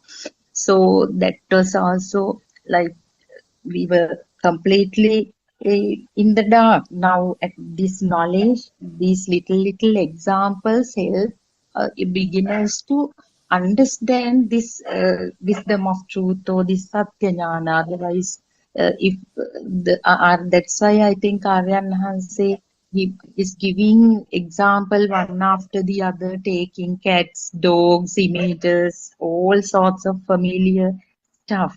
Isn't it, Dr. Kokila? Yeah, true. And the the gap is between that, the understanding that and the feeling that. At least we didn't know that we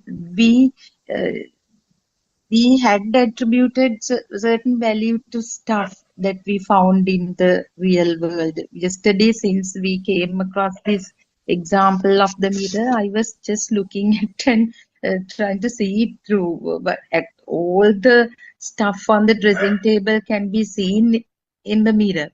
But we never thought actually the difference is there.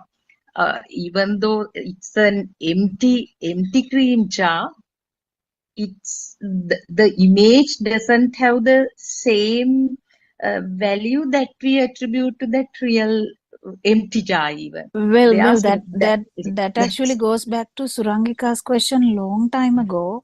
In a Sinhala Zoom discussion, she asked, in a early morning one we do in Australia, she asked, what's the difference, why we feel so different when we go near the waterfall, because we can actually see the waterfall in the TV or in the YouTube or in a picture. But why do we feel so different or alive when we go near the waterfall, actually go near that? And that happens when you go and stand that dog in Sudharma's house. Yes, true. Who is trying to give you a message by barking now. I am further away from the place, but it's disturbing. Sorry about that. No, I'm actually not saying that. But what I'm trying to catch the attention is how alive we feel when the actual, when we can say things like this, but when we actually stand in front of the dog, we feel that, oh yeah, this is the dog. We don't feel it anywhere else or anything else. But the actual, this Dhamma, that dog is there. You can pet him, you can do anything, you can hug him, you can do anything. But the thing is, it's the difference in how you perceive that now. That's what keeps changing. The non-self anger. That's what it keeps changing. Not because you are actually changing the perception, because you understand that how it happened. Not because of anything else, because we can change the perception. We can say, this is not a person, these are kind of atoms and protons and neutrons. We can say that. So that you don't feel any greediness towards that person. Can we do that or can we not? What do you think? Yeah, Sudharma, you can. I don't mind that sound. Sorry, it's actually, doctor, I was no. concentrating on the dog and then I didn't, you were telling all these atoms and the particles and... No, I wasn't saying that. I wasn't saying that. So easily your idea, you went towards the dog. So see the difference? No. In the perception here, yes, we are not trying to see the things as in it is inside a mirror. No, it becomes actually real. No, what I'm trying to say is not that. When we think about this, we can actually think differently and change the perception. That's not what we try to do here. What we are trying to do here is understand that this is what happened. Yes. Because if you go in and stand in front of the mirror and try to understand that that's okay, and then look at something else. So imagine you're looking at the dog now and try to imagine the dog as if you are looking through a mirror. Still you are there because you are trying to change the perception. No, that's not the way.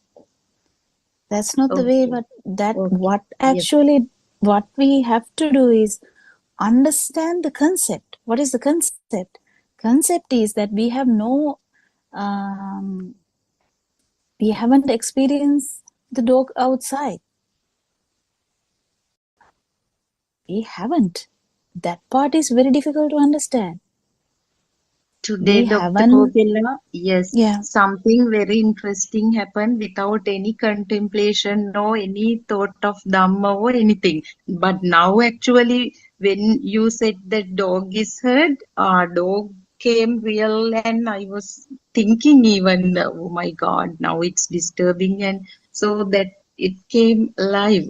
But No, I this is, actually tried to take it as an example. yes, I know. Uh, but I perceived it differently, doctor. So it came real. So, I mean, very serious No, incidents, we no, liberate it's from them really, yeah. unknowingly. These simple The things we get caught, doctor. So in the morning, yeah, I at the meat shop, I just parked the car in front of the meat shop, just the edge of the road. There was some parking space was there, but they were occupied. So I went into the meat shop, and at once a traffic police guy came and he was shouting, "Whose car is this red one?" and so on. So I actually was not embarrassed even for breaking a rule. Even so, he shouted, "How can other vehicles pass? Can't you see they have provided you space?" and so on. So I just bent my neck and said, "Sorry, okay, I will go." And very humble and polite way, I just removed the car and parked it out there. But he didn't find or do anything. But one of my junior colleagues was also there, and she came running, "Oh, miss, see how they shout it." So she was making a big fuss, but I was like, doctor, honestly speaking, not burning or not embarrassed to. Even the meat shop guys were telling me, so he shouted like that, but I didn't feel it at all, doctor. And after reaching the home only, I realized that, oh my God, something like this happened. But that was like so normal. But this dog gave me a burning sensation. So this is like, as you say, there are pitfalls. no, Yeah, still, okay. yeah. Now this, I have told this last time also, because you were talking about opening the door, seeing that the Shoe. one shoe Yeah. was missing, and then going to find it, and then coming back home. And I told to be careful because the whole scenario was there actually. And I mean, for an arahant, the scenario would be there. Everyone will know that. But I'm trying to say from a different perspective for a beginner. But what I was trying to say is, if that happened to an arahant, just imagine. This is just the imagination now. If that happened to an arahant, even that would be like going to the toilet. Now we don't talk about going to the toilet now in the morning. So we don't. So Dharma, I think your camera is on. So we can switch off the camera. So Dharma, can you hear? Yeah. Okay. So so what we can do is we can, for a beginner I'm telling this, but for an arahant it would be just another incident. But for a beginner, now there was no burning at all. Everything happened in such a way, but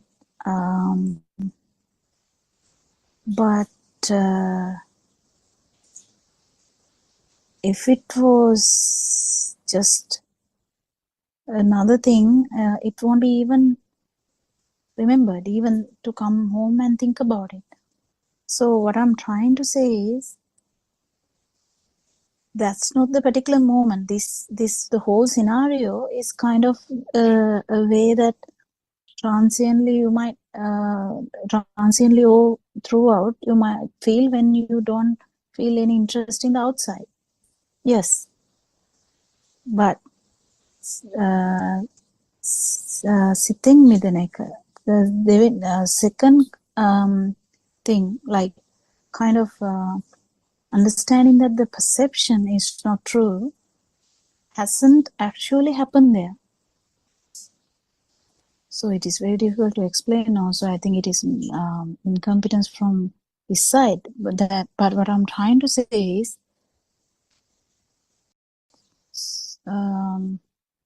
we talk about one moment. In that moment, this whole thing will not be there. So if you actually had that particular moment there, that person's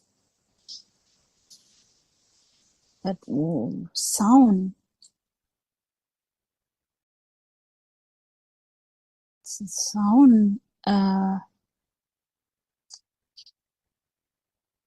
you will feel the sound, and you will understand that it is just the function of the ear, and feel the non-self perception. So you miss that part. But what I'm trying to say is, the status you explain is good, but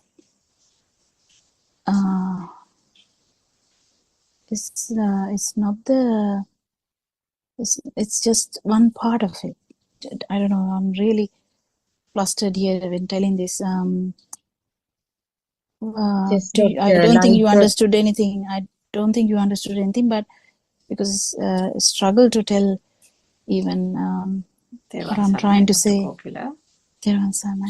I'll try to explain also, just to contribute to what you were trying to explain. You can correct me if I'm wrong. So I think what we are trying to say, Sudharma, is so of course we know that, the first stage is understanding that the external reality is not true, and then we come down to, and that but whatever we see here is just a thought, and then the second part of it is the perception that Dr. Kokila was trying to say, and then the perception, one can realize that the external world is not a reality, and then the importance, as you also said at the beginning, the value, the importance that we attach to various things, incidents, people, etc., will gradually cease to be of value and will cease to be of concern to us. But then that second stage, because the way that one understands is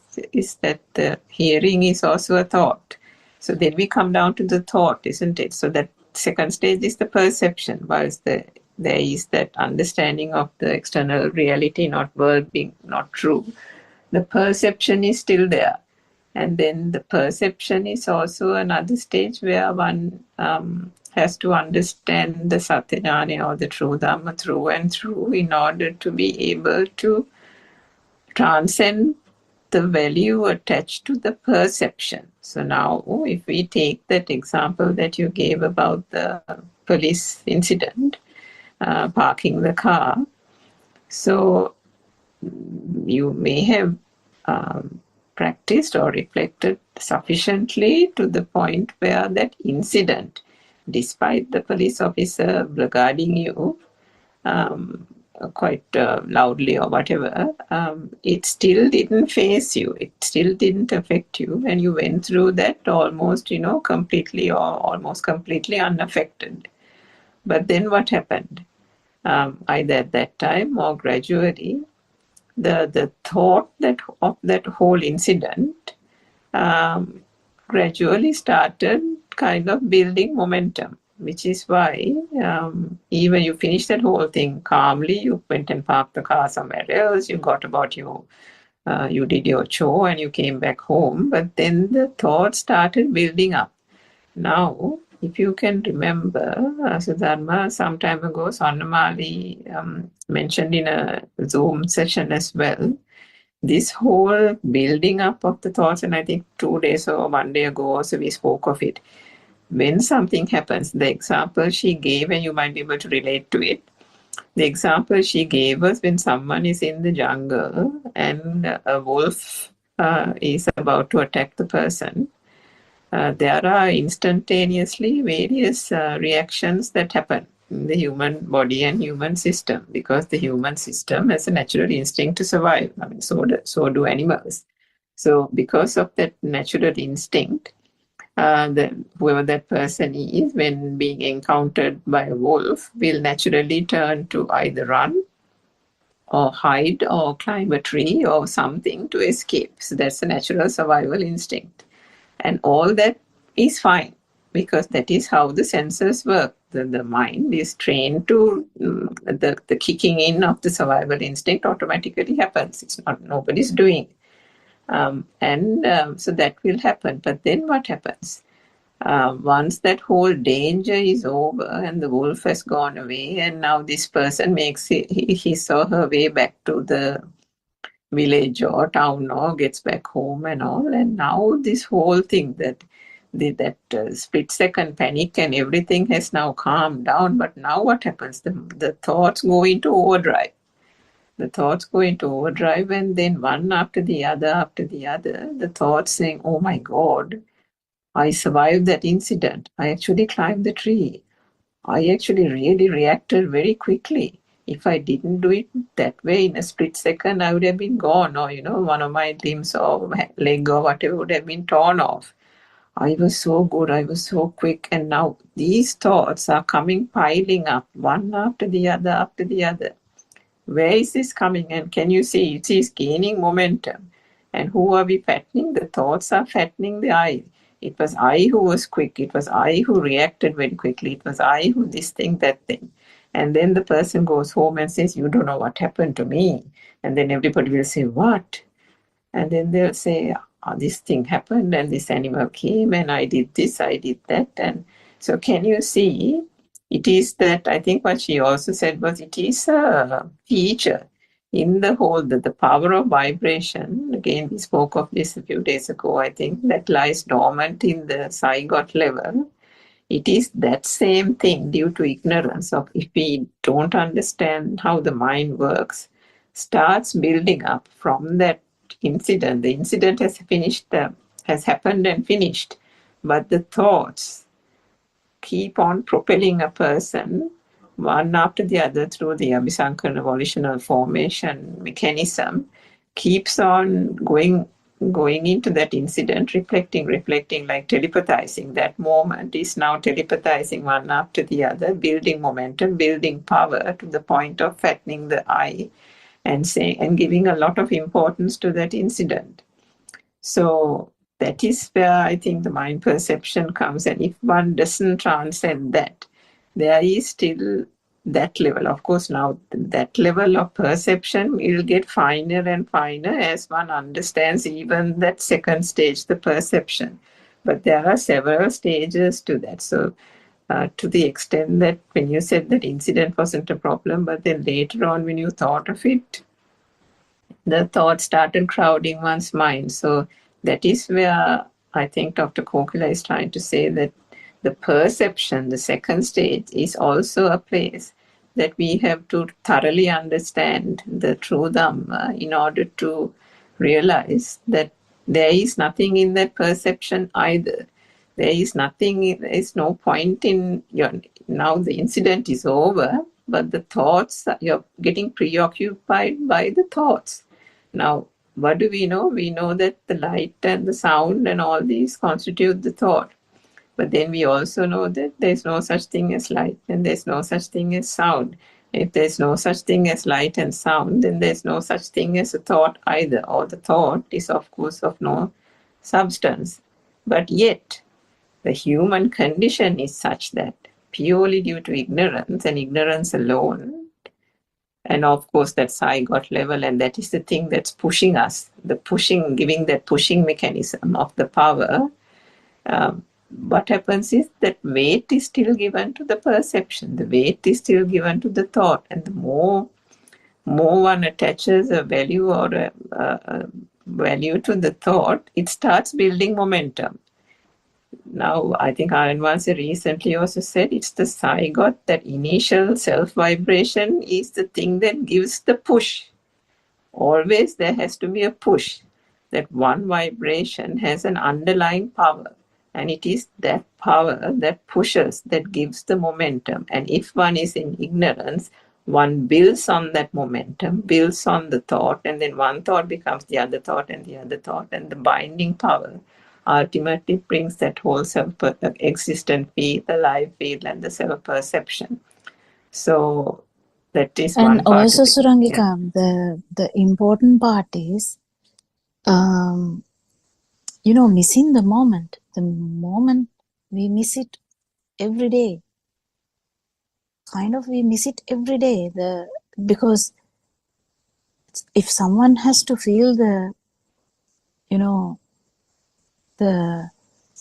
sasa or the tense, has to go to that extent. So to go to that extent, if in that particular moment, the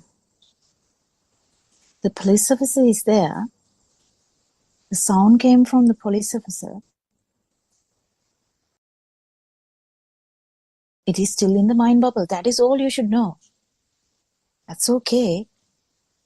So, but one particular moment, when we say that about the moment, we talk about the moment that we are the experience and all that.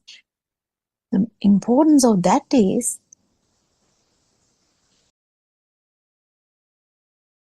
without thinking, without even reflecting or anything, we have to pierce that too. The level Sudharma told is really good. But the police officer's voice part should also can't appear if you have to feel the self vibration. That's what I'm trying to say.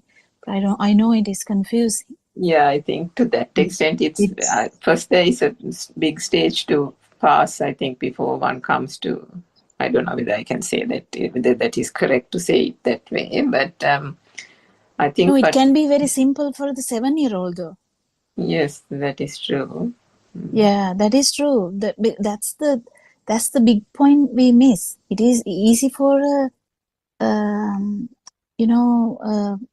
mother in village. It is easy for a 7-year-old because that actual perception is not that big sometimes. It's not thick sometimes. Teruvan Saranai to both of you, and it's so clear that perceptions were there, isn't it, Dr. Kokila? That's what you were explaining. Yeah. And the thing is, I didn't share that even after coming home. Now, when at once it ties into me and I shared it here. No, that is okay. But what I'm trying to say is that particular moment. Yes. There's always now don't you see, we, in the sense we can't say we even, but the mind sensor, enjoyment of mind sensor is very difficult to understand. Because we enjoy the light kind of, how do we say that? Eye consciousness. There is how do you say Vindima? Kind of, there is savoring of it, savoring or the tasting of it, savoring of it in a very subtle way. These are really subtle things. Because worm doesn't know that it's savoring the cold.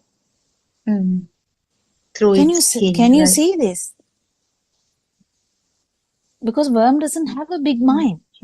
Yes. It doesn't have a mind at all in that sense, like a human. But what does the worm do? Especially if you remove the part of the mud over the body, then quickly that worm will quickly go inside the mud water, like mud, the cold goes mud. Deeper and deeper, isn't it? Yeah. Goes even the compost bin, the worms go deeper and deeper if we like to stir it. That's what I'm trying to say. But you need to you need to understand all these levels. If you don't understand all these levels, one has to actually understand whole 31 realms to understand come to non vibration. That's what Lord Buddha said. You can't see them from outside, but from inside you will pass all these stages. Rohitato or someone, I can't remember, but he said that. And whether it is Sudama, whether it is Suranka, whether it's Kokila, whether it's someone else, everyone, it's the same path. Path doesn't change. Why? Because it started from a zygotic level anyway. It started with the baby level anyway. Then it went to a child level. Then this basic vibration, that how much frequency it has, everything should be understood.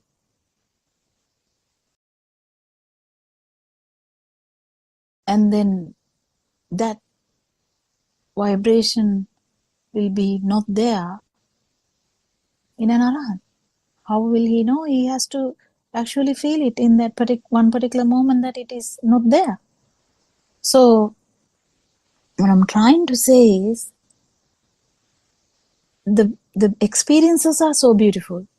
I'm not trying to say it is not beautiful, because we all know all our mothers kind of has this now.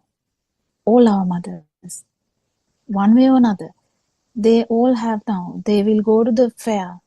They will be like, in the fair, people shout, people, and you won't be flustered at all. You will be like, you will be in like a trance. You will go buy things and come back. But then still, if there is then Arahant will do the same. That's the problem. Now I can't really say this properly in that way, because the Arahant will be going around the fair like the same way and come back. But if it's an Arahant, but this is for the beginner. This talk is for the beginner. So when we talk about the beginner, if beginner will definitely feel that the outside is not bothering them anymore, but the perception level has not done fully. Because if it is done fully, whether it's you don't really care about what thoughts at all. Like it doesn't matter whether it's the policeman, whether it's your friend who came and told, Sudharma, you're so good today. You look really good. Or you did a really good task today, Can that happen? Yeah, that can happen. So which one is good or which one is bad? Which perception is good? Someone mistakenly hit you. Someone mistakenly worshipped you. Which one is good or which one is bad? Both we can't judge like that, no, doctor. They are just Yeah, but that is the thing. So yeah. if you are going back and remembering something, even if you ever don't remember, if it is in the back of your mind, it is still like a perception level. Or but the moment we talk about that moment, that has to be kind of pierced with the wisdom. And then if actually that happened at that particular moment, the story will be different, and you will definitely feel only the vibration. It's very unlikely to do it there. It will be very likely to happen in a very calm area when you do the sound meditation or silent meditation or walking meditation. It's very likely it happened there. Then the fruit is felt in the market. Do you get the point? Got it, doctor. Yes, that contemplation that first ever experience might have happened in a very calm, serene kind of place, and later it will telepathize even in a chaotic situation, isn't it? Yeah, the That's same right. with the arahant. If an And, arahant is now placed in a oil which burns, and the arahant is not going to tell the truth because he felt that the truth will harm the other person, something like that. I can't remember the exact story, but you know, it was that's something for which he, losing the gem, some gem or something like that. Yeah. So the actual no, the story is also jungle up, so we might tell the wrong one. So sorry about that if we are telling the wrong thing. But what I'm trying No, to say what is, you were telling is beautiful and it makes sense. Once bird swallowed it up and the arahant was like they are at Pindapata, that guy went inside then to bring something to offer the arahant, but in the meantime the bird swallowed it, but arahant didn't reveal it because the guy might kill the bird. So the guy, I think, killed Kato, killed the No, I think arahant. that's a different story, isn't it? Is it? Let's not get, that's not the oil one. I think the oil one was something else. Okay. oil one was something about a infidelity, something I can't remember now. Yeah, something about an infidelity of some king's wife having an affair with somebody and the Arhat trying to not reveal it or something. But on that on what you related, Sudharma, and what Dr. Pokila was trying to say, so the other part of it is that, you know, or what we explained actually is that the urge, the fact that one gets the urge to say it, I mean, it might have telepathized, but the urge to put it out, because if you recall, Noble teacher says that, you know, when one puts things into words, that means there is vitakka there. I don't know what the word vitakka is in English, but it is the vitakka, the sense of what shall I say, volitional formation is the from that only arises the urge to say it, the urge to relate it to somebody. And so that means that incident, even through a perception, has become real. The incident has become real. The people in the incident have become real. And the I who went through that incident, nicely or not so nicely, is also real. So because of that only, that whole thought became important to the point that you were urged, something from inside you made you say it now. And Therwan Saranai, Miss Surangika. Yeah, not to defend. There's no person to defend, even though now in this, because years ago it was so. I was impatient to go there and tell that I met with an accident, Aryan once. I didn't feel anything. It was a fatal accident, so on and so. Why I recalled it right now is as a even point of in that, discussion. Yeah, that's what you're trying to say. That is becoming even subtle and subtle now. Even in that, whatever. So now I have told these things, but what I'm trying to say is, if you have faced with a fatal accident, and the same way that you were shouted by all that thing, that subtle, the being alive there, I don't know how to say that, it's very subtle, you know, self is it self perception? Yeah, kind of self perception. Yeah, it's kind of very subtle now, because there's no burning. That's the beauty of this Dhamma, and that's what we have to understand too. There is no burning now, not like before, at least. There is no burning, but there is a subtle feeling of being there. It's very subtle. In this case, I think it was more than that. At least that was how I felt it was. So Dharma, I think, as Dr. Kokila said, all of us have related incidents saying Yes, that, yes. I remember maybe a year or two ago or so, I related an incident where I was driving and somebody cut from a by lane, and I landed myself with the vehicle in a hedge, but narrowly missed anybody. So, but didn't feel a thing at that point, but happily related the whole thing onto a Zoom. And Asanti told me, all that is Situvili neda. She said, aren't all those thoughts? And then I was thunderstruck, and then I realized actually that was the case. So, Yes. one We goes have through these felt. stages, and then you come to a point where incidents like that happen, and then one comes to the stage where the thought then, so we don't think about the incident. The thought is there, but maybe 2-3 days later, we'll relate it to a family member. Then gradually further on, the incident happens, no reaction. The Yeah, thought and we comes, don't no tell that we went to reaction. the toilet. We Yeah, don't tell we went to the toilet. Nothing like that's that. right. Yes. Yeah. But Yes. I now think this that's a is very good example. The toilet Got thing. it. Nobody Because goes I around have saying that assigned we went to the yeah, toilet.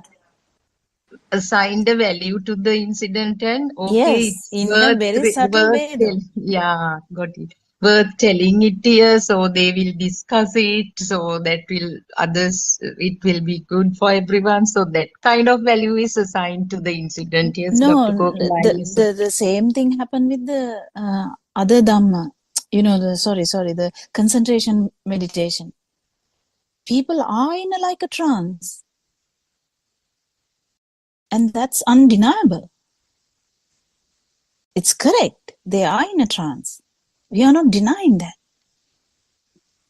But that's not the Sama Samadhi, where you the Animitta Samadhi. How do you say that? I don't know. Yeah, it's just Perception, non-perception, yeah, so concentration. something like that. Non-perception meditative state. So if we don't understand there's a long way to go, we will stop there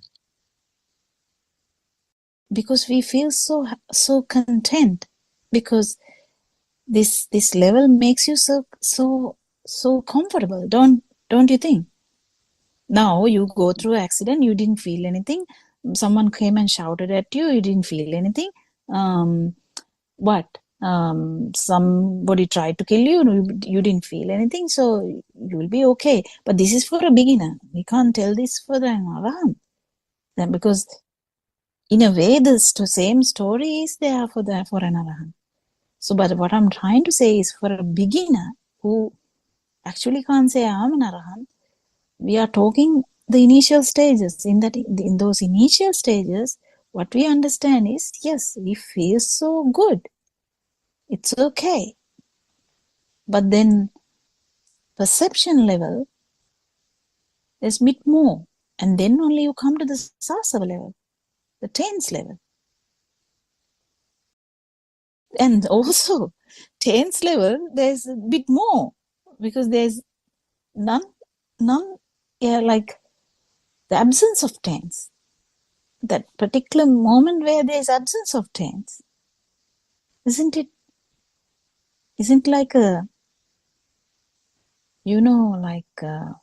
going through and through several layers of a concrete, or kind of like multiple layers, through and through, gone. And nothing. It's like that onion, peeling of the onion, isn't it? That Aryan Mahansa mentions. Yeah, so it's to feel that. And at least you should know that this is not the end.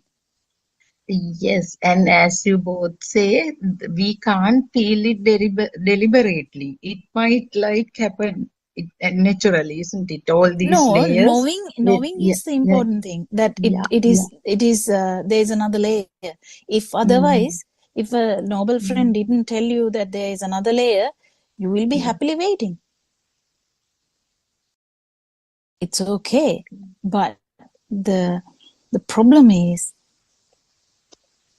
a system has to feel this no self vibration at least for a fraction of a second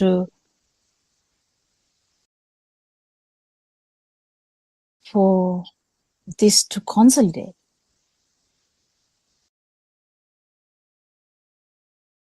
And Aryan Mahanse said a very good thing today, Sudharma. That was actually, I think I listened to it several times. There's probably, the more one listens to it, the more it probably goes in. He said about the, Dhanana Sabhave, and what is this field? The field is that the book doesn't become a thing. The book is there, but the book doesn't become a thing, is the feeling. But he said the problem is then you start thinking that the book is not a thing. The book is not a thing, and you're thinking about the book is not a thing. So he said, how can you allow that feel to come, to emerge? Like, what do you call ulpat in English? Whatever it is, for the pure water to, emerge when a well is... Water springs. Yeah, when say, in Sri Lanka, we dig wells, right? We clean the well.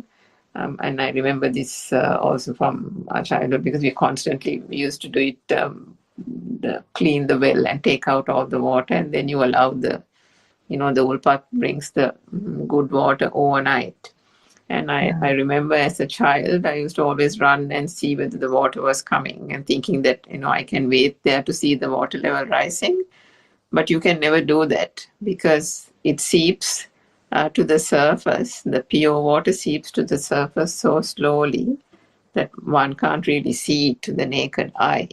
But then when one goes and looks at the well the following morning, here you see this grayish pure water that has come through the roots or wherever. So it's like that. That's what Aryan Mahanse is saying. That feel that has emerged through the proper understanding of the Dhamma is there. But then what do? You go and think. You go and think. And then you're covering it with the thoughts. He said, where is the room, the space, the opportunity for that feel to emerge further? So it really sank in today. I think, I can't remember which, maybe it was the 9:30 or the 5 a.m. Zoom. If you didn't listen to it, just listen to that again. That was a very good sermon, Sudharma. Thank you very much. And somebody said this today 5 o'clock one is also very beautiful. He showed something from a mountain, some beautiful. I am going to listen. I missed everything today. I have some visitors also. Yeah, I think it might have been the 5 o'clock one. Yes, I think you're right. It must have been the 5 o'clock one. Really beautiful. And then actually I remembered last night's Andolnatmaka Desana. Also there was a lady who said, Aryan Mahanse, I go and do something, and then when I come home, or I go and visit people, and then when I come home, my mind is chattering about it. So the mind chatter. And then again, he said, you might have listened to that talk, and he said the mind chatter is the Atma, the mind chatter is the soul. It is trying to reinstate itself through the thoughts. And that is, I think, Dr. Kokila, maybe you can elaborate on that. It's the perception, self-perception trying to ingratiate itself and think that whole incident was alive, I was there, all that is coming through the thoughts. So that is the mind chatter. So Aryan Mahanse said, understand that. And understand that is self-perception trying to re-establish or establish itself, isn't it? Yeah, because there is always a state where we, dolane, I don't know what's the word for that. Like oscillating, I think, yeah. Oscillating between status. Like you will sometimes feel like outside doesn't matter. But then if your dog dies, then you might be like feeling it. You never know. You never know. So but this oscillation will not happen because as soon as I actually wanted to get both of yours, There's no dog sound, no. Was trying to actually divert that particular moment, but it didn't happen. But what I'm trying to say is that made her to like quickly switch off the, like mute the Zoom and try to go to another place so that the dog sound is not heard. But that wasn't the idea. I was actually, if I can actually make a sound in between Zooms, I would make it so that people can actually feel this. But I don't. But what I'm trying to say is, it's the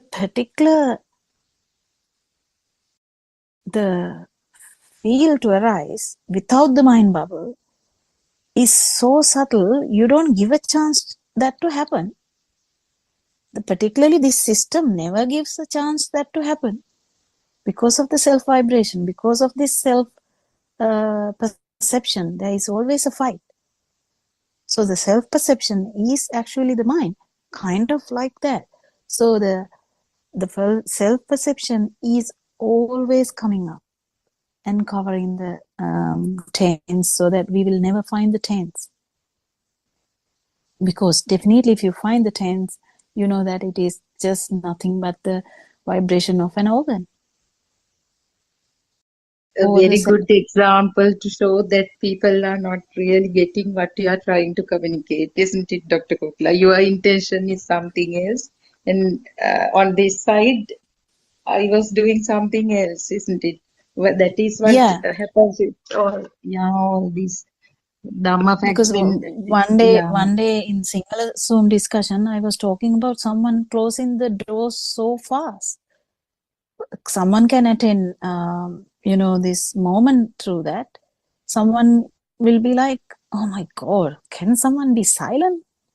Or can someone have some, some courteous or some, what is the word? I don't know. Respect, Respect, not to close that door. But we miss the point. We miss the moment. We miss the moment to get into that particular moment. Because we are in the mind. Yeah. Theruvan Saranai, Dr. Kokila, one important point that comes from this discussion again is, Mehenin Wahanse is asking, we have to stop receiving stimuli from our perceptions. And then Narayan Wahanse goes on to explain, no, how can you stop this and so on. I think you can just touch on that also. Yeah, we can't. Actually, we are getting more and more open to them.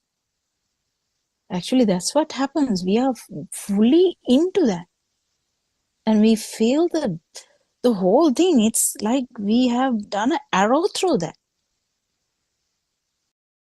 We feel the whole thing to the extent that we feel the tense too. And we know that it is the tense is just a vibration which is nothing to do, and then feel the non-vibration.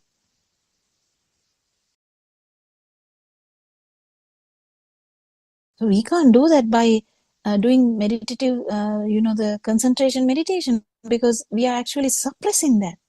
That's why Aranwansi is so against the concentration meditation.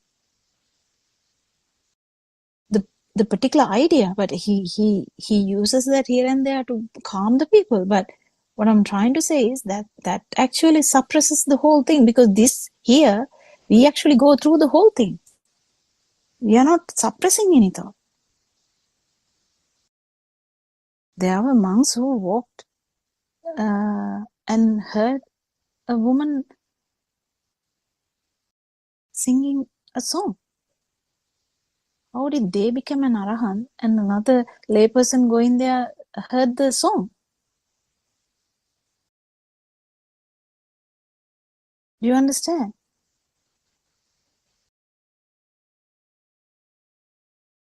Yes, Suranika, you can add something. We have like a few minutes more.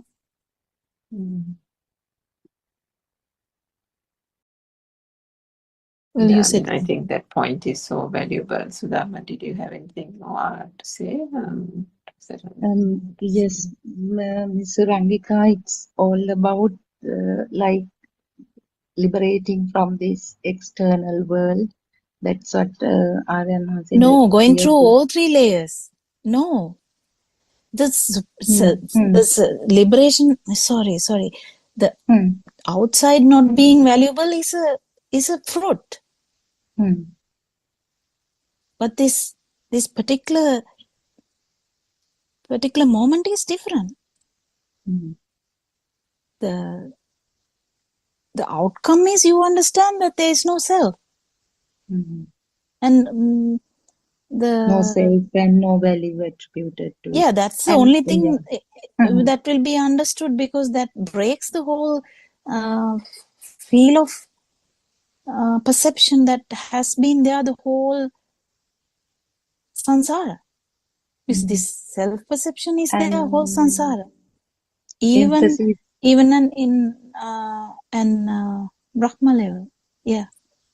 And Dr. Kokila, the importance of awareness and awakening is being highlighted. That is the only way to like understand this. There is no other way. You can't stop occurrence of the stimuli or thoughts, or you can't stop seeing, hearing. I mean, all these sensations. No, I would say Even hear thoughts of properly. I yeah. would say actually hear properly. You Hmm. don't hear properly So because you think. yeah. Now you have the weapon, you have the key, As you soon have as you hear the sound, the dog is barking, already it's a thought. exactly. You haven't pierced that level. Yes. And Yes, as that soon was as my you feel question. the Yeah. shoe is missing, Mm. you definitely, it's not the light. Mm. It was the shoe, of course. It I is do the agree. shoe. Yeah. And Dr. Kokila, but today I felt, I don't know how you would analyze it. I felt that they were trying to console a system that no one was worried or upset or sad or embarrassed, but they all were trying to console, and that junior teacher was worshipping me. Miss, please don't worry. These people have shouted at me also, and that was like a film and kind of so dramatic. So I don't know. It was a kind of different experience actually now when I recall it. It is Yeah, good. It is good. So no. Don't get this. So I don't know whether I'm sounding. No, doctor, I got it. You were It so is clear. good. It is good. We all go through all these layers. As Sudharma said, I have told this before to Aranwanse. Kind of, we all go through these things. But what I was trying to say, I'm trying to put you into the next level. Otherwise, I can say, No, wow, Sudharma, that's the best thing to do. Like that's really good. no, I can Dr. say that. Kokila, we never But respect what you we try to if do you is, do so. Both of you, it's like pouring honey into my ears, like when you are all explanations. Because otherwise, what is to achieve, what is to be pleased with, like it. Then again, it is not a true Dhamma kind of journey. No, you we are are still in the as journey. We yeah, are still in the journey. Even yeah. us, we are still in the journey. But a sense of it is trying to understand true wisdom. All these In layers the are not true. you never know. Actually, in the morning, I was like again thinking of all of you doing this service from abroad and with all the, because I know the schedules in overseas kind of with your professional, but that then how, what do we do, like that kind of we get more motivation when we see, because you are like so exemplary. I pay all my respect and gratitude to all of you, Dr. Kokila, Teruvan That's also Saranam. yeah, That that's is good. also That's a good. thought, I think. That's also a thought. but we have to like Yeah. feel that, We yeah. know. True. Yeah.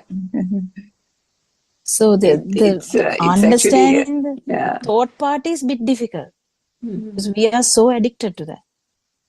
And Sudharma, the thing about this is now, I mean, back in the day when we offer our explanations excitedly or not so excitedly to try to unravel it.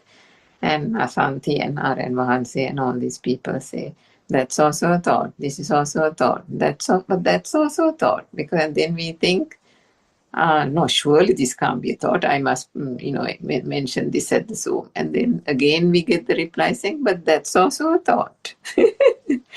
That So, thought thing is much better, Miss Surangika. Revanse has told me, ඔබතුමියට පිස්සු several times. No, he told that recently to like everyone, I think. Even Surangika got it because she was asking something in a Sinhala Zoom meeting, I think. yeah, And everybody's got it. So, yeah, I got it too.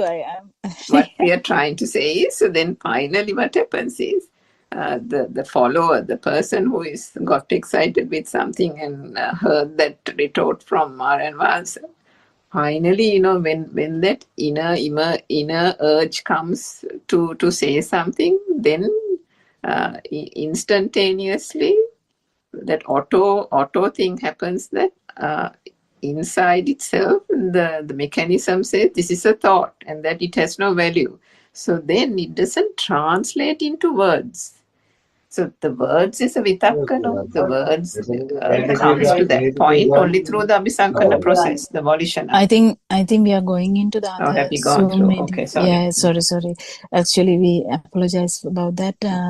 We worship R.N. Vahanse. We will continue English Zoom discussion tomorrow. Thank you, Shani, and thank you, Mr. Bernard, for starting the Zoom discussion. Thank you, everyone. Dr. Pokila, worship R.N. Vahanse.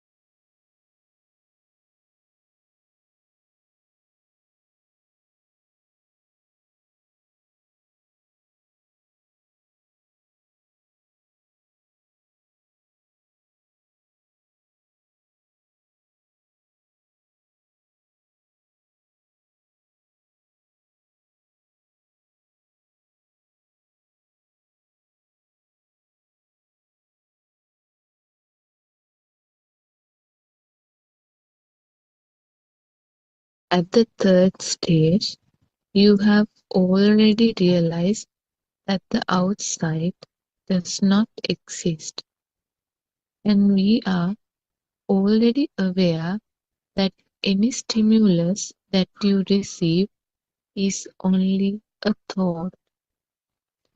On the path to realize the pure truth, at this stage, you have to identify the illusory you in every thought that you receive. Whichever thought you receive, it is you. When you see a book, the book is the mind consciousness, the vijnana. Therefore, the illusory you is in it. The book is you. You have to be aware of yourself in the thought. If you see a book, the book is you. The mind consciousness gives you an illusory you in every thought. The way to be aware of yourself in a thought is, if you see a book, realize that the book is you. If you give a value to that book, and if you think that you want to have that book, that is you there. This is known as drushtiya. Drushtiya means the false belief. The feeling of I am experienced the book and that I exist at this moment and I see the book in front of me, taking me to be true, is called Sakkaya Dittiya. In other words, the feeling of I am alive and I am experiencing this is called Sakkaya Dittiya. There is a very subtle angle through which this forming of I-ness should be observed. It is not easy. The Buddha said to observe the forming of the illusory self in a thought is more difficult than splitting a single hair of a horse into 100 strands by a clever art. The Buddha also said that to detect the self in a thought is not easy. He said that it is like trying to see a rainbow through a dewdrop that is hanging at the end of a blade of grass. What the Buddha says is to recognize how the self is formed in a thought, which comes as a stimulus. We look at everything by attaching ourselves to it. But if you can use the book with an awareness and without the delusion that you are using it, that is wisdom. Also, if you can be aware that the thought of a book arose and then after that the thought of a big ball arose, that is wisdom. Try to use things without the concept of me and mine. This is also called Prabhashvarya or purity. Within that awareness, within that purity, there is no self or person. This awareness together with the Yathabhuta understanding allows you to develop wisdom. Like how we know that the images in the mirror are not real, we should also realize that what we see is also not real. This is wisdom. When we look at the mirror, we need not even look twice at it to see if the images on it are real or not. we know that there is nothing in it. The same way, when we see things in this world, we should know that there is nothing in them. In the same way, we have to come to a realization that there is a seeing, but there is nobody, no person there. It is not me who sees it, it is just a seeing. That should be the angle through which you should maintain your awareness. If you enjoy some good food, be aware that you are formed in that moment of savoring. When you react to the taste in a negative way, again, you are formed at that point too. But if you see that there is nobody there, that there is no person there, and if you are aware that what you see is only sound and color, there is no thing there, that is wisdom. Therun Sanai, everybody. Teruan Sarnai Shani, Teruan Sarnai all the my friends. This is Buddothpado English Zoom discussion. In this forum, we discussed continuously the pure Buddhism, how you understand the reality of you and the reality of the world. When did you create your mind bubble, and how long have you been interacting with it? Who created it? So we are living in an illusion. Is it true or not? This is what we are discussing here. What is this life? Who am I? Where am I?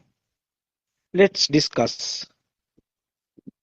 Dear Dharma friends, we cordially invite all our Dharma friends to join this forum. So first, we would like to invite Dr. Kokila to start the discussion. Thiruvan Sarnai, Dr. Kokila.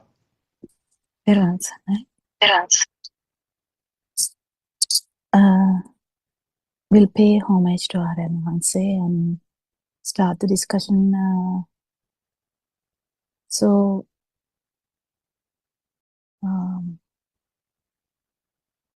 Here again, we are talking about non-self angle, which is very difficult. According to Lord Buddha, also it is kind of rare occurrence to get this angle as an experience. I mean, as a science, as a something, as a knowledge, it is common. Nowadays we hate kind of a lot.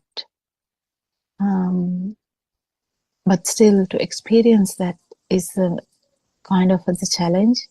And to experience that you need to understand Dharma properly.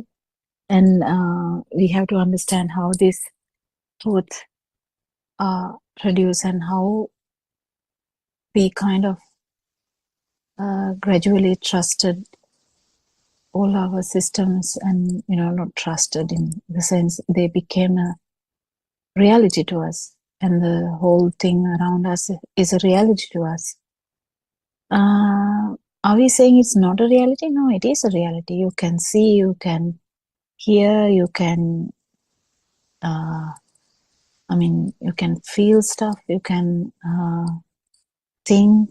Yes, but are you? That's the thing. Are you? Because you can think. Are you thinking?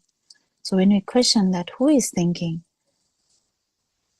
There's nothing like that. It's just occurrence of thoughts that happens, and because it happens so fast, we feel like that it exists, and that power, when that happens, that power is makes us to believe that there is someone. We feel as there is someone. So it's really important to discuss this. I mean, we do discuss this every day. We do discuss this in every angle, and Shani was reading part of the book. If Sudharma can add something according to the book, it would be good. reiterating what is in the book again? Theruvan Saranai, Dr. Kokila. Theruvan Saranai, all Dhamma friends. Again, let's pay our homage at Buddothpado Aryan Wahanse's feet. Yes, Dr. Kokila, when you started with this, when you said every day we talk about self-vibration, this non-soul angle, what telepathized into me was like, yes, that's why these 84,000 Dhamma discourses that we believe that actually it is not a secret or not a surprise, because it is so hard for us to understand is not the proper word, I think, to realize that there is no self. Now Aryan Wahanse himself has completed more than 10,000 sermons to open our eyes, and all these Zoom discussions and your contribution, Ms. Asanti's contribution, and all those senior practitioners, every day what you point out is actually we can't try to experience this, but please try to understand the basics.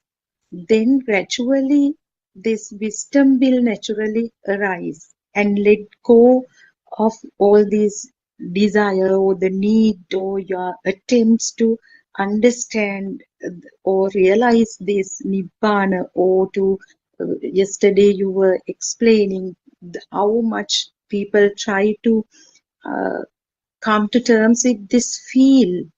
So it is again, although it is a condition that we cannot define or we cannot have any mental image. Ignorantly, we have a mental image of the field, Nibbana, and all those four status of mind, or not mind, status of the thought. I mean, the levels of realization, not the mind, four levels of realization until one reaches Nibbana. Yes, Dr. Kokila. So the first example mentioned in the book was seeing the book.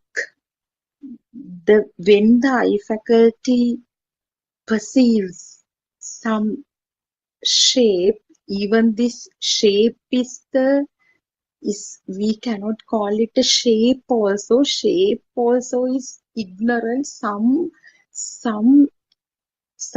The mixture of light, even these colors are also different, we can say, formations of light. And by nowadays what Aryan Mahanse explains is there is nothing called light and sound also. However, when we perceive something, the book, the label automatically arises. The thing is, this label does not come as a label.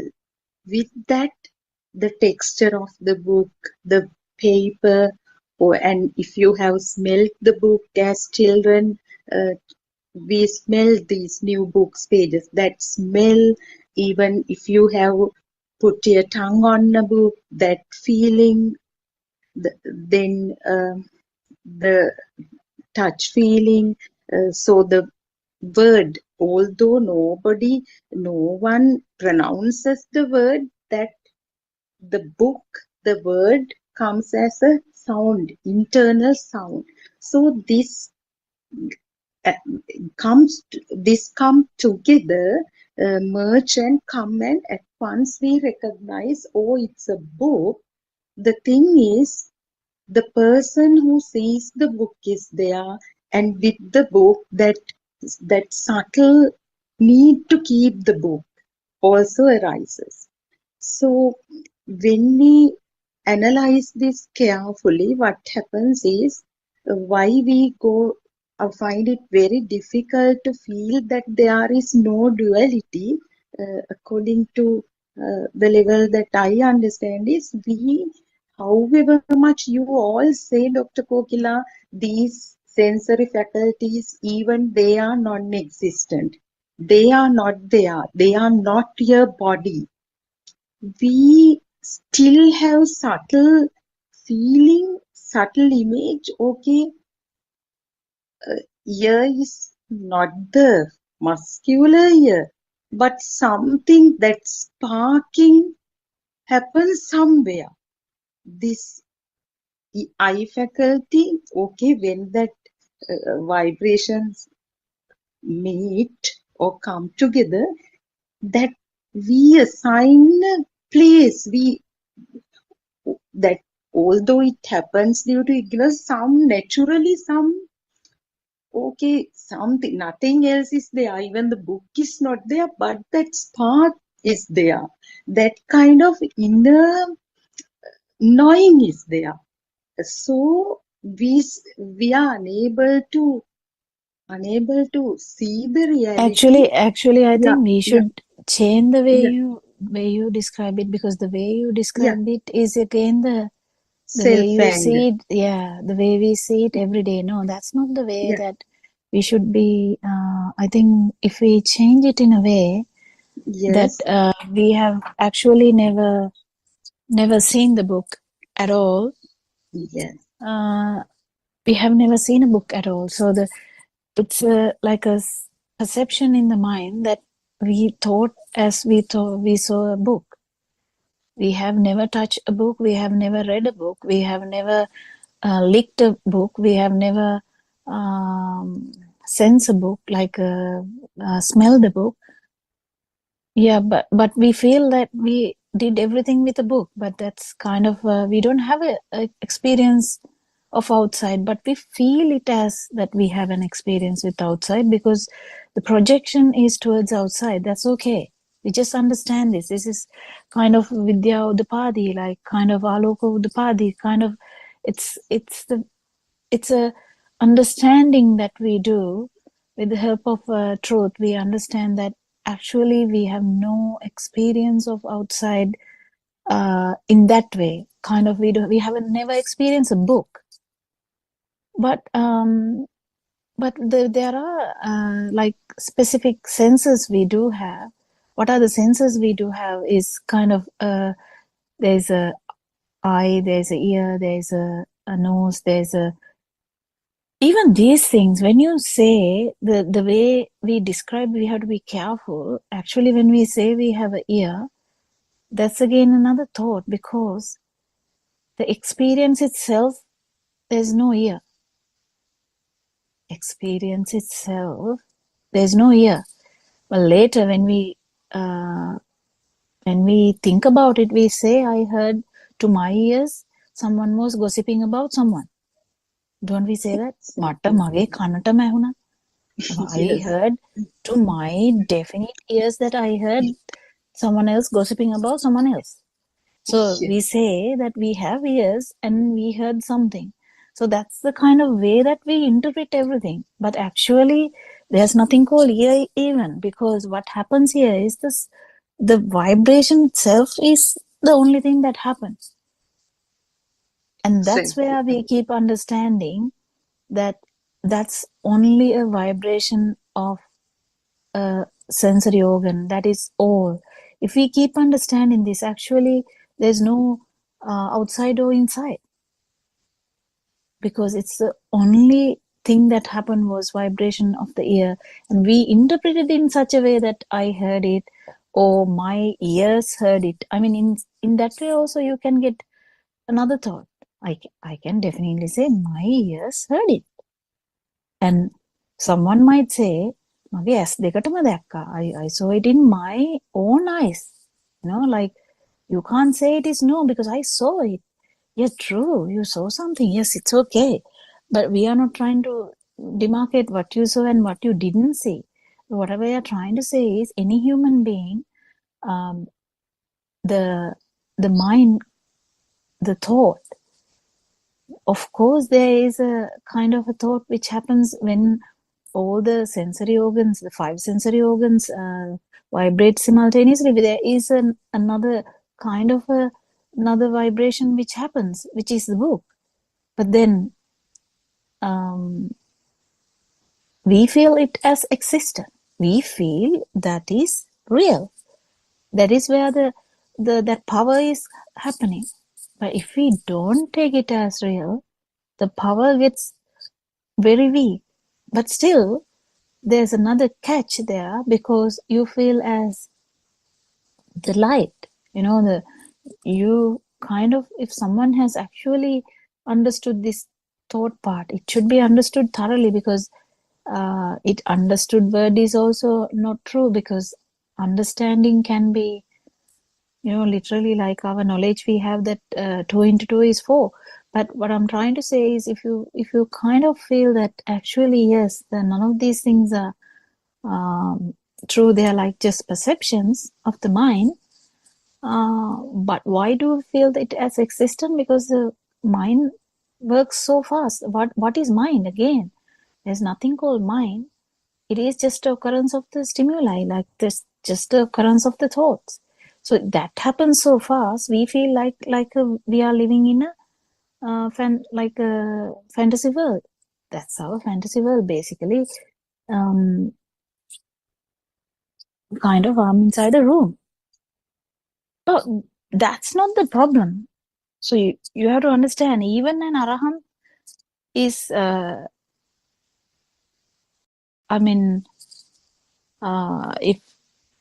if an arahant has not been sick enough to lose all the memory will be there. That you will know that this is inside a room. An arahant might not say, I am actually not inside the room. No, they don't say that. But what basically happens is, we keep understanding that this is what is happening. Like the sensory organs, when they work simultaneously, the problem is already happening. But we understand that is the only thing that happened, nothing else. Because when we feel as something is there, we definitely have a long story. Remember, like imagine about a necklace. There is a necklace. Imagine you are like 12-year-old or 14-year-old. There is a necklace, and then mother tells you, please take that. I don't need it anymore. Please take that. And you take that and you have it. And then you are now about 50 or whatever. And then you will be like, you will be giving it to someone, say, this is very precious. This was given to me by my mother. And you have it. I don't need it. I don't have any, craving anymore. I listen to Aryan Hanse's Dhamma also. I'm giving it to you. That's all right. I mean, that's all right. No problem. But what I'm trying to say is, this whole scenario, is that true? No, that's not true either. That's the thing, that we can say, oh yeah, my craving has so gone down so much. I can give everything now. My house is somebody else's. I don't have any lands. I don't have I have a cloth and I don't have much. I just have to go to a monastery and live now. Yes, that's fine. That's beautiful. But what I'm trying to say is, all the perceptions can be still there, which is kind of you feel as real. That is where the self-perception will be tricking you. So the self-perception is there when you feel that something is real. So this matters to even Dhamma. So when we hear Dhamma, we kind of transfer our interest to Dhamma, and suddenly we have an idea, yes, I have to get this, I have to understand this, I have to, attain something, I have to, maybe I have attained already, maybe I attain the next level, maybe, I will not be born again, or will I be born again? So many questions. So do you understand those thoughts? Even those thoughts are in that same dream, same fantasy world. That is what is most important. No other teacher. I mean, I have heard so many kind of philosophies a lot, like listening to a lot of people around the globe, no other teacher actually explains much about this mind being not true. Even the Dhamma, dropping Dhamma in that concept. No one actually can explain it into that far because they are scared to drop Dhamma. They might think, no, if I drop it, I may not be achieving anything. Because letting go is such a difficult thing that we don't know. So that's the thing, that we have never experienced a book anyway. I mean, whatever we experience, we have never experienced a book. We understand that book is just a mental perception, mental construct. Any mental construct is not there. I hope I'm clear about that. Any mental construct is just a mental construct only. It is actually not there. Is it clear? Very clear, Dr. Kokila. Teruvan Saranai for that beautiful explanation. And Dr. Kokila, in that very example of necklace, it's such a thought-provoking example because somebody, if you say I, so I may give it to someone as a mark of generosity. Now I have listened to them, so I don't have any craving, so on and so forth. But that giving, after giving that, I may experience more burning than the level of defilements I had having it in my wardrobe, because I may not, think about it or worry about it as long as it's there in the wardrobe. But after giving it, probably that thought, oh, in vain I made this, it was given by my mother, all thoughts, due to ignorance, may come. So what we do at physical level cannot be taken as proof of realizing Dhamma, Nothing. isn't it? Nothing. Yeah, Dr. Okay. Very beautiful way, the explanation you made. Yes. Yeah, but in the other sense, if someone has actually understood this Dhamma also, still, even after understanding Dhamma also, still, if the mind level is still there, where there's, it's not outside, it's a mind perception, someone will actually get it properly, and then you will be feeling quite free in that sense. But still, your mind perception is felt as true. This is very, very important to understand. Though there is no kind of, actually you might not feel like anything like that. You might be like, yeah, I gave it, and it doesn't matter now. Actually, you might feel really good about it and then let it go. But then the perception level is slightly different to the actual what you do. Perception level, there is, you might feel that it actually happened. Do you get the point? It actually, something actually happened, or happening, or will happen. Kind of that kind of knowing is there. That's the ignorance. So that is the thing that we keep understanding. No, this is the rapid vibration of the stimuli that happens, that we call mind. That is all that happened, nothing else happened. That's where we relax. We can't do anything other than relaxing, can we? We are not going to stop all these things that we do. We are not, because it's useless whether we are going to keep that necklace, or whether we are going to give that necklace, or whether we are going to hide it under my mattress, or where can we keep otherwise? Maybe in a bank, whatever.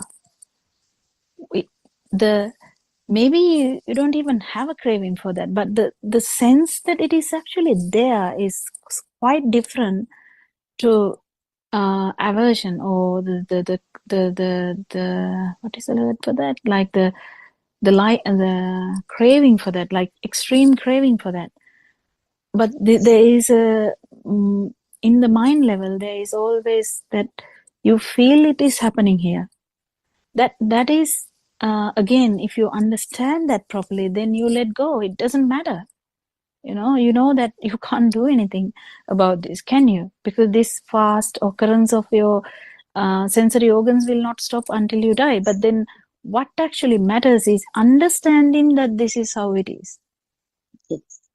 And very beautiful, Dr. Kokila. And again, it sheds light on this realization also, because actually, as you said, we can never give a necklace, or we can never wear a necklace. We only can have that perception.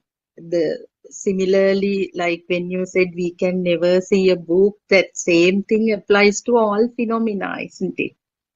Yeah, once you put the necklace on, you might feel the coldness of the thing on the skin. But once you go around the party, because you feel, see a lot of people, you are so engrossed with their, talking, and if someone points at you and says, "Oh wow, that's a beautiful necklace. Where did you buy that from?" Then it goes to your, then it catches your attention. That's where it arises again. But unless otherwise, do you remember that you are wearing a cloth all the time or necklace all the time? No. But then if you touch it, or if someone else touch it, or if someone else comment about it, then this thought arises again. And with all the value of that, yeah, I bought it from here. No, I didn't buy it. Actually, this is a present from my mother. And oh no, this is a so much valuable thing to me. I love it. Or you might say, yeah. You might say that too. Yeah, thank you. You might just say that too. Because you actually maybe in a different world, you may be actually wanting to go to the toilet at that particular moment. You might be, oh yeah, thank you very much. And you might say, go to the toilet, because you are in a different world than looking at the, discussing about the big thing about the necklace. So depends on what catches at that particular moment. So that is how six senses work. But because they work so fast, you can't even catch that the one particular stimuli happen at one particular moment, can we? We can't. We are lost. But then when with Dhamma we realize this, we might not experience this. We might realize this first.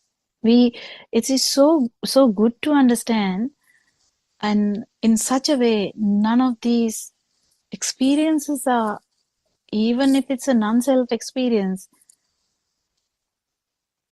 is there an owner? No, there's no owner. There's no owner. So what happens is there are happenings. Yes, there is a self. There was a self vibration which manifested all the time, and suddenly when someone understands that there is no value in the stimuli in whatsoever level, whether it's the outside level, or whether it's the mind level, or whether it's the perception level in the basic sensory organ level, you understand, and nothing actually does matter. They just experiences. Yes, that's all that happens. So there's like experience. That's all. But what happened was, due to ignorance, we thought that experience happened to me. So that idea is gone first when you feel the non-self vibration, or non-self perception. But what is the important part is, when you keep understanding this, even the experiences are just experiences. Even what you feel, or we talk about the feel sometimes with the feel. Is it someone's feel? No. That's where Lord Buddha, so that's where Aranwanse says, if someone telepathizes into no self status, that's Buddha status. And that's no one's no one's. We call it Buddha status. That's not the Lord Buddha, the person. That's just another status. And when we feel some kind of, whatever, Aranwanse has those beautiful examples of these things, like, you telepathize into kindness. That kindness is a kindness everywhere. That's not someone's kindness, someone's love. So that's the beauty of this. This goes on and on. The beauty goes on, but you don't get blinded by that beauty, because it's no one's beauty, no one's pleasure, no one's happiness. It's just there. And when the senses die, the flame, as Pahananiviya say, like the flame of the lamp goes away. The same thing, isn't it? Kokila, yes, Dr. Kokila, very true and very convincing explanation you made about this. And yeah, when you talk about telepathizing into places, actually, when we spend time in a very calm, quiet, serene environment, naturally we end up like dissolving into that. I mean, at least in a temporary manner. No, the Maybe, ignorance is feeling yeah, that it happened to your system. yeah. That's the ignorance part. Otherwise, Ignorance. it's all beauty. It's all the Mm. nature, everything. The ignorance part is the only part that is going by these discussions. Because And this, until your senses work, as far as your senses working, you, not you, kind of these senses are going to produce an experience anyway. So the tranquility is also not anyone's tranquility.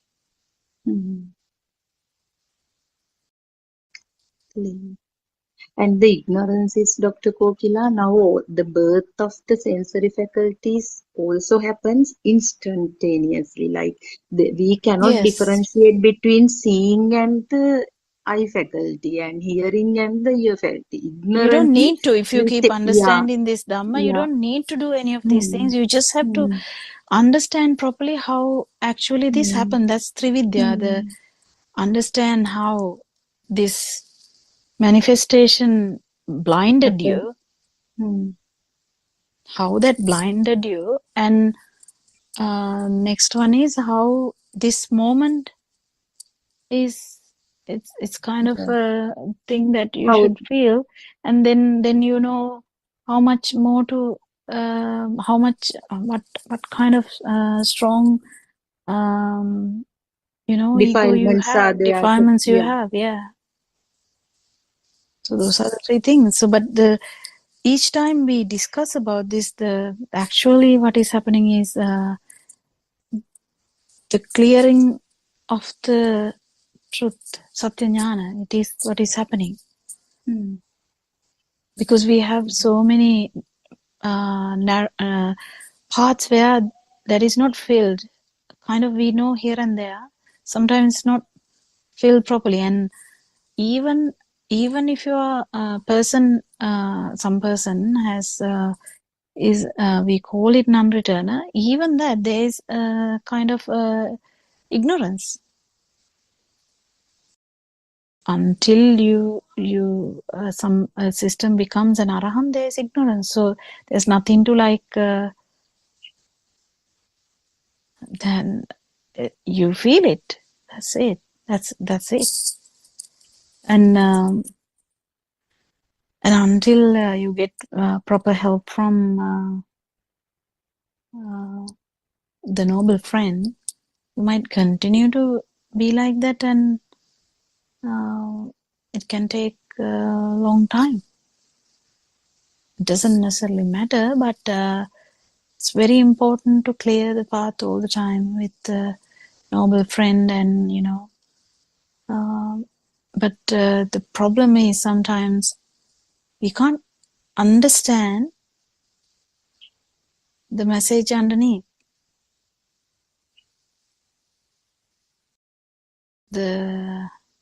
Because we don't know how the noble friend is trying to give a message. He will shout, he might tell nicely, he might tell it in a subtle way that he's telling it to like others, but in front of you he's telling it to others.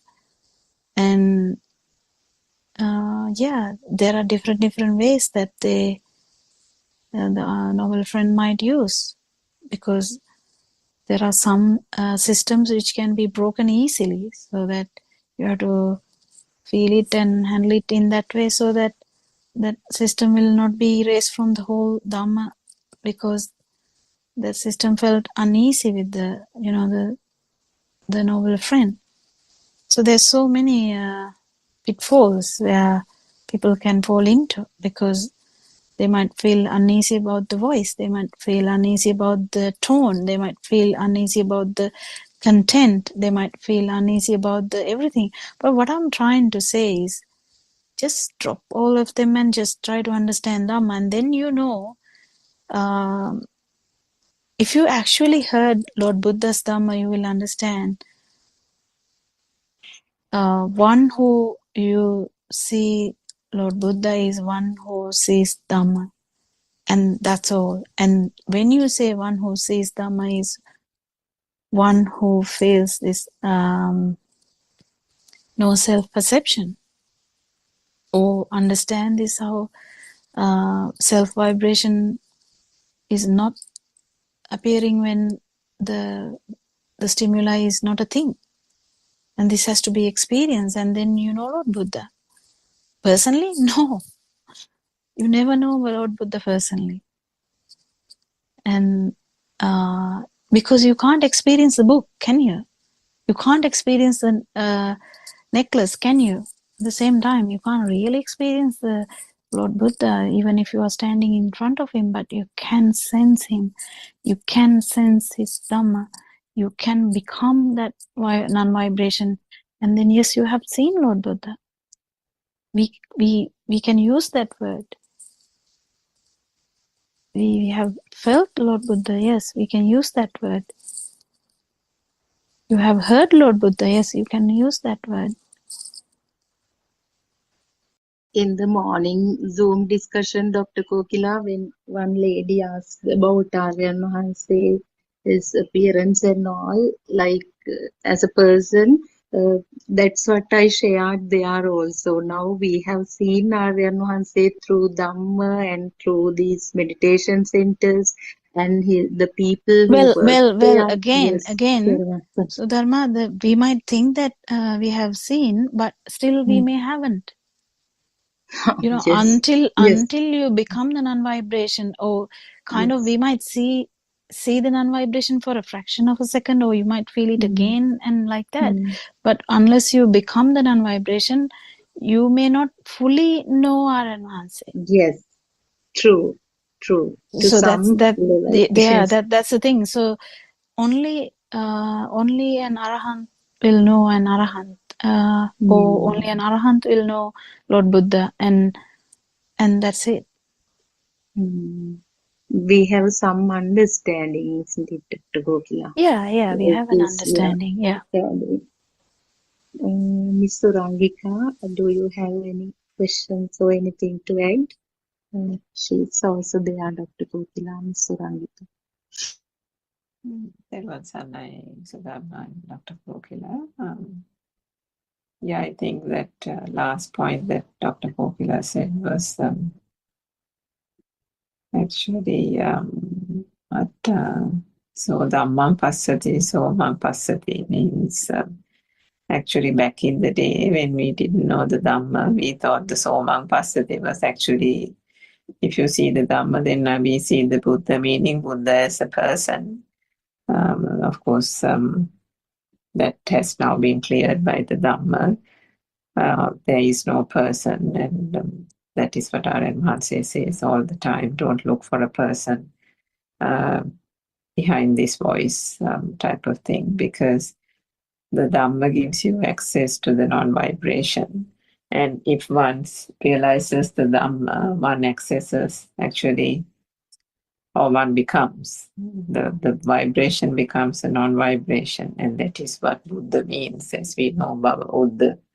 The term itself has a different connotation and a meaning to the lay people, conventional words connotation of what the Buddha means. It is there that they have always looked for a person, just like they look for a person in the Arahat and say that, the Arahat doesn't break a branch or break a branch in a tree, and the Arahat, got put into what you call it, so some tank with hot water and was boiled to death and all that. So, that terminology and the way of thinking is all that a person has been subjected to it, and a person is not breaking a branch, and a person is, not doing certain precepts or rituals and things like that, always with a person. I mean, that was our understanding also back in the day, but thanks to the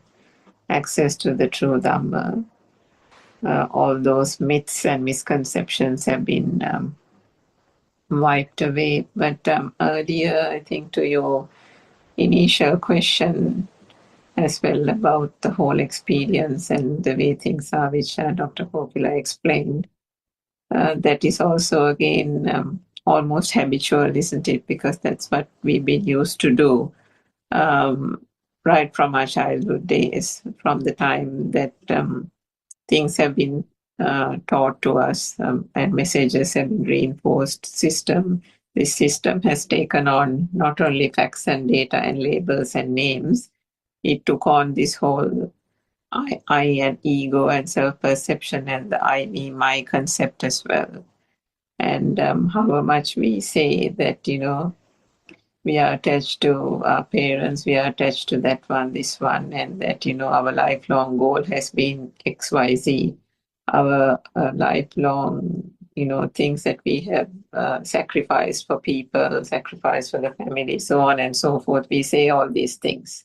And we try to, we think that those things, that's the way we've devoted our life. We have been a good person to that person, this person. We have been a good person in the community, society, and all these things. But ultimately, what have we been doing? We have been fattening our own ego, isn't it? Fattening our own self-perception, because all these things are things that have been made up in the mind, which constitutes an identity and constitutes the me.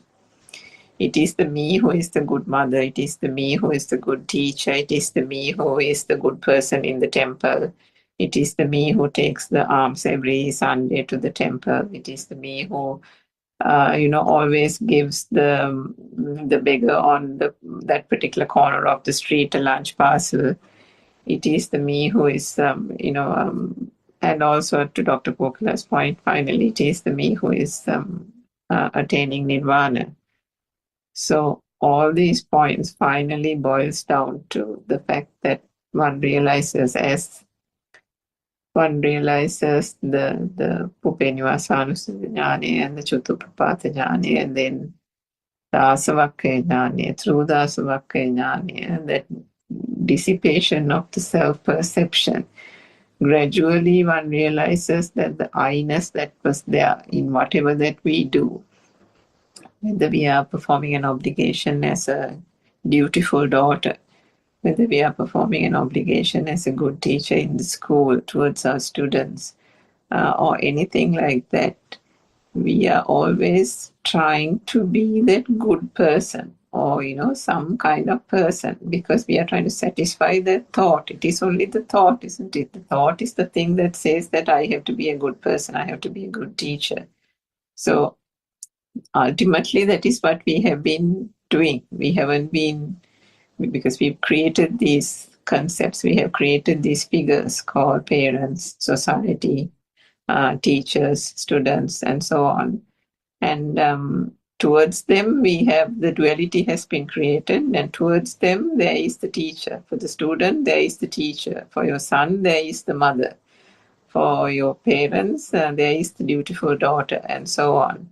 So it is not the parents, it is the I that you have been catering to. It is the I that you have been satisfying. And through this Dhamma, that is the realization that we come to. And that is where R.N. Maharse says that if one is not feeling the heaviness, the weight, the value attached to a particular moment, because all we have is this moment, and of course we know through the Dhamma that this moment is also not true. But in this moment, if that moment is of no value and you have no burning, then at that moment there is nirvana, because the I-ness has been eradicated. And how we experience this through our day-to-day things is that, wherever we feel as if we are getting stuck, worried and stressed, whether it is in a particular incident or some day-to-day other family matter, things like that, the heaviness, the value that one had attached to it, the worry and the stress, something that can perhaps keep you up, keep you awake in the night, you will experience it yourself, isn't it? The experience is that those things are gradually ceasing to be of value. Ceasing to be of value because through the Dhamma, this whole self-perception, this whole concept, how this whole concept came about, the facade of this external reality, the existent field, and finally the self-perception breaks down. And that gradually breaking down is the eroding of the ashrava, the taints. And that is the path. That is where we gradually see we are able to see through this whole misconception of this whole self-perception. And to Dr. Kopila's point, it can be really beautiful. I think we saw you at the monastery, the International Meditation Center, and all this, that whole experience. But essentially, the reality of the Dhamma is it is not I who is going and experiencing it. It is an experience, because it is an experience that as long as one has the sense faculties will have a certain experience. That's it. That's all. To get to that, it is not easy, but it is certainly possible as one progresses on the path. And certainly those kind of environments, that teaching, that guidance, and the help of other Dhamma friends are all very, very conducive to be able to get to that realization of the fact that this whole self-perception is non-existent. Yes, Dharma. And I think I just want to add something. In the past, we used to like quickly join a Zoom, like very long ago. We used to tell, once I felt this, once I felt this, like such a, with an enthusiasm, we say that it's funny now, but it's not funny then. Then it was like really, like keen to say, I felt this and all that. But now you just keep understanding, that's what there's nothing important in that too, but we kind of go through all these stages, and we know, like in about the parents thing, we know that in Lord Buddha's time, actually before that, there was a person called Gatikara who actually understood Dhamma to that level that he was called an unreturner, and he looked after the blind parents without any problem. So we kind of know the example that you can continue to do all these good things, but it doesn't necessarily mean that you have burning into that. yes, there is a part that is not, uh, resolved, but still, because they call about 10 fetters, there's only 5, and there's another 5 there. So we can see how important the whole path is. We can't just say like, yeah, I understood this now, that's fine. Thank you, like that way. Just because you understood the outside is not there, it is the mind. You feel so happy about that. You feel feel contempt, not contempt, so content, like okay with that, and just pause. But even for a non-returner, Lord Buddha said, you just came out from the pit of feces. You just go and have a wash because it's so smelly, isn't it? So yeah, it's a beautiful Dhamma though. I mean, the truth is out there. You just have to relax into that, and the more you look at in this non-soul angle, where we were trying to surface, because if you actually if someone is letting go, you can't actually let go unless you know the truth. If there's something to let go, you haven't let go. Do you get the point? If you have something to let go, you haven't let it go. Means it's in the mind level. Exactly. Like the necklace. If you have let the necklace go, daughter, have this. I don't want it anymore. I'm so good now. I don't even need anything. But then that's kind of beautiful Dhamma it is. It goes deeper and deeper and more beautiful, more tranquility. There is no suffering in this path. If someone feels the suffering, talk to the noble friend. Join a Zoom discussion. There's about how many, 8 or 9 discussions, or I don't know, 9 or 10, I can't remember. But while he's there, it's such a beautiful thing for you can do while he's there. If you feel like you're suffering in the path, that can't be the path then. So you have to talk with him and see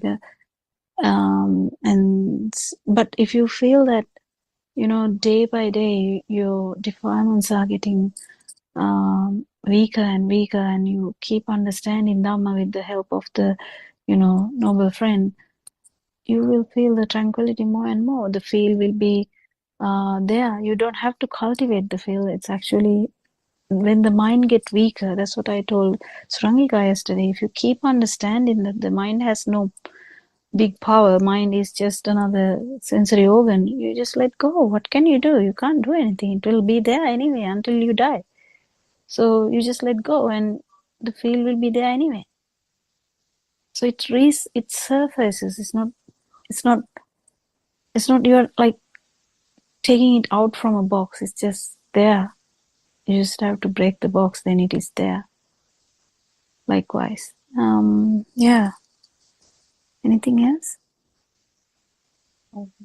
Thank you very much again for both of your explanations. Yes, we cannot make a journey towards Nibbana or make a attempt towards that. We have to it might happen or may not happen or whatever. We have to know the message from Kalyana Mitra, and then even what she was yesterday. She was highlighting, Miss Asanti, just know it and then forget and relax, because there was silent meditation. You have to get rid of everything, Dhamma, all meditation, types of meditation, and just be silent. So that experience was also there. And Dr. Kokila, in the next part that Shani read, Aryan Hanse quotes a beautiful example. I think it's very nice, because it is said that when you look at the reflections on the mirror, you never look at it twice to see that whether they are real or unreal. But when you look at other, stuff surroundings, the things are real. So if when you understand this concept that they are just manifestations of the sensory organs, sensory faculties, the person will see, not deliberately, will see the other stuff in the so-called environment as the things that falls on the mirror. So you can. I didn't get it actually. What I didn't actually understand that bit. Right. It's Dr. Kokila. When certain reflections, images falls on a mirror, we at once know now maybe in front Okay. of the mirror there are Yeah. stuff, but we never look at, okay, is there a But bed if a there? monkey looks at it, monkey or the birds, usually they misunderstand. The monkeys misunderstand, but we don't. Yeah, we know that it's a mirror. Yeah. So after that, why can't you? The reality is everything else is like the it's reflections similar. on. Yeah, that's what I told. I don't know whether you remember.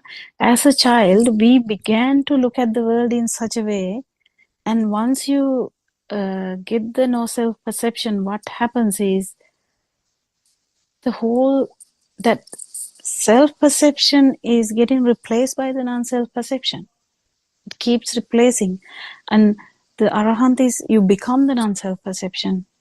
Like what happened to the child was okay, he didn't know anything much, but he had the taints, but he didn't know anything much. But then once the mind forms, it becomes the norm, it becomes the self-perception became the normal. But then once you hear Dhamma and you actually feel this for a moment, the no self-perception, then that's going to be your new normal, and it is going to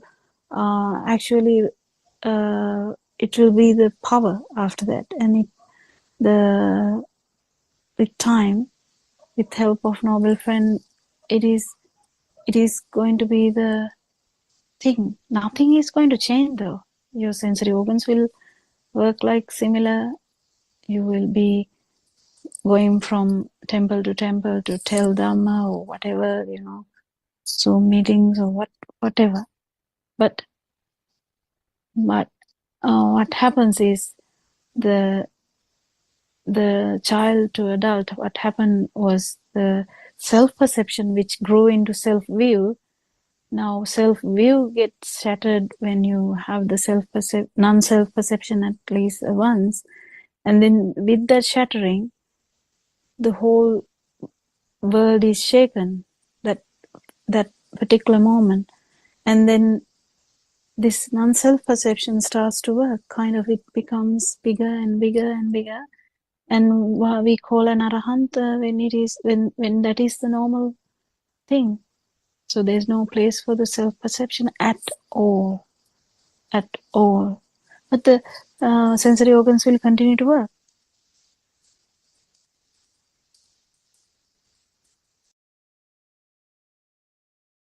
Yes, Rangika.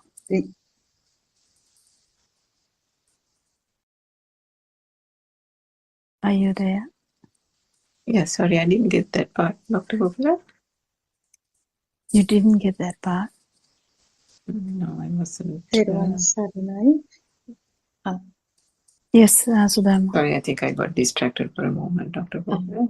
Didn't get that part. Dr. Kokila, actually in that ignorant world, people had peace. In a way, they were happy. They didn't know that they are in the self-view or self-perception, including us. That's why Aryan Hansa says, now you all have got this Nivan Pissu and you have lost your peace and kind of that peaceful life you had.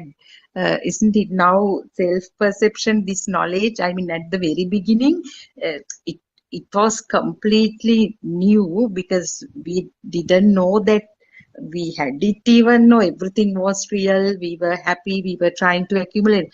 Now, when we know, it's like a backward journey or something, because because we were going with the current and now going against the current. So that's what you were trying to explain, this self perception, isn't it, Dr. Kokila? In the Yeah, childhood, yeah. yeah, it's very important to understand that what happened to the baby, what happened to the child, how the self-perception became the self-view. Because this is a reversal. If you are to understand the reversal, you have to understand how it happened.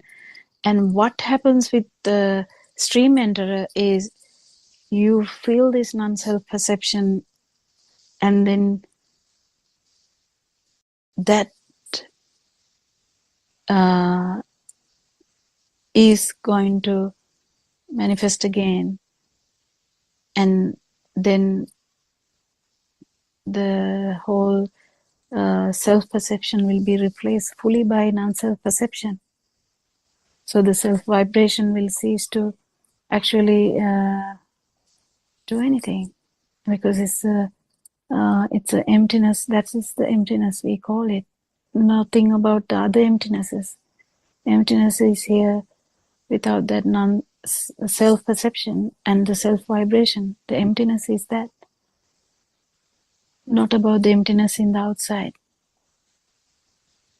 If Yeah, you're that's looking for emptiness outside, you are actually not understanding this Dhamma. So it's very interesting to understand how baby and then child to, year 12, and then a young adult who marries and have kids and then go on and on. How this self-perception became the normal and then went in to have a self-view with a strong, very strong self-view. Some people it can be not that strong. Some people it will be very strong. But when you hear them, what happens is this keep changing, this keep shaken, and then once in a particular moment you might feel the non-self perception, and that shatters your whole system, and that actually is going to manifest again, and that is the whole system will get replaced by the non-self perception. That is actually the absence of self vibration. And it's such a beautiful thing. Yes, Ranika. I think that's where Arimat said, there's a term saying Nisatto Nijjivo Sunyo, isn't it, Dr. Kokila? Yeah. But in the past, we used to think like, maybe it is, we never understood these things. Now it is getting more clearer and clearer. I don't say that it is been cleared fully, but it is getting more clearer and clearer, vividly clearer. What happens here, and you can't do anything. There's a moment you will understand that you can't do anything. That is where you will relax. And that is what is not happening to a lot of us. Once you understand that you can't do anything, only you will stop doing everything. You will keep doing your work. I'm not talking about that. I'm talking about this, you can't manifest non-self perception by force. Because it has nothing to do with the force. Because the force is self-perception. Or force is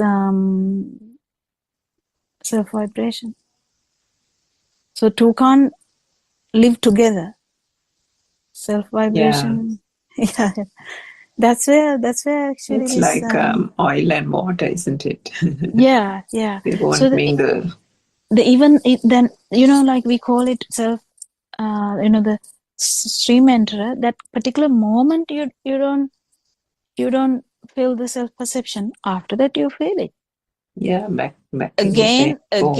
Again you might feel this non-self perception, and again you go back to it. But the levels are different. That's all this about all this stream enterer, the one enterer, or what is it? One centerer or non-enterer, like and all that. these Once things. Yeah. returner, Once returner. That's right. Yeah. That's where all these descriptions are. Because you just that's where Lord Buddha went and asked on the Thero that whether it is static. And he said, no, it's not static. That means he hasn't attained the, it is not always there. May have appeared once or twice or three times, but it's not always there. And Lord Buddha says, yeah, it happened to me too. And he says a few things about that. So it's such a beautiful Dhamma this is, and I keep telling that every day. What is Yeah, that word? What do you know what obase is in English, Dr. Gokula? I can't I remember. never knew. I never knew. I don't know. Because I think in that same sutra, Upakilesa Sutra, isn't it, where they say Rupada, when you leave the Rupa Darshani and then the Obasya arises. So that might know whether you know what that is. Rupa Darshani Then must be the what form your world. explanation, then it's formless, isn't it, Ms. Suramika? Yeah, but Rupa Darshani I must be think form world, isn't it? Yeah. Rupa is form, that should be formless. formless, yeah. Yeah, but what she's asking is there a specific word for that, obase, or just It's Pali anyway, so I think there may be, if we try and get to know exactly the exact I word think don't that think we so. are obase going must be with the, non-perception. since it is a Mm. non-perception. Must be Animitta, because yeah. that's animitta. Non-perception may be same. Animitta is at the end.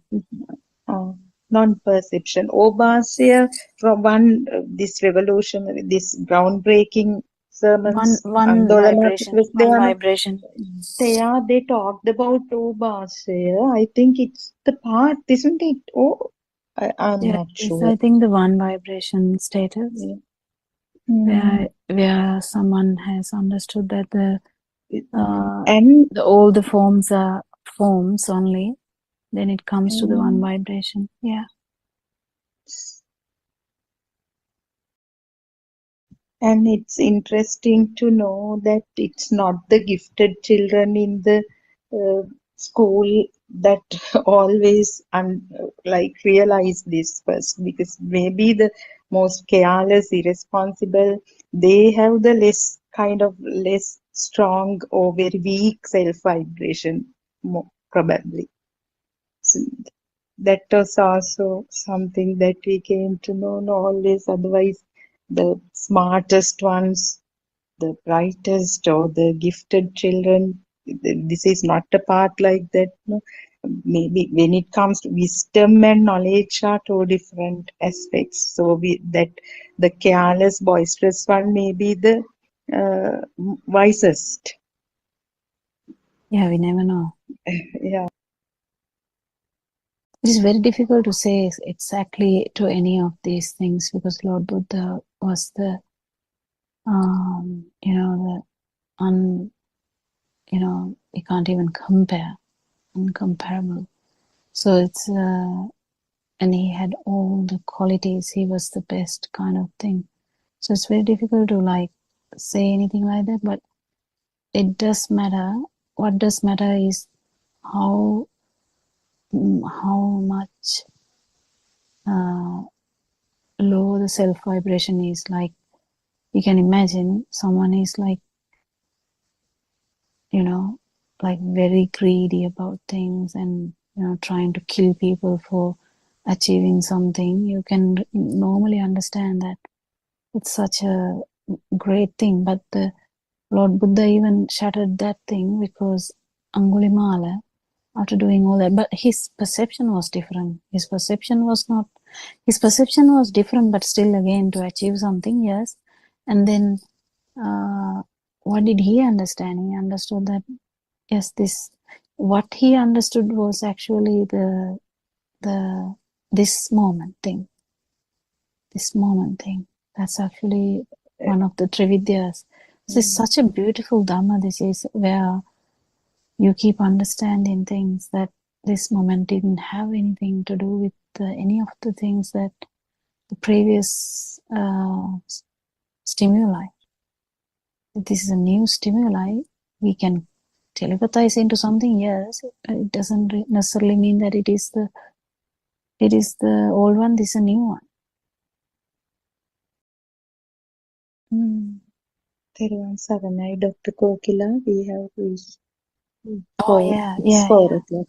Yeah, we'll hand over the Zoom discussion to 4 o'clock Zoom. Actually, I thank Shani for reading the book and Mr. Bernard for giving the summary, and also our Dhamma friends who join every day, otherwise it becomes really boring, and making it so interesting and so lovely so that we can actually transmit this vibration, the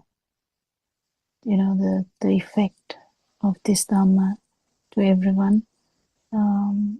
We worship Aran Vanse. We don't worship Aran Vanse as a person, actually we worship Aran Vanse's so beautiful Dhamma, and yes, we worship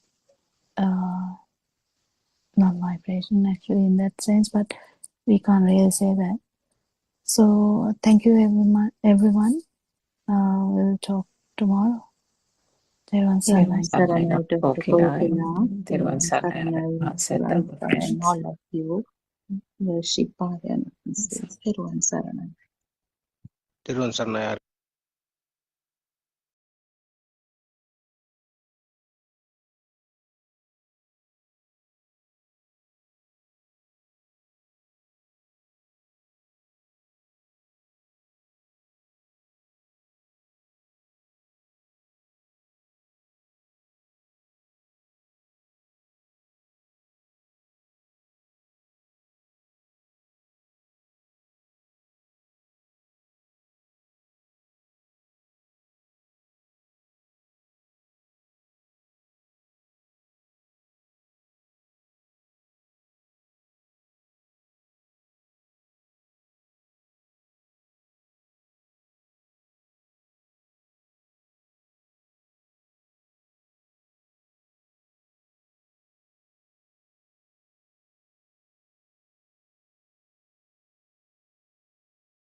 Good afternoon, everybody. Teruvan Saranai Aran Vanse. Teruvan Saranai, everybody. Let's continue with the book reading. The True Dhamma Has Awakened, Volume 1, page number 83. Awareness has a profound effect on developing wisdom to realize the pure truth. The Buddha said about how important developing of wisdom is to achieve enlightenment, to stop rebirth. But wisdom cannot be developed by thought or thinking. Wisdom is developed only through awareness and applying the Yathabhuta Jnana for everything. This was explained by the Buddha. Jnanam Adhigamanan Nibbanan Satcha Kiriyaya. Going back to how to react when you hear a sound of a vehicle, you should be able to see the vehicle without the concept of I am seeing the vehicle. You will hear the sound, but you should hear it without the I hear concept. Now, how do you see the vehicle without the I concept? When you see a book, look at it, but without the concept of I see the book. Regard it as just a visual. We will always hear, see, smell, taste, feel the touch, and receive thoughts. The senses will always be there. Sparks will always take place. Here, I have to clarify that the awareness that I am talking about in this part of discussion is the path to awakening for the one who is at the third supramandian stage, called Anagami, non-returner. The first step To realize the pure truth in supramundane plane is called Sotapanna, the stage of stream entry.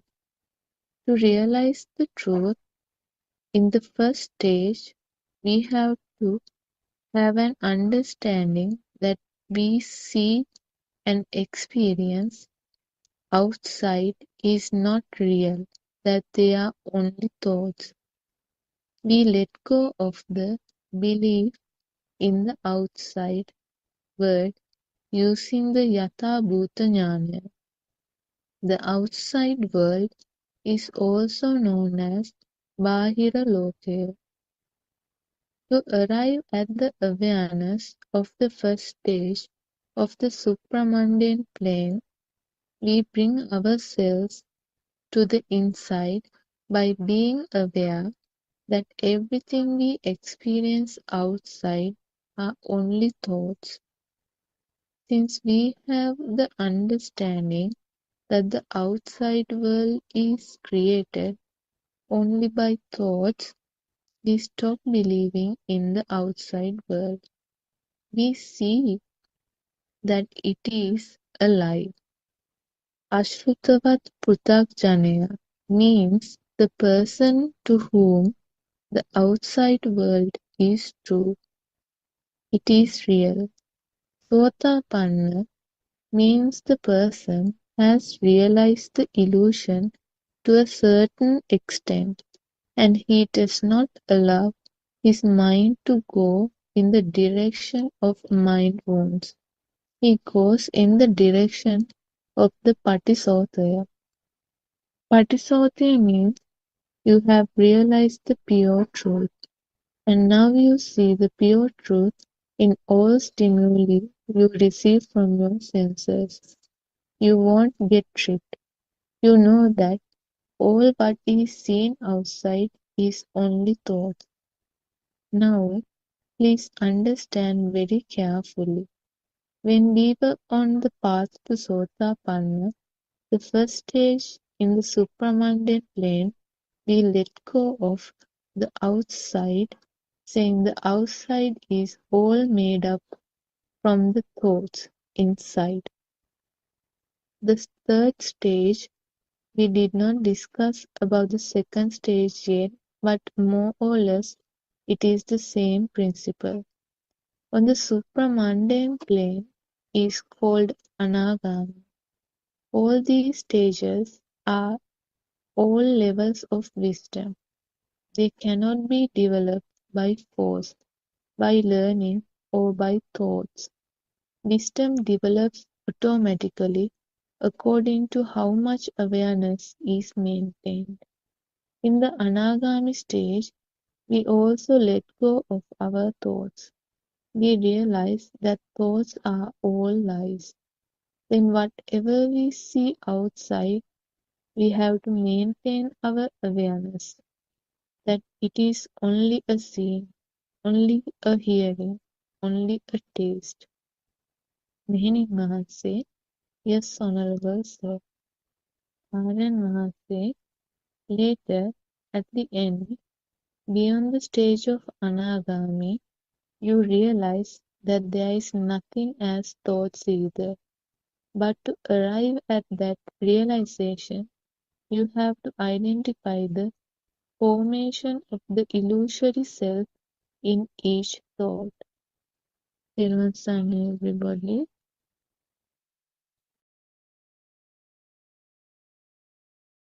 Teruvan Sarnai Shani. This is Buddothpado English Zoom discussion. In this forum, we discuss about our story, your story, my story. That is how the world is created, how I am created, and where we are living. Is it illusion or not? So today, in this forum, we discuss basically on the status of mind, the supermundane plane, the Sotapanna stage, the Anagami stage, and the third stage we discuss Anagami stage. So in the first Supermanda plane, we let go of the outside, saying the outside is all made up of thoughts inside. So here we understand that thoughts play a very important part in our life. The thoughts are lies, and our feeling of existence also lies. But to understand it clearly, let's start our discussion. I would like to invite Dr. Kokila to start the discussion. Teruvan Sarnai, Dr. Kokila. Theron Sarnai, we'll worship Aranhansi and start the discussion.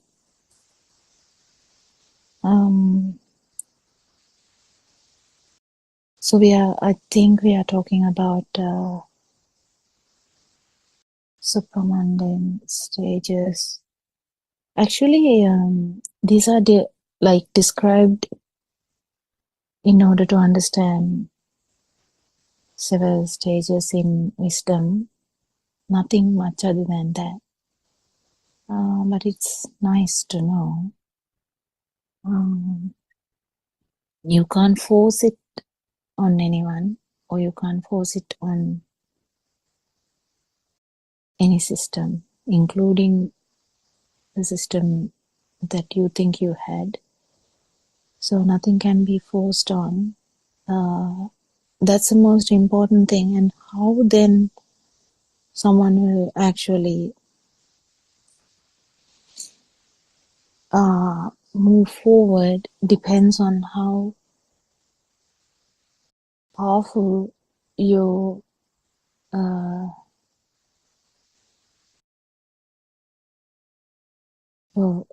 actual keenness to become the non-vibration, and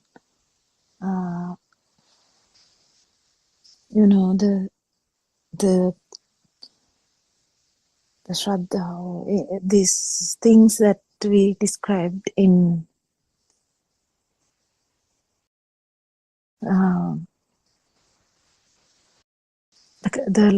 the how much we feel that the non-vibration is good, and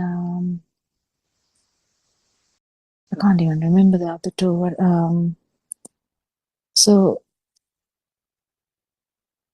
how much research you would do how much research you would do, how much deep you would go into insight meditation, things like that. I mean, it depends on all these things and how much awareness you have. Like, this is not the awareness that we have, the things is happening around you. It's not that one. It's about the kind of awareness that there is no one here, and mine is just another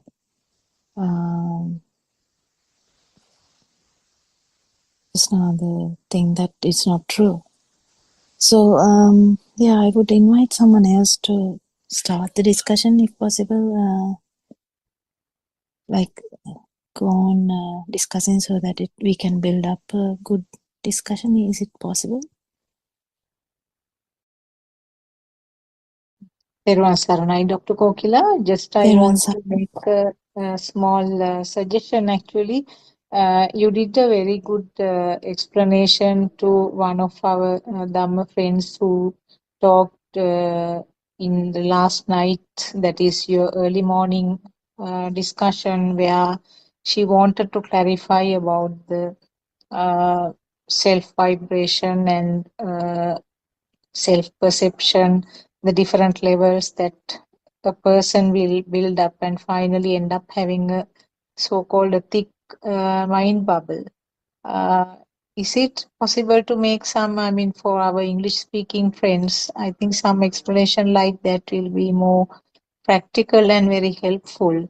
I don't know whether it is something She actually took it out. So is it possible for you to actually lead it in that way? Because it's a true feeling you get. You know, sometimes when you try to discuss like Yes, I know. superficially, it doesn't really happen sometimes. But Yes. then when someone actually has a problem, like when you try to like, you know, if you actually ask me a question and I'm trying to actually like give Okay. the answer to you, then it becomes more shaped and more, I think, better. I have experienced that. Like I think it happens to everyone. Like, you know, you're trying to help the other person, and Yes, it I will. flows naturally. Okay, I'll try. Now, we have learned actually this is something which came up only in this Aryaman Mahase's teachings, because these facts we have never come Yes. across in our earlier teachings, in our other uh, discussions that we have listened so far from different monks, Buddhist monks. Now we know that the when a baby is born, baby has very sort of